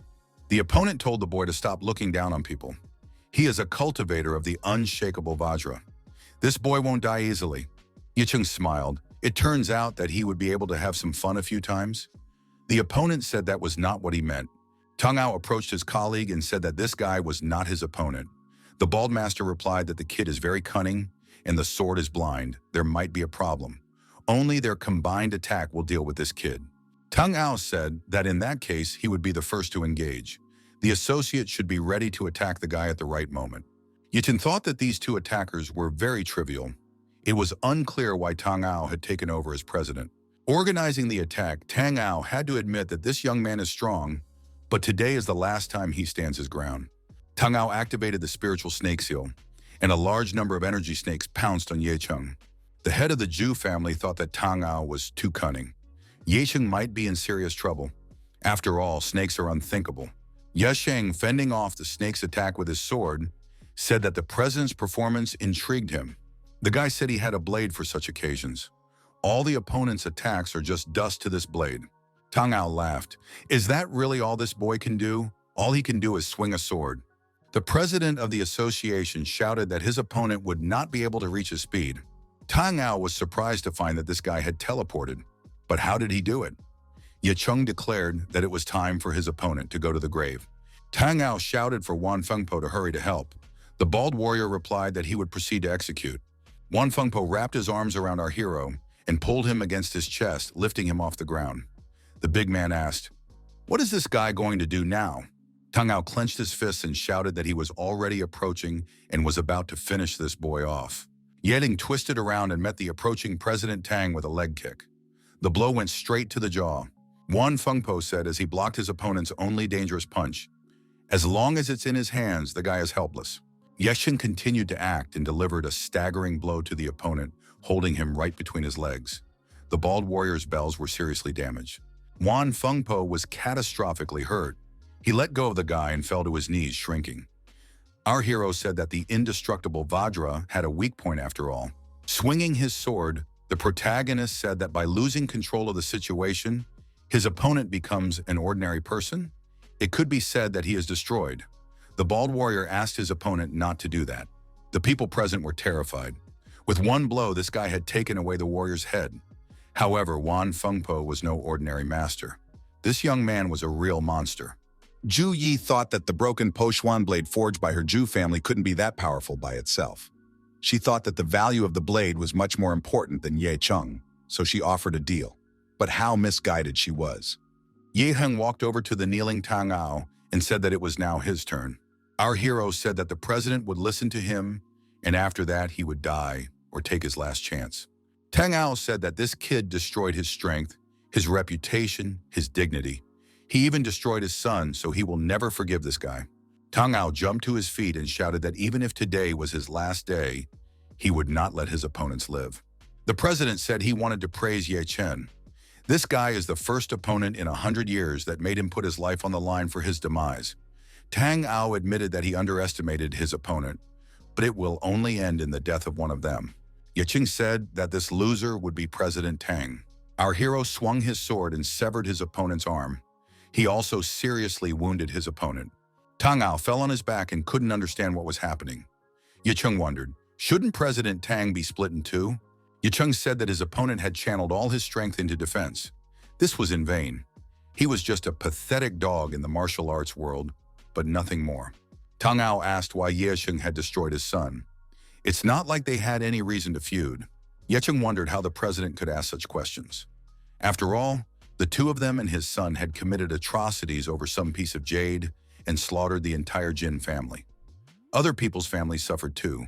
Many died. Do they even know what karma is? Yishin added that he had destroyed Yuan Jingfu even before that. This begs the question, would Tang Ao have kept him alive? Our hero said his opponent had something to do with all of this. Ye Heng said that Ma Weiqi, the powerful vice president of the association, standing next to Tang Ao, is his subordinate. Tang Ao shouted that even as a ghost he would get this kid. Ye Cheng assumed that being a president-level ghost was quite easy. Now it was time to end it. Some people entered the room, and one of them shouted that it was necessary to stop. Ye Cheng wondered, who else had any courage left? The people who entered the hall said they were representatives of the Martial Arts Bureau. One of them told this boy to give him the blade. Tang Ao smiled. He said that the master who would save him had come. The old man in the cylinder told the boy to immediately lower his sword. All disputes and disagreements will be settled at the Martial Arts Bureau. This boy is a trespasser and must pay the price. Ye Cheng said that he doesn't know such people. Zhu Yi said for Ye Cheng to come over to her. The girl said for Ye Cheng to lower his sword. This bureau is the highest authority. It is responsible for crimes in the martial arts world. They are like the dragon spirit, only they specialize in the martial arts world. All masters must obey them. The old man said that he was aware of their dispute with Tang Ao and should report everything to his superiors. It must be dealt with impartially. Tang Ao smiled. Ye Cheng didn't think that he had connections. In order to prevent the boy from gaining the support of the masters, he had specially invited people from the bureau, but he didn't realize that he would lose to the boy while he was waiting for them to arrive. Now he wouldn't be able to savor his demise. Ye Cheng lifted his foot above the association president's head and brought it down on his opponent's face. Our hero said that this Tang Ao's smirk annoyed him. Those present were amazed. This guy didn't hesitate to do this in front of the highest authority. Now nothing would stop the anger of the Martial Arts Bureau. The old man in the cylinder stated that this guy still dared to challenge the Martial Arts Bureau. The old man said that only the Bureau has the right to try criminals. People not directly involved in the incident should leave the room. Ma Weiji was astonished. Mr. Ye Cheng destroyed President Tang Ao. This is a direct provocation by the Martial Arts Bureau. Ma Weiji received a message on his phone. Who could it be from at this hour? The message was from Ye Cheng. He wrote that the vice president still has the opportunity to leave. The old man in the cylinder was outraged. Was he being ignored, stuck on the phone? Claiming they could hope for no more help.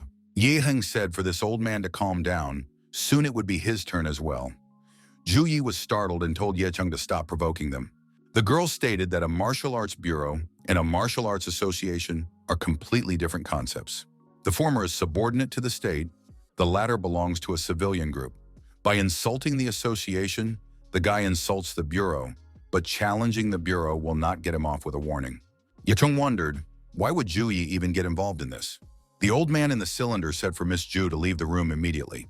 Otherwise, she will be treated according to the law. Leaving the room, Zhu Yi said that this guy was completely indifferent to her. She was only interested in the blade. Zhu Yi resented that this guy was completely indifferent to her. The old man said that Ye Cheng had violated Article 9 of the country's supreme martial arts law. The Bureau had every reason to sentence him to death. Ye Cheng wondered, did his opponent really want to shame him with such formalities? The old man asked if Ye Cheng wanted to speak. Our hero said he had nothing to say. The old man advised the guy to obey, no need to embarrass him. The old man in the cylinder and his assistants portrayed an athletic figure and said that they were the special unit of the Martial Arts Bureau. Our hero thought it was the first time he had seen these clowns and had no idea what they were. The old man said that Tang Ao's death did not matter. However, the Bureau could not lose face. U.S. Army General Mike once admitted that if the Martial Arts Bureau had participated in that war, their troops would not have dared to cross the border. The very name Martial Arts Bureau radiates power. If it could wield it, martial arts equipment and weapons would be children's toys to it. The old man in the cylinder said he was giving the boy one last chance to come to his senses. The young man was surprised. Are the representatives of this bureau psychopaths? Our hero asked who Mike was. Looking at the companions of the old man in the cylinder, the lad thought that most of these representatives were feeble-minded. The old man shouted that this Ye Cheng was very stubborn and ordered his special unit to attack him. The brave men of the Special Forces unit surrounded our hero. The old man thought that this guy had taken the bait. He had deliberately used a fake to fool him. Now he just had to wait for him to let his guard down. The opponents clutched the circle. The old man decided to use a secret handkerchief throwing technique to attack them. This formation is to surround the target with the 4 masters of the special unit so that the opponent cannot tell where he is being attacked from. Thus, once Ye Cheng attacks with his broken blade and attacks one of the masters, the other 3 will attack him from the back. The old man said that the guy had the strength to destroy Tang Ao. But would he be able to get rid of these fighters? The attackers decided to attack the guy at the same time. However, they collided with each other. They didn't understand how it happened. Where did Ye Cheng go? Our hero applied the Green Dragon Mirage technique. The old man in the cylinder wondered how the boy could have such an advanced body technique. The opponents continued to line up for another attack. They were ordered to hold formation and not to improvise, because they were outnumbered. Ye Cheng realized that he had the advantage, and he was tired of these games. Our hero attacked the fighters of the special unit with his sword. One swing was enough for the opponents to be destroyed. The old man was burning with rage. Did this boy realize what he had just done, destroying the entire special unit? The representative of the Martial Arts Bureau shouted that he would send Ye Cheng into the embrace of doom now and prepared to deliver a staggering blow. He summoned his energy horse to help him. The old man swung his fist and told his foal to model his opponent. A divine horse kick was performed towards our hero. Yicheng effectively dodged this attack. The old man continued to throw punches, but Yicheng still dodged them just as effectively. The attacker couldn't figure out what was wrong. Why couldn't he hit this guy? The divine riding strike was a skill he had practiced throughout his life. It was capable of delivering 10 strikes per second. They were faster than lightning. How does this guy manage to dodge all the punches? It's like he's playing with him. Yicheng smiled. Is this really called a special purpose squad? One can only laugh in response. Yicheng swung his sword and said that it was time for his opponent to meet the masters of the younger generation. Suddenly, there was an explosion between the rivals, and someone said that was enough. Yicheng was surprised. Did this person really decide to do something? Apparently, some people need to be crushed one by one. The man who appeared in the room said the baby had passed the test. The stranger thought that Yicheng is a strong fellow. How can he possess such strength at such a young age? Should he be allowed to improve further? The old man in the cylinder thanked Master Fan for his help.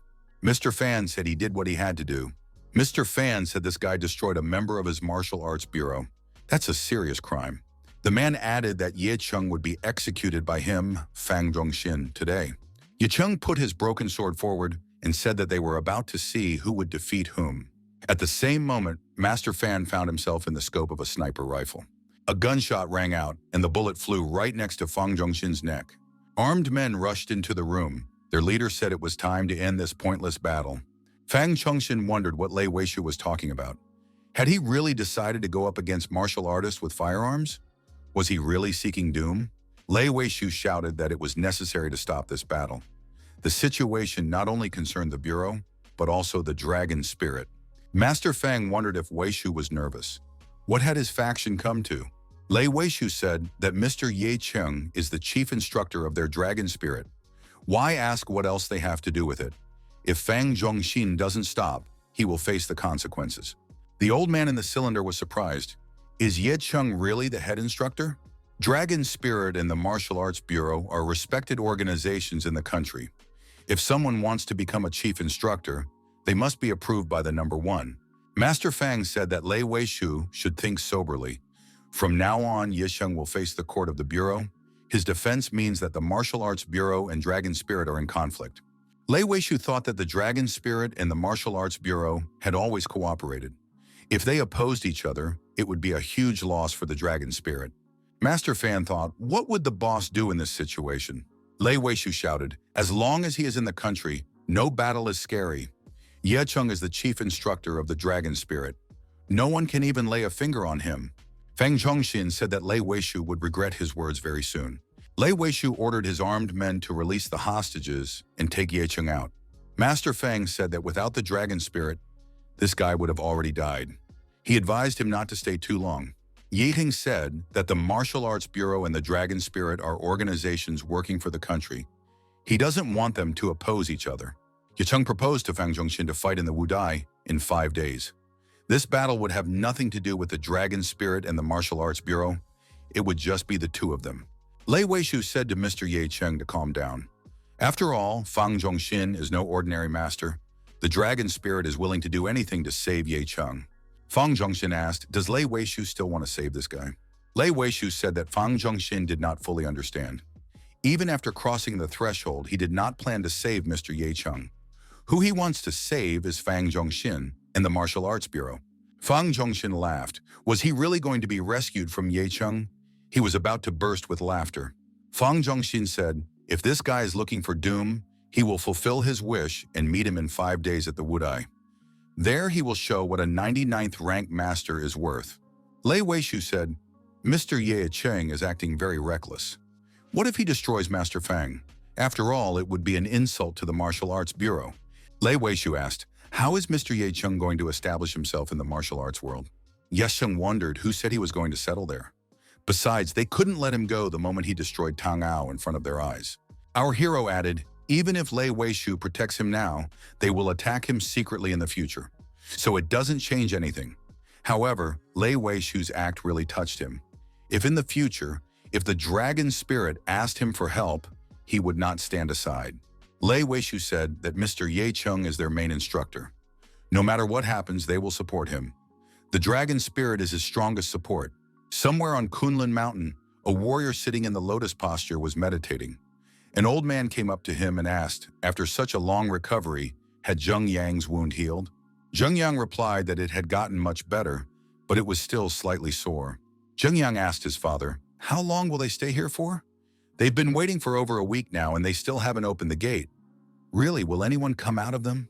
Father replied that by showing enough sincerity, the Great One would not fail to appear. If the Chen family wants to earn a reputation, this is the only way. They must be patient. Being the best martial arts family in Jiangnan province was never his family's main goal. The old man said that for their father's sake, they would ascend and elevate the Chen family. Truly, martial artists only fight in the capital city. Zheng Yang said that in that case, they would wait. After all, he could sleep and eat here. He could come back to the matter even after a year and a half. The gate opened and someone said, laughing, "Good thing it's not even a year and a half later." Shen Kun and his son bowed together and said that they welcomed the master. The master inquired how many days they had been waiting for him at the gate. Shen Kun said that he would like to invite the master to visit his Chen family. The master replied that he was old and used to living in the wilderness. The old man added that he loves the feeling of freedom. Head Shin, while continuing to bow, said for the master not to jump to conclusions. Shen Kun stretched forward his hand that contained the box. With a slight movement of the hand, the box was handed over to the Grand Master. After opening the box, the old man saw a key in it. The master wondered where the head of Qin had gotten the Kun Lungshu key from. King Kun was surprised. He had never heard of Kun Lungshu. "What does it mean?" The elder said that the person in front of him was an ancient martial arts master, not a cultivator, which explained his ignorance of Kun Lungshu. Still, where did he get the key from? King Kun said that this treasure has been passed down in their family for generations. He hopes that with its help, the master will take control of the Qin family. The elder, looking at this key, thought that it would be a pity to miss such an opportunity. The Grand Master said he was willing to go outside the gates for this, but not for more than a month. King Kun was annoyed. Would his ancestral relics really be enough to keep the old man in the family for only a month? Master said that within a month he could find an apprentice in this family. The fact that the student will be with him is enough to protect him and his family for life. King Kun summoned Zheng Yang and told his son to meet the master immediately. The young man bowed and said that Qin Jingyang welcomed the Grand Master. The master looked at the guy and said his muscles and bones were pretty good and offered the apprentice a gift. Zheng Yang received the pill from the master and was immensely pleased. He said that he was extremely grateful. Qin Jingyang looked at the gift and said, he finally had a charm. At Yunhu Villa, the friends were waiting for Ye Cheng to return. When our hero entered, he asked why they were so sad. Don't they really like this place? Zhu was surprised that the guy didn't have a single scratch on him. After all, he had just confronted an entire martial arts bureau. Wang Yuheng said that Brother Cheng was very dignified and there was no shame for him. He added that he wanted to be as tough as Ye Cheng. Ye Cheng said that as long as Yuheng practiced hard, he would become stronger and tougher. With such skills, he will be able to protect his loved ones. Zhu asked if Mr. Ye Cheng was still interested in dealing with Po Xian's broken blade. Ye Cheng wondered if Zhu Yi had changed her mind. Zhu Yi said that Po Xian's broken blade had become Mr. Ye Cheng's weapon, and now she couldn't take it back. However, the material for this sword is hard to get, so it would be better if it stays with Mr. Ye Cheng. Yering inquired how much he should pay her family. He thought that the weak would always stick with the strong. It was only natural to ask for a favor. Zhu Yi replied that the blade was worthy of a hero, so why should it have a monetary price? If Mr. Ye Cheng is free tomorrow, he can stop by the Zhu family, and they will do their best to negotiate a favor. Ye Cheng said he agreed, and the Zhu family could expect him to visit tomorrow. He thought that when he restored the dragon sword, he would depose Fang Zhongxin from the 99th rank. Ye Cheng thought that Tang Ao's act could be seen as a confession. There was no point in Sun Yi hiding now. Xia Zhozhui returned from her grandmother's house, and the house became lively. However, there are things that still need to be sorted out. There is no news from the capital, where the parents are now. It is unknown. The only clue is Zhang Jianfeng, ranked 9th in the rankings. It's unclear where to look for him. What was hidden in the water by the villa then? Why was the little E family victimized? Our hero saw a shadow outside the window. Someone was definitely interested in him. The next moment, the shadow disappeared. Was it really imagined? Someone had just looked at him. He didn't know who it was. Somewhere in the capital, the Grand Master was playing an intellectual game with an old man. After the old man's next move, the master said it was a great move.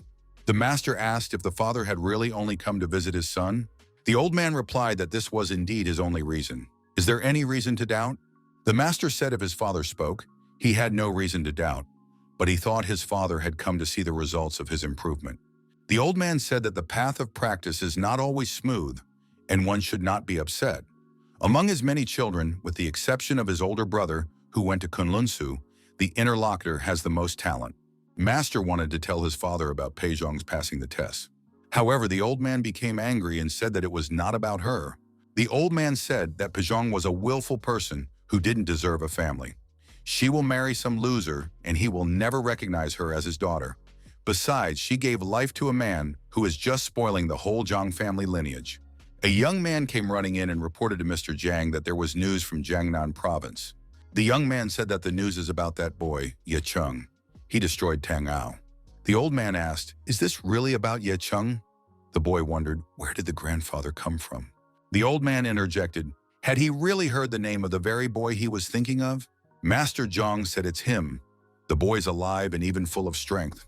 The old man wondered, does this rascal still walk the earth? He wondered who this Tang Ao was. The young man replied that Tang Ao was the president of the province's martial arts association and was the first person in the association.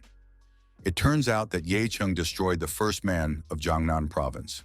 Master Zhang wondered, how did this happen? After all, Tang Ao, the president of the association, how dare he fall at the hands of some boy? The young man replied that Tang Ao was destroyed in front of the members of the Martial Arts Bureau. He had single-handedly destroyed 5 masters. The old man said that it was quite entertaining and asked to be told about it by Ye Cheng. After the detailed story, the old man concluded that this kid was not a bad martial artist. The grandson told his grandfather that Ye Cheng was very strong. In the entire country, he was ranked almost second in the top 100 masters. The weapons he used were broken, but even so, his indomitable power could be felt. Master Jiang told the old man that he really wanted to meet Ye Cheng. It just so happened that on top of that, he had investigated the incident at Yunhu Villa through a certain Yuduan. He was quite interested in it.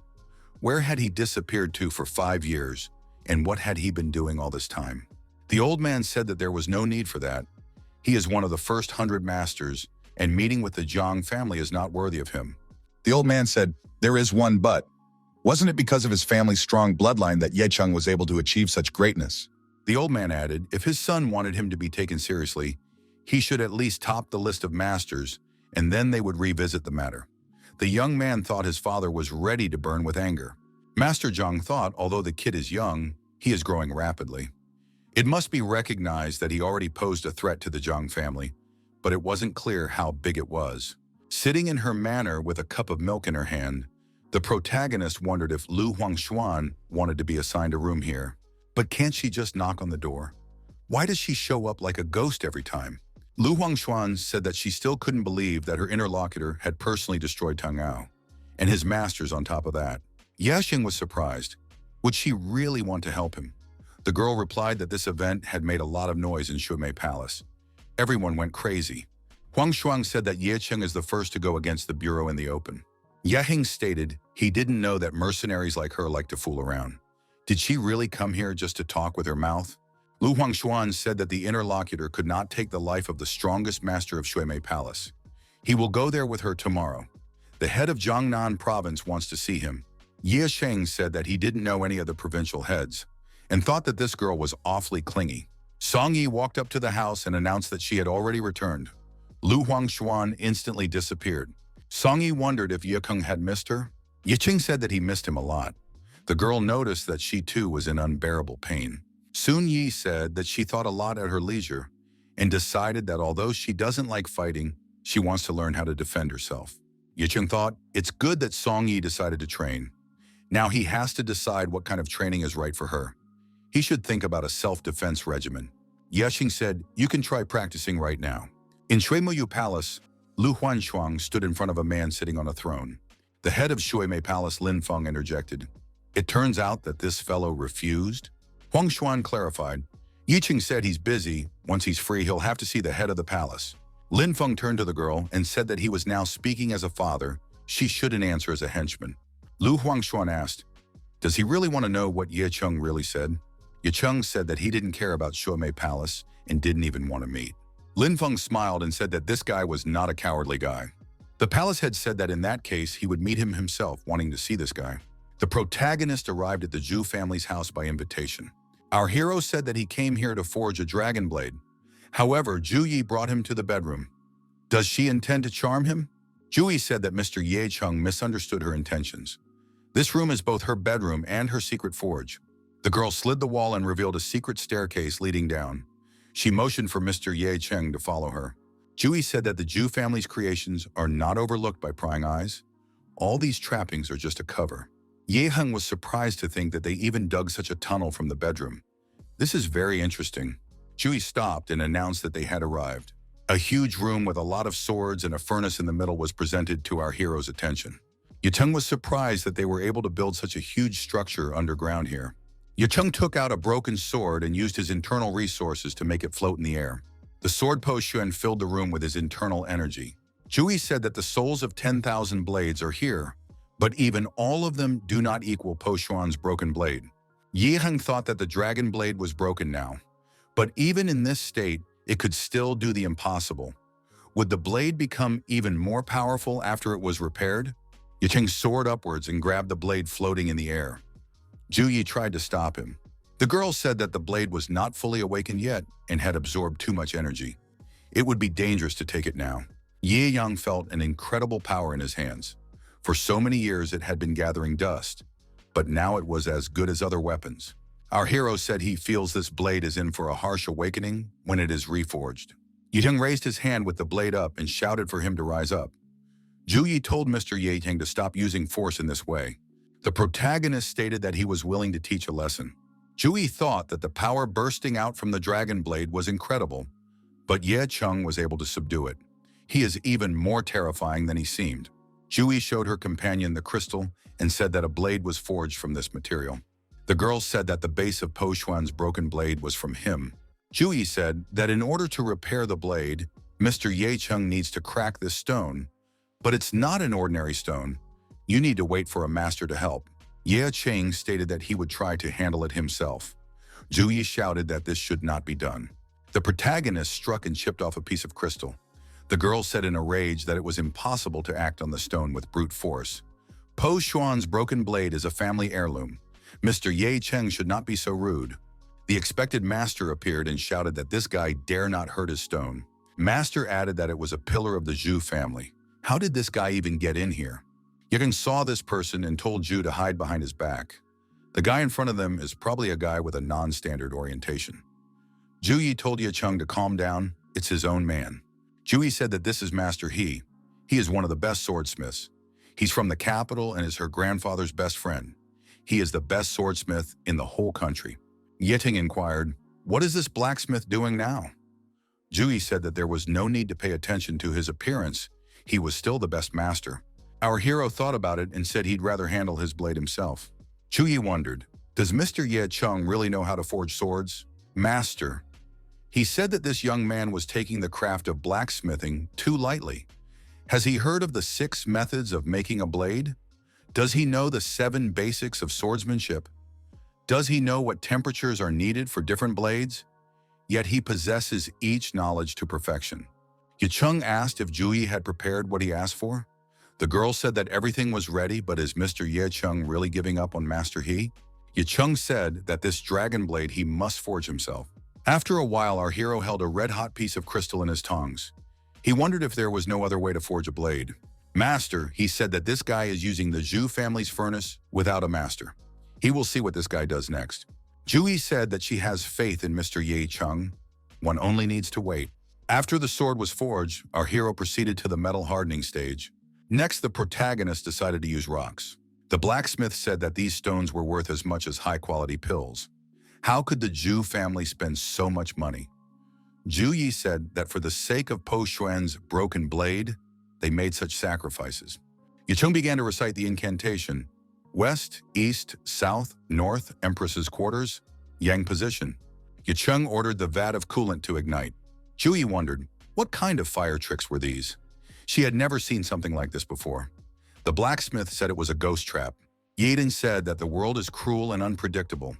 The spirit would not dare to know the name of the sword before it was spoken 3 times. The blade spirit has disappeared.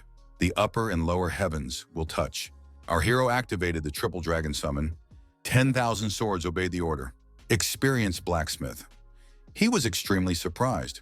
Could this really be something that was written about in ancient treatises? Then it really does exist.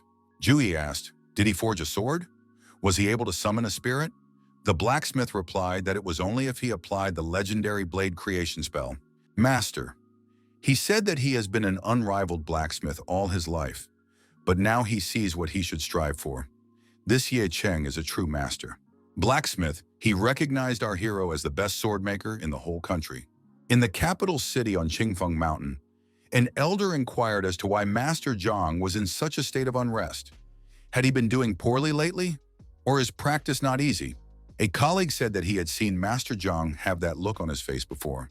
5 years ago, it was caused by his daughter Peizhong. Master stated that Zhang Peizhong was unspeakably sorry. With her reverent and meticulous attitude to training, she could have joined the Kunlunsu like her elder brother. But she chose to marry some ordinary man. The old man said to stop this talk. They were here today to discuss the situation in the country, not to talk about him. Everyone present saw a flash in the sky. The old man said it was an appearance of God's creation. The master said that one who opposes the heavens is not subject to the heavenly Tao. That is why the pillar of light arose. It is the lighthouse that gives the heavens a reference point. Some people resist the will of heaven, and some people strike terror into it. The elder wondered, did a demonic force really appear in the country? Could Master Yan know the whereabouts of this person? The people present tried their luck. Master Yan, in front of the drawing under his feet, tried to get to the truth. The master said that the enlightened ones will not encounter calamities or obstacles in their path. The guardian gods of the saints will ascend to a higher realm and bow down to the supreme deity. Do your duty, the deity will lead the faithful to the right path. The elder wondered, what's going on? Master Yan should report immediately. Master Yan said in a tired voice that the heavens couldn't find him. Even they are powerless here, and this is his payment for the heavens' help. Everyone was surprised. Couldn't they find out where he was? Master Yan said that his mouth is full of blood. However, there is a clue. This person is in Jiangnan. The elder was surprised. He thought that the capital city had all the martial arts forces concentrated in the country's capital. The old man thought, is this about that illegitimate child again? No, he must be thinking too much. There was no way an illegitimate child could inherit such a spiritual talent.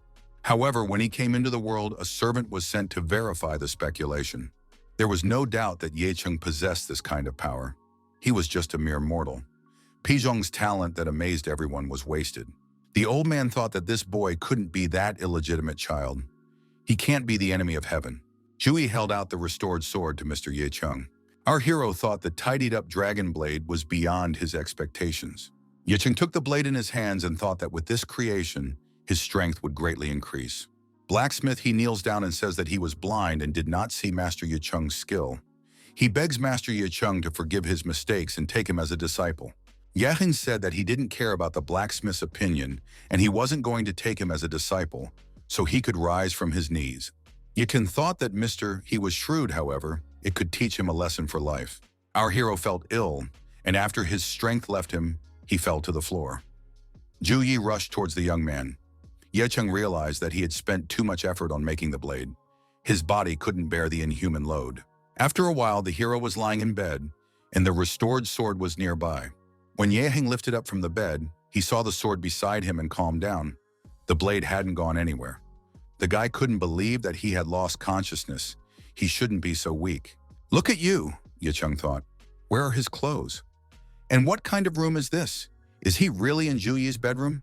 The protagonist expressed the hope that the woman hadn't done anything to him while he was asleep. Through the ajar door, Ye Cheng heard someone say from the next room, "It turns out that even someone as strong as Mr. Ye Cheng can get tired." Ju Yi walked into the room and said, "Can't Mr. Ye Cheng sleep a little more?" She didn't expect him to wake up so quickly. Ye Cheng asked in surprise, "Why did Ju Yi undress him?" The girl said that the young man's clothes were wet. Ju Yi moved closer to her interlocutor and added that she didn't want him to catch a cold. Yeding said that he wasn't charging her, so she might not be nervous. He just didn't expect that the dragon blade would only require strength. Our hero said that this time he is indebted to the Zhu family. If they need anything, they can safely go to him. His gratitude will know no bounds within reason. Yiring added that he also hoped that no one would know about today's events. Could he be guaranteed that? Jui said that Ye Cheng could not worry. She, along with Master, he would keep everything in the deepest secret. Wu Hangming intensely did breathing exercises. The interlocutor said that he was recovering very quickly, even decided to start training. Wu Shengming replied that it was all thanks to Mr. Ye Cheng's pills. Ye Cheng added more pills to continue his recovery and said that it wasn't just them. It looked like Wu Shenlan had taken good care of him. Our hero asked if Wu Shengming could join the ranks of the country's first 150 masters in 2 months. Wu Shengming thought to enter the top 150 masters of the country in 2 months. Anyone else would have thought it was unrealistic. However, Mr. Ye Cheng had shared with him a top-notch martial arts technique and pills that helped him. Wu Xiangming said that Mr. Ye Cheng had nothing to worry about. Wu Xiangming will unconditionally fulfill the master's assignment. Leaving Wu Xiangming's place of residence, our hero said that in that case he was expecting good news from him. Stepping outside the threshold of the house, Ye Cheng, thanks to his keen eyesight, noticed a tree leaf flying at a tremendous speed. Our hero ducked, and the sheet crashed into the hull of the building. He had met many people who had such power. However, right now there is no one with similar characteristics in Jiangnan province. This is definitely the work of a master. It's unknown if he's related to this martial arts bureau or some other organization. A man appeared in front of our hero. Ye Cheng asked where he was from and who was he anyway. The stranger said that he was from Huawei Palace, the martial arts organization of Jiangnan province, and his name is Lin Feng. Lin Feng said that he only wanted to see the guy who had twice refused his offer for what he was capable of. Lin Feng stated that he was not disappointed with what he saw. Ye Cheng wondered, did Lin Feng really come here to avenge the people from this palace he had destroyed? Lin Feng said he recognizes his opponent's strength, but Ye Cheng can't handle him. Lin Feng said that he is willing to condescend and give his opponent a chance to survive. He proposes to make a bet. Ye Cheng wondered, what is Lin Feng even saying? Lin Feng continued, if the guy can catch him, then Huawei Palace will no longer have any questions for him. If not, then he will join their organization. Ye Xin asked if their organization was worthy of having someone like him in their ranks. Lin Feng said that there were dozens of top fighters present among the masters of Huawei Palace, and Ye Cheng should not be embarrassed by anything. A shuriken appeared in Lin Feng's hand. Ye Cheng asked, what if he is not capable of what these masters are capable of? And yet he was quite interested in the weapon in Lin Feng's hands, so he agreed. Ye Cheng inquired if Lin Feng was willing to donate this weapon if he lost. Lin Feng thought that he only had 2 shurikens available, but if through this he could get Ye Cheng, he would agree. Lin Feng launched the shuriken high up. He told Ye Cheng to try and take this weapon away from him. Ye Cheng effectively dodged the shuriken flying at him. Lin Feng asked, did the opponent still want them? Ye Cheng said for his opponent not to be deceived, he did not have to respond to such childish attacks. If Lin Feng wants to stick to the terms of the bet, he must take the fight seriously. Lin Feng got angry and called the protagonist a bad word. Lin Feng threw the shuriken again and told this boy to try and fend off such a blow. Ye Cheng applied the 9 black heaven yang and activated the split. With that, a powerful explosion occurred. Lin Feng thought he couldn't have destroyed it. When the smoke cleared, our hero held a shuriken in his hands and said that this weapon was now his. Lin Feng was startled. Did he seriously want to cross this person's path? After all, this was a monster. Ye Cheng hoped that this organization would leave him alone in the future. Our hero added that if he was disturbed again, he would no longer be so courteous. The boy thought that in any case, the result of this confrontation was that he had a new weapon. Lin Feng was discouraged. Had he really lost? If he were a different person, he wouldn't have tried so hard. But after all, this was Ye Cheng. This couldn't be left unchallenged. Ye Cheng interested the head of Shumei Palace with his indifference and lust for destruction. This guy's a born ripper. He was born one and he'll always be one. In time, he'll realize it. Yiding took out his sword and said that this broken sword looked different now, and he felt much more confident with it. However, ordinary people would shun him if they saw him on the street with a sword. Yeding didn't understand what was going on. The sword was fine. Why is the stone glowing again? The protagonist once again found himself in the graveyard of rebirths. Yeding raised his head and wondered, where did a spirit dragon appear in the cemetery from? Were these changes due to the dragon blade? This graveyard seems to have a taste for such strong auras. Yiheng couldn't even think that the stone would be able to withstand such a ferocious horse. However, if you think carefully, the very essence of the cemetery lies in the storage of strong spiritual artifacts, so there's nothing to be surprised about. A phone call rang out. Ye Cheng asked Qing Yi what happened. Qing Yi said that Odotai was at it again. This afternoon, a ship from the island nation entered the waters of the nearby sea. Its crew members count at least 20 main members of the Wudao Tai on the ship. Dragon Spirit suspects that these warriors are sailing to battle Lord Ye Cheng. Ye Heng was surprised. Was this really the reason for so much excitement?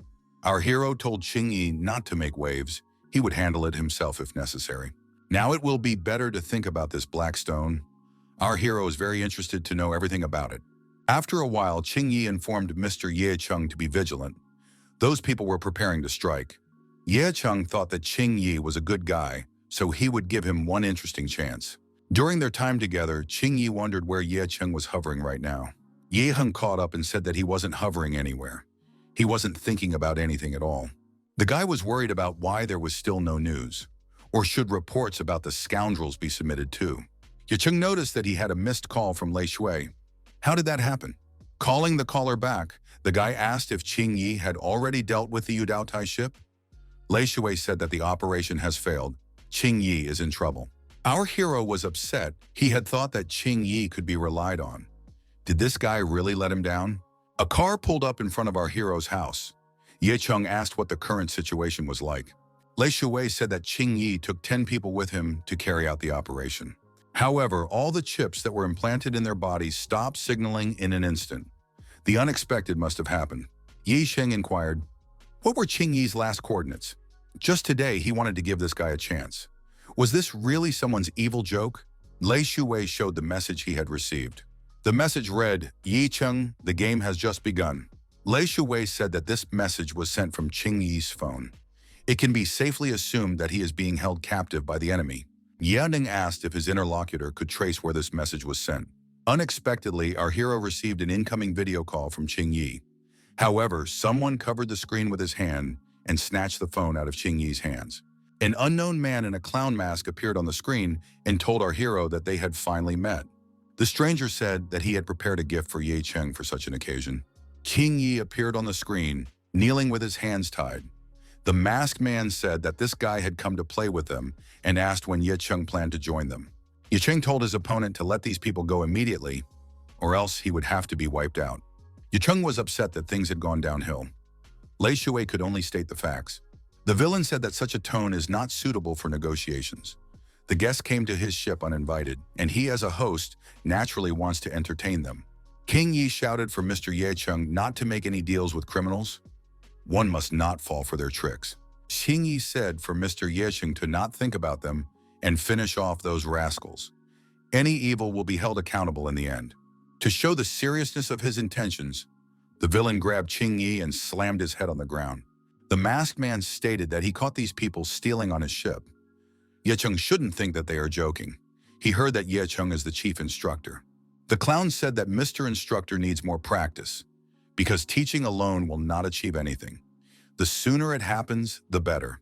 They would not tolerate the presence of the dragon spirit for long. The villain assumed that Mr. Ye Cheng would want to join them. But how about we play a little game? Ye Cheng inquired what this rascal was trying to accomplish. The clown showed the daggers, holding them in his hand. The villain threw daggers and they stabbed into Qing Yi's body. The criminal said that he would throw knives from time to time. Lei Shui asked that the clown let the man go and not make him angry. The clown, smiling, asked how many knives they thought could fly by. The villain said the time was up and wished him a happy game. Lei Shui stated that they just traced the IP address, but it turned out to be wrong. Now he doesn't know how to deal with them. Ye Cheng said not to be disturbed, he would find them himself. A speedboat should be prepared to take him to the nearest port. Yering told his opponent to sit still and wait for him. A cargo liner was cruising the seas. There was a clown on board the ship. This time he stated that he was very bored. Why didn't Ye Cheng still come? The injured Qing Yi lay in front of the villain, with knives sticking out of his body. Qing Yi said, once Mr. Yeding comes here, he will slit all the rascals' throats. The masked villain said that Qing Yi has a lot of trust in his instructor. Of course, no one would criticize his actions. An assistant ran into the room and reported to Nakamura-san that something had happened. Radar had just detected a runabout approaching them at breakneck speed. The clown thought that Ye Cheng had really gotten here quickly. He wondered how many people were on this boat. The aide reported that there was only one person on the boat, Ye Cheng, at the helm. The aide asked Nakamura-san what to do. The villain told the others to get moving and prepare to meet their honored guest. The assistant asked what to do with this wounded man. The clown wondered why ask such questions. Now that the fish is hooked, there is no need for bait. The boat approaching the big ship noticed the move and stopped. There was no one at the helm of the boat anymore. Ye Cheng hooked the rope hook onto the side of the ship and climbed onto the enemy vessel. Our hero was on deck and began to visualize the criminals present. Nakamura, who was holding a huge machine gun, pointed his finger at Ye Cheng and said that he could see him. It was necessary to remain calm and not miss this guy. The criminal asked his colleague, "Is this Ye Cheng really a tough teacher?" The colleague replied that there were rumors that the chief dragon spirit instructor and the soldiers he trained had a kind of strength that not all instructors possess. This time, everything is done to destroy Ye Cheng. It is unclear what the consequences will be, but his head is a great achievement. Our hero finds himself behind the back of these criminals. Ye Cheng attacked the villains and began to methodically destroy them. He said that these guys were not having any luck today. The armed criminals realized Ye Cheng was aboard the ship and attempted to destroy him. Ye Cheng, dodging the enemy bullets, said that everyone on this ship was extremely hospitable. Engaging in hand-to-hand combat, the protagonist scattered the enemies in different directions. The villains thought they couldn't do without Mr. Nakamura. This Ye Cheng isn't human at all if he's massacring a superior opponent like this. Ye Cheng cleaned up the deck and eliminated all the criminals. The way forward was cleared. Ye Cheng approached one villain and asked, "Is he still breathing?" The criminal said to be spared, he would tell whatever was necessary. Ye Cheng asked the defeated man, "Where is the person with the scar on the left side of his face?" The villain guarding Ching Yi said that the famous dragon spirit commander had fallen into his hands. The dragon spirit guys had taken the lives of his 7 comrades. Today was their chance to get even. King Yi noticed that villains who talk a lot with their tongue die first. The criminal swung his dagger and said that Ching Yi was about to die first. Ye Cheng lifted the surviving criminal to his feet. Our hero asked him where Ching Yi was now. The villain confessed that Ching Yi is in the 3rd warehouse area, with Nakamura-san with him. Yeting eliminated the criminal and said that this guy turned out to be rather taciturn. Ye Cheng looked forward and saw the fugitive. Our hero said that he wanted to come to him, but didn't think that he would want to run away. Mr. Nakamura was on the upper deck. He said that Mr. Ye Cheng was his dear guest. He came out specially to greet this guest. Ye Hing said that the first thing Nakamura did was to send those rascals to him. Is this really hospitality? Nakamura said that he can have a lot of fun with these people, but there is nothing cooler than Akita. All of its members are willing to give their lives for their great Mr. Kitano. All this is done in the name of Mr. Kitano. He is worthy of it. The protagonist said he could mangle their organization without taking a breath. Nakamura smiled and said that his interlocutor didn't seem to understand anything. Nakamura revealed that their deaths were not in vain. All their sacrifices had been made in order to catch Ye Cheng. The masked man said it was now his turn to act. The villain waved his hand, and all the destroyed people began to emit energy. Our hero immediately drew the right conclusion. This is spiritualism. It is clear why these scoundrels came here to die. They are not content with destroying the motley members of their Akuit. It is the use of yin and yang techniques to increase one's own strength. Yiring thought that users of this kind of technique were shamans. A huge pink monster spirit appeared in the sky above the ship. Nakamura offered to enjoy the performance. It's a curse brought on this guy by sacrifice. The souls of the destroyed victims tried to attack our hero. He thought it wasn't serious, like children's toys. Nakamura said it was useless to run away. The Aquita members who were eliminated would never leave him alone. Our hero said he really didn't expect such a turn of events. The masked man said that even this guy's vanity couldn't resist him. Yiqing declared that the offended spirit was the perfect food for his Po Xuan sword. The next moment, our hero was holding his sword in his hand. Nakamura wondered where the young man got this weapon from. Nakamura ordered the spirits of the victims to destroy the opponent immediately. Yiqing said that his dragon sword would destroy this monster and struck a staggering blow. After the monster spirit was destroyed, our hero said that Po Xuan's sword had had enough. Yihing stated that it was now the turn of this masked clown. The villain got scared and said that he was willing to negotiate. Yecheng wants to know where Ching Yi is now, right? Suddenly, Qing Yi appeared beside Ye Cheng and asked why Mr. Ye Cheng was here. Nakamura was frightened. Could Qing Yi have escaped? But he was injured, wasn't he? Qing Yi said that he was strong. This clown left his minions to watch over him, but they were distracted by the noise. That's when he destroyed them. Ye Cheng gave Qing Yi a pill to recover quickly. Ye Cheng said that he was ready to start the next round of their game.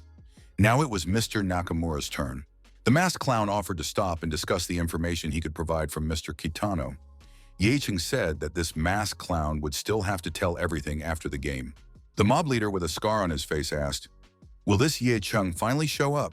The mob boss smashed the wine glass and said that it was a disaster. It was simply unthinkable. Did the Martial Arts Bureau send a top-notch master after him? But they signed a non-interference agreement. Do they really want to cancel it? If it's someone in the top 10 of the rankings, he only has to wait for doom. The mob boss thought it was necessary to keep things under control.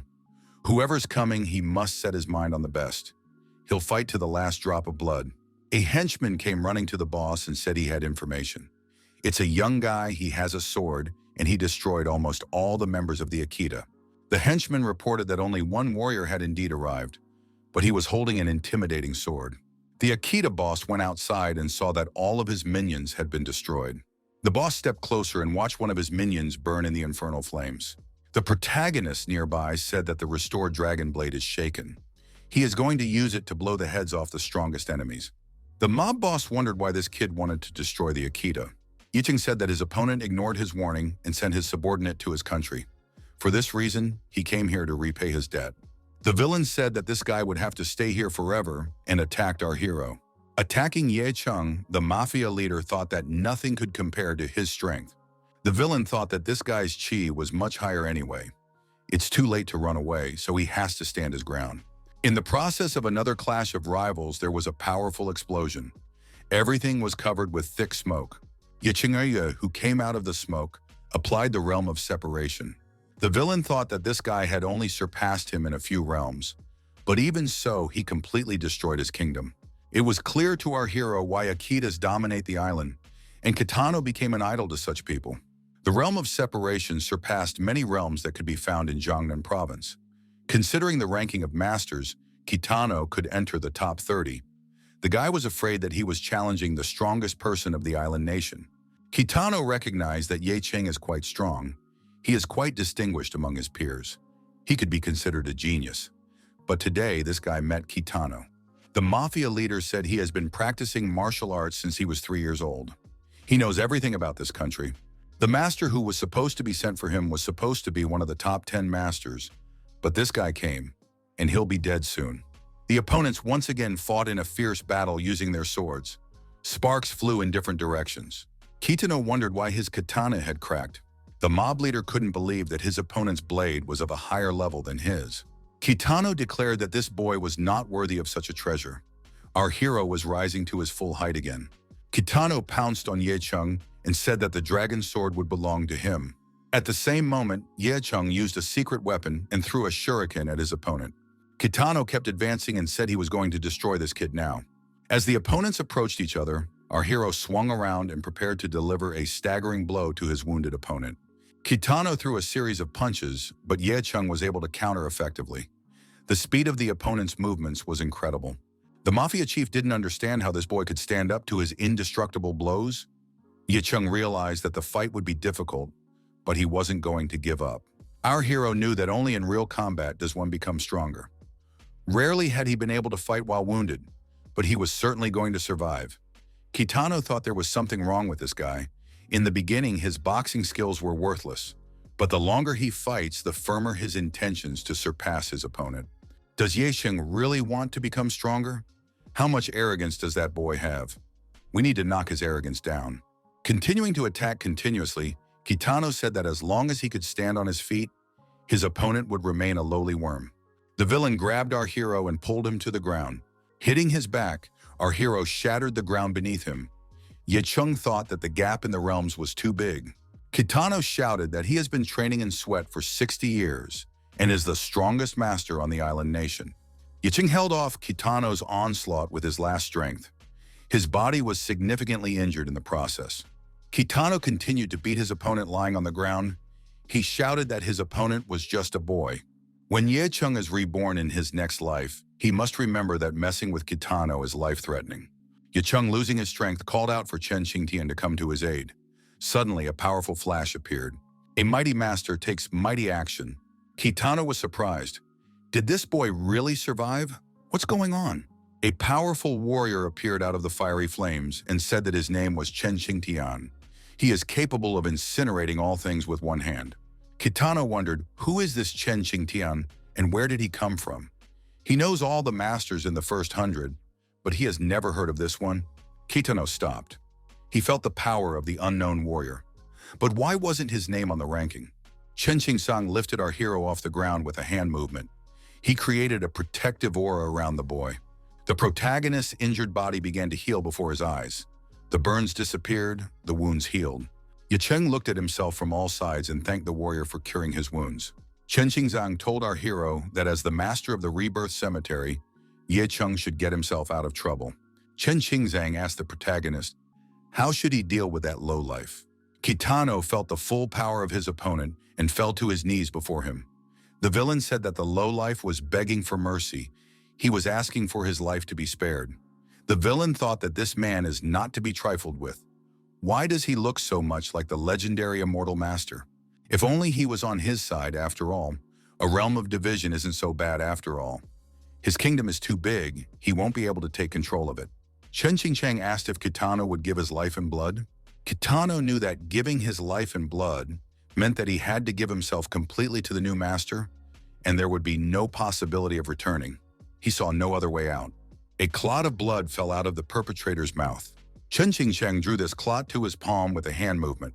Chen Qingchang, addressing our hero, said that his cultivation base couldn't be controlled by his essence and blood, but his influence on Kitano's blood and essence was acceptable. He will add essence, blood, and control to his knowledge so the guy will be more aware of it. Ye Chung understood the meaning of what was said and activated the concentration mode. Kitano felt his condition worsen and blood rushed from his mouth. The criminal said that he swore on his life to be loyal and meek. Ye Chung declared that the man was now his servant. Our hero felt the power flowing through his veins, and he realizes that he has control over Kitano. He can make this warrior die with a single thought. Ye Chung told Kitano to go and arrange a room for them. They had some things to discuss in private. Kitano replied that the order would be obeyed and immediately regretted his choice to the point of tears. Chen Qingchang told his interlocutor that he was too weak, much weaker than previously thought. Ye Chung inquired, what is Qingchang's level? Our hero, that ancient warrior, is much stronger than him. But these words struck a nerve with him. Chen Qingchang said that it was better for the interlocutor not to know about it. It might affect his Taoism. Right now, the most important thing for him was to perfect himself. Only with enough strength would he be able to unlock the secrets of the graveyard of rebirths. Our hero has long been curious. How did such a powerful master get trapped? These warriors are strong guys. How did they end up in the graveyard? Chen Qingchang replied that thousands of years were not worth thinking about the time spent. Ye Chung was not yet smart enough to understand such things. When his strength reaches this level, there will be a person waiting for him at the cemetery to tell him everything. Right now, he is not allowed to know about it. No one should know about the cemetery, and no outsider should enter there. Chen Qingchang added, once someone learns this secret, a guy should destroy him and not give him a chance to become a slave. The ancient warrior said that when he was alive, he was the patriarch of the fire sect. He had thousands of disciples. But in this era, there was no person with absolute power. There were certain rules. It was a pity that the Great War had ended. Countless sects had scattered all over the world, and his sect no longer existed. All their lives they had practiced and they couldn't bear to lose. It was the burden of their generation. Chen Qingchang asked if Ye Chung wanted to become his only disciple and accept the inheritance of the Supreme Path. Although his education is worthless, and his talent is mediocre, and even his bloodline is nothing, but this guy is immortal. There are many flaws in him. Ye Chung thought, when he was in Kunlun, the master had clearly told him that he was quite talented. However, Chen Qingchang is an order of magnitude stronger. Qingchang said that his interlocutor owns the graveyard of rebirths, with hundreds of ancient warriors behind him. He is destined to crush all living beings on earth, and the heavens themselves are powerless before him. Therefore, he asks if Ye Cheng agrees to recognize him, Chen Qingchang, as his second teacher. Ye Cheng got up from his seat and said acknowledging. Chen Qingchang exclaimed that this was wonderful. At this moment in time, the fellow could only accept a portion of his inheritance. The higher his level of development becomes, the more knowledge will be revealed. Leaving the meeting place, the ancient warrior hoped that the young man would be skilled enough. After transforming into a spirit, Qingchang declared that when Ye Cheng had mastered all of his knowledge, he must not forget and enter the rebirth graveyard. Ye Hen thought that the rebirth cemetery was a terrible thing, but why is it that every time he sees his mentor, he disappears so quickly? He is a grateful person and wants to repay his teacher's kindness as well.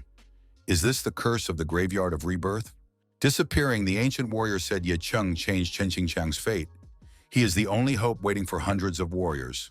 Our hero did not expect that such a great warrior would call him his only hope, and that he could change his destiny. Ye Cheng thought it was a joke, after all. Luo Yuntian and Chen Qingchang are standing at the top, and he is just a simple cultivator of the movement realm. How can he be their hope? The protagonist decided not to think about it for now. He had enough to worry about. Taking advantage of the free time, our hero again assumed the lotus posture and began to meditate. He concentrated an energy field around him. Ye Cheng realized that training at night would help him achieve the 5th level of the movement realm. This speed is an inconceivable progress. Every time the rebirth graveyard is summoned, his cultivation base will increase by several levels. This is a tangible advantage. No matter how many techniques and skills he mastered, Chen Qingchang was obviously stronger than Luo Yuntian. I wonder how terrifying the third master will be. After all, there is no mention of him so far. Ye Cheng decided to calm down and put his thoughts in order. He had an important meeting with Fang Zhongxin today. Kitano entered the room and asked if the master had finished. Kitano wondered why he had never met this man before. Was he some kind of celestial? Ye Heng said to arrange a plane for him. He has an important meeting in Jiangnan. He added that Kitano would fly with him. The guy added that he doesn't like Kitano's name. From now on, he will call him Lo Sha. Lo Sha bowed and said that he understood. He's off to organize the plane. After arriving at Odotai, our hero asked Qing Yi how he was feeling. Had he recovered from his injuries? Qing Yi stated that Mr. Ye Cheng is a wonderful doctor. He can already move around without pain. Qing Yi added that he would never forget Ye Xing's kindness. Fang Zhongxin asked Lei Shui why Ye Cheng still hadn't shown up. If he didn't show up, he would be banned from the martial arts world. Lei Shui asked Qing Yi where Ye Cheng was now. Qing Yi said that before leaving, Mr. Ye Cheng said that he wanted to get rid of the annoying flies. This morning, Udao Tai announced that he was ceasing operations indefinitely. Most likely, Ye Cheng has dealt with the island nation and has gone to Udao Tai in search of Kitano. Fang Zhongxin said their master was afraid to come to the duel, and they say he went to Udao Tai in search of Kitano. That seems like some kind of nonsense. Apparently, the dragon spirit is hiring someone who doesn't make sense as an instructor. Lei Shui shouted that Fang Zhongxin could insult the dragon spirit, but he had no right to dishonor Mr. Ye Cheng. Fang Zhongxin said for the two of them to pray that their instructor would appear here in 30 seconds. The doors opened and the protagonist appeared. He asked if Fang Zhongxin was so anxious to die. Qing Yi and the other dragon spirit representatives rejoiced and shouted that the instructor had come. Ye Cheng said that in that case he would fulfill his opponent's wish. Our hero was accompanied by Luo Sha. It was Kitano, but in a different character. Lei Shui asked who Ye Zheng came with. Qing Yi replied that he was seeing him for the first time, most likely a friend of the master. Ye Cheng told Luo Sha to cover for him, but not to dare to interfere unnecessarily or else he would regret it. Fang Zhongxin urged his opponent to get it over with quickly. Ye Cheng said that he was just about to set his opponent's mind right. Suddenly, 3 men arrived at the scene of the alleged fight. The 3 declared themselves Udao Tai judges and decided to read out the rules before the fight. Ye Cheng said that he didn't need it and wondered where they all came from. One of the judges said that the mission of Udao Tai was assigned to the masters 30 years ago. They are from the same family as Fang Zhongxun, but justice comes first for them. Our hero realized that these judges are familiar with Fang Zhongxin. Would they be impartial? How could this not end up the same way as Yuan Jingfu? But he didn't care about that one bit. After all, he was well prepared. The arriving foreman was outraged. What does this have to do with the judging staff? The colleague said to the master not to be angry. This is still the young man's last fight. They should leave the platform. After the judges stepped aside, two people remained on the platform, Ye Chung and Fang Zhongxin. Fang Zhongxin traditionally became threatening, he said. If this guy didn't show up today, maybe he would have lived a few days longer. Ye Sheng was not so talkative. He flew up to his opponent and swung and hit him in the head with his fist. Fang Zhongxin couldn't stay on his feet, lost his balance, and flew far back. Fan Yongxin, wiping the blood from his lips, let out a curse. He said that his opponent had used a stealth attack. Zhongxin rose to his feet and rushed to attack, telling his opponent not to be so arrogant. Yi Cheng met his opponent by putting his foot forward. The blow came straight to the head. Fang Zhongxin fell face down. He was lying in a pool of his own blood. Yi Heng did not rest on his laurels and continued to finish his opponent off with a kick to the head. Our hero asked what his rival was going to do to him. Kick him out of the country? Destroy his friends? Desecrate his parents' tombstone? Swinging his foot once again, Yering asked if his opponent even understood the meaning behind his words. Fang Wangxin stretched his arm forward and shouted. He applied the wild cloud palm. Yi Cheng responded by aggressively attacking his opponent using his internal energy. Qing Yi, watching the fight, wondered if it was definitely a martial art. After all, it seems to him that it is not. Lei Shui said that his interlocutor was right. This is already beyond the scope of normal combat. The three-person judging panel shouted that this guy intended to commit annihilation, and all three of them rushed to Fang Zhongxin's aid. However, there was no one to save. Under the influence of the strong energy field, Fang Zhongxin was vaporized. Ye Cheng looked at the judges and said that they were too slow. This guy had already become a coal. Previously, Fang Zhongxin had surpassed his two realms, so our hero decided to use the dragon blade against his opponent. However, there was nothing left of him. The dragon spirit warriors were surprised. Was it really over so quickly? The battle had taken less than 1 minute. Their instructor was much stronger than they thought. Lei Shuwei said Ye Qin just destroyed the representative of the Martial Arts Bureau. It might damage the reputation. They will be afraid of their powerlessness. The judge said that Fang Zhongxin was an outstanding personality. Does Ye Cheng realize the consequences of this loss? There is no turning back now. Suddenly, someone said for the three of them not to touch Ye Cheng. The judges looked over and saw Luo Sha talking to them. He said that the rules were that destruction was encouraged. So if they took another step in his direction, they would be the ones to regret what they had done. Wodotai is the place where life or death is decided. And they ask why Ye Cheng is destroying his opponents? The Bureau isn't known for being law-abiding either, so why can't someone else give a damn about the rules? The judge remembered that the head told him before the fight, if Fang Zhongxin lost, Ye Cheng must not leave the platform alive. The means of eliminating him had not been discussed. The judge said that if Ye Cheng destroys people by breaking the supreme law, he should pay for it with his life. Luo Sha vigorously and firmly stopped the referee's movement. He reminded that annihilation was acceptable here. Why don't the three of them heed his words? The dragon spirit warriors were surprised. These three powerful bureau masters are ranked in the top 100 of the rankings, and this guy stopped his opponent with a single blow.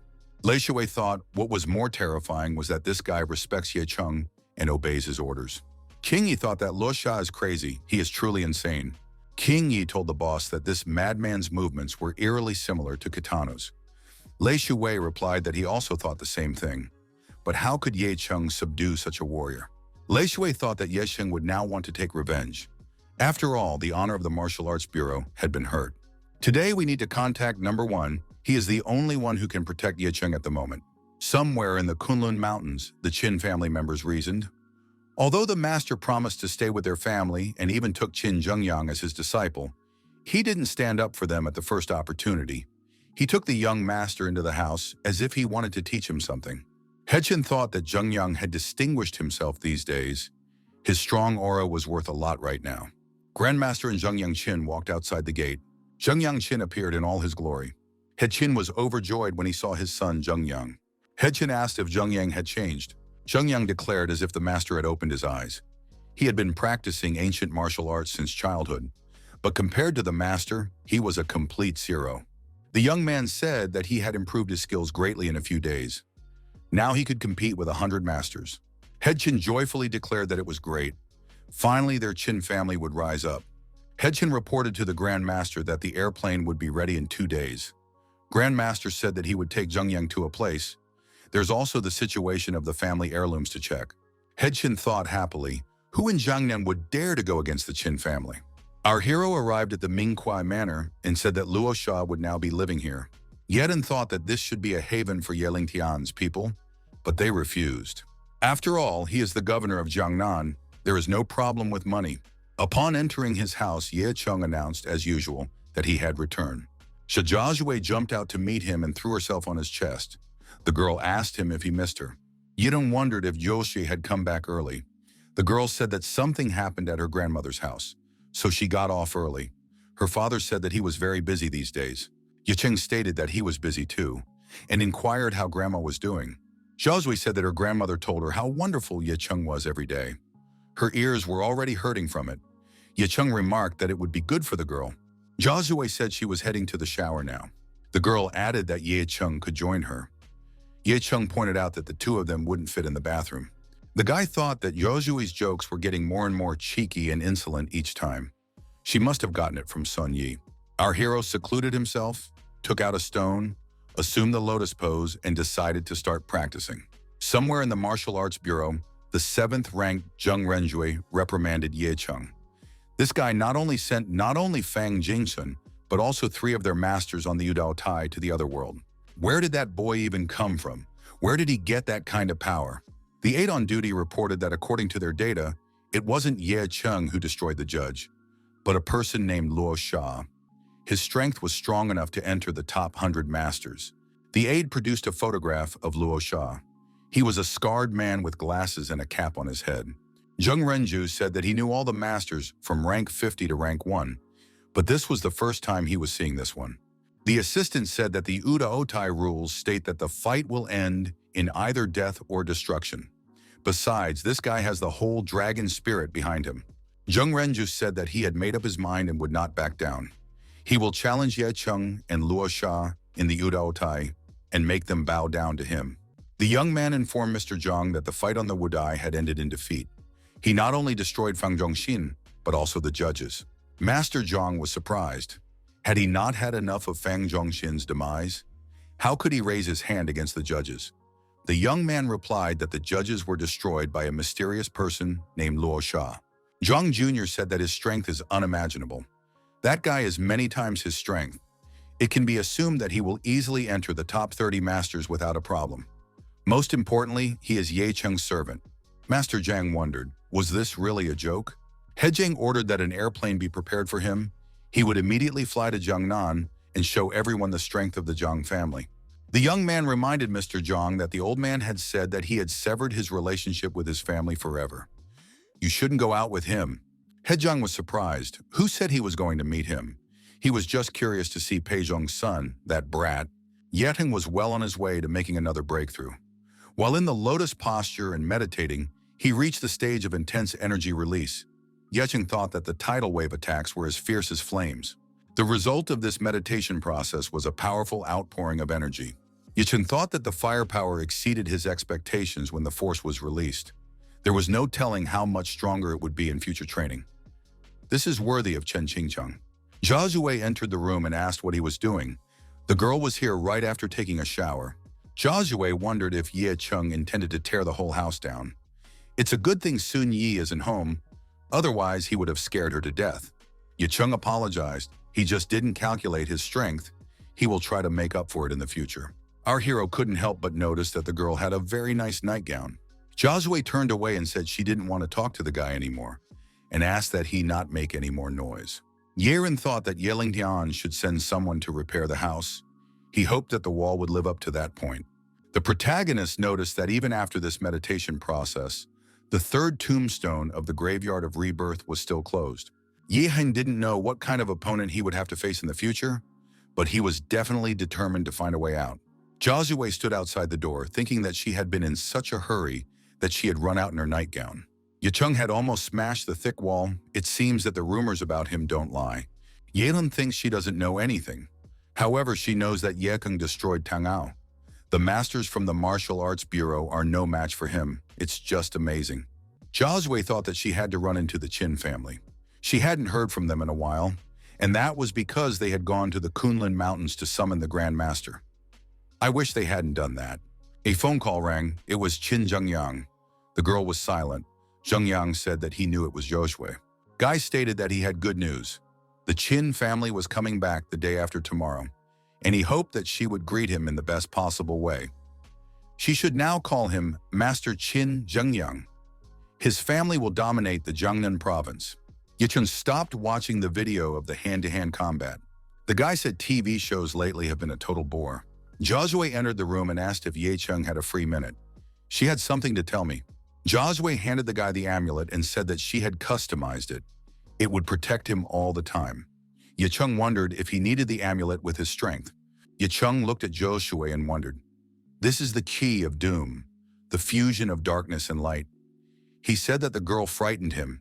In a few days, Josue's darkness and light power would turn into a disaster. Yichun asked if Josue was sure she had no problems. Josue replied that she was fine. Yicheng said if anything happens, she can always go to him. He would take care of everything. Josue inquired, how strong is Yicheng right now? Yicheng replied that she must have heard of the master ranking that listed all the ancient warriors. Not long ago, he had destroyed Fang Zhongxin, who was ranked 90th, it seemed. Josue concluded that her interlocutor was very strong. She was just curious, no need to draw any conclusions. The girl said goodbye and said she would stop by the house to get her things. Yicheng contacted Luosha on the phone and told him to guard Xia Josue. His head would be in charge of her. Yihen thought that Master had asked him to come to Jiangcheng because he was the only one capable of breaking the power of darkness and light in Josue. But now he doesn't realize what he has gotten himself into. However, Luosha is on his side, and there shouldn't be any problems. There's a message on the phone from Lei Weishu. What's that guy up to now? Weishu said that Mr. Ye Chung wants to meet the country's first man. Is it possible to visit the capital? Ye Chung was surprised after all. The first person is the highest authority. Could he possibly be interested in dating Ye Chung? Lei Weishu asked if Mr. Ye Chung had any guesses as to the purpose of organizing this meeting. Our hero said that he still had business to attend to in Jiangnan, so he couldn't come now. Lei Weishu said that he understands everything, but sometimes it is worth it to temper the ardor. The man with glasses stated he finally met Ye Chung. This person said that Ye Chung is a dangerous and interesting person. He is immensely happy that the guy is on the side of the dragon's ear. Ye Xin wondered if the interlocutor had sought him out just to say that. Number one in the country asked what Ye Cheng did to the Akita. Lo Cho, he's Kitano, isn't he? The protagonist nodded affirmatively. The interlocutor asked what the Akita had to do with it. Lei Weishu thought, finally this question has been brought up. What will Ye Chung answer to this? Kitano has great influence in the martial arts world. In the eyes of some, he is even higher than the island's president. This means that Kitano has a role in politics. He asked what role Ye Chung had assigned to Luosha. He replied that he had subjugated Luosha. The interlocutor said via video link that in that case he hoped Ye Chung would allow them to cooperate with Luosha. Ye Chung replied that he didn't see any problem with it, but he is waiting for an answer to his question. Our hero wants to know what really happened back then at Yunhu Villa. He wants to know where Master Moon disappeared to. The man on the other side of the screen said he couldn't tell. Not because he doesn't know, but because the situation is complicated. The three strongest families in the country were involved. None of them Ye Chung has the right to touch. Even he is afraid of them. They are the three pillars of the country. The government listens to them. Even the Martial Arts Bureau is powerless against them. Ye Chung must know that the whole country could be affected by their will. The interlocutor said there was something else he had to report. Ye Chung's parents were alive. Our hero's natural question was an emotional one. Where are they? The man said that Ye Chung would find out everything soon. They were already waiting for him in Jiangnan. The interlocutor gave Ye Chung some advice in parting. The boy has many enemies and he should by no means get involved with the three families until he has a firm footing. Talking on the phone, Ye Chung heard the person he was talking to say that they were trying their best to verify the data, but there was no information about the three families. Ye Heng assumed that Zhang's family is directly related to his mother. That means Zhang Jianfeng is the only clue. Ye Heng was crossing the road when he saw a large truck rushing towards him. There was no time to avoid the collision.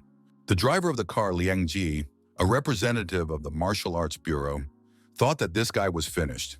Ye Chung is now dying at his hands. Ye Chung stopped and turned to face the truck rushing towards him.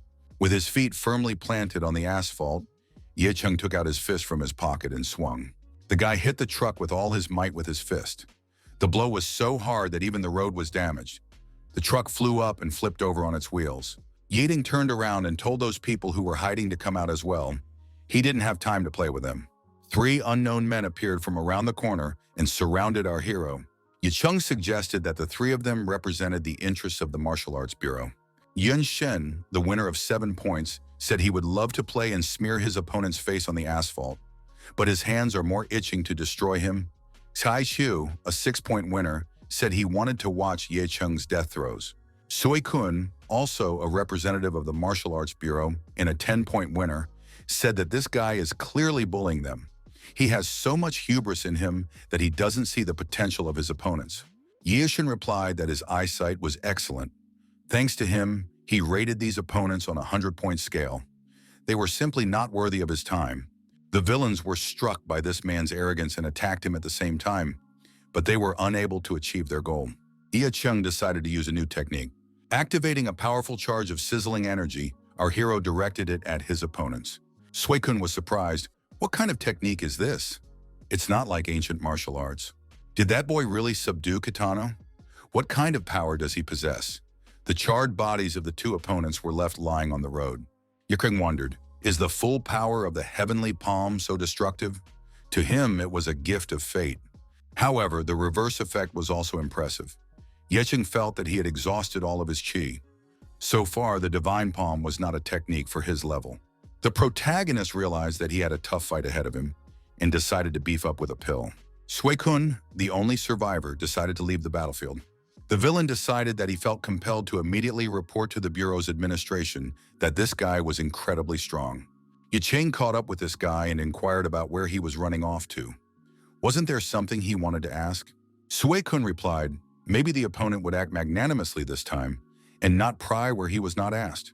Sui Kun used a long whip and created a trap. He said that now Ye Cheng could try to catch up with him. If he only stuck his head into these nets, he would not be left alive. Ye Cheng decided to play his game and told his opponent to attack. The guy offered no resistance and was captured by that whip in a minute. Sui Kun laughed. He was able to catch Ye Cheng after all. Behind him, he told our hero that the guy needed to realize who he was chasing. Sui Kun added that his whip deprived his opponent of the ability to move.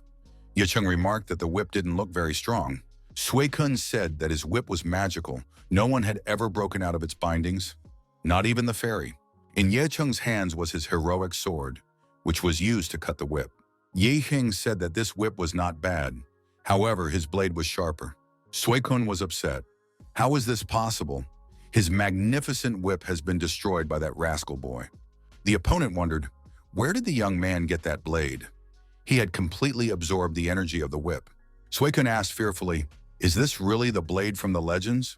Ye Cheng nodded affirmatively. This is a sword that no one believes in the existence of. This opponent was safely destroyed. Ye Cheng said that the heavenly palm had used up more strength than he had anticipated. He would have to think of a better use for it. A phone call rang in the office of the Martial Arts Bureau in the capital. Zheng Renjiao decided that it was a report. Sui Kun had probably gotten rid of the annoying boy and was now reporting it. The boss asked, is there anything left of the body? Sui Kun didn't get caught by the dragon spirit? An unfamiliar voice came from the receiver. The man said he had taken care of these guys. 2 were burned, but their boss probably wouldn't be too upset. Yecheng asked his interlocutor, where does he get such unsophisticated subordinates from? Yecheng requested that the interlocutor tell his father that he was expected. If anyone else from their office came to see him, he would be left with his head screwed off. Zheng Renqiao showed how angry he was and called our hero names over the phone. He said that this guy didn't dare threaten him. Zheng Renqiao immediately remembered that he was ranked 7th in the strongest ranking. Yexing took out his stone and thought, was the Martial Arts Bureau comparable to the country's 3 families? Neither Yunhu Mountain nor the country's 3 families would stand against him due to the power of the rebirth graveyard. He will destroy all of Zhangqing. Everyone involved in his tragedy will be destroyed. Without realizing it, our hero had increased the power of the dragon blade 100-fold. As the master said, his path was not originally aimed at creation, but was destined for destruction. Our hero's power will leave no one alive. Unbridled power wreaks havoc and destruction. His blood dragon is the harbinger of the coming apocalypse. Yecheng once again found himself in the rebirth graveyard. The boy saw that a 3rd tomb had appeared. On it was an inscription. On the day of his return, the world will not allow his enemies to escape. He was born in violence. He will be destroyed in violence. Yehan thought that this tomb had awakened because of his darkness. Lo Yuntian said, there are only two ways to move a tombstone: raise the cultivation level or get the tombstone master's permission. Yicheng logically thought that in that case, he should commit as many annihilations as possible. The young people were out for a walk. Jia Hoshui told her companion that she had not been to the movie theater for a long time. The guy replied that the girl was worthy of more. They should decide what they would do today. Jia Hoshui said whether her companion believes it or not, the life of a child from a rich family is scheduled even before he is born. Everything has to follow a clear plan. Right down to who her fiancé will be. It pissed her off. The girl added that she wanted to rely on her own strength and know that without the support of the Xia family, she would remain the same. Joshua regretted that she could not do without her family. Her acquaintance with Ye Cheng and Song Yi had turned her life upside down. It was an exception that she had chosen on her own. Ye Cheng noticed that her family had provided for her life. She would never have to think about money. Other people could only dream of such a thing. Joshua said she knows that. However, it also fuels her hatred for her family. At least today, she wants to put everything aside and be an ordinary girl. Jiaxue wondered if Ye Cheng would become her boyfriend, at least for one day. Ye Hun replied that he would, and he immediately received a kiss on his lips in gratitude. Jiaxue looked away embarrassed and said that it was normal between a guy and a girl after all. The girl grabbed her companion's hand and pulled him along. She offered to remember this day for the rest of her life. Young people watched the movie in the theater with interest. The 3D effects created a sense of presence. Afterward, the young people rode the waves on a boat. Yicheng asked if Joshua wanted to experience something exciting.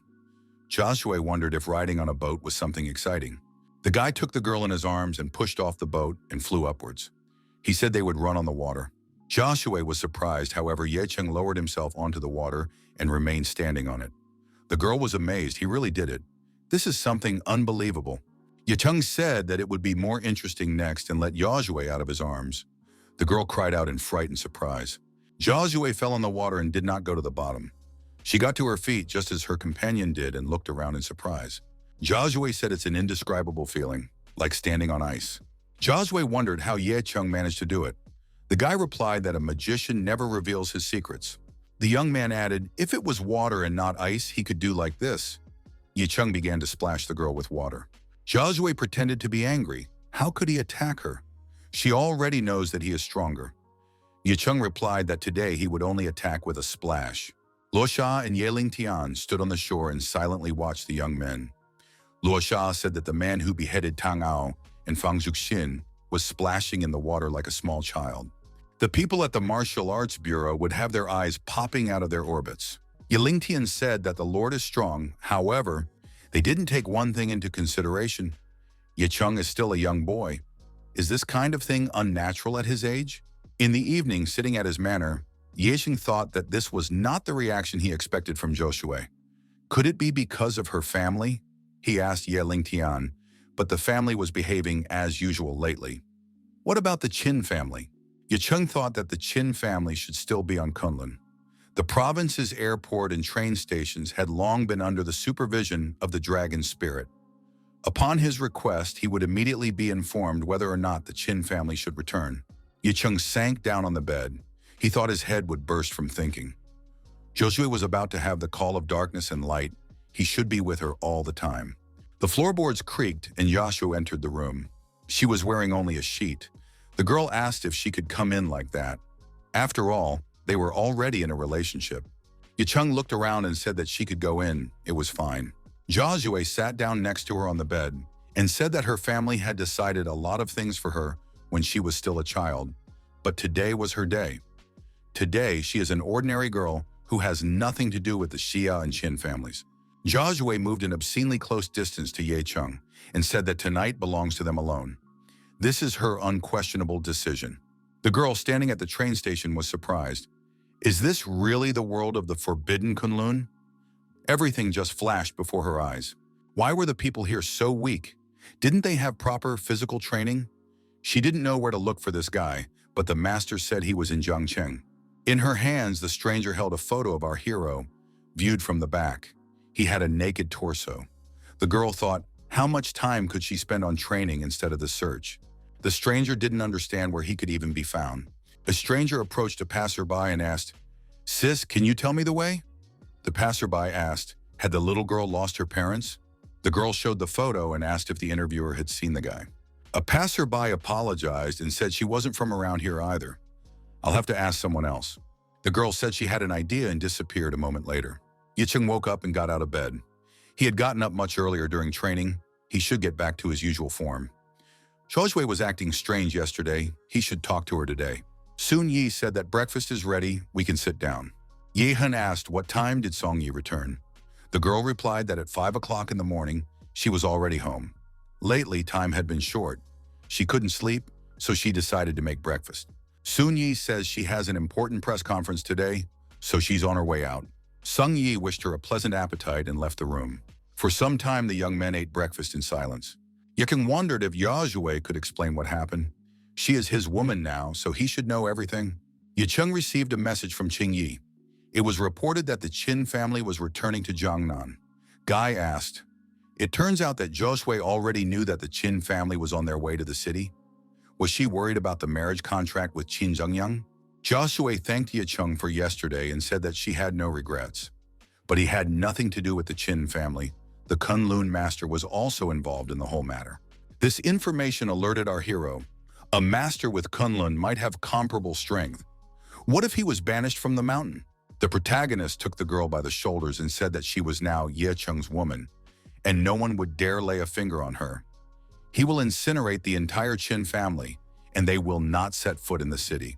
Zhao threw herself into the young man's arms. Yicheng told her to stay home for 2 days. He would take care of everything. Yicheng sent a message to Luo Sha to keep an eye on his villa. Luo Sha must destroy anyone who goes there. Our hero contacted Ye Lingtian and said that the Qin family was returning. Everything necessary should be prepared. Ye Lingtian said that Mr. Ye Cheng could not worry. They would not let him down. Ye Cheng wanted to make another call, but decided not to bother Qing Yi. After all, he doesn't know if they are still alive. Ye Hing thought that the master escorting him off the Kunlun had given him a phone number for emergencies. The foreman said if the phone doesn't pick up, that person is no longer alive. Ye Cheng knew that he could only use this number once. One must not waste such help in vain. The third tombstone glowed brighter and brighter, but our hero's level was not enough. Yeding, clutching the dragon sword in his hand, thought, just how strong is a Kunlun master? He hoped that the blade would not let him down. At the airport, greeters waited for the plane to arrive. The showmaster accompanied by his apprentice, Qin Zhengyang. Looking at the greeters, the old man said that the Qin family was revered in the province. He didn't think that so many people, including masters, would come to meet him. Qin Zhengyang said, "Master misunderstood. These people are not here to provide security. They have come to see Grandmaster's skill." The old man was surprised. After all, he had just arrived in Jiangnan. How would these people know him? Does the disciple really like to joke so much? Zhengyang said that the master would soon realize it himself. The great master was surrounded and welcomed. People asked to accept his gifts and invited him to various events organized to celebrate his arrival. The old man thought that at all times people who asked for protection became weak and submissive. Zhengyang suggested that these people hoped that the master could revitalize the martial arts world in Jiangnan. Qin Zhengyang explained that there was a rogue living in the province who had already destroyed 2 families as a child. His methods are extremely cruel. Everyone in Jiangnan arrives in fear. One of the greeters said that almost everyone is now in the shadow of the hunter. People are afraid that this child will cut out the whole family if he doesn't like something, but now they have a messenger of light. The master wondered, how could they allow such a thing to happen in their province? Zhengyang added that this boy had antagonized the Qin family. The Grand Master told the disciple to calm down because the Qin family was now under his protection. Otherwise, the world would drown in a bloody ocean. Qin Zhengyang smiled and said that he was flattered by the master's concern. The stranger looked at the man and said that he was finally starting to have fun. It was time to break away. The man grabbed the girl's sleeve and said that even his niece didn't cause as much trouble as her.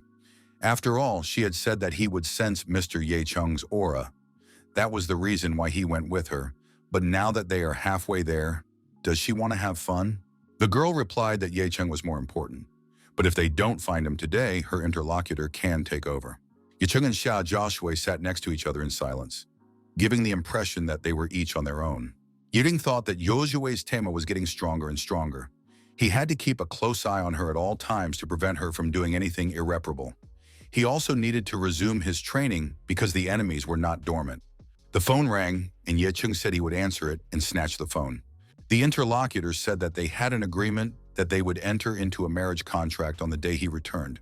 Ye Chung interrupted the speaker and said that Xia Yozue was now his woman. Qin Zhengyang cursed and crumpled the phone like a piece of paper. He wondered, did Yozue really think Ye Chung would be able to protect her? Zhengyang swore that this time he would destroy Ye Chung without embarrassing him in front of everyone.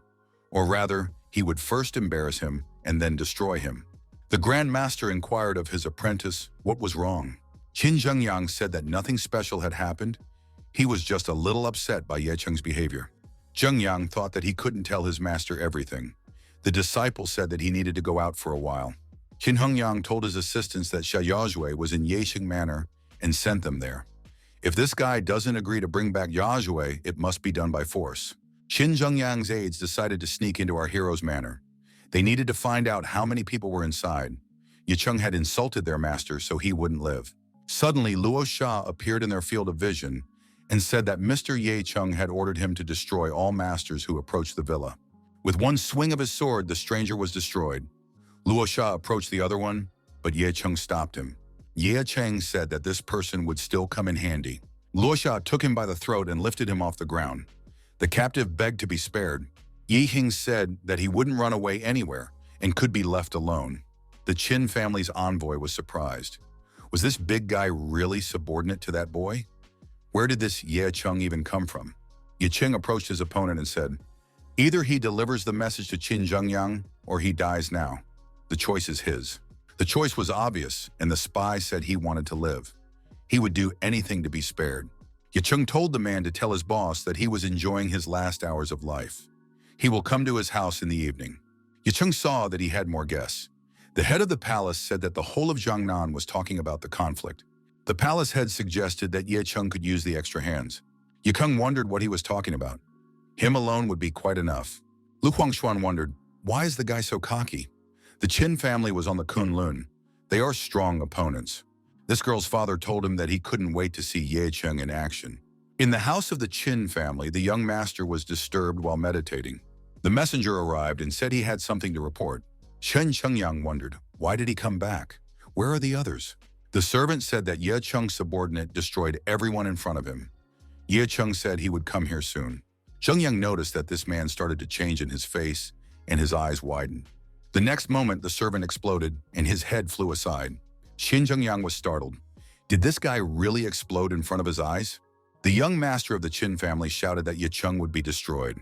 He would not rest until he accomplished this. At his villa, our hero asked Ye Lingtian on the phone if he was ready. Ye Lingtian said he was ready and was waiting for further instructions. Ye Cheng told Joshua that he had to go out for a while. Luo Sha would look after her. Ye Cheng told her not to worry. He would be back quickly. The phone rang. Yozue saw that her mother was calling and answered. Qin Zhengyang was on the wire. He told the girl to be at his house in an hour, or she could say goodbye to her parents. Zhengyang heard back that he was a rascal. The guy added for the girl to take Ye Chung with her to their joint banquet. His family would be happy to have such a guest. Jozue told Ye Chung to take her with him. Her parents were in danger. Our hero agreed. Ye Chung thought that Ye Lingtian and Luo Sha would provide insurance, so Joshua would be safe. The young man reported the current situation to Elder Zhang. Master Zhang was surprised. Was it really that bad? The boy replied that the Qin family was strong, and the master with the Kunlun was not easy either. Master Zhang remarked that the young man had told him the same thing last time, but in the end, everyone stayed alive and well. What could be different this time? Zhang Jr. said that he personally saw that person's aura at the airport. Ye Chung can't win this fight. Master Zhang said that he shouldn't jump to conclusions. He should go to the Qin family. The young man should see how his fate would turn out. If Ye Chung survived, he should be invited here. Master Zhang thought, why can't this Ye Chung live without adventures? In the Qin family's house, there were many invitees at the party. Qin Zhengyang stood beside his master. Zhengyang wanted to see if Ye Chung had the courage to show up here. Lu Huangshuan asked her father why he brought her here. She was bored here. The palace head said that something more important than the affairs in Shuimei Palace would happen here today. Today, they will see Ye Cheng destroy the Qin family. Lu Shunhuang thought that she was in favor of Ye Cheng after all. Just as long as the situation didn't get out of control, the father told his daughter to calm down. They would have no chance to change the course of events. Master Kunlun is too strong. According to his immodest calculations, the master is in the top 20 rankings, maybe even the top 10. Lu Huangshuang said that in such a case, the outcome is obvious. The people present were surprised. Did Ye Cheng not get scared and come here? Everyone whispered that the hunter was already here. The guests thought this guy wasn't afraid for his life at all. It was amazing. Shajashue was alarmed. She saw many people around her, and they were all masters. Ye Cheng hugged the girl and told her not to be afraid. After all, he was by her side. Qin Jingyang saw this gesture and was very angry. Everything looked very demonstrative. Grandmaster inquired, "That young man who is embracing Zhengyang's bride is the hunter?" Qin Zhengyang, trying to look poised, said that it was him. The master wondered how his disciple was allowing another man to snuggle up to his woman. It's not permissible. The mountain master said that he had originally wanted to help his disciple destroy this hunter, but it seems that now he must do it himself. If he destroys him, the stain on his Qin family's reputation will remain like this. Zhengyang must do it himself. The master added that the apprentice had learned a lot during the time he had spent with him. It was time to see the fruits of that training. The old man held out a pill to the young man. Master said that this pill would allow him to unleash his full strength. He must not let his master down. Qin Zhengyang swallowed the pill and said, energy permeating every cell in his body. He would not shame his master's honor. Blazing with anger, Zhengyang walked towards Ye Cheng and Yashue with a decisive step. Young Master Qin pointed his finger at Ye Cheng and said that he would die today.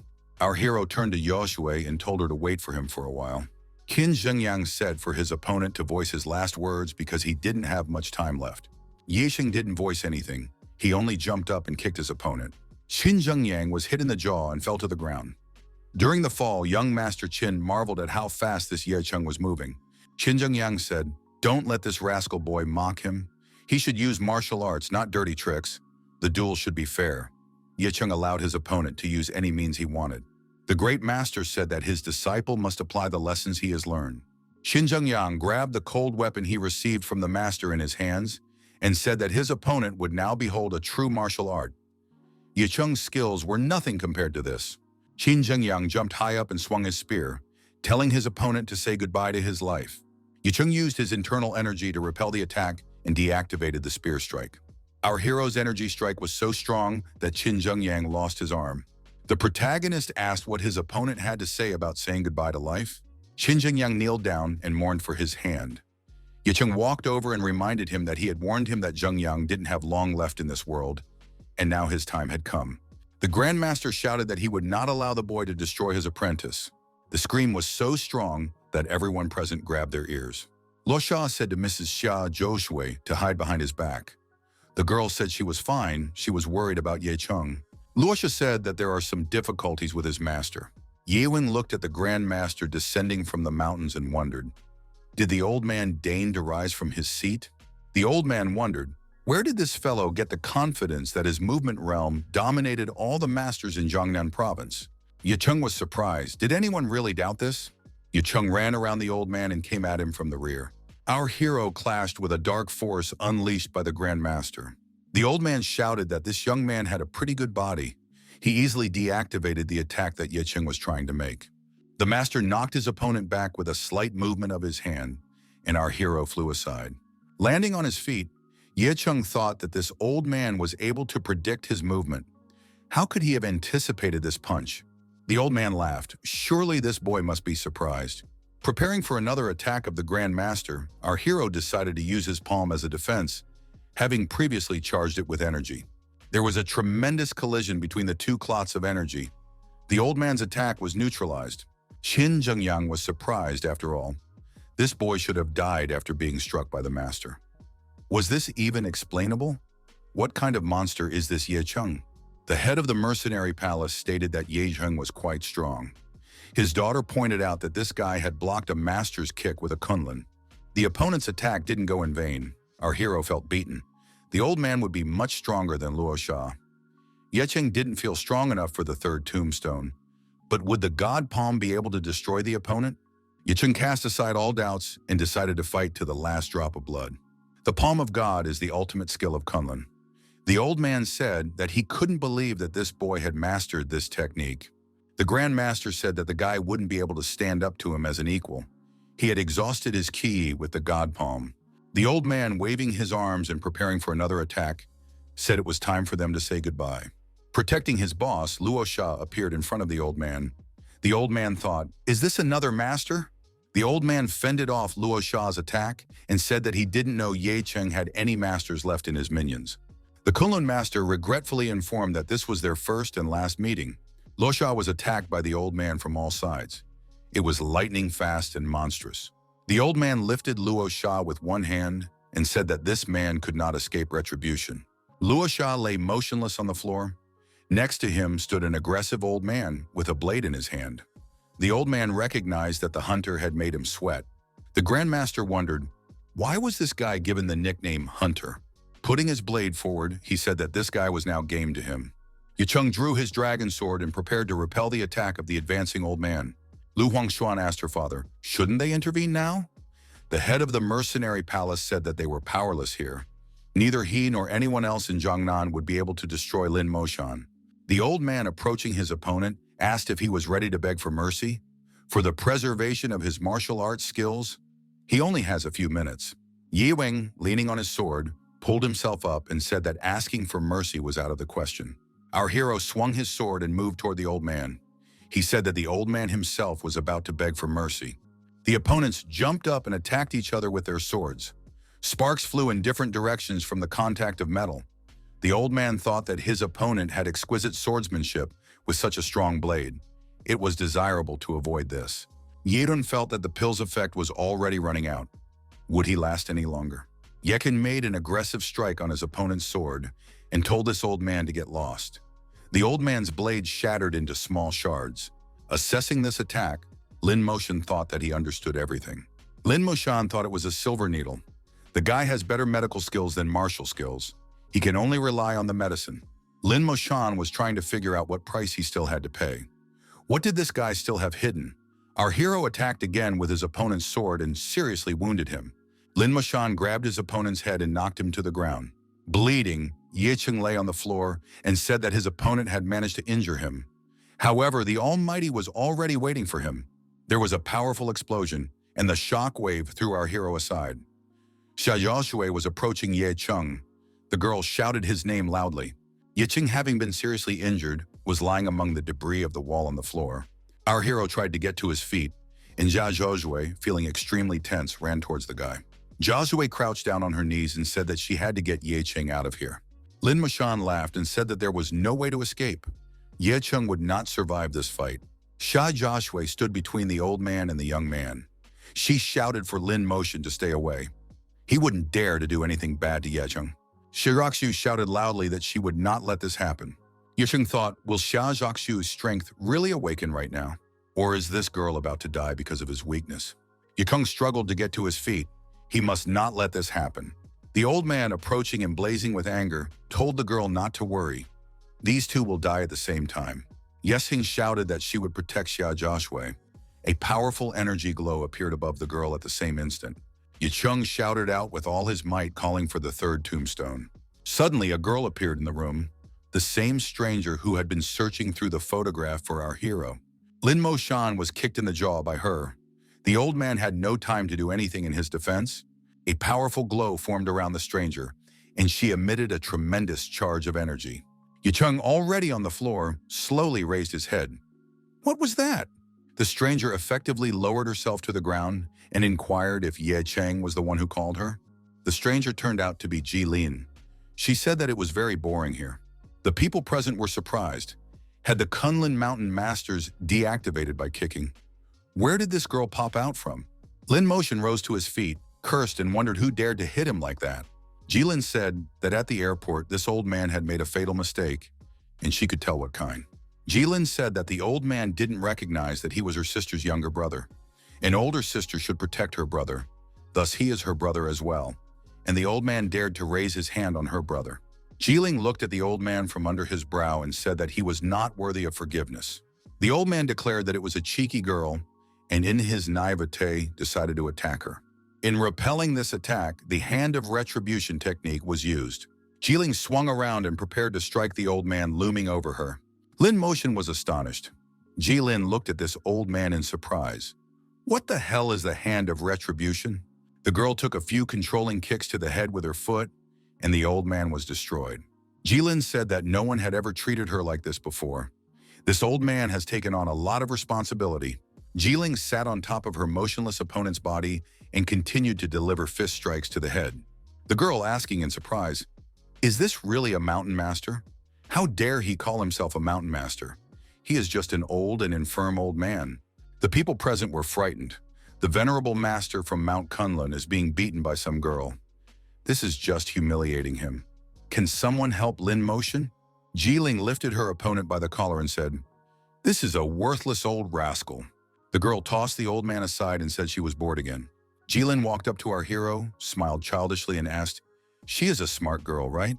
Yescheng groggily told her to get the hell out of here. Jilin took offense. Once again, Ye Weng is teasing her.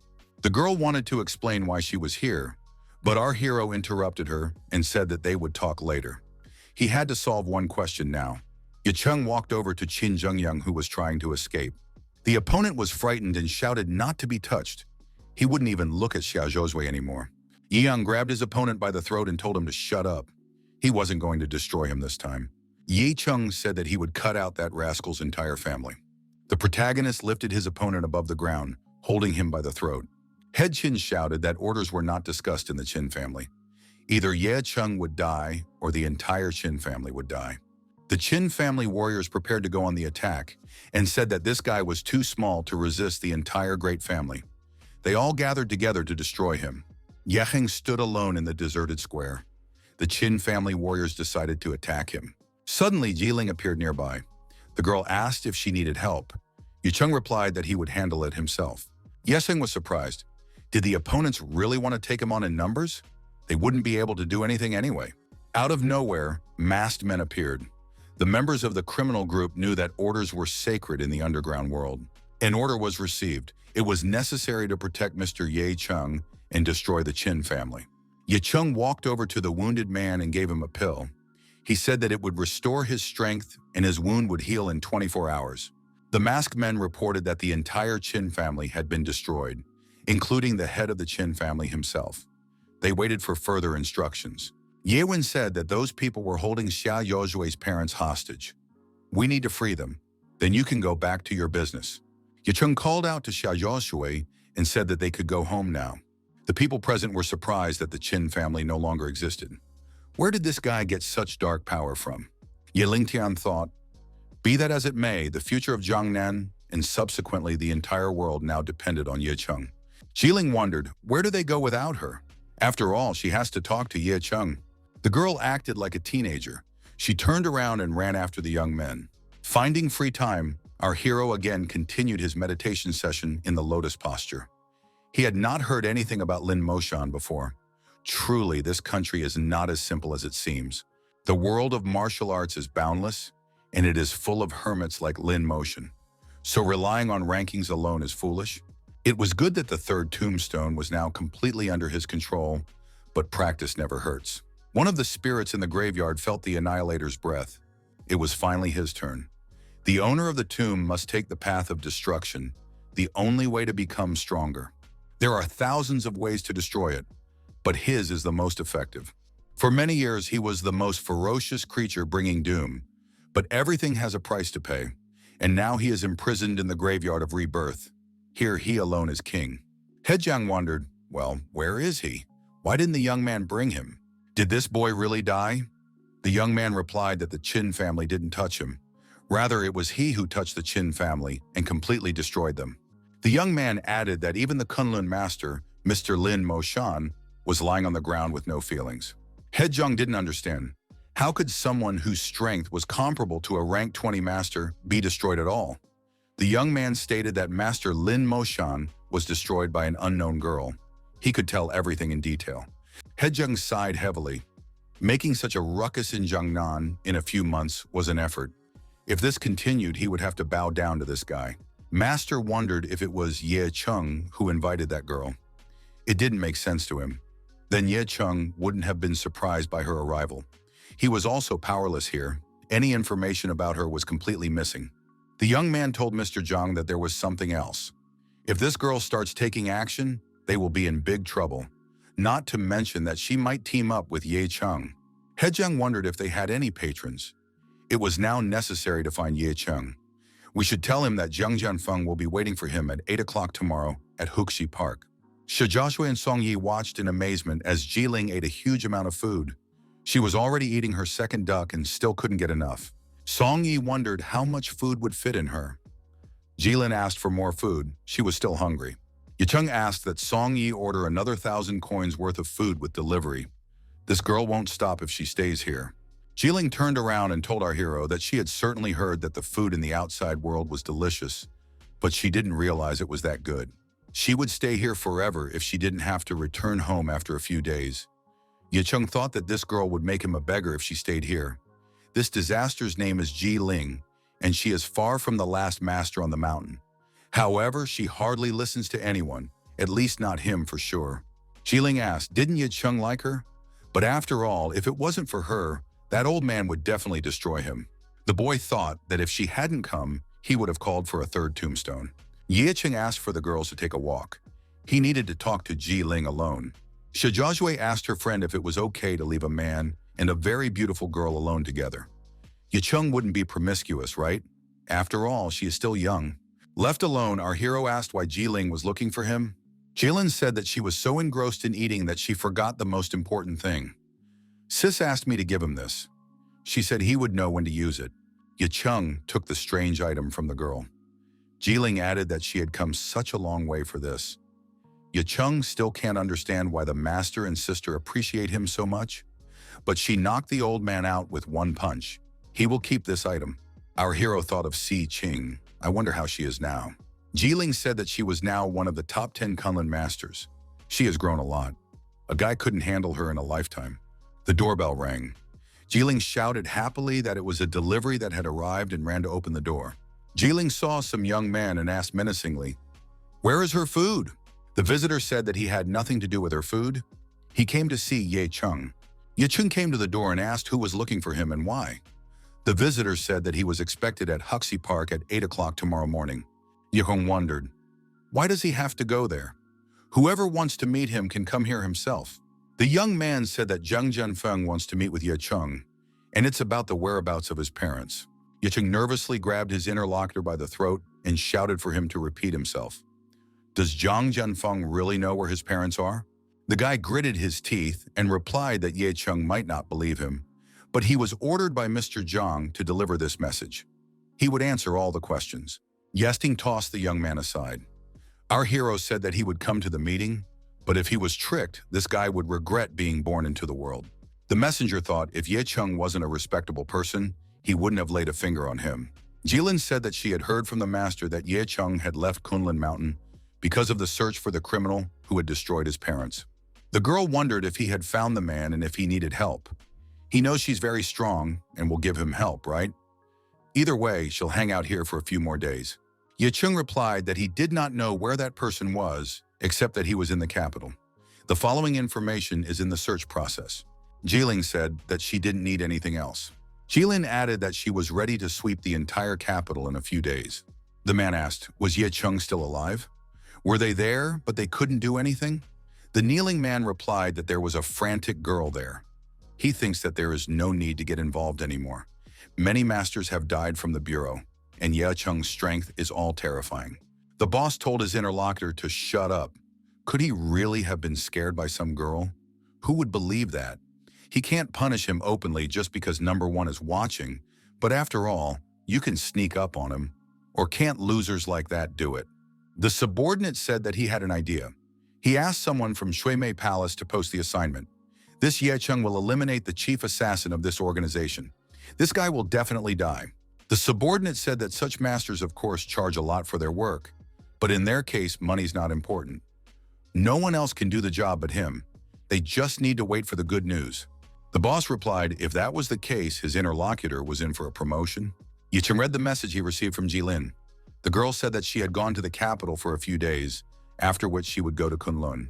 She hoped to see her soon. Yicheng thought that it was necessary to replenish the refrigerator after Jiling had been there. Even 5 years ago, when Master first brought him to Kunlun, he was treated like an insect. Now he had 3 people who could support him at any moment. The master who taught him the supreme law and healing skills, the strange Jiling, and Ji Shiqing, the girl who had helped him countless times. If it weren't for her excellent pill, there was no way he would have survived, and no way he would be here now. So he must always remember who had gotten him to the top. Our hero wanted to prove to Shiqing that her help had not been in vain. When he returned, every Kunlun master would know his name. Yedong came to the meeting in the morning. Zhang Junfeng said that the guy was 3 minutes late. If it was someone else, he would have been dead by now. Yicheng immediately asked, where are his parents? Head Zhang said that this guy is like his mother, going all out. I wonder why he was weak-willed before. Yedong, so that his interlocutor wouldn't circle around, asked, was he the one who took his parents away? Where are they before he split his head open? Yicheng thought that the 3rd tombstone could activate at any moment. Zhang Junfeng replied that they were in the capital. That was all he could say. Head Zhang said that he didn't like this tone. Anyway, the guy should show respect in front of his elders. The old man thought, maybe he was wrong. The Zhang family didn't need a man who had no respect for anyone but himself. Head Zhang said that this guy was a lowly youngster. His mother was on her knees begging just to let him live. Yicheng was enraged, this Zhang family again. What did he do to deserve this? He only wants to save his parents. Yicheng asked his interlocutor, how dare he even dare to bring his mother to her knees? A woman wanting to save her child. Zhang Zhenfeng was startled. He had seen the purple dragon. How could a guy get such monstrous strength? Is he really immortal? He has a natural talent for cultivation.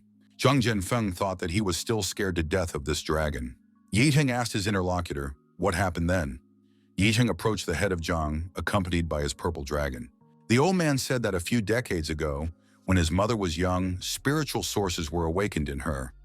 They determine a person's talent and show the limit of their strength. Pizhong possessed rare strength, for which she was nicknamed the Girl of Heaven, and was prophesied to have a limitless future. For a while, she even had to serve his family. However, destiny did not appeal to her. No matter how good a mother she was, the ancient martial arts only made her bored and disgusted. She ran away from training every day to live the life she wanted and where she was loved. No one could reason with Pizhong. Then she met his father, Ye Tianzheng, at a party and moved to the capital. Zhang's family found out late about the pregnancy and the wedding in Jiangcheng. The head was furious. He knew she wasn't going to be a master, so he prepared a marriage contract for her, but he didn't think that Peijun would ruin those plans as well. When both parents have great martial potential, their child is born a genius. It's a pity that his mother decided to cut ties with the Zhang family for Ye Tianzheng. At first, the Zhang family had high hopes for the boy. Right after he was born, he was checked for spiritual roots, but nothing was found. It was a shame for the Zhang family. Yicheng asked what happened in Yunhu Villa and where did the dragon come from. Zhang Zhenfeng said that the guy himself should know, and the villa issue is not as simple as it seems. There's no need for him to know it. Head Zhang continued that he didn't pay attention to the guy before, but his opinion has changed. He wants Ye Cheng to destroy the capital. There are enough problems as it is. Ye Cheng was surprised. Is this really in order? Zhang said that threats are useless. The young man's dragon is strong, but he won't give up that easily. In addition, he is investigating the villa case, but he has no details. Yeding asked where exactly his parents were. He wants to see them. The boy assumed that the Zhang family didn't know about the existence of black stones and the rebirth cemetery. Jianfeng said that he would not advise the young man to meet his parents right now. The old man added that they were in the prison of the ghosts of the country. The old man got a call on his phone. He answered, swore, and told him to come back immediately. Turning to our hero, he said he would tell about the prison later. Something happened in the martial arts capital. It could threaten Zhang's family. He should leave. Yirting said that his mother was on her knees begging, and the Zhang family treated her like an insect. It was imprinted in his memory forever. He must know what kind of prison it was, and now. Yiting thought that Ye Lingtian and Lei Shui had never mentioned this prison. Does it even exist? The guy thought that there was no reason for Zhang's head to lie to him. We should get the information immediately. The warriors shouted that it was necessary to take a defensive stance. All family members must stay in the shadows and not let any demon pass the gate. Anyone who violated the order would be punished. The young foreman came out on the porch and wondered what was wrong. Why is everyone panicking? Lord Bao was told that he was unaware of the situation because he had spent 2 days in meditation. A demon girl has appeared in the capital. In 12 hours, she almost wiped out several families. The masters are badly injured. One family had an old man beaten for disobedience. What's also strange is that the girl started attacking out of the blue. These families didn't even realize what they had done to anger her. Master Bao said to report to the Chung clan, "Don't go anywhere. We must be ready to fight back at any time." Mr. Bao thought, it's a good thing his family is nowhere to be seen. Bao was startled. He saw a girl sitting on a bench in front of him. He introduced himself and said that his name was Bao Xinhe and asked what the young lady had come to see them for. He couldn't even feel her energy. Could she really be the demon? A stranger asked if he was Bao Xinhe, 10th place in the rankings, and he looks rather unattractive. She had heard that he was the strongest in the capital, but she didn't think it was true. Can he even fight? Bao Xinhe said that there are people stronger than him, but they have gone abroad or are practicing in the mountains. Of course, the ranking doesn't include all masters, but many are hiding, concentrating only on cultivation. They don't care about fame at all. The girl inquired as to where they could be found. Bao Xinhe replied that they were in hiding after all. How could he know? These masters don't care about anything but family, so there are hardly any rumors about them. The demon girl grabbed him by the throat and told him she wanted to play. If he doesn't know where those toys are, she will play with him. Bao Xinhe asked her to spare her. The girl stopped and let go of the guy. She felt the pendant on her chest start to change color. Chiling remembered that her little sister had told her to immediately return to Kunlun when the jade pendant flashed. 10 days went by so fast, I can't wait to be here again. Bao Xinhe wondered why the expression on the demon's face had changed. So she wouldn't destroy it? Jilin inquired if Bao Xinhe wanted to live. The young man nodded affirmatively. The girl dripped blood on the young man's forehead. She said that she had 2 things that this guy had to fulfill unconditionally. 1, he has to prepare her goodies. 2 boxes will do. He must bring food so much that she can't even carry it away. Every month on the 3rd day of the month, he would send them to her at Kunlun, the time they would discuss. Bao Xinhe wondered, did she really want this? Jiling looked at him threateningly. Couldn't he really do it? Bao Xinhe said in a frightened voice that he understood everything. He was willing to send her food until the end of time. Secondly, she asked to pay attention to a person named Ye Chung. Jilin showed a picture. Bao Xinhe must help him at all costs if he runs into trouble in the capital. Not a single hair should fall from his head. Jiling immediately went to get some food. The protagonist, as always, was meditating in the same place, in the same pose in his spare time. Ye Hen sensed something unusual about this process. The stone began to emit more energy than usual. Ye Chung decided to check out the rebirth graveyard and was there in the same instant. The gravestone, which had not made itself known before, fell apart under the influence of a powerful energy pulse. The warrior who appeared at this place said that he had finally met the master of the rebirth cemetery. He had waited many years for this day. Yi Heng wondered how this guy appeared here. It wasn't like he had summoned him. Ye Kung wondered how long a warrior could stay in this world. What should he expect from a 4th master if this one appeared when he was not in danger? The warrior replied, 10 days, maybe a month, or even a few years. The interlocutor added to tell the lad not to expect what he got from the previous masters, because it will wear out his strength. The young man is too weak. The cunning warrior smiled and said he could teach. He can train this guy in the art of destruction. For years he has been destroying, but all of that is nothing compared to his skill. Soon he will learn the true talent of a thug. Our hero felt a sharp blade slip across his throat. Ye Chung realized that it was all just an illusion. The warrior told the young man to watch and memorize. Ye Chung was surprised. This guy almost pierced through him. The interviewee said he calls this technique bloodlust. He suggests experiencing the sensation of impending doom. Our hero screamed with fear. He felt his body being dismembered and pierced with spears. Ye Chung came to his senses while lying between the graves. The interlocutor asked if the young man had experienced everything to the fullest. Ye Chung rose to his feet and said that it was not bad. One only needs to get used to dying so many times. The warrior said the boy should experience annihilation firsthand. They'll see each other at the next lesson. He's taken possession of the graveyard of rebirth. He has a chance to shake the heavens. Their fates are intertwined. Thanks to this, his hope does not fade. They both subjugate the entire world. Once back at his villa, our hero thought that the feeling was not the same as with Luo Yuntian and Chen Xingtian. He then thought that he had never been so tired. It was as if all the juices had been drained out of him. Ye Zheng inquired, "How long has she been here?" The girl replied that she had come in and he was sitting with his eyes closed. "Isn't that little devil girl with him?" Ye Cheng replied that she had already left and suggested to talk about something else. Lu Huangshuan said she came with not the most pleasant news. Zhui Mei's palace headquarters had sent a top-notch mercenary to fetch him, and the wench had flashed back to the capital. He can't manage without her. Yering was surprised. Was that really all she wanted to say? Lu Huangshuan thought to herself, how did she get involved with such a guy? The next day, She Jiaxue said that a new store had opened in the square the other day, and she had heard that the food there was excellent. Sun Yi said that they were going to check it out. Does Ye Cheng want to join them? Yiren replied that he didn't have any important things to do today, so he would go with the girls. She Jiaxue happily said that at least once managed to ask him out, so they are going to the restaurant. The girls hugged our hero from both sides. He asked them not to hang on him. People are watching. Jiaxue asked him not to be naughty. They wanted to fool around a bit. At the restaurant, the young people were greeted in a friendly manner and invited to go to the hall to show them to a table. A guy approached the young people and, after greeting them, introduced himself. He said that he was the owner of the establishment. The man said he was offering these people the best table possible, naturally on the house. This man thought that these two girls were obviously from the elite, so he couldn't miss his chance. The guy thought that many girls had already fallen for his trick. These would be no exception. Sun Yi said, that guy is hitting on Klim for nothing. Does he really think they don't have any money? They don't intend to stay here any longer.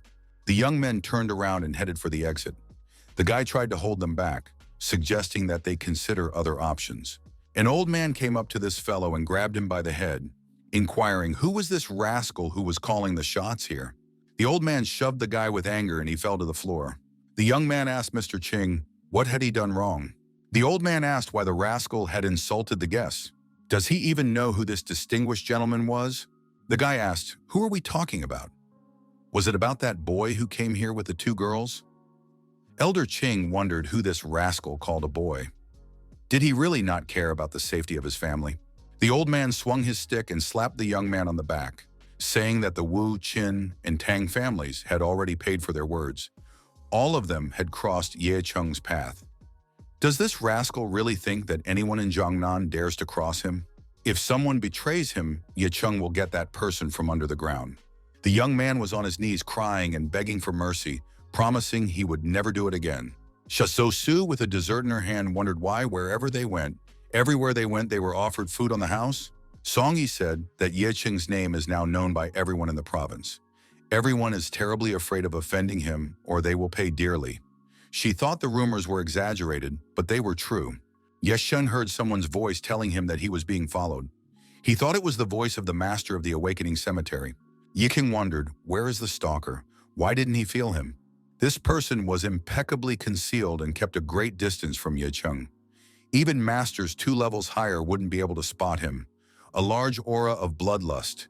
He wants to destroy Ye Cheng. Ye Cheng thought that he would be a great partner. The voice advised to destroy him and use his blood for cultivation. Ye Cheng told the girls to go home. He had some things to deal with. Song Yi and Xia Jiaxue realized that in this situation, it was better to listen to the guy, and after saying goodbye, they parted ways. An observer from afar saw our hero and thought, is this really that guy, Hunter Ye Cheng, the #1 in all of Jiangnan? The observant man thought that this was not how he had envisioned the man. At one point, the watcher felt danger looming from above. A shuriken was approaching him. This unknown eliminated the danger and wondered why so much bloodlust. Ye Xing happened to be nearby and asked, was this the same assassin from Huawei Palace in front of him? Ye Xing added that he had high hopes, but it was probably for nothing. Ye Cheng stood against the #1 hitman from Huawei Palace with the ball in his hand. The protagonist said his opponent could use any technique he wanted. His opponent said with a smile on his face that these words from the boy intrigued him greatly. The villain warned that he had already destroyed 30 ranked masters so far. The hitman jumped up and decided to attack our hero from a height. Ye Cheng thought that the opponent decided to use brute force. In that case, the dragon sword would help him. The killer proved to be very agile and unpredictable. The next moment, he was already in close proximity to his opponent. Yeting dodged the attack aimed at him by his opponent and prepared to counterattack. Since the sword was ineffective in close combat, Yeting kicked his opponent in the head. Killer blocked our hero's attack and said it wasn't bad. But will he be able to master his next move? The villain has said that he prefers hand-to-hand combat, but in this case, he will still adjust to his opponent. The assassin stated that Ye Cheng's ridiculous limb sweeps are simply insignificant. He is only strong with a sword in his hand.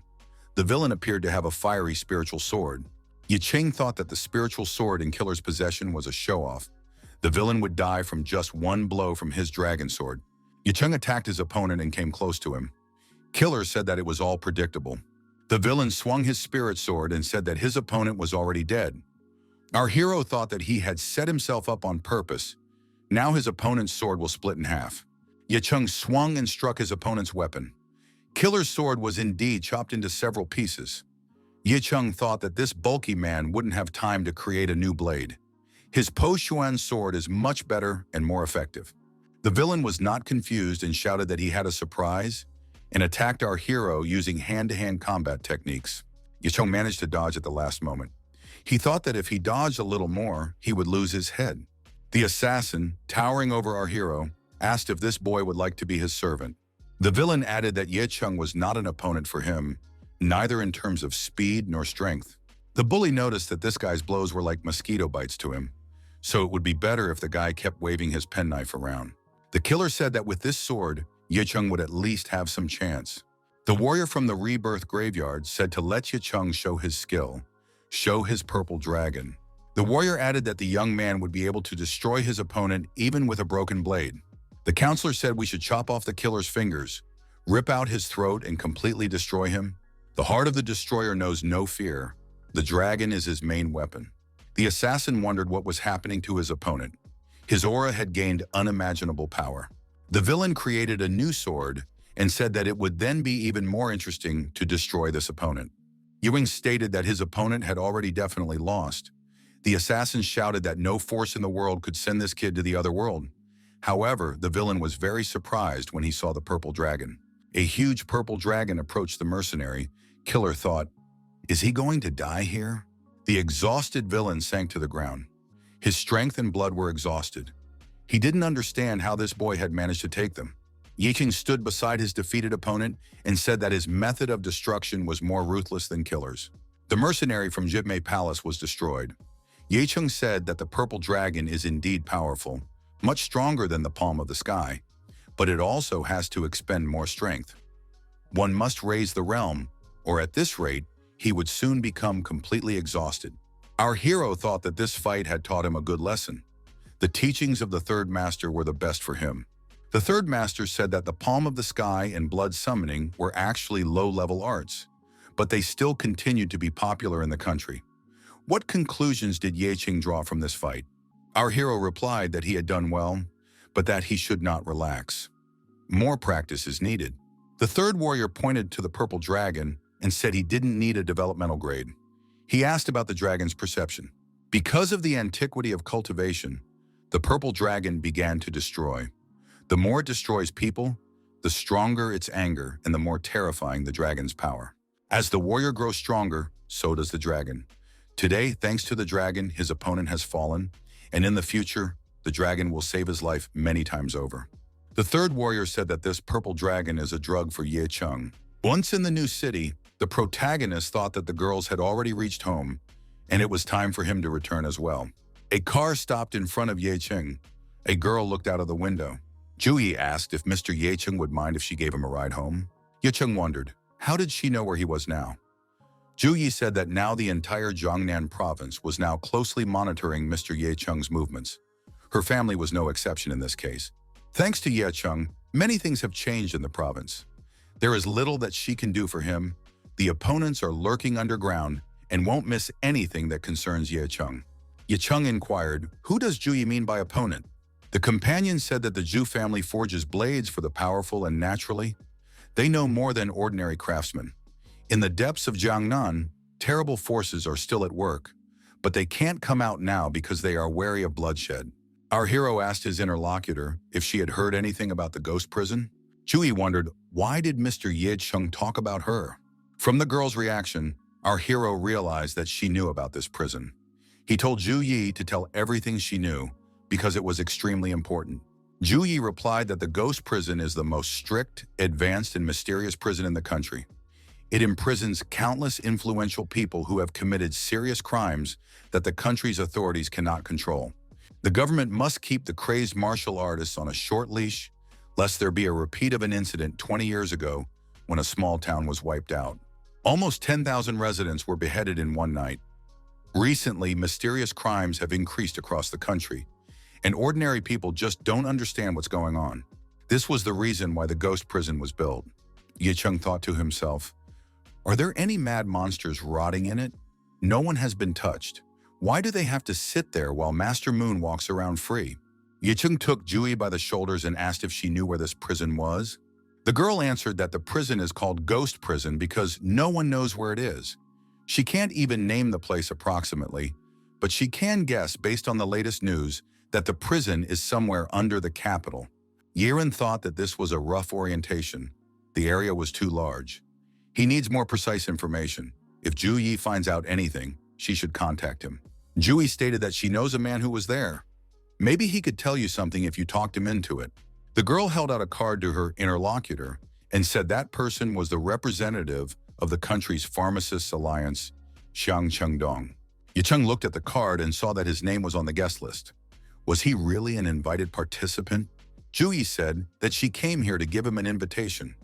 Xiang Chengdong, the chairman of the pharmacists, is organizing a gathering for the country's top medics in Jiangnan. The day after tomorrow, they will witness the rebirth of a new era of medicine. She and Mr. Ye Chang are invited. Ju Yi added that the organization is one of the country's terrifying forces. The interlocutor asked if Mr. Ye Chung was aware of how few outstanding medics there were in the country and the poor quality of the pills. The Alliance needs qualified experts to study ancient alchemy and create a better product. Just the other day, one of them developed a technique through which 3 types of pills can be improved. This discovery shocked the world of medicine. No one had ever before managed to combine the technique of as many as 3 types of drugs. This meant that Xiang Chengdong would rise to the next level. That was what he needed new experts for. Ye Chung thought that he had previously managed to refine 4 kinds of pills at once.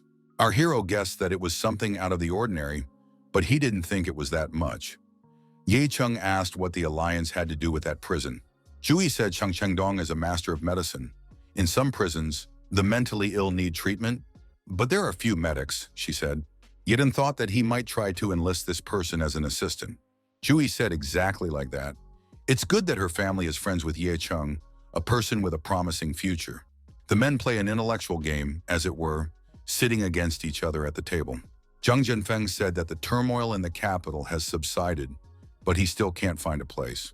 The elder noticed that the demon girl had almost wiped out all the ranked masters, and the martial arts world would have suffered great losses. His Zhang family was ready to move against her, but the girl disappeared without a trace. What did this mean? A warning or a gust of hatred? The old man told his interlocutor that he had been ranked 9th for a long time. He hadn't forgotten that becoming first was his goal, had he? Someone from the Zhang family should be so honored. Jianfeng asked his interlocutor, wasn't his elder brother the best Kunlun master? Is this deterrent not enough? The old man said that Kunlun was almost completely isolated from the country, so it was extremely difficult for him to return. They might never meet again. His brother keeps improving his mastery of the ancient martial arts, so the gap between them is only widening by the second. The master at the top of the rankings for a long time, no one can move. This puts pressure on the Zhang family. Why is Chen Fung sitting idle? Jianfeng told his father that his relationship with Ye Chung had changed. He wanted to say something more about Pei Zhong. The old man shouted for his son not to mention that name. Her existence must be forgotten. She is a disgrace to the family. Jianfeng noticed that her son has become a great master in Jiangnan. The boy has great potential. He thinks that in the future, the young man's strength will match that of 10 masters. The elders said that Jiangnan, this village, compared to the capital, that's where all the real masters are. If he wants to become a top master, he has nothing to do in the province. The old man added that no matter what heights this guy reached, he wasn't going to recognize Pizhong's son. However, he would beg on his knees to return to the Zhang family if he destroyed the first-ranked master. Yicheng didn't want to go to the valley without Luo Sha, but apparently it couldn't be helped. He was assured that no one in Jiangnan would lay a finger on him. However, it was still dangerous to leave Song Yi and Xia Joshua unprotected. The young man was approached by the girls, and So Joshua said that she had business with him. Joshua said she talked to Sun Yi about it and decided to start self-defense training. Sung Yi recalled that he had, after all, mentioned exercises suitable for girls that wouldn't tire him out. Yicheng mentally turned to the third master from the awakening graveyard. Does he have any techniques that women can do? Maybe something with an emphasis on speed? The master asked, is it for those two girls? It would be good for him too. They would no longer be a burden. The warrior said he had studied the art of destruction all his life, but he had something for women too. This should do the trick. The master told the young man to watch and memorize. This is a set of 2 exercises for the mind and for the body. With them, the girls will not be afraid of anything. He does not do it out of kindness of heart. In return, the fellow has to attain the realm of separation in a month. With a set of 2 exercises, they will achieve what they want. One affects the mind, the other the body. They will even be able to speak different languages like native speakers. Ji Shiken, one of Kunlun's top 10 masters, asked Jilin if she had managed to meet Yicheng. Jiling asked in surprise, why does she need this guy? He aspires to power, but he has no talent or resources. There are many geniuses on Kunlun, but she is stubborn. Is Yicheng worthy of her attention? Does she really like him? Ji Shichen asked, where is Yicheng now? Did he manage to avenge his parents? Jiling replied that he hadn't succeeded yet. She eliminated a few people who got into a mess, but the main villain is still alive. He is related to the powerful families of the country. She would have been able to finish him off too, but she was called home. Jishikin asked, how does Yicheng feel now? Is he still in the realm of enlightenment? Jiling said that sister was joking. Did he really rise to the realm of movement so quickly? Jishikin thought that the cultivation speed down below was slower than here. It felt like having to swim against the current. Jiling said that there was something else strange. Under the Yicheng realm, Yicheng had greatly overtaken her. When she was near him, she felt like he was about to blow her head off. Jishikin said that person was not lying. Yicheng possesses the power of the sky. Jiling wondered, what kind of sky power is her sister talking about? Jishikin said that she is happy for this guy, but her heart can't find peace all the same. She hopes that nothing will happen to him. Yicheng was resting while lying on his bed in his manor. Suddenly, he opened his eyes. The young man jumped to his feet. He decided it was time. The 6th-level movement realm was not waiting. There was nothing better than a real fight. Without a duel with Shuimei Palace's first assassin, he wouldn't have gotten what he has. I wonder how things are going for Song Yi and Xia Joshua. The girls were meditating fruitfully in their sweat. Yicheng was very surprised. Were they really serious? In 2 days, they had passed the tempering realm and were already at the first level of the enlightenment realm. How did they become prodigies in 2 days? Both of them at once. He knows their roots can't physically master that kind of power. The warrior asked, what is this guy wondering? Wasn't he himself evolving at a cosmic speed? All the past time, they didn't know about such techniques. Did Yicheng seriously think that one's strength was only determined by one's roots? How could such a naive guy become the master of the rebirth graveyard? Looking at the girls, the protagonist thought that the Grand Master was not deceiving. Song Yi's cultivation speed had actually increased. He thought it had something to do with the graveyard, but it turns out that it was a matter of talent. The Grand Master wondered, is the boy really a slow thinker? Or is he just pretending? Even the heavens do not know the fate. And he wants to know how mediocre techniques are taught in the country in Kunlun. The boy wondered, did the master really mean to say that the root of his true talent could not be discovered? The master suggested that the boy think for himself. His mother was born with rare spiritual roots. No matter how hard one looked at it, he too should be born with the same. Yicheng asked the master how much the master would appreciate his talent. The ancient warrior replied, does a guy really want to know his opinion on something he can't even notice? These girls could reach his cultivation level through purification and double effort. Their future could be promising. Our hero decided that in such a case he should waste no time. Yi Nung and Ju Yi were rushing down the expressway to the press conference. The girl informed her interlocutor that the Pharmacist Alliance and the Martial Arts Bureau were on good terms. Their leaders would definitely be at the meeting. Didn't the young man think that this trip could cause a number of problems? Yicheng stated that as long as they stayed out of his business, he would stay out of theirs. Jui thought she had a bad feeling. She said that they would be at the place in 10 minutes. Maybe they shouldn't be in such a hurry. Yicheng recognized that safety comes first. At a dangerous bend, our hero's car was overtaken by another car. Jui reacted in time to avoid the dangerous maneuver. If only a little more, they could have flipped over. Where did that car even come from? Yicheng asked for Jui to move to the passenger seat. The guy stated that he would drive the car next. Jui assumed that it was probably an ancient master who was also on his way to the meeting. In addition, the license plates on the car were from the capital. It was probably a rival of the family. They should not respond to provocation. Yekin said the people in that car just almost took their lives. It can be left unpunished. She should move to the passenger seat. Once behind the wheel, our hero increased his speed. This speed in the Maserati was not enough for him. He could not catch up with the Audi. Jui said her car is designed for city driving, not racing. Yexing said that he could not let this incident go unnoticed, and added that he would take care of the car's repairs. Yicheng told his companion to hold on tightly and increased his speed on the bend. The entrance to a huge cave appeared before the travelers. The passengers in the car thought it was the pharmacist's alliance. They had finally arrived. The driver of the dark car saw in his rearview mirror that they were being chased by a red Maserati. The young people were scared. Now this red car will definitely hit them. To avoid the collision, our hero managed to jump out of the car. The rival's car flew off the road and began tumbling through the air. The black Audi hooked into a huge tree and got stuck on it. The wrecked Maserati was parked with the doors open outside the roadway. Juyi, who was in the car, said that her whole life had flashed before her eyes. Our hero went to the passengers of the black car. Juyi struggled to get out of the car. She was staggering. The girl thought she needed to come to her senses. Juyi looked at her opponents and said that among them was the young master of the Luo capital family. Why did he choose to contact them in the first place?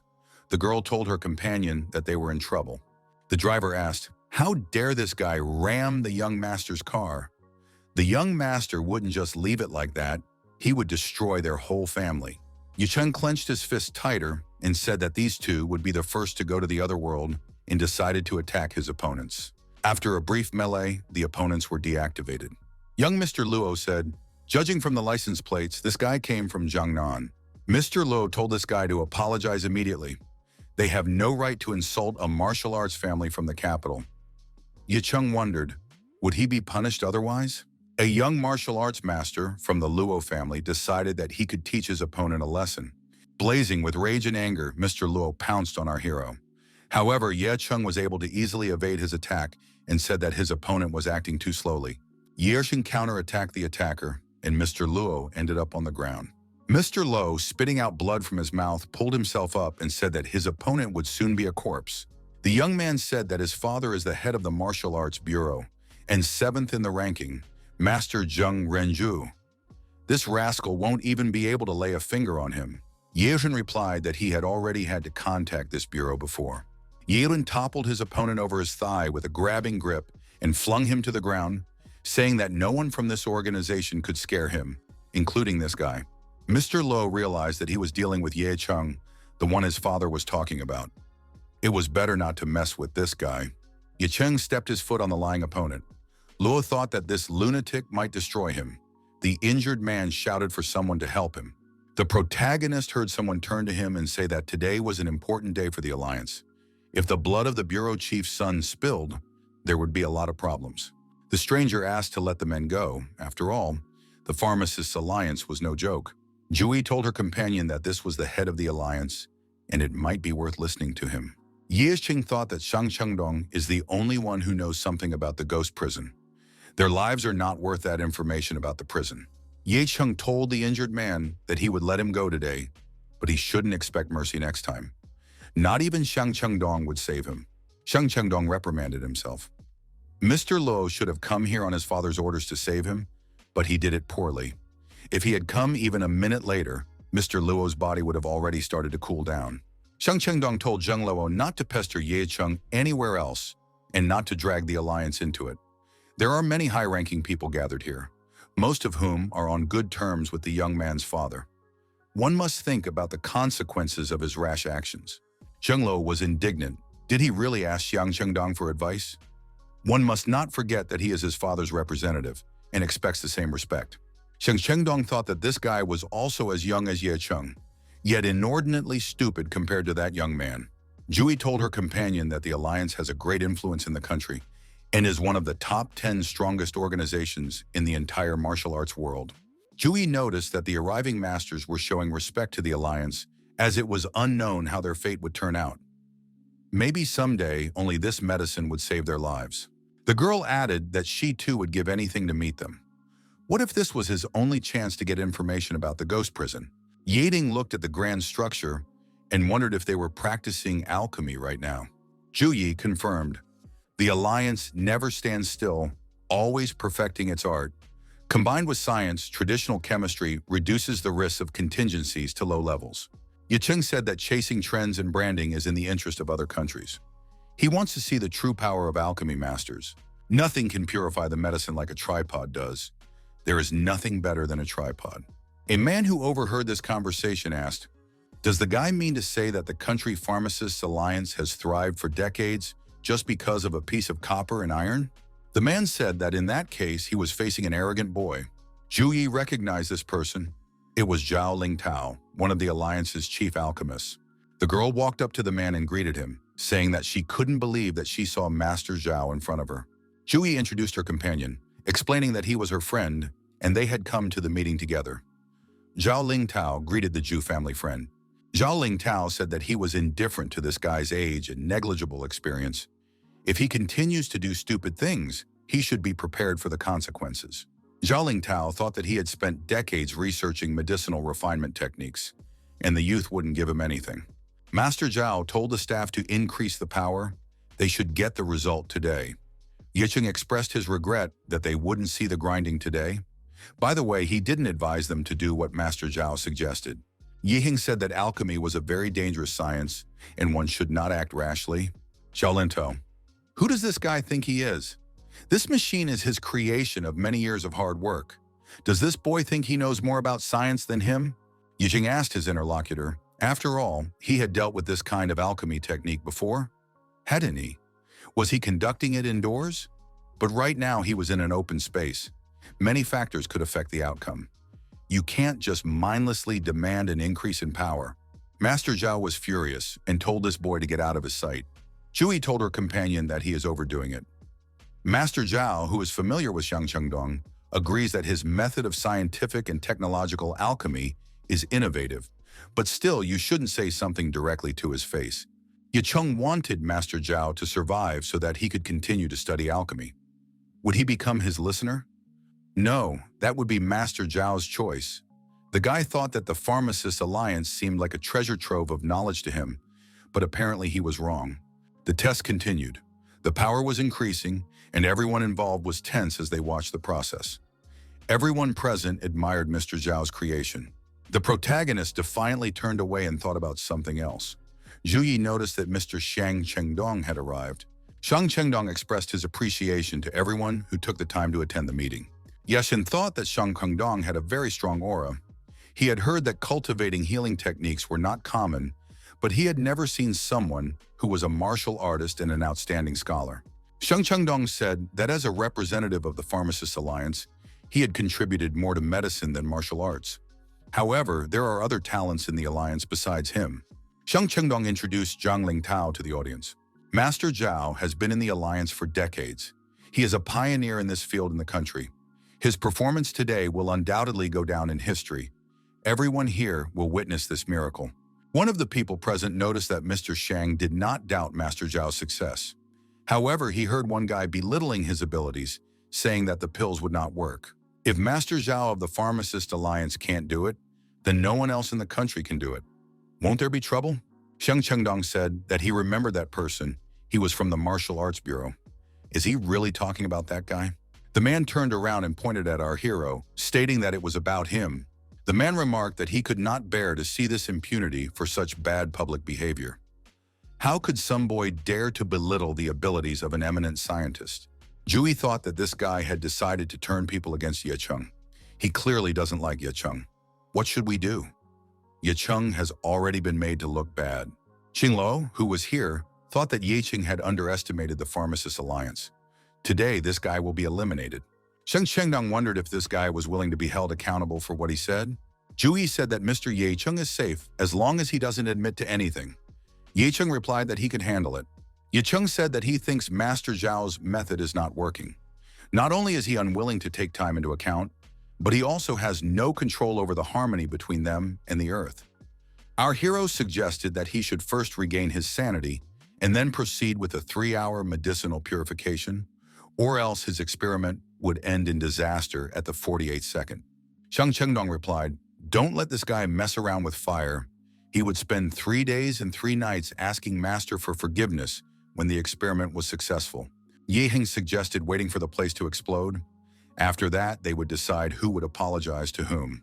Shang Chengdong told Master Zhao that after the experiment, this guy would beg for forgiveness from him for 3 days. Zhao Lingtao said that there was no need for that. He had never seen a more boring sight before. Master Zhao turned to the dear guests, stating that they were about to witness history. Zhao Lingtao threw the last ingredient into the container and prepared to activate it. Zhu thought that Master Zhao would not force Mr. Ye Chung into such an embarrassment. Ye Chung replied that there wasn't much longer to wait. Ye Sheng understood that he needed to create a buzz so that Shang Chengdong would pay attention to him. Today he shared some entertaining things. The activation process has begun. The energy increased to uncontrollable proportions. Zhao Lingtao said that everyone was about to witness history. The executive officer told Master Zhao that the pressure gauge is off the scale. The temperature is too high. Is it really necessary to keep raising it? Zhao Lingtao replied, so no one should panic. He had everything under control. Everyone stay at their posts. However, things did not go according to plan, and the body of the structure cracked. The executive officer reported that the control of the mechanism had failed. The whole thing is about to blow up, and everyone needs to take cover. Those involved and those watching began to scatter in different directions. A fire started, and everyone shouted that the experiment had been disrupted. Zhao Lingtao stood motionless and muttered that his life's work had been destroyed. Sheng Chengdong, in order to save Master Zhao, picked him up in his arms and carried him to a safe distance. Master Zhao tearfully said that his entire creation had been burned. Sheng Chengdong looked at the protagonist and thought that this guy had knowledge of alchemy, but how did he know that? He even gave the exact time. Sheng Chengdong apologized to Mr. Ye Chung for his earlier words. He didn't know that Ye Chung was so knowledgeable. Ye Chung replied that what was the point of apologizing if his words couldn't be questioned from the beginning? Sheng Chengdong thought that an ordinary person couldn't predict the future with such accuracy. He is definitely not what he seems to be. Sheng Chengdong asked our hero to share his knowledge. Ye Hing said that his technique is based on fire. He was connected to fire and could sense it perfectly. It wasn't difficult for him to anticipate it. The guy thought that there were many people here who doubted him, but his alchemical abilities were still recognized. Sheng Chengdong asked the protagonist if he could take on apprentices. Many of the people present would want to be trained by Mr. Ye Chung. Ye Chung replied that he would gladly do so. Zheng Lo was enraged. How was this Ye Chung able to turn the situation in his favor?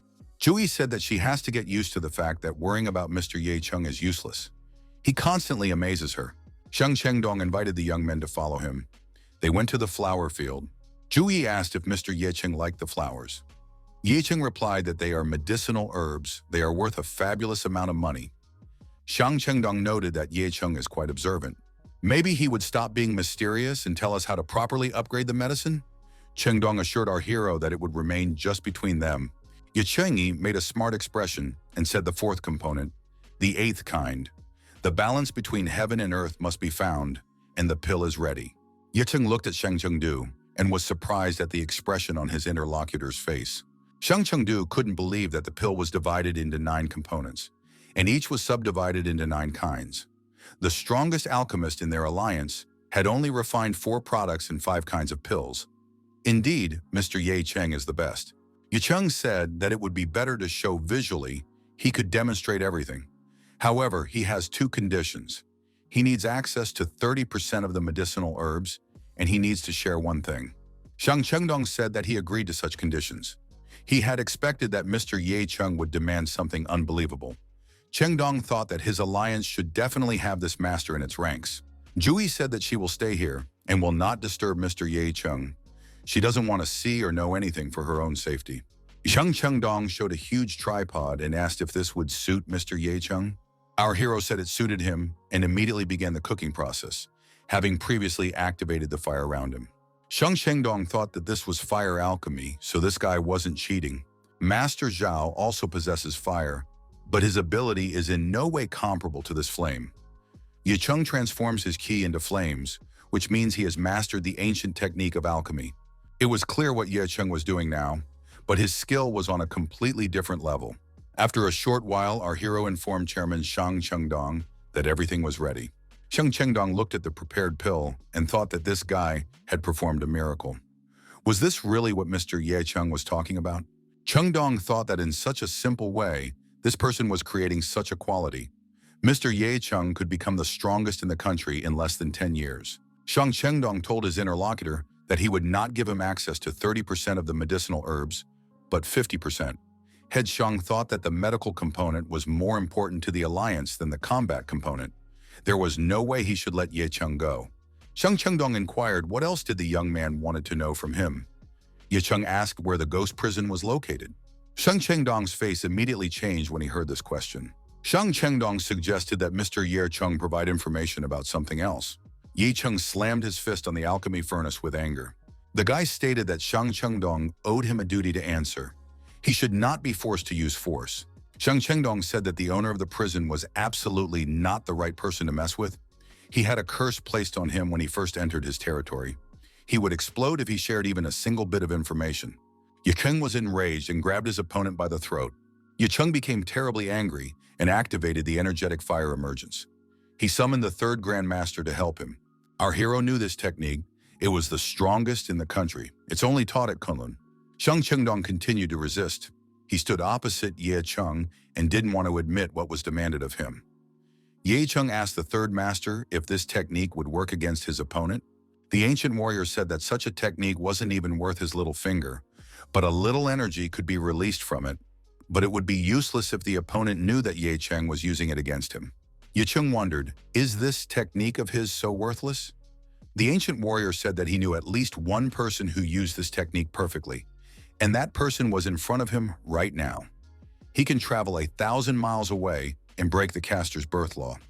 Even if the victim learns of his intentions, there's no way he'll find any trace of him.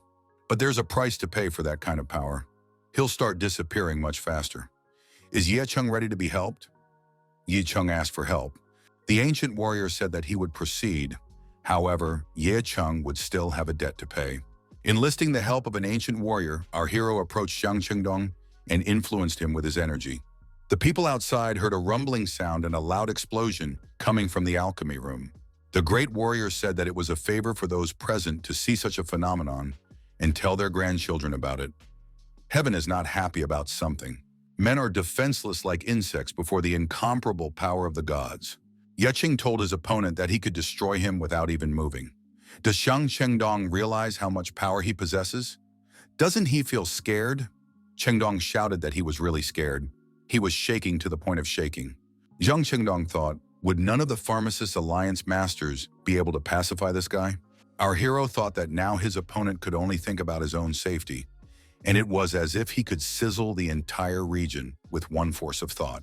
Ye Cheng touched his finger to his opponent's forehead and told him to obey him. A bright flash appeared in front of Shang Chengdong's eyes. Ghost prison.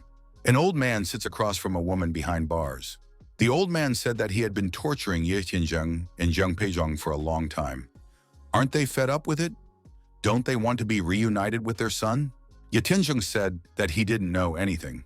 However, they have been here for many years. They resemble living dead people. They don't care whether the torture or annihilation continues. The old man asked if Mrs. Zhang agreed with her husband's words. The old man added that he could let her go in return for information. The woman replied that as long as her heart was beating, she would follow her husband everywhere and agree with his decisions. Besides, he was right. Why should they live? The man wondered, did she not even care about her own son? Zheng Peizhong said that Cheng had long since died, so you can't blackmail her. She pushed him into the lake with her own hands. He was very small and couldn't survive. The interviewer asked what would happen if he said their child was alive. The prisoners wondered, what did this man just say? The man added that he would agree to transfer his son to them if they met his conditions first. Ye Tianzheng said that they will not fulfill any conditions. Cheng will find them himself if he is alive. The opponent said that this Tianjing couldn't put his finger in his mouth and began to concentrate the energy in his hand.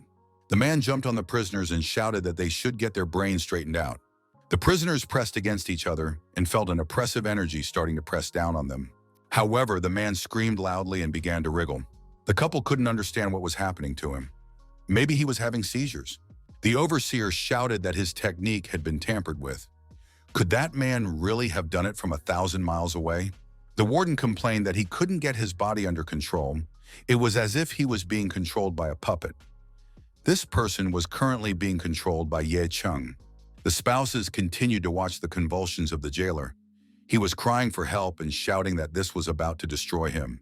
Zhang Peizhong told her spouse that she really wanted to believe that their Cheng was alive now. Peizhong added that she had never lost the feeling that the bond between them was not broken. And now, based on those words, her confidence only grew stronger. Tianjing said that this is really great news. He is already a life-weary man. Without his consort, he would have long since perished.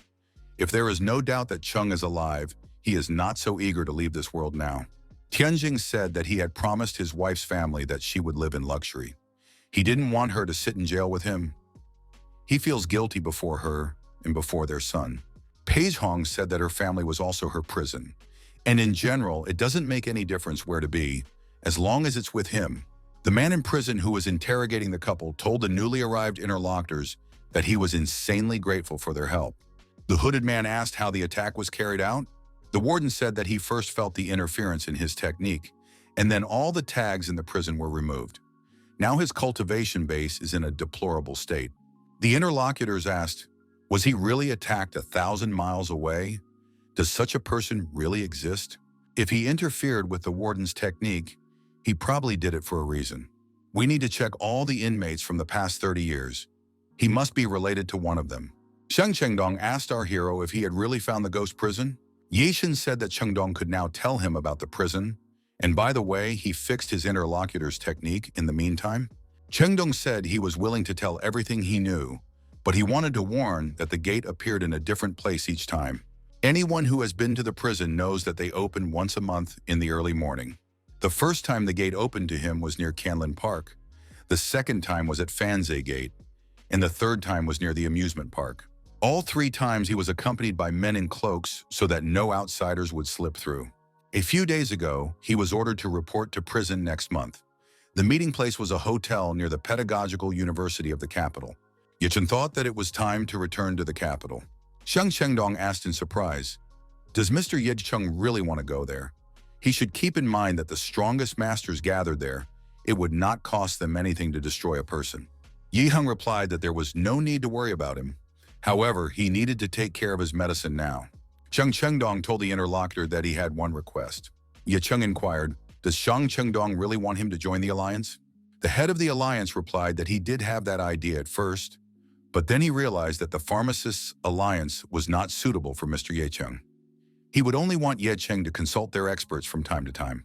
Yiheng said that the head of the alliance realized it in time, but he would probably refuse. Sheng Chengdong said that he didn't require any commitment, he just asked to help them from time to time. The head of the pharmacist alliance thought that this person was simply an amazing master and didn't understand why he would hide his identity. The alliance would have great prospects if Mr. Yicheng became their ally. Yicheng agreed. Could it really be a good thing? Our hero thought that the alliance had a large stock of possible medicinal herbs, so it would be okay if he stopped by to visit them occasionally. Yicheng replied that he would only agree if he was always known by an alias. Yisheng said that in that case he would use their supplies. Yicheng very intensely began to gather medicinal herbs in the surrounding area. Our hero thought if he was given the go-ahead, he just has to go wild here. Juyi didn't know that Mr. Yicheng had such speed. The staff were angry. This person was tearing down rare plants. One couldn't treat medicinal herbs with such disregard. Action must be taken after all. Their alliance had been cultivating this for almost a century. Sheng Chengnong said that everything is under his control. Mr. Yicheng can take whatever he likes. After all, he is the chief consultant of the alliance. Saying goodbye to our hero, Juyi sat behind the wheel of the refurbished Maserati and hoped that her companion was satisfied with the ride. At the very least, she was deeply impressed. Unfortunately, it was time for her to go back. A phone call rang out. Juyi answered it, and when she heard the caller, her face changed. Yicheng opened the front door and, as usual, said that he was already home. The protagonist found that no one was in the house, but it was a mess, as if someone was in a hurry to leave. What happened? Wasn't Luo Sha supposed to be guarding the house? Jui ran into the house and said that the Tanging group had just received information. 27 customers were seriously injured. There were 2 dead. People blocked the entrance at the company's Jiangnan branch. The main office was also damaged. Xia Yoshui and Song Yi are now holding an emergency press conference. Yeqing asked the girl to take him to the office immediately. He considered himself responsible for the company's products and vouched for their quality. There was probably a catch. At the press conference, Sun Yi said that their products are not the first day on the market and they have never economized on production. The company's management assures that there must be another reason for this. However, there were many indignant and dissatisfied customers in the audience. They shouted that the company was ruining their health. Eggs and other waste products flew at Sun Yi from the audience. The girl demanded that the scandals be quiet. Suddenly, an extraordinary event caught the attention of everyone present. Why did the wind pick up in the hall? Yicheng, who appeared, thought that Xia Yoshui probably asked her parents for help, but she was unsuccessful. Yixing asked the rioting crowd, did they really think that if he wasn't in the capital, they could afford to riot? Yicheng told the most disgruntled member of the crowd to approach him. Yicheng grabbed him by the throat and lifted him off the ground. The opponent said that he knows this man. Judging from his abilities, he is an ancient warrior, not an ordinary person. Yicheng asked the opponent who sent him. The opponent said that he knows this guy. It's Ye Cheng, the owner of the company. He shouted that not only are their products evil, but their managers are monsters. The crowd shouted, how can such people even live on Earth? How can he beat up ordinary citizens? It is necessary to ensure punishment for such actions. Yi Xing told his opponent not to prevaricate and admit who his master was. The scandalized man didn't want to confess, so our hero put the man face down in the ground. Ye Hing said that his opponent would regret wanting to hurt his girlfriend, and that's just the beginning. Next time, he'll think about whether to bring it into the world. Ye Cheng added that his opponent was not easy to crack, but he had plenty of time to do so. The opponent, rising from his knees, said fearfully that he was ready to tell. Ye Cheng thought, who gave these rascals who planned everything the right to dispose of other people's lives? The frightened guy said that Zheng Xiao set it all up. He asked to be released. Ye Cheng realized that it was the son of the head of the Martial Arts Bureau. The cameramen who were nearby filmed what was happening and broadcast that the Tenjing Group employees were publicly resorting to violence. They even made threats to their lives. Qing Yi approached the operators and said that these gentlemen were suspected of divulging state secrets. They should proceed to the station. He hoped that these people had no ulterior motives. Qing Yi ordered his men to arrest the most violent members of the rampaging mob. Armed and specially trained men set about restoring public order. Tied at the hands, the journalists were outraged at how these armed men dared to do this to them. Who the hell are they? Now we'll have to call the police. Qing Yi reported to Mr. Ye Cheng that the problem had been fixed. Boss told me to tell him that the Martial Arts Bureau is involved, so it's even more serious. Strangely, they had sent ordinary people on the mission. The head of the Bureau and his son were currently under their surveillance, but there was still not enough evidence. Yi Heng stated that even without evidence, it is clear who is to blame. Today is the last day on Earth for that person.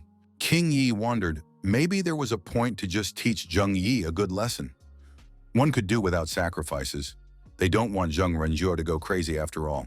The protagonist said he was totally indifferent to this aspect. Ye Heng, removing the egg yolk from the girl's hair, apologized to Song Yi for the situation today. He said that the girl had gotten hurt because of him. Song Yi replied, it's nothing, it's just a matter of life. She asked Ye Cheng not to look at her. She hadn't washed her face yet. Ye Cheng suggested that Song Yi take a bath for such an occasion. Xia Zhoshui remarked that it would be a good idea. Sun Yi told those two to stop laughing at her. She still has to deal with the injured people.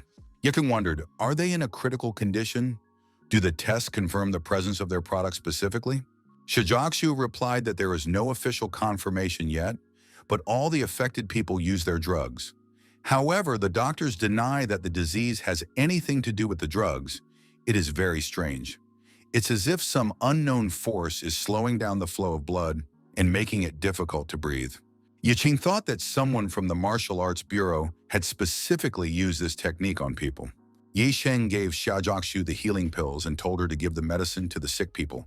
Their ailments should disappear. Yi Ching said that he had to go out on business and they would see each other later. At the Capital Bureau of Martial Arts, an assistant reported to the boss that all of the above applies to Tanging Group. The boss was angry. He wanted to mess with Shui Mei's palace representatives for not fulfilling their duties. But what did he get in the end? The assistant asked the boss, is his son still in Jiangnan? Maybe he's on his way back? Dialing his son's phone number, the bureau chief thought that this rascal couldn't do anything to Ye Chung alone. Hearing his opponent's voice, the bureau chief shouted for him to return to the capital immediately so that he could be here tomorrow. The son of the head of the martial arts bureau, while surrounded by girls, said he had a bad connection on his phone. He couldn't make anything out and would call back later.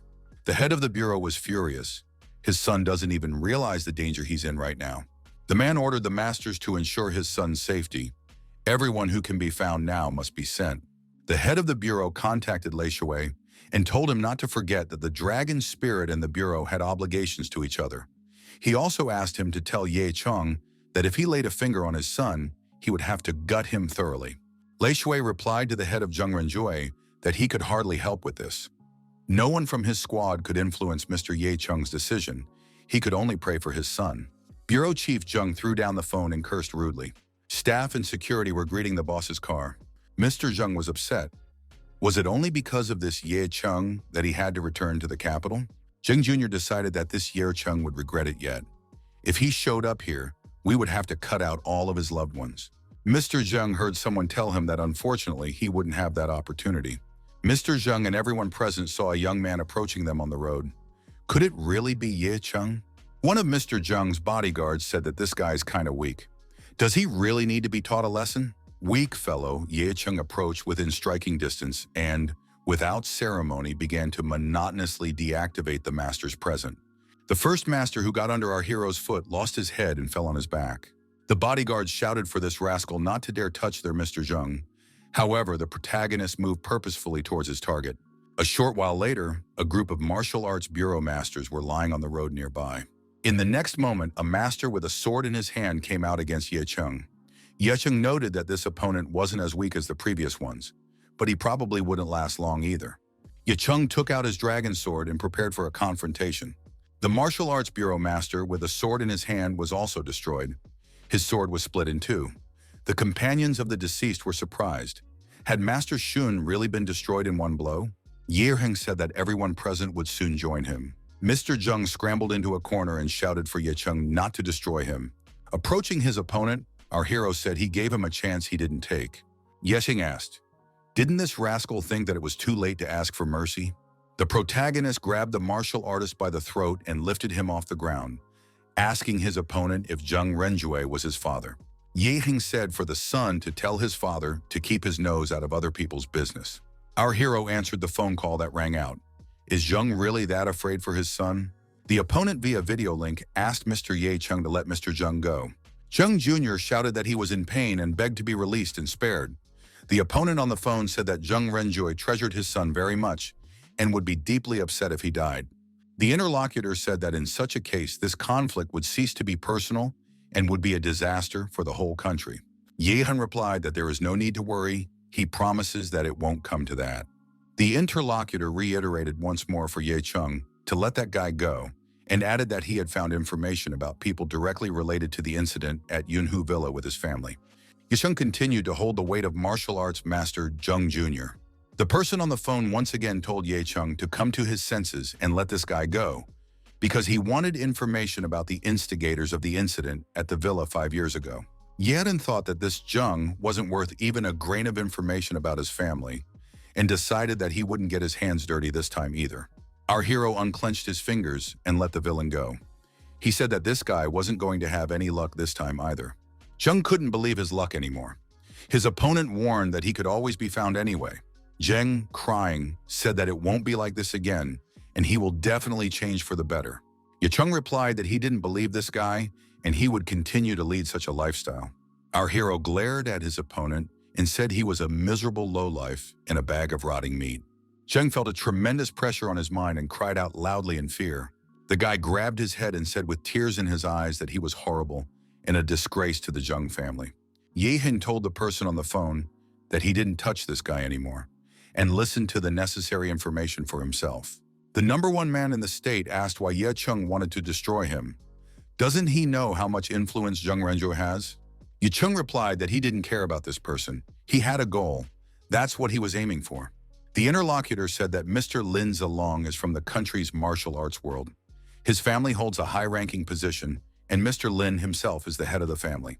The interlocutor added that he realizes Ye Cheng is out for revenge, but it would be impractical to confront such a person now. Even Ye Cheng's mother's family would not dare to go against him. The interlocutor said to Ye Cheng to try to understand it. Zheng Jr. sat on the ground with tears in his eyes and repeated that he was a piece of rotten meat. Ye Cheng told the elder who approached him to get this young man out of here. The man said that he strongly advised Ye Cheng not to go to the capital, otherwise he might regret it a lot. Ye Cheng replied that he had no intention of changing his plans. Only this president of the Martial Arts Bureau could have pity here. The man thought it was scary to imagine what would happen to Zheng Renzhou when he heard those words. However, it was none of his business. The most important thing was to save Mr. Zheng Xiao. The man hefted Zheng Xiao onto his shoulder and told our hero that he had to bow out. Ye Hen said that he would still see who defeated who in the end. Zheng Xiao was lying on the hospital bed, still babbling incoherently. A doctor stood beside him. The head of the Martial Arts Bureau asked the doctor about his son. The doctor fell to his knees and said that Mr. Zheng Xiao's condition is quite pitiful. He couldn't cure his physical wounds, but he could do something about his spiritual wounds. Zheng Renzhou took the old man's chest and asked if his son would survive or not. The doctor said that he did not know what horror the young gentleman had experienced, but his soul was deathly afraid. For his body to heal, he must heal his soul. The head of the Martial Arts Bureau told the doctor to get his son back on his feet immediately. The doctor said he knew what could help them. Renaissance herbs. Rebirth herbs have a healing effect and can restore a person to wholeness of the soul. Only the Pharmacist Alliance has them. If they can only be obtained, that would be great. Zheng Renjiao said that the head of the Pharmacists Alliance is his buddy, so there shouldn't be a problem with this. After talking to Xiang Chengdang, Zheng Renjiao was newly angered. The only copy of this herb went to Ye Cheng. This rascal had almost destroyed his son, and now he was depriving him of any chance of survival. The head of the Martial Arts Alliance has announced a reward for this herb. He will grant any wish to whoever brings it to him. The ancient warrior asked our hero if he remembered what he had promised earlier. Ye Cheng replied that it was strange that he was asked to do so. After all, his interlocutor was much older. Does he really think it could work out? The ancient warrior said that he went back to study astrology and learned that Tengu will cover the moon tonight in the constellation of Lianzhu. It's risky, but it must be done. Ye Cheng inquired, where exactly should he go? Ye Cheng thought that the interlocutor did not appreciate his dragon sword, so he suggests doing so. The ancient warrior told Ye Cheng to go to Qianjue Mountain in Huiyan Province. Zhu Yi couldn't believe that Mr. Ye Cheng was inviting her to travel together. Actually, our hero wanted to go to Little Dan, but Zhu Yi was the first to open the door. I had to tell her and call her along. Ye Cheng explained to the girl that he has some business there. He is sure that her family is familiar with the place. Zhu Yi smiled and told her interlocutor that ordinary people were not supposed to know about such things. The girl added that she has a friend, her family's not the last position in the province, so there will be plenty of information. Ye Cheng asked, was that why the interlocutor had agreed to this journey? Zhu Yi replied that Mr. Ye Cheng would not be bored with her. She could give him a lot of interesting things. She just doesn't know exactly how many martial artists are there right now. Ye Cheng thought that he had absolutely no interest in this information. The protagonist heard the voice of an ancient warrior. The guy must go to Huiyan Province at any cost. The warrior added that there was no need to procrastinate because his time was running out. What Ye Cheng is going there for might give him the power to summon 2 tombstones at the same time. Ye Heng thought, what kind of power must one possess to be able to do such a thing? The 4th tombstone is asleep for now, so he will go at all costs. Ye Cheng thanked the master for the guidance and advice and added that he would not let him down. At the airport, Ye Cheng asked why all the people were wearing costumes. Is there really a movie being filmed here? His companion replied that this was the clothing worn by masters of ancient martial arts who came from another country. They, unlike the young man, put their strength on display. The girl was called out by someone. Zhu Yi looked back and saw her old acquaintance. Her friend rejoiced. Finally, Zhu had come to visit her. An old acquaintance said that she hasn't seen the girl for a long time, and Zhu Yi is still as beautiful as ever. Zhu Yi recalled that they had talked on a video call the day before. Apparently, her friend didn't get a good look at her. Jui introduced her longtime friend, enrollment, to Mr. Ye Cheng. She told her friend that she was accompanying this young man, Ye Cheng, on a business trip. Enrollment looked at our hero and thought that Zhu Yi had described her completely differently. Is he really a talented master? The girls exchanged welcoming remarks and said they missed them. Enjoying said that she had a vision on a matter of interest to her friend, but it was not worth spreading about for now. Enroying added that it was today that the vision would become a reality. All the elders were already on edge. Because of this, the province is filled with various masters today. Extreme caution must be exercised. Ye Cheng and his companions reached the foot of the high mountain. Ye Cheng, as he approached his destination, sensed a large concentration of masters, but individually they posed no danger. However, our hero realized that in any case, he would have to sweat. The number of masters was indeed huge, with a motley crowd in attendance. The guy wondered where all these craftsmen came from. Enjoying said she was not at liberty to voice this as the young man was also not local. They are now at one of the 3 main temples in the province, Jingfo Temple. Master Jingdao is the head of the temple. 10 years ago, he was ranked 11th in the rankings. It's unknown how strong he is now. No one present would have come within a mile of the shrine if it weren't for the vision. Yedin thought it was a thirst for annihilation. Ye Cheng looked around and saw the old man he had met earlier. It was the one who had saved Zheng Yi. The old man, turning to our hero, said that the head of the Rage Martial Arts Bureau would get to the young man sooner or later. The chance of the guy appropriating the treasure is there, but it's slim to none. Ye Cheng said that they would still see who defeated who. The old man said that one day Ye Cheng would answer for his arrogance in full. Thunder rumbled and multiple bolts of lightning appeared above the high peak, towering above those present. The old man told our hero that it was everyone's turn to pay the bills. There was no need to worry. Everything should go on as it should. The old man took the young man by the shoulder and asked him what was ahead, pointing his finger in the right direction. Ye Cheng was surprised. Did this old man really mean it? Ye Cheng broke free from the embrace and ran forward. The opponent ordered his subordinates to grab this guy. Ye Cheng began to methodically dispatch his opponents and said that he had no time to waste on talking to them. Ye Cheng turned around and prepared to do battle with the old man. Suddenly, a powerful electrical discharge erupted and lightning struck many of those present. The old man thought that something urgent had to be done. Head Zheng was already furious about what had happened to his son. They will be corpses if they do nothing. The question had to be addressed. How to pinpoint the exact location of the treasure? The range is too wide. More precise information is needed. The crystal falling from the sky had developed tremendous speed and was approaching the earth. The people present realized that this crystal was pointing to the southeast. It was necessary for everyone to strive there. The old man, aiming in the right direction, thought that Ye Cheng had already pointed in that direction. Is it a coincidence, or is he able to predict the future? Ye Heng, coping with the fire and lightning, thought that it was extremely hot here. Being among the blazing flames, our hero felt an incredible burst of strength. The ancient warrior told his ward to hold out a little longer. After a while, the Grand Master said it was time for the young man to act. Ye Cheng asked the master how he knew that this was the right place to go. Ye Cheng asked the master how he knew that this was the right place to go. A small tree, each path holds a wealth of information. This entire mountain was an ancient accumulation of energy. It wasn't hard to guess where exactly the treasure was located. The ancient warrior told the young man to calm down. Dangerous this treasure was centuries ago. Nothing activates it anymore now. Pointing forward, the old man said that this was what the lad was looking for. Our hero saw a glowing object ahead. The great master said that this spirit stone now belonged to them. The protagonist clenched the stone in his fist and said he felt as if nothing stronger existed in the world. Ye Cheng sensed that there was someone nearby. A man had indeed appeared not far away. Ye Cheng wondered how long had this man been sitting in ambush. The man had substantial information. He said that the man in front of him was Ye Cheng, the strongest man in Jiangnan province, the son of Jiang Peizhong and Ye Tianzheng. It turns out that the rumors about him are not false. Ye Cheng said that this was the first time he would see this person, but if he knew his parents' names, he should at least introduce himself. Ye Cheng thought that this guy reeked of doom. The interlocutor said that he was only a guest of the Zhang family, so he knew the young man. He should not do anything foolish.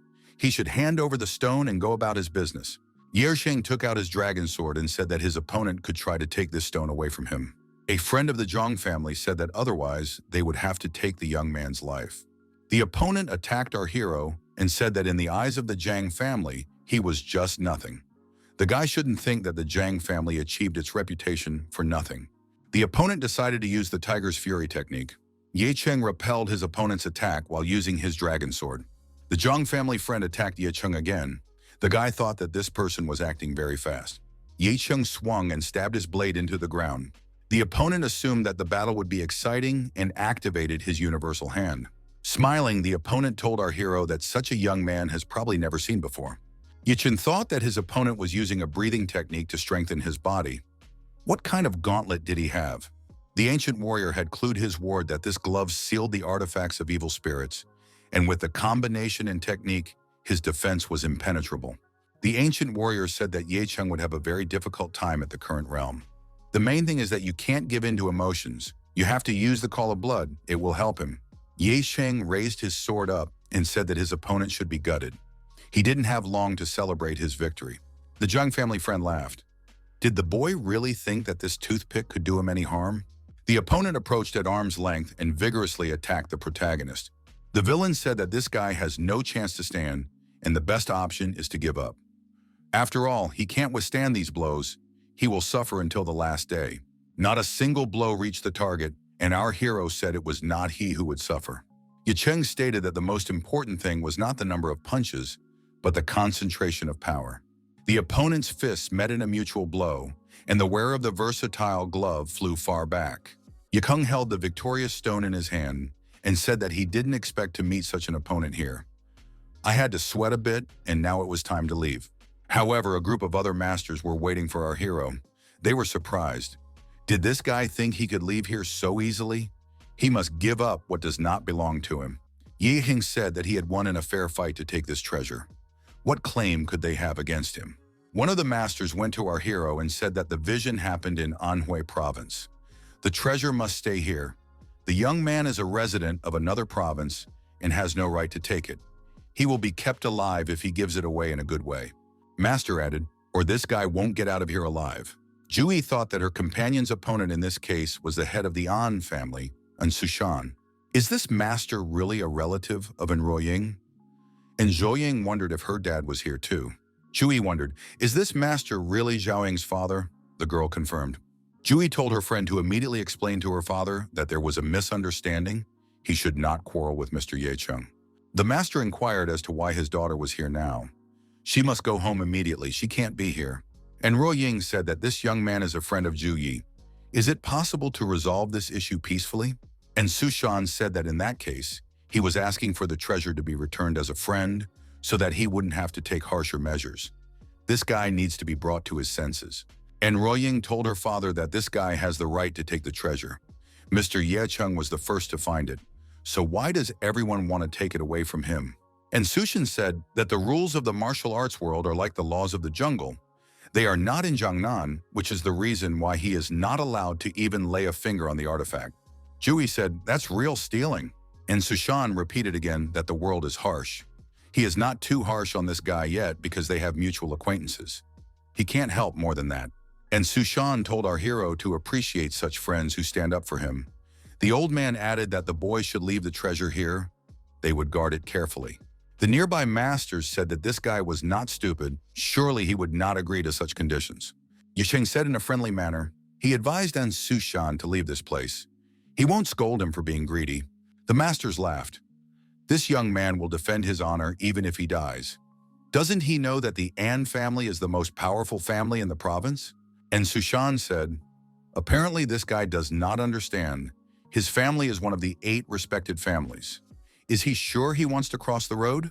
The old man who appeared said that this guy had also crossed the path of the Martial Arts Bureau. The old man said that this fellow had destroyed many members of the Martial Arts Bureau, thus committing an extremely heinous crime. He would have gone to the grave long ago if he had not been interceded for. However, right now, it would be better if he stayed alive. Those present wondered, did he really seriously deal with the masters from the Martial Arts Bureau? Is he even afraid of anything? And Ruoying asked Zhu Yi if this person was dangerous. He has already quarreled with the Martial Arts Bureau and now wants to go against the An family. There's no way he'll get away with it. Zhu Yi said that she has faith in Mr. Ye Cheng. She knows that this man will never give up. You have to believe in him. And Sushan said that in that case he takes it back. The An family will not act as a safe. Anyone who touches the treasure other than Ye Cheng will get the treasure. This would be a good solution to the conflict. The masters present here decided that their families should not miss such a chance. Ye Cheng drew his sword and waved it in front of his opponents, preventing them from even approaching him. Those watching were surprised. The opponents couldn't even touch this guy. Our hero, also working with his fists, defended his treasure. Yi Cheng sent the attackers to the bench one by one. People on the outside assumed it was the same guy they call the Hunter. And Sushan recognized that Ye Cheng was strong, but he couldn't be invincible. He's not the pinnacle of martial arts. If two masters aren't enough, then they must attack him altogether. The attackers decided that by attacking it all together, they would take possession of the treasure and glorify their families forever. Most of the masters present, feeling a burning rage, directed their hatred towards Ye Cheng and tried to destroy him. Yi Cheng called the attackers insane and activated his spiritual sword. If these people didn't value their lives, he would gladly do them a favor. One of the attackers attacked our hero with a huge hammer, but Ye Cheng used the steel fist technique and repelled this attack. The attacker was frightened. Had his hammer fallen apart? The protagonist, increasing the pressure on his opponents and working his sword, began to dismember their bodies into pieces. The attackers were frightened by the terrifying technique this hunter possesses. Cries for rescue came from everywhere. Some wondered why they had never heard of this hunter before. Some could not follow his movements. The corpses fell one by one. The masters not involved in this battle thought it was too scary for them. These fighters, local experts, but they're all being wiped out by one guy. If this continues, there will be no survivors among them. Finished dealing with the attackers, Ye Cheng approached Ju Yi.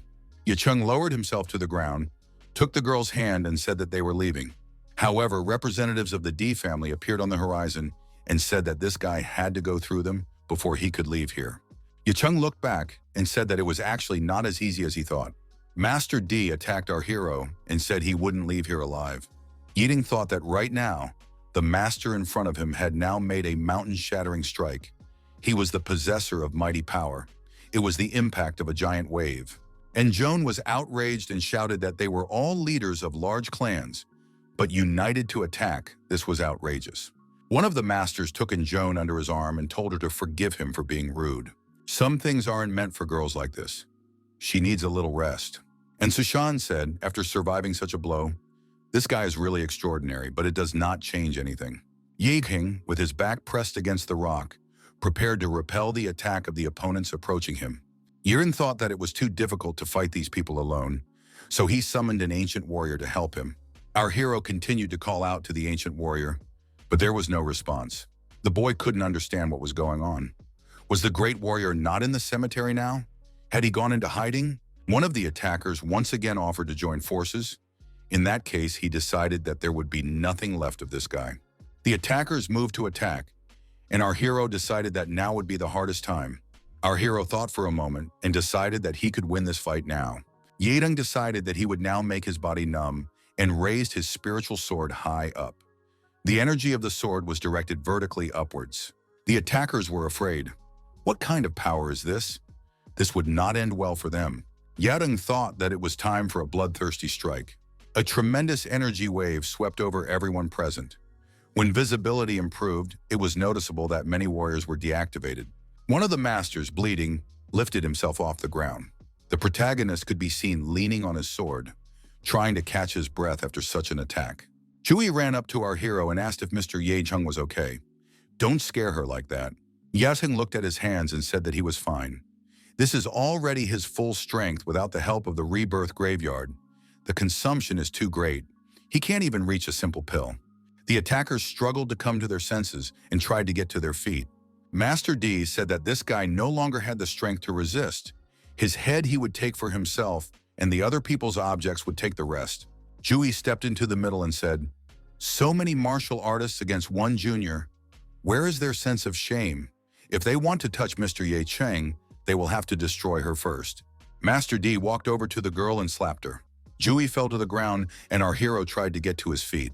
Master D said that he almost died at the hands of that boy, and he's being told about some shame. Shame is nothing compared to life. One of the attackers laughed and put his sword forward and said that this guy had destroyed many in his martial arts. He even dared to cripple Zheng Xiao. The master said he would take this boy's head back to the capital with him today. This warrior swung his sword at our hero and shouted that he would appease the anger of the chief of the martial arts bureau. A man appeared in the sky in bright lights and said he was keeping this guy and wondered if anyone was against it. For our hero, it could have been salvation.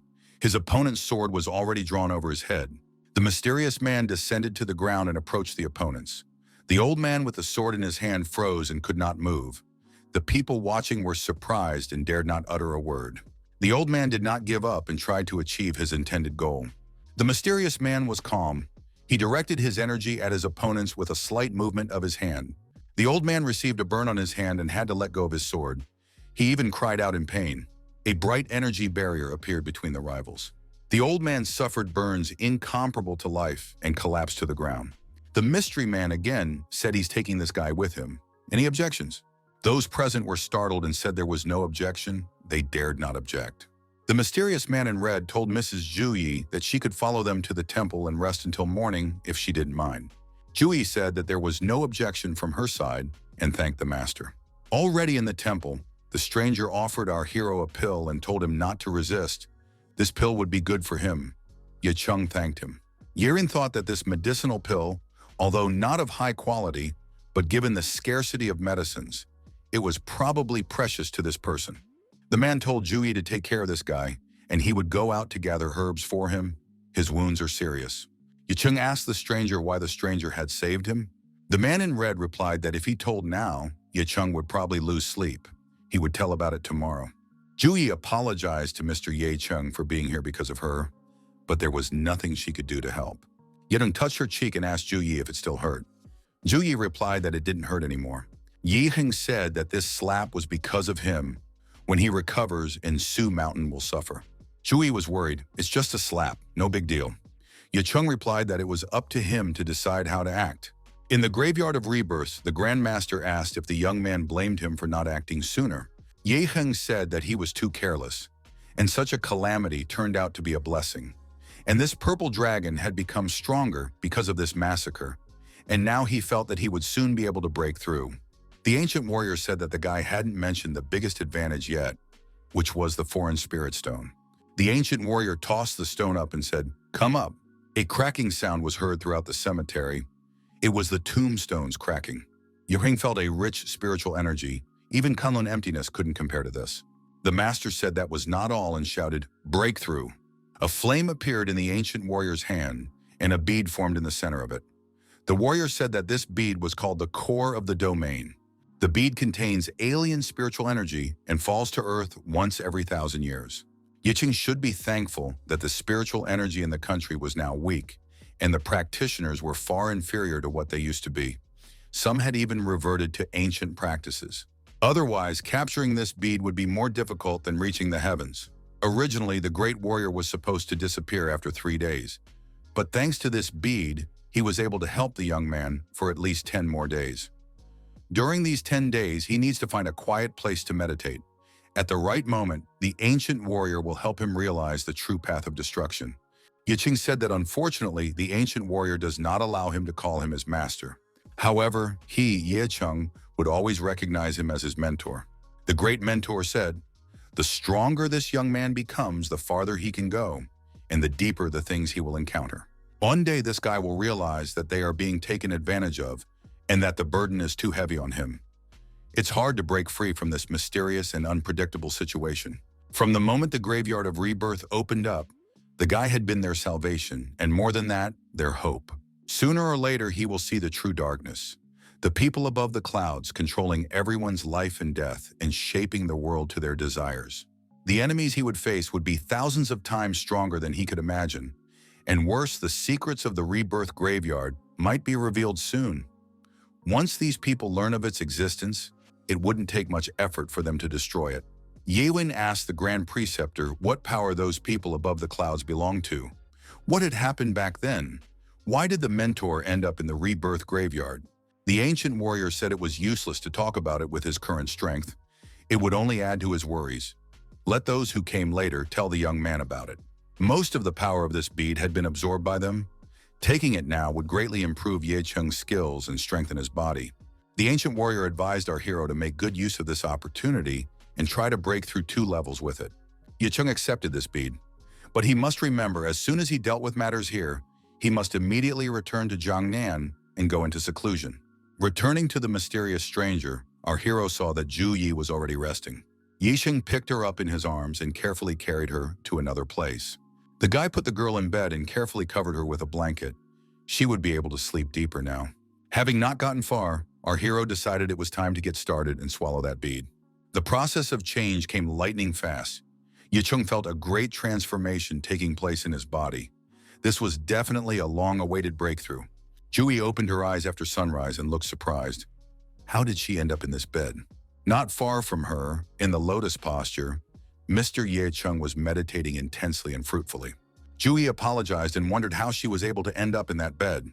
Mr. Yicheng is seriously injured and should be in bed. Yicheng walked over to the girl and said that for a practitioner, the whole world is his bed. It was still very early and the girl could sleep a little.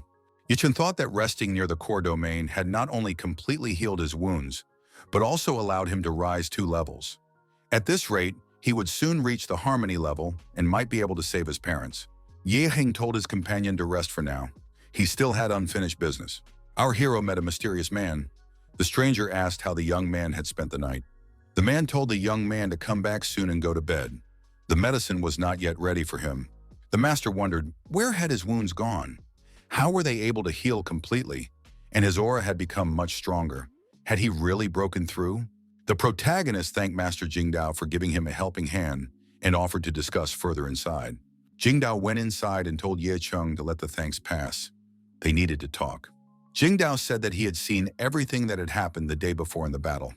Although the guy was in an extremely dangerous situation, he vaguely felt that even if he hadn't intervened, the young man might have come out unharmed. Master Jingdao added that he had already instructed him to spread the message last night that the foreign object the young man had received had been taken away by him. In this way, Ye Cheng would avoid some problems. Ye Cheng admitted that they have no previous acquaintances and are not related in any way. Why is Master Jingdao helping him? The interviewee said he knew this question would be asked, so he could tell everything. Master Jingdao showed our hero the object and asked if Ye Cheng recognizes this jade. Ye Cheng replied that it was a jade pendant that belonged to his mother, and he had seen her wearing it. But why did the interlocutor have it? Master Jingdao said that Ye Cheng still didn't know much. In fact, he had known his mother for over 30 years. At that time, he was not yet in the circle of great masters. He was just a weak martial artist who had accidentally offended a powerful person in the capital. His situation then was even worse than that of young men now. He stood on the verge of execution. Back then, Ye Cheng's mother had saved him at a critical moment. She was the jewel of the Zhang family, and there were few people in the capital who dared to defeat her. Ye Cheng might not know this, but his mother didn't like practicing martial arts. However, the Zhang family forced her to use a huge amount of resources for cultivation. After she saved him, she secretly transferred those resources to him, which helped him reach his current position. Master Jingdao added that he was helping Ye Cheng as a token of gratitude for his help back then. This girl was really very kind. 5 years ago, his parents came to visit him at the Pure Buddha Temple. At that time, he had already earned some reputation in the Huasa. They gave him this jade and told him that if something happened to the Ye family, Ye Cheng could still survive, hoping that the child could be helped later. Ye Cheng thought that his parents' choice was that if he could survive, Master Jingdao would help him again, rather than going straight to the Ye family to rescue him. This showed that his parents had already realized that their enemies were much stronger than what Master Jingdao could handle. By summoning him, they would probably only condemn him to death. After the disaster happened to Ye's family, he went to Dongqiang Lake as soon as possible to find the child, but unfortunately he couldn't. So he decided to avenge his parents and find out who was the mastermind behind it all, but realized that in front of them, he was also as insignificant as an ant. All he could do was secretly cultivate strength to become stronger. Ye Cheng thought, no wonder the master reached out. It turns out that his parents had already prepared an escape route for him. Jingdao said that he was much stronger now and was sure that no one in Huas was better suited to be his master than him. Would Ye Cheng be willing to accept him as his teacher? He would pass on all his knowledge to the young man without a trace. Ye Cheng said that he appreciated the elder's kindness, but he already had a teacher. Jingdao said that in that case he wouldn't insist. But in the future, whatever happens, if the guy wishes, he is willing to help him again. Yicheng said that he had a question for the elder. Does he know where Lin Zuilong is located? Master Jingdao did not expect this young man to know so much. However, the gap between him and Lin Zuilong was too big right now. It would only hurt him. The elder added that he knows the young man is out for revenge, but the Lin family controls half of the capital's martial arts. It's not something he can handle. Until he is in the top 10 of the list of great masters, no matter what he does, he shouldn't go to the capital. Yicheng thought that Jingdao wouldn't tell him anything for now, so it was better to just leave. The guy said he had something for the elder. This gift is a token of gratitude for Master Jingdao's help. He should not be embarrassed. The master accepted the gift and thanked him. He said that the young man should follow his advice. Never go to the capital. Too many strong men had died there. Yicheng said goodbye and said that if anything, it was already too late. It was necessary to take Zhu Yi away and resolve the situation in Huayan province, and then hurry back to Jiangnan for privacy. Jingdao hoped that the guy would take his advice. He wondered what kind of gift he had received. Jingdao, before opening the box, thought it was ginseng or something similar. The box contained 6 level 4 pills with an 8-step pattern. How is that possible? In Huayan province, Elder An told those present to come tomorrow to discuss Yicheng's case. The biggest problem right now is Master Jingdao.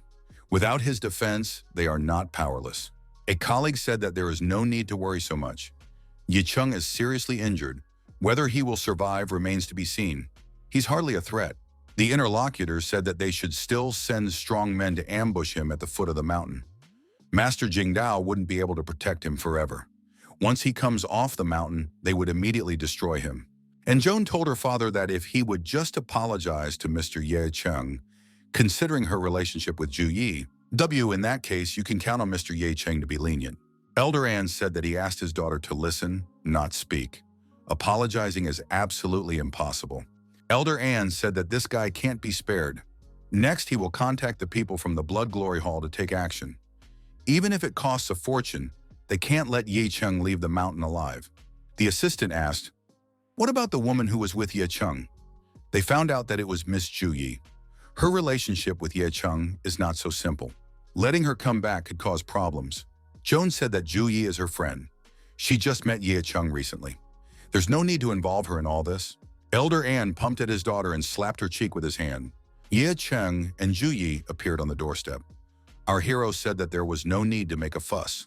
Today, the elder would not live to see the end of the day. Those present were surprised. It had only been one night and he had already recovered. Ye Cheng added that no one present today would leave here alive. Ye Cheng held the body of one of his subordinates in his hand and said that this old man would not survive the next night. Elder An ordered his subordinates to all destroy this guy together. The master shouted that if they didn't destroy this guy, they had no chance of surviving. The armed men, members of the An family, attacked our hero. Yicheng acted skillfully and decisively and repelled this wave of attack. The attackers thought that this guy had become even stronger in 24 hours. How could this be possible? After destroying almost all the enemies, our hero approached Elder An. Yiheng said that this person is only alive because he owes one blow. Yicheng turned to Zhu Yi and said that it was time to repay. Zhu Yi was surprised. Hitting her friend's father? How could she do that? Yicheng said that Zhu Yi also heard what they were saying. This man is clearly not going to spare her. Yicheng said that he was already badly injured and now he was also scared. He definitely wouldn't dare to resist. Yicheng thought, if this girl can't handle it, she better stay away from him. Zhu Yi thought that Mr. Ye Cheng is serious. He wants her to understand, being too soft-hearted is a path to trouble. Zhu Yi noticed that she is not like Song Yi and Xiao Zhoushui. Mr. Ye Cheng has no feelings for her. She must not disappoint him. Zhu Yi resolutely approached Elder An and thought that she shouldn't disappoint Ye Cheng, and certainly didn't want to leave him. The girl swung around and slapped her opponent. Elder An called the girl a wretch. How dare she hit him? Zhu Yi slaps her opponent with another slap. The girl said that that strike was for her, and this one was for Mr. Ye Cheng. If the old man harmed him for his own interests, then he was her enemy too. Elder An said that he was about to slaughter this girl, but immediately received a fist punch to the jaw.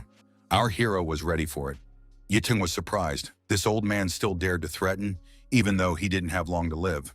Yicheng said that if Elder An hadn't made the wrong choice, Perhaps he would have taken care of his family. But now there was only one road left for him, and that was doom. Enrollment went to Mr. Ye Chung. She tearfully asked him to spare her father's life. The girl said she was willing to become his slave, only to be spared by the old man. Ye Chung said that he would spare and Su Shan today, but who would spare him tomorrow? The protagonist was not merciful and pierced his opponent with his energy beam. And Zhou Ying kneeled down and cried silently. Ye Chung told the girl that destroying everyone was his greatest favor. If she wanted revenge, she could come to him and Ye Chung would accept her. Jui said that Zhou Ying is still her best friend. If she has difficulties, she can come to Jiangnan and expect protection. Zhou Yi said it was the only thing she could do for the girl. And Zhou Ying silently stared at the departing young men. Jui asked her companion where they were going now. The protagonist said he wants to deal with his remaining debts. From this moment on, a bloody massacre would begin in the martial arts world in Huaiyan province. All the families that had fought against Ye Cheng the day before had lost their strongest warriors. The entire power structure in the province's martial arts world has changed. No one knows who the perpetrator was because all the witnesses are dead. At the same time, rumors of a strange phenomenon on the mountains spread in Huaiyan province. An extraterrestrial treasure appeared and fell into the hands of Master Jingdao. The car is speeding down the expressway. Ye Chung confirmed via video link that everything that happened in Huaiyan province was his doing. He replied that he was calm because he thought that another genius of the same level had appeared. The interlocutor added that this will be handled by Lun Hun. They will take over. Lei Shui added that the Martial Arts Bureau had recently experienced a serious development. Important data had been stolen, and now everyone there was focused on getting it back. Ye Chung thanked his interlocutor for the good news. The guy thought that the Martial Arts Bureau wouldn't bother him anytime soon. And that was good. He needed 10 days with no one in the way. Jui drove our hero to the right place and said goodbye to him. The girl said she would always be in touch. Upon entering the house, our hero traditionally said he was back. Yeshin saw the girls meditating in the lotus posture. He thought that these two had once again broken through to a new level. Compared to them, his training as a young man seems like child's play. Yeling told the girls that the effect of the training is very noticeable. Shijazhui said that the day before, they had just tried jumping and suddenly jumped 2 meters. Song Yi remarked that if she kept practicing like that, she might be able to fly. Yixing replied that if she kept going, she would definitely fly someday, although right now she wasn't doing well yet. Ye Chung told the girls that he was going to lock himself in his room on the 3rd floor for 10 days to meditate. At that time, the people from the Rakshasa and the Dark Palace will protect them. If they have important business to attend to, they can come to him and he will interrupt his meditation. Sun Yi said that in these 10 days, they would try to do their chores on their own. If there was no danger to their lives, they would not disturb him. Sun Yi said that after the past turbulent situation, Tenging Group Corporation has suddenly capitalized on all this, resulting in an increased flow of customers. Now the company's revenue is reaching new heights, and they think it is time to enter national and international markets. Yicheng said to let the girls decide such matters themselves. Money doesn't matter much to him anymore. He just wants his father's company to prosper. Yilingtian entered the room and said that he had important information. That Moon grandfather from the capital, or rather Lin Suelong, there's finally some information about him. He showed up at the capital's airport half an hour ago, but it is not known where he came from. Yeheng looked at the image. This was the same Lin Zuolong who ruined his parents and destroyed his Lin clan. There is finally some information about him. Lin Juolin is an outstanding figure. He is one of the strongest fighters. If he was able to be photographed, it means that it is either a great luck or the photographer has already been discovered. Yilingtian said the photographer realized how dangerous this man was, so he was very careful. These photos were taken at a distance of a few hundred meters. Everything should be fine. Yilingtian said that this person is calling him again. He probably has new information. Yilingtian handed over the phone. It was probably better to talk to the boss this time. It would be easier. The interviewer on the phone said he doesn't like being harassed by anyone. If this guy wants to die, he invites it. Yilingtian said that Mr. Ye Chung was right. It was Lin Zuling who called. Those fighters from the Dark Palace who were chasing him must have a problem. Yehin said that from today onwards, they would stop following this person. Sending more people is pointless. It will just be a doom that has no meaning. Yilingtian remarked that it was Mr. Ye Chung's duty to take revenge. Our hero said that in 10 days he would go to the capital himself to deal with this man. The cemetery of rebirth. Yi Chung visited this place again. The great preceptor said that this young man had come again. Our hero declared that it was possible to start at any time. The ancient warrior said that in the next 10 days, this young man would only need to do one thing: destroy him. The mentor said he'd show the kid what real hell is like. Somewhere in the capital, Mr. Lin Zulong inquired, "How is the search going?" The assistant reported that the task he had been given had been completed. The people who were following the gentleman came from Jiangnan province today. Further details about them are not yet clear. Their backgrounds are almost blank.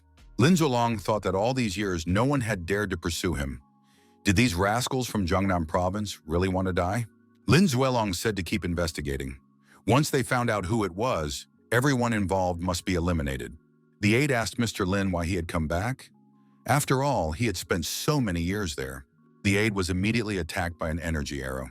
The wounded young man knelt down and apologized. It was his mistake.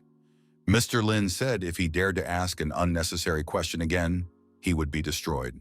Lin Zueling didn't understand who in this wretched country could threaten his life. The teacher said that he had conducted a prediction for Julin and found out that his fate would be cut short in the capital. If he didn't eliminate this threat beforehand, the aftermath could be disastrous. Lin thought, could this threat really be from someone from this country? This is just ridiculous.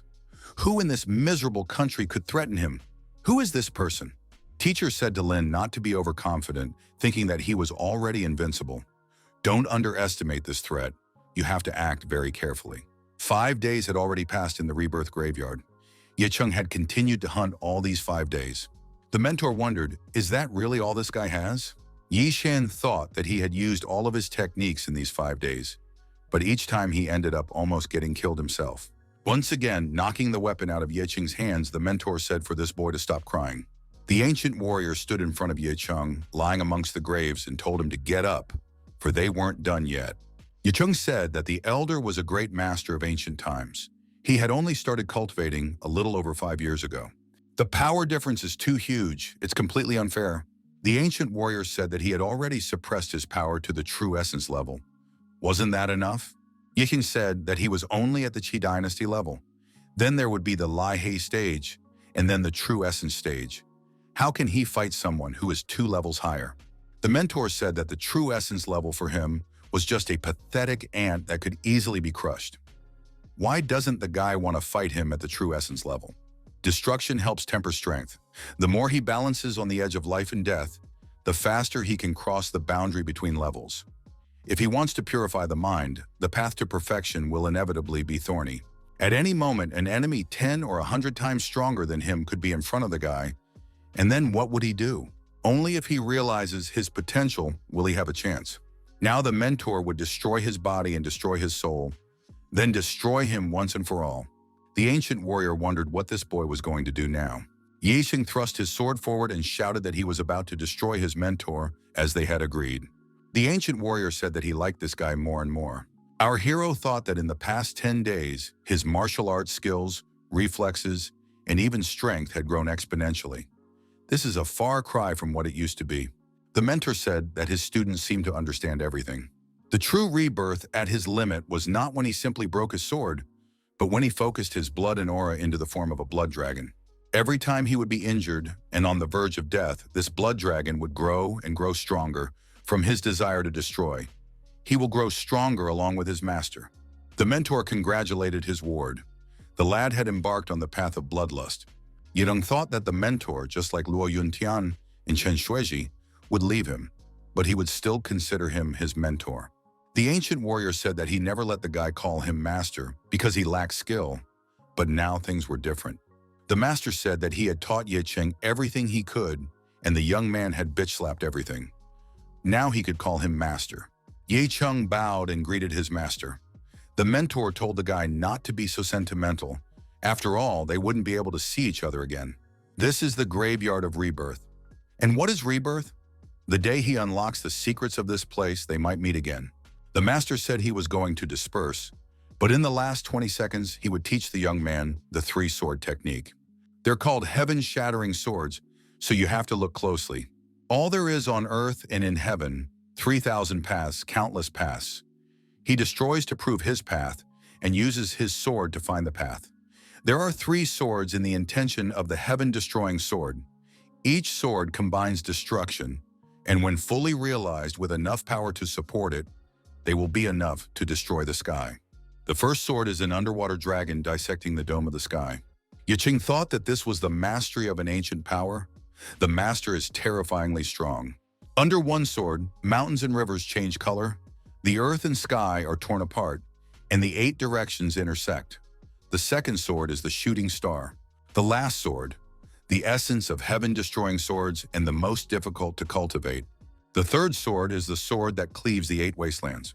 That is the intention of the sword. Our hero thought, if he can master these 3 swords, no one in the country will dare to stop him. The mentor said that the aura of the domain heart pearl had pierced through 2 tombstones. If he activates his QI a little, these 2 mighty men will appear. This is his trump card. You can't use it unnecessarily. Disappearing, the ancient warrior said that he destroyed the Lord of the Way, destroyed the righteous way, and destroyed the rebellious way. All people can see his fear and trembling. Yicheng is not only his disciple, but also the one who converted him. No one can underestimate him. Master expressed his hope that they would meet again soon.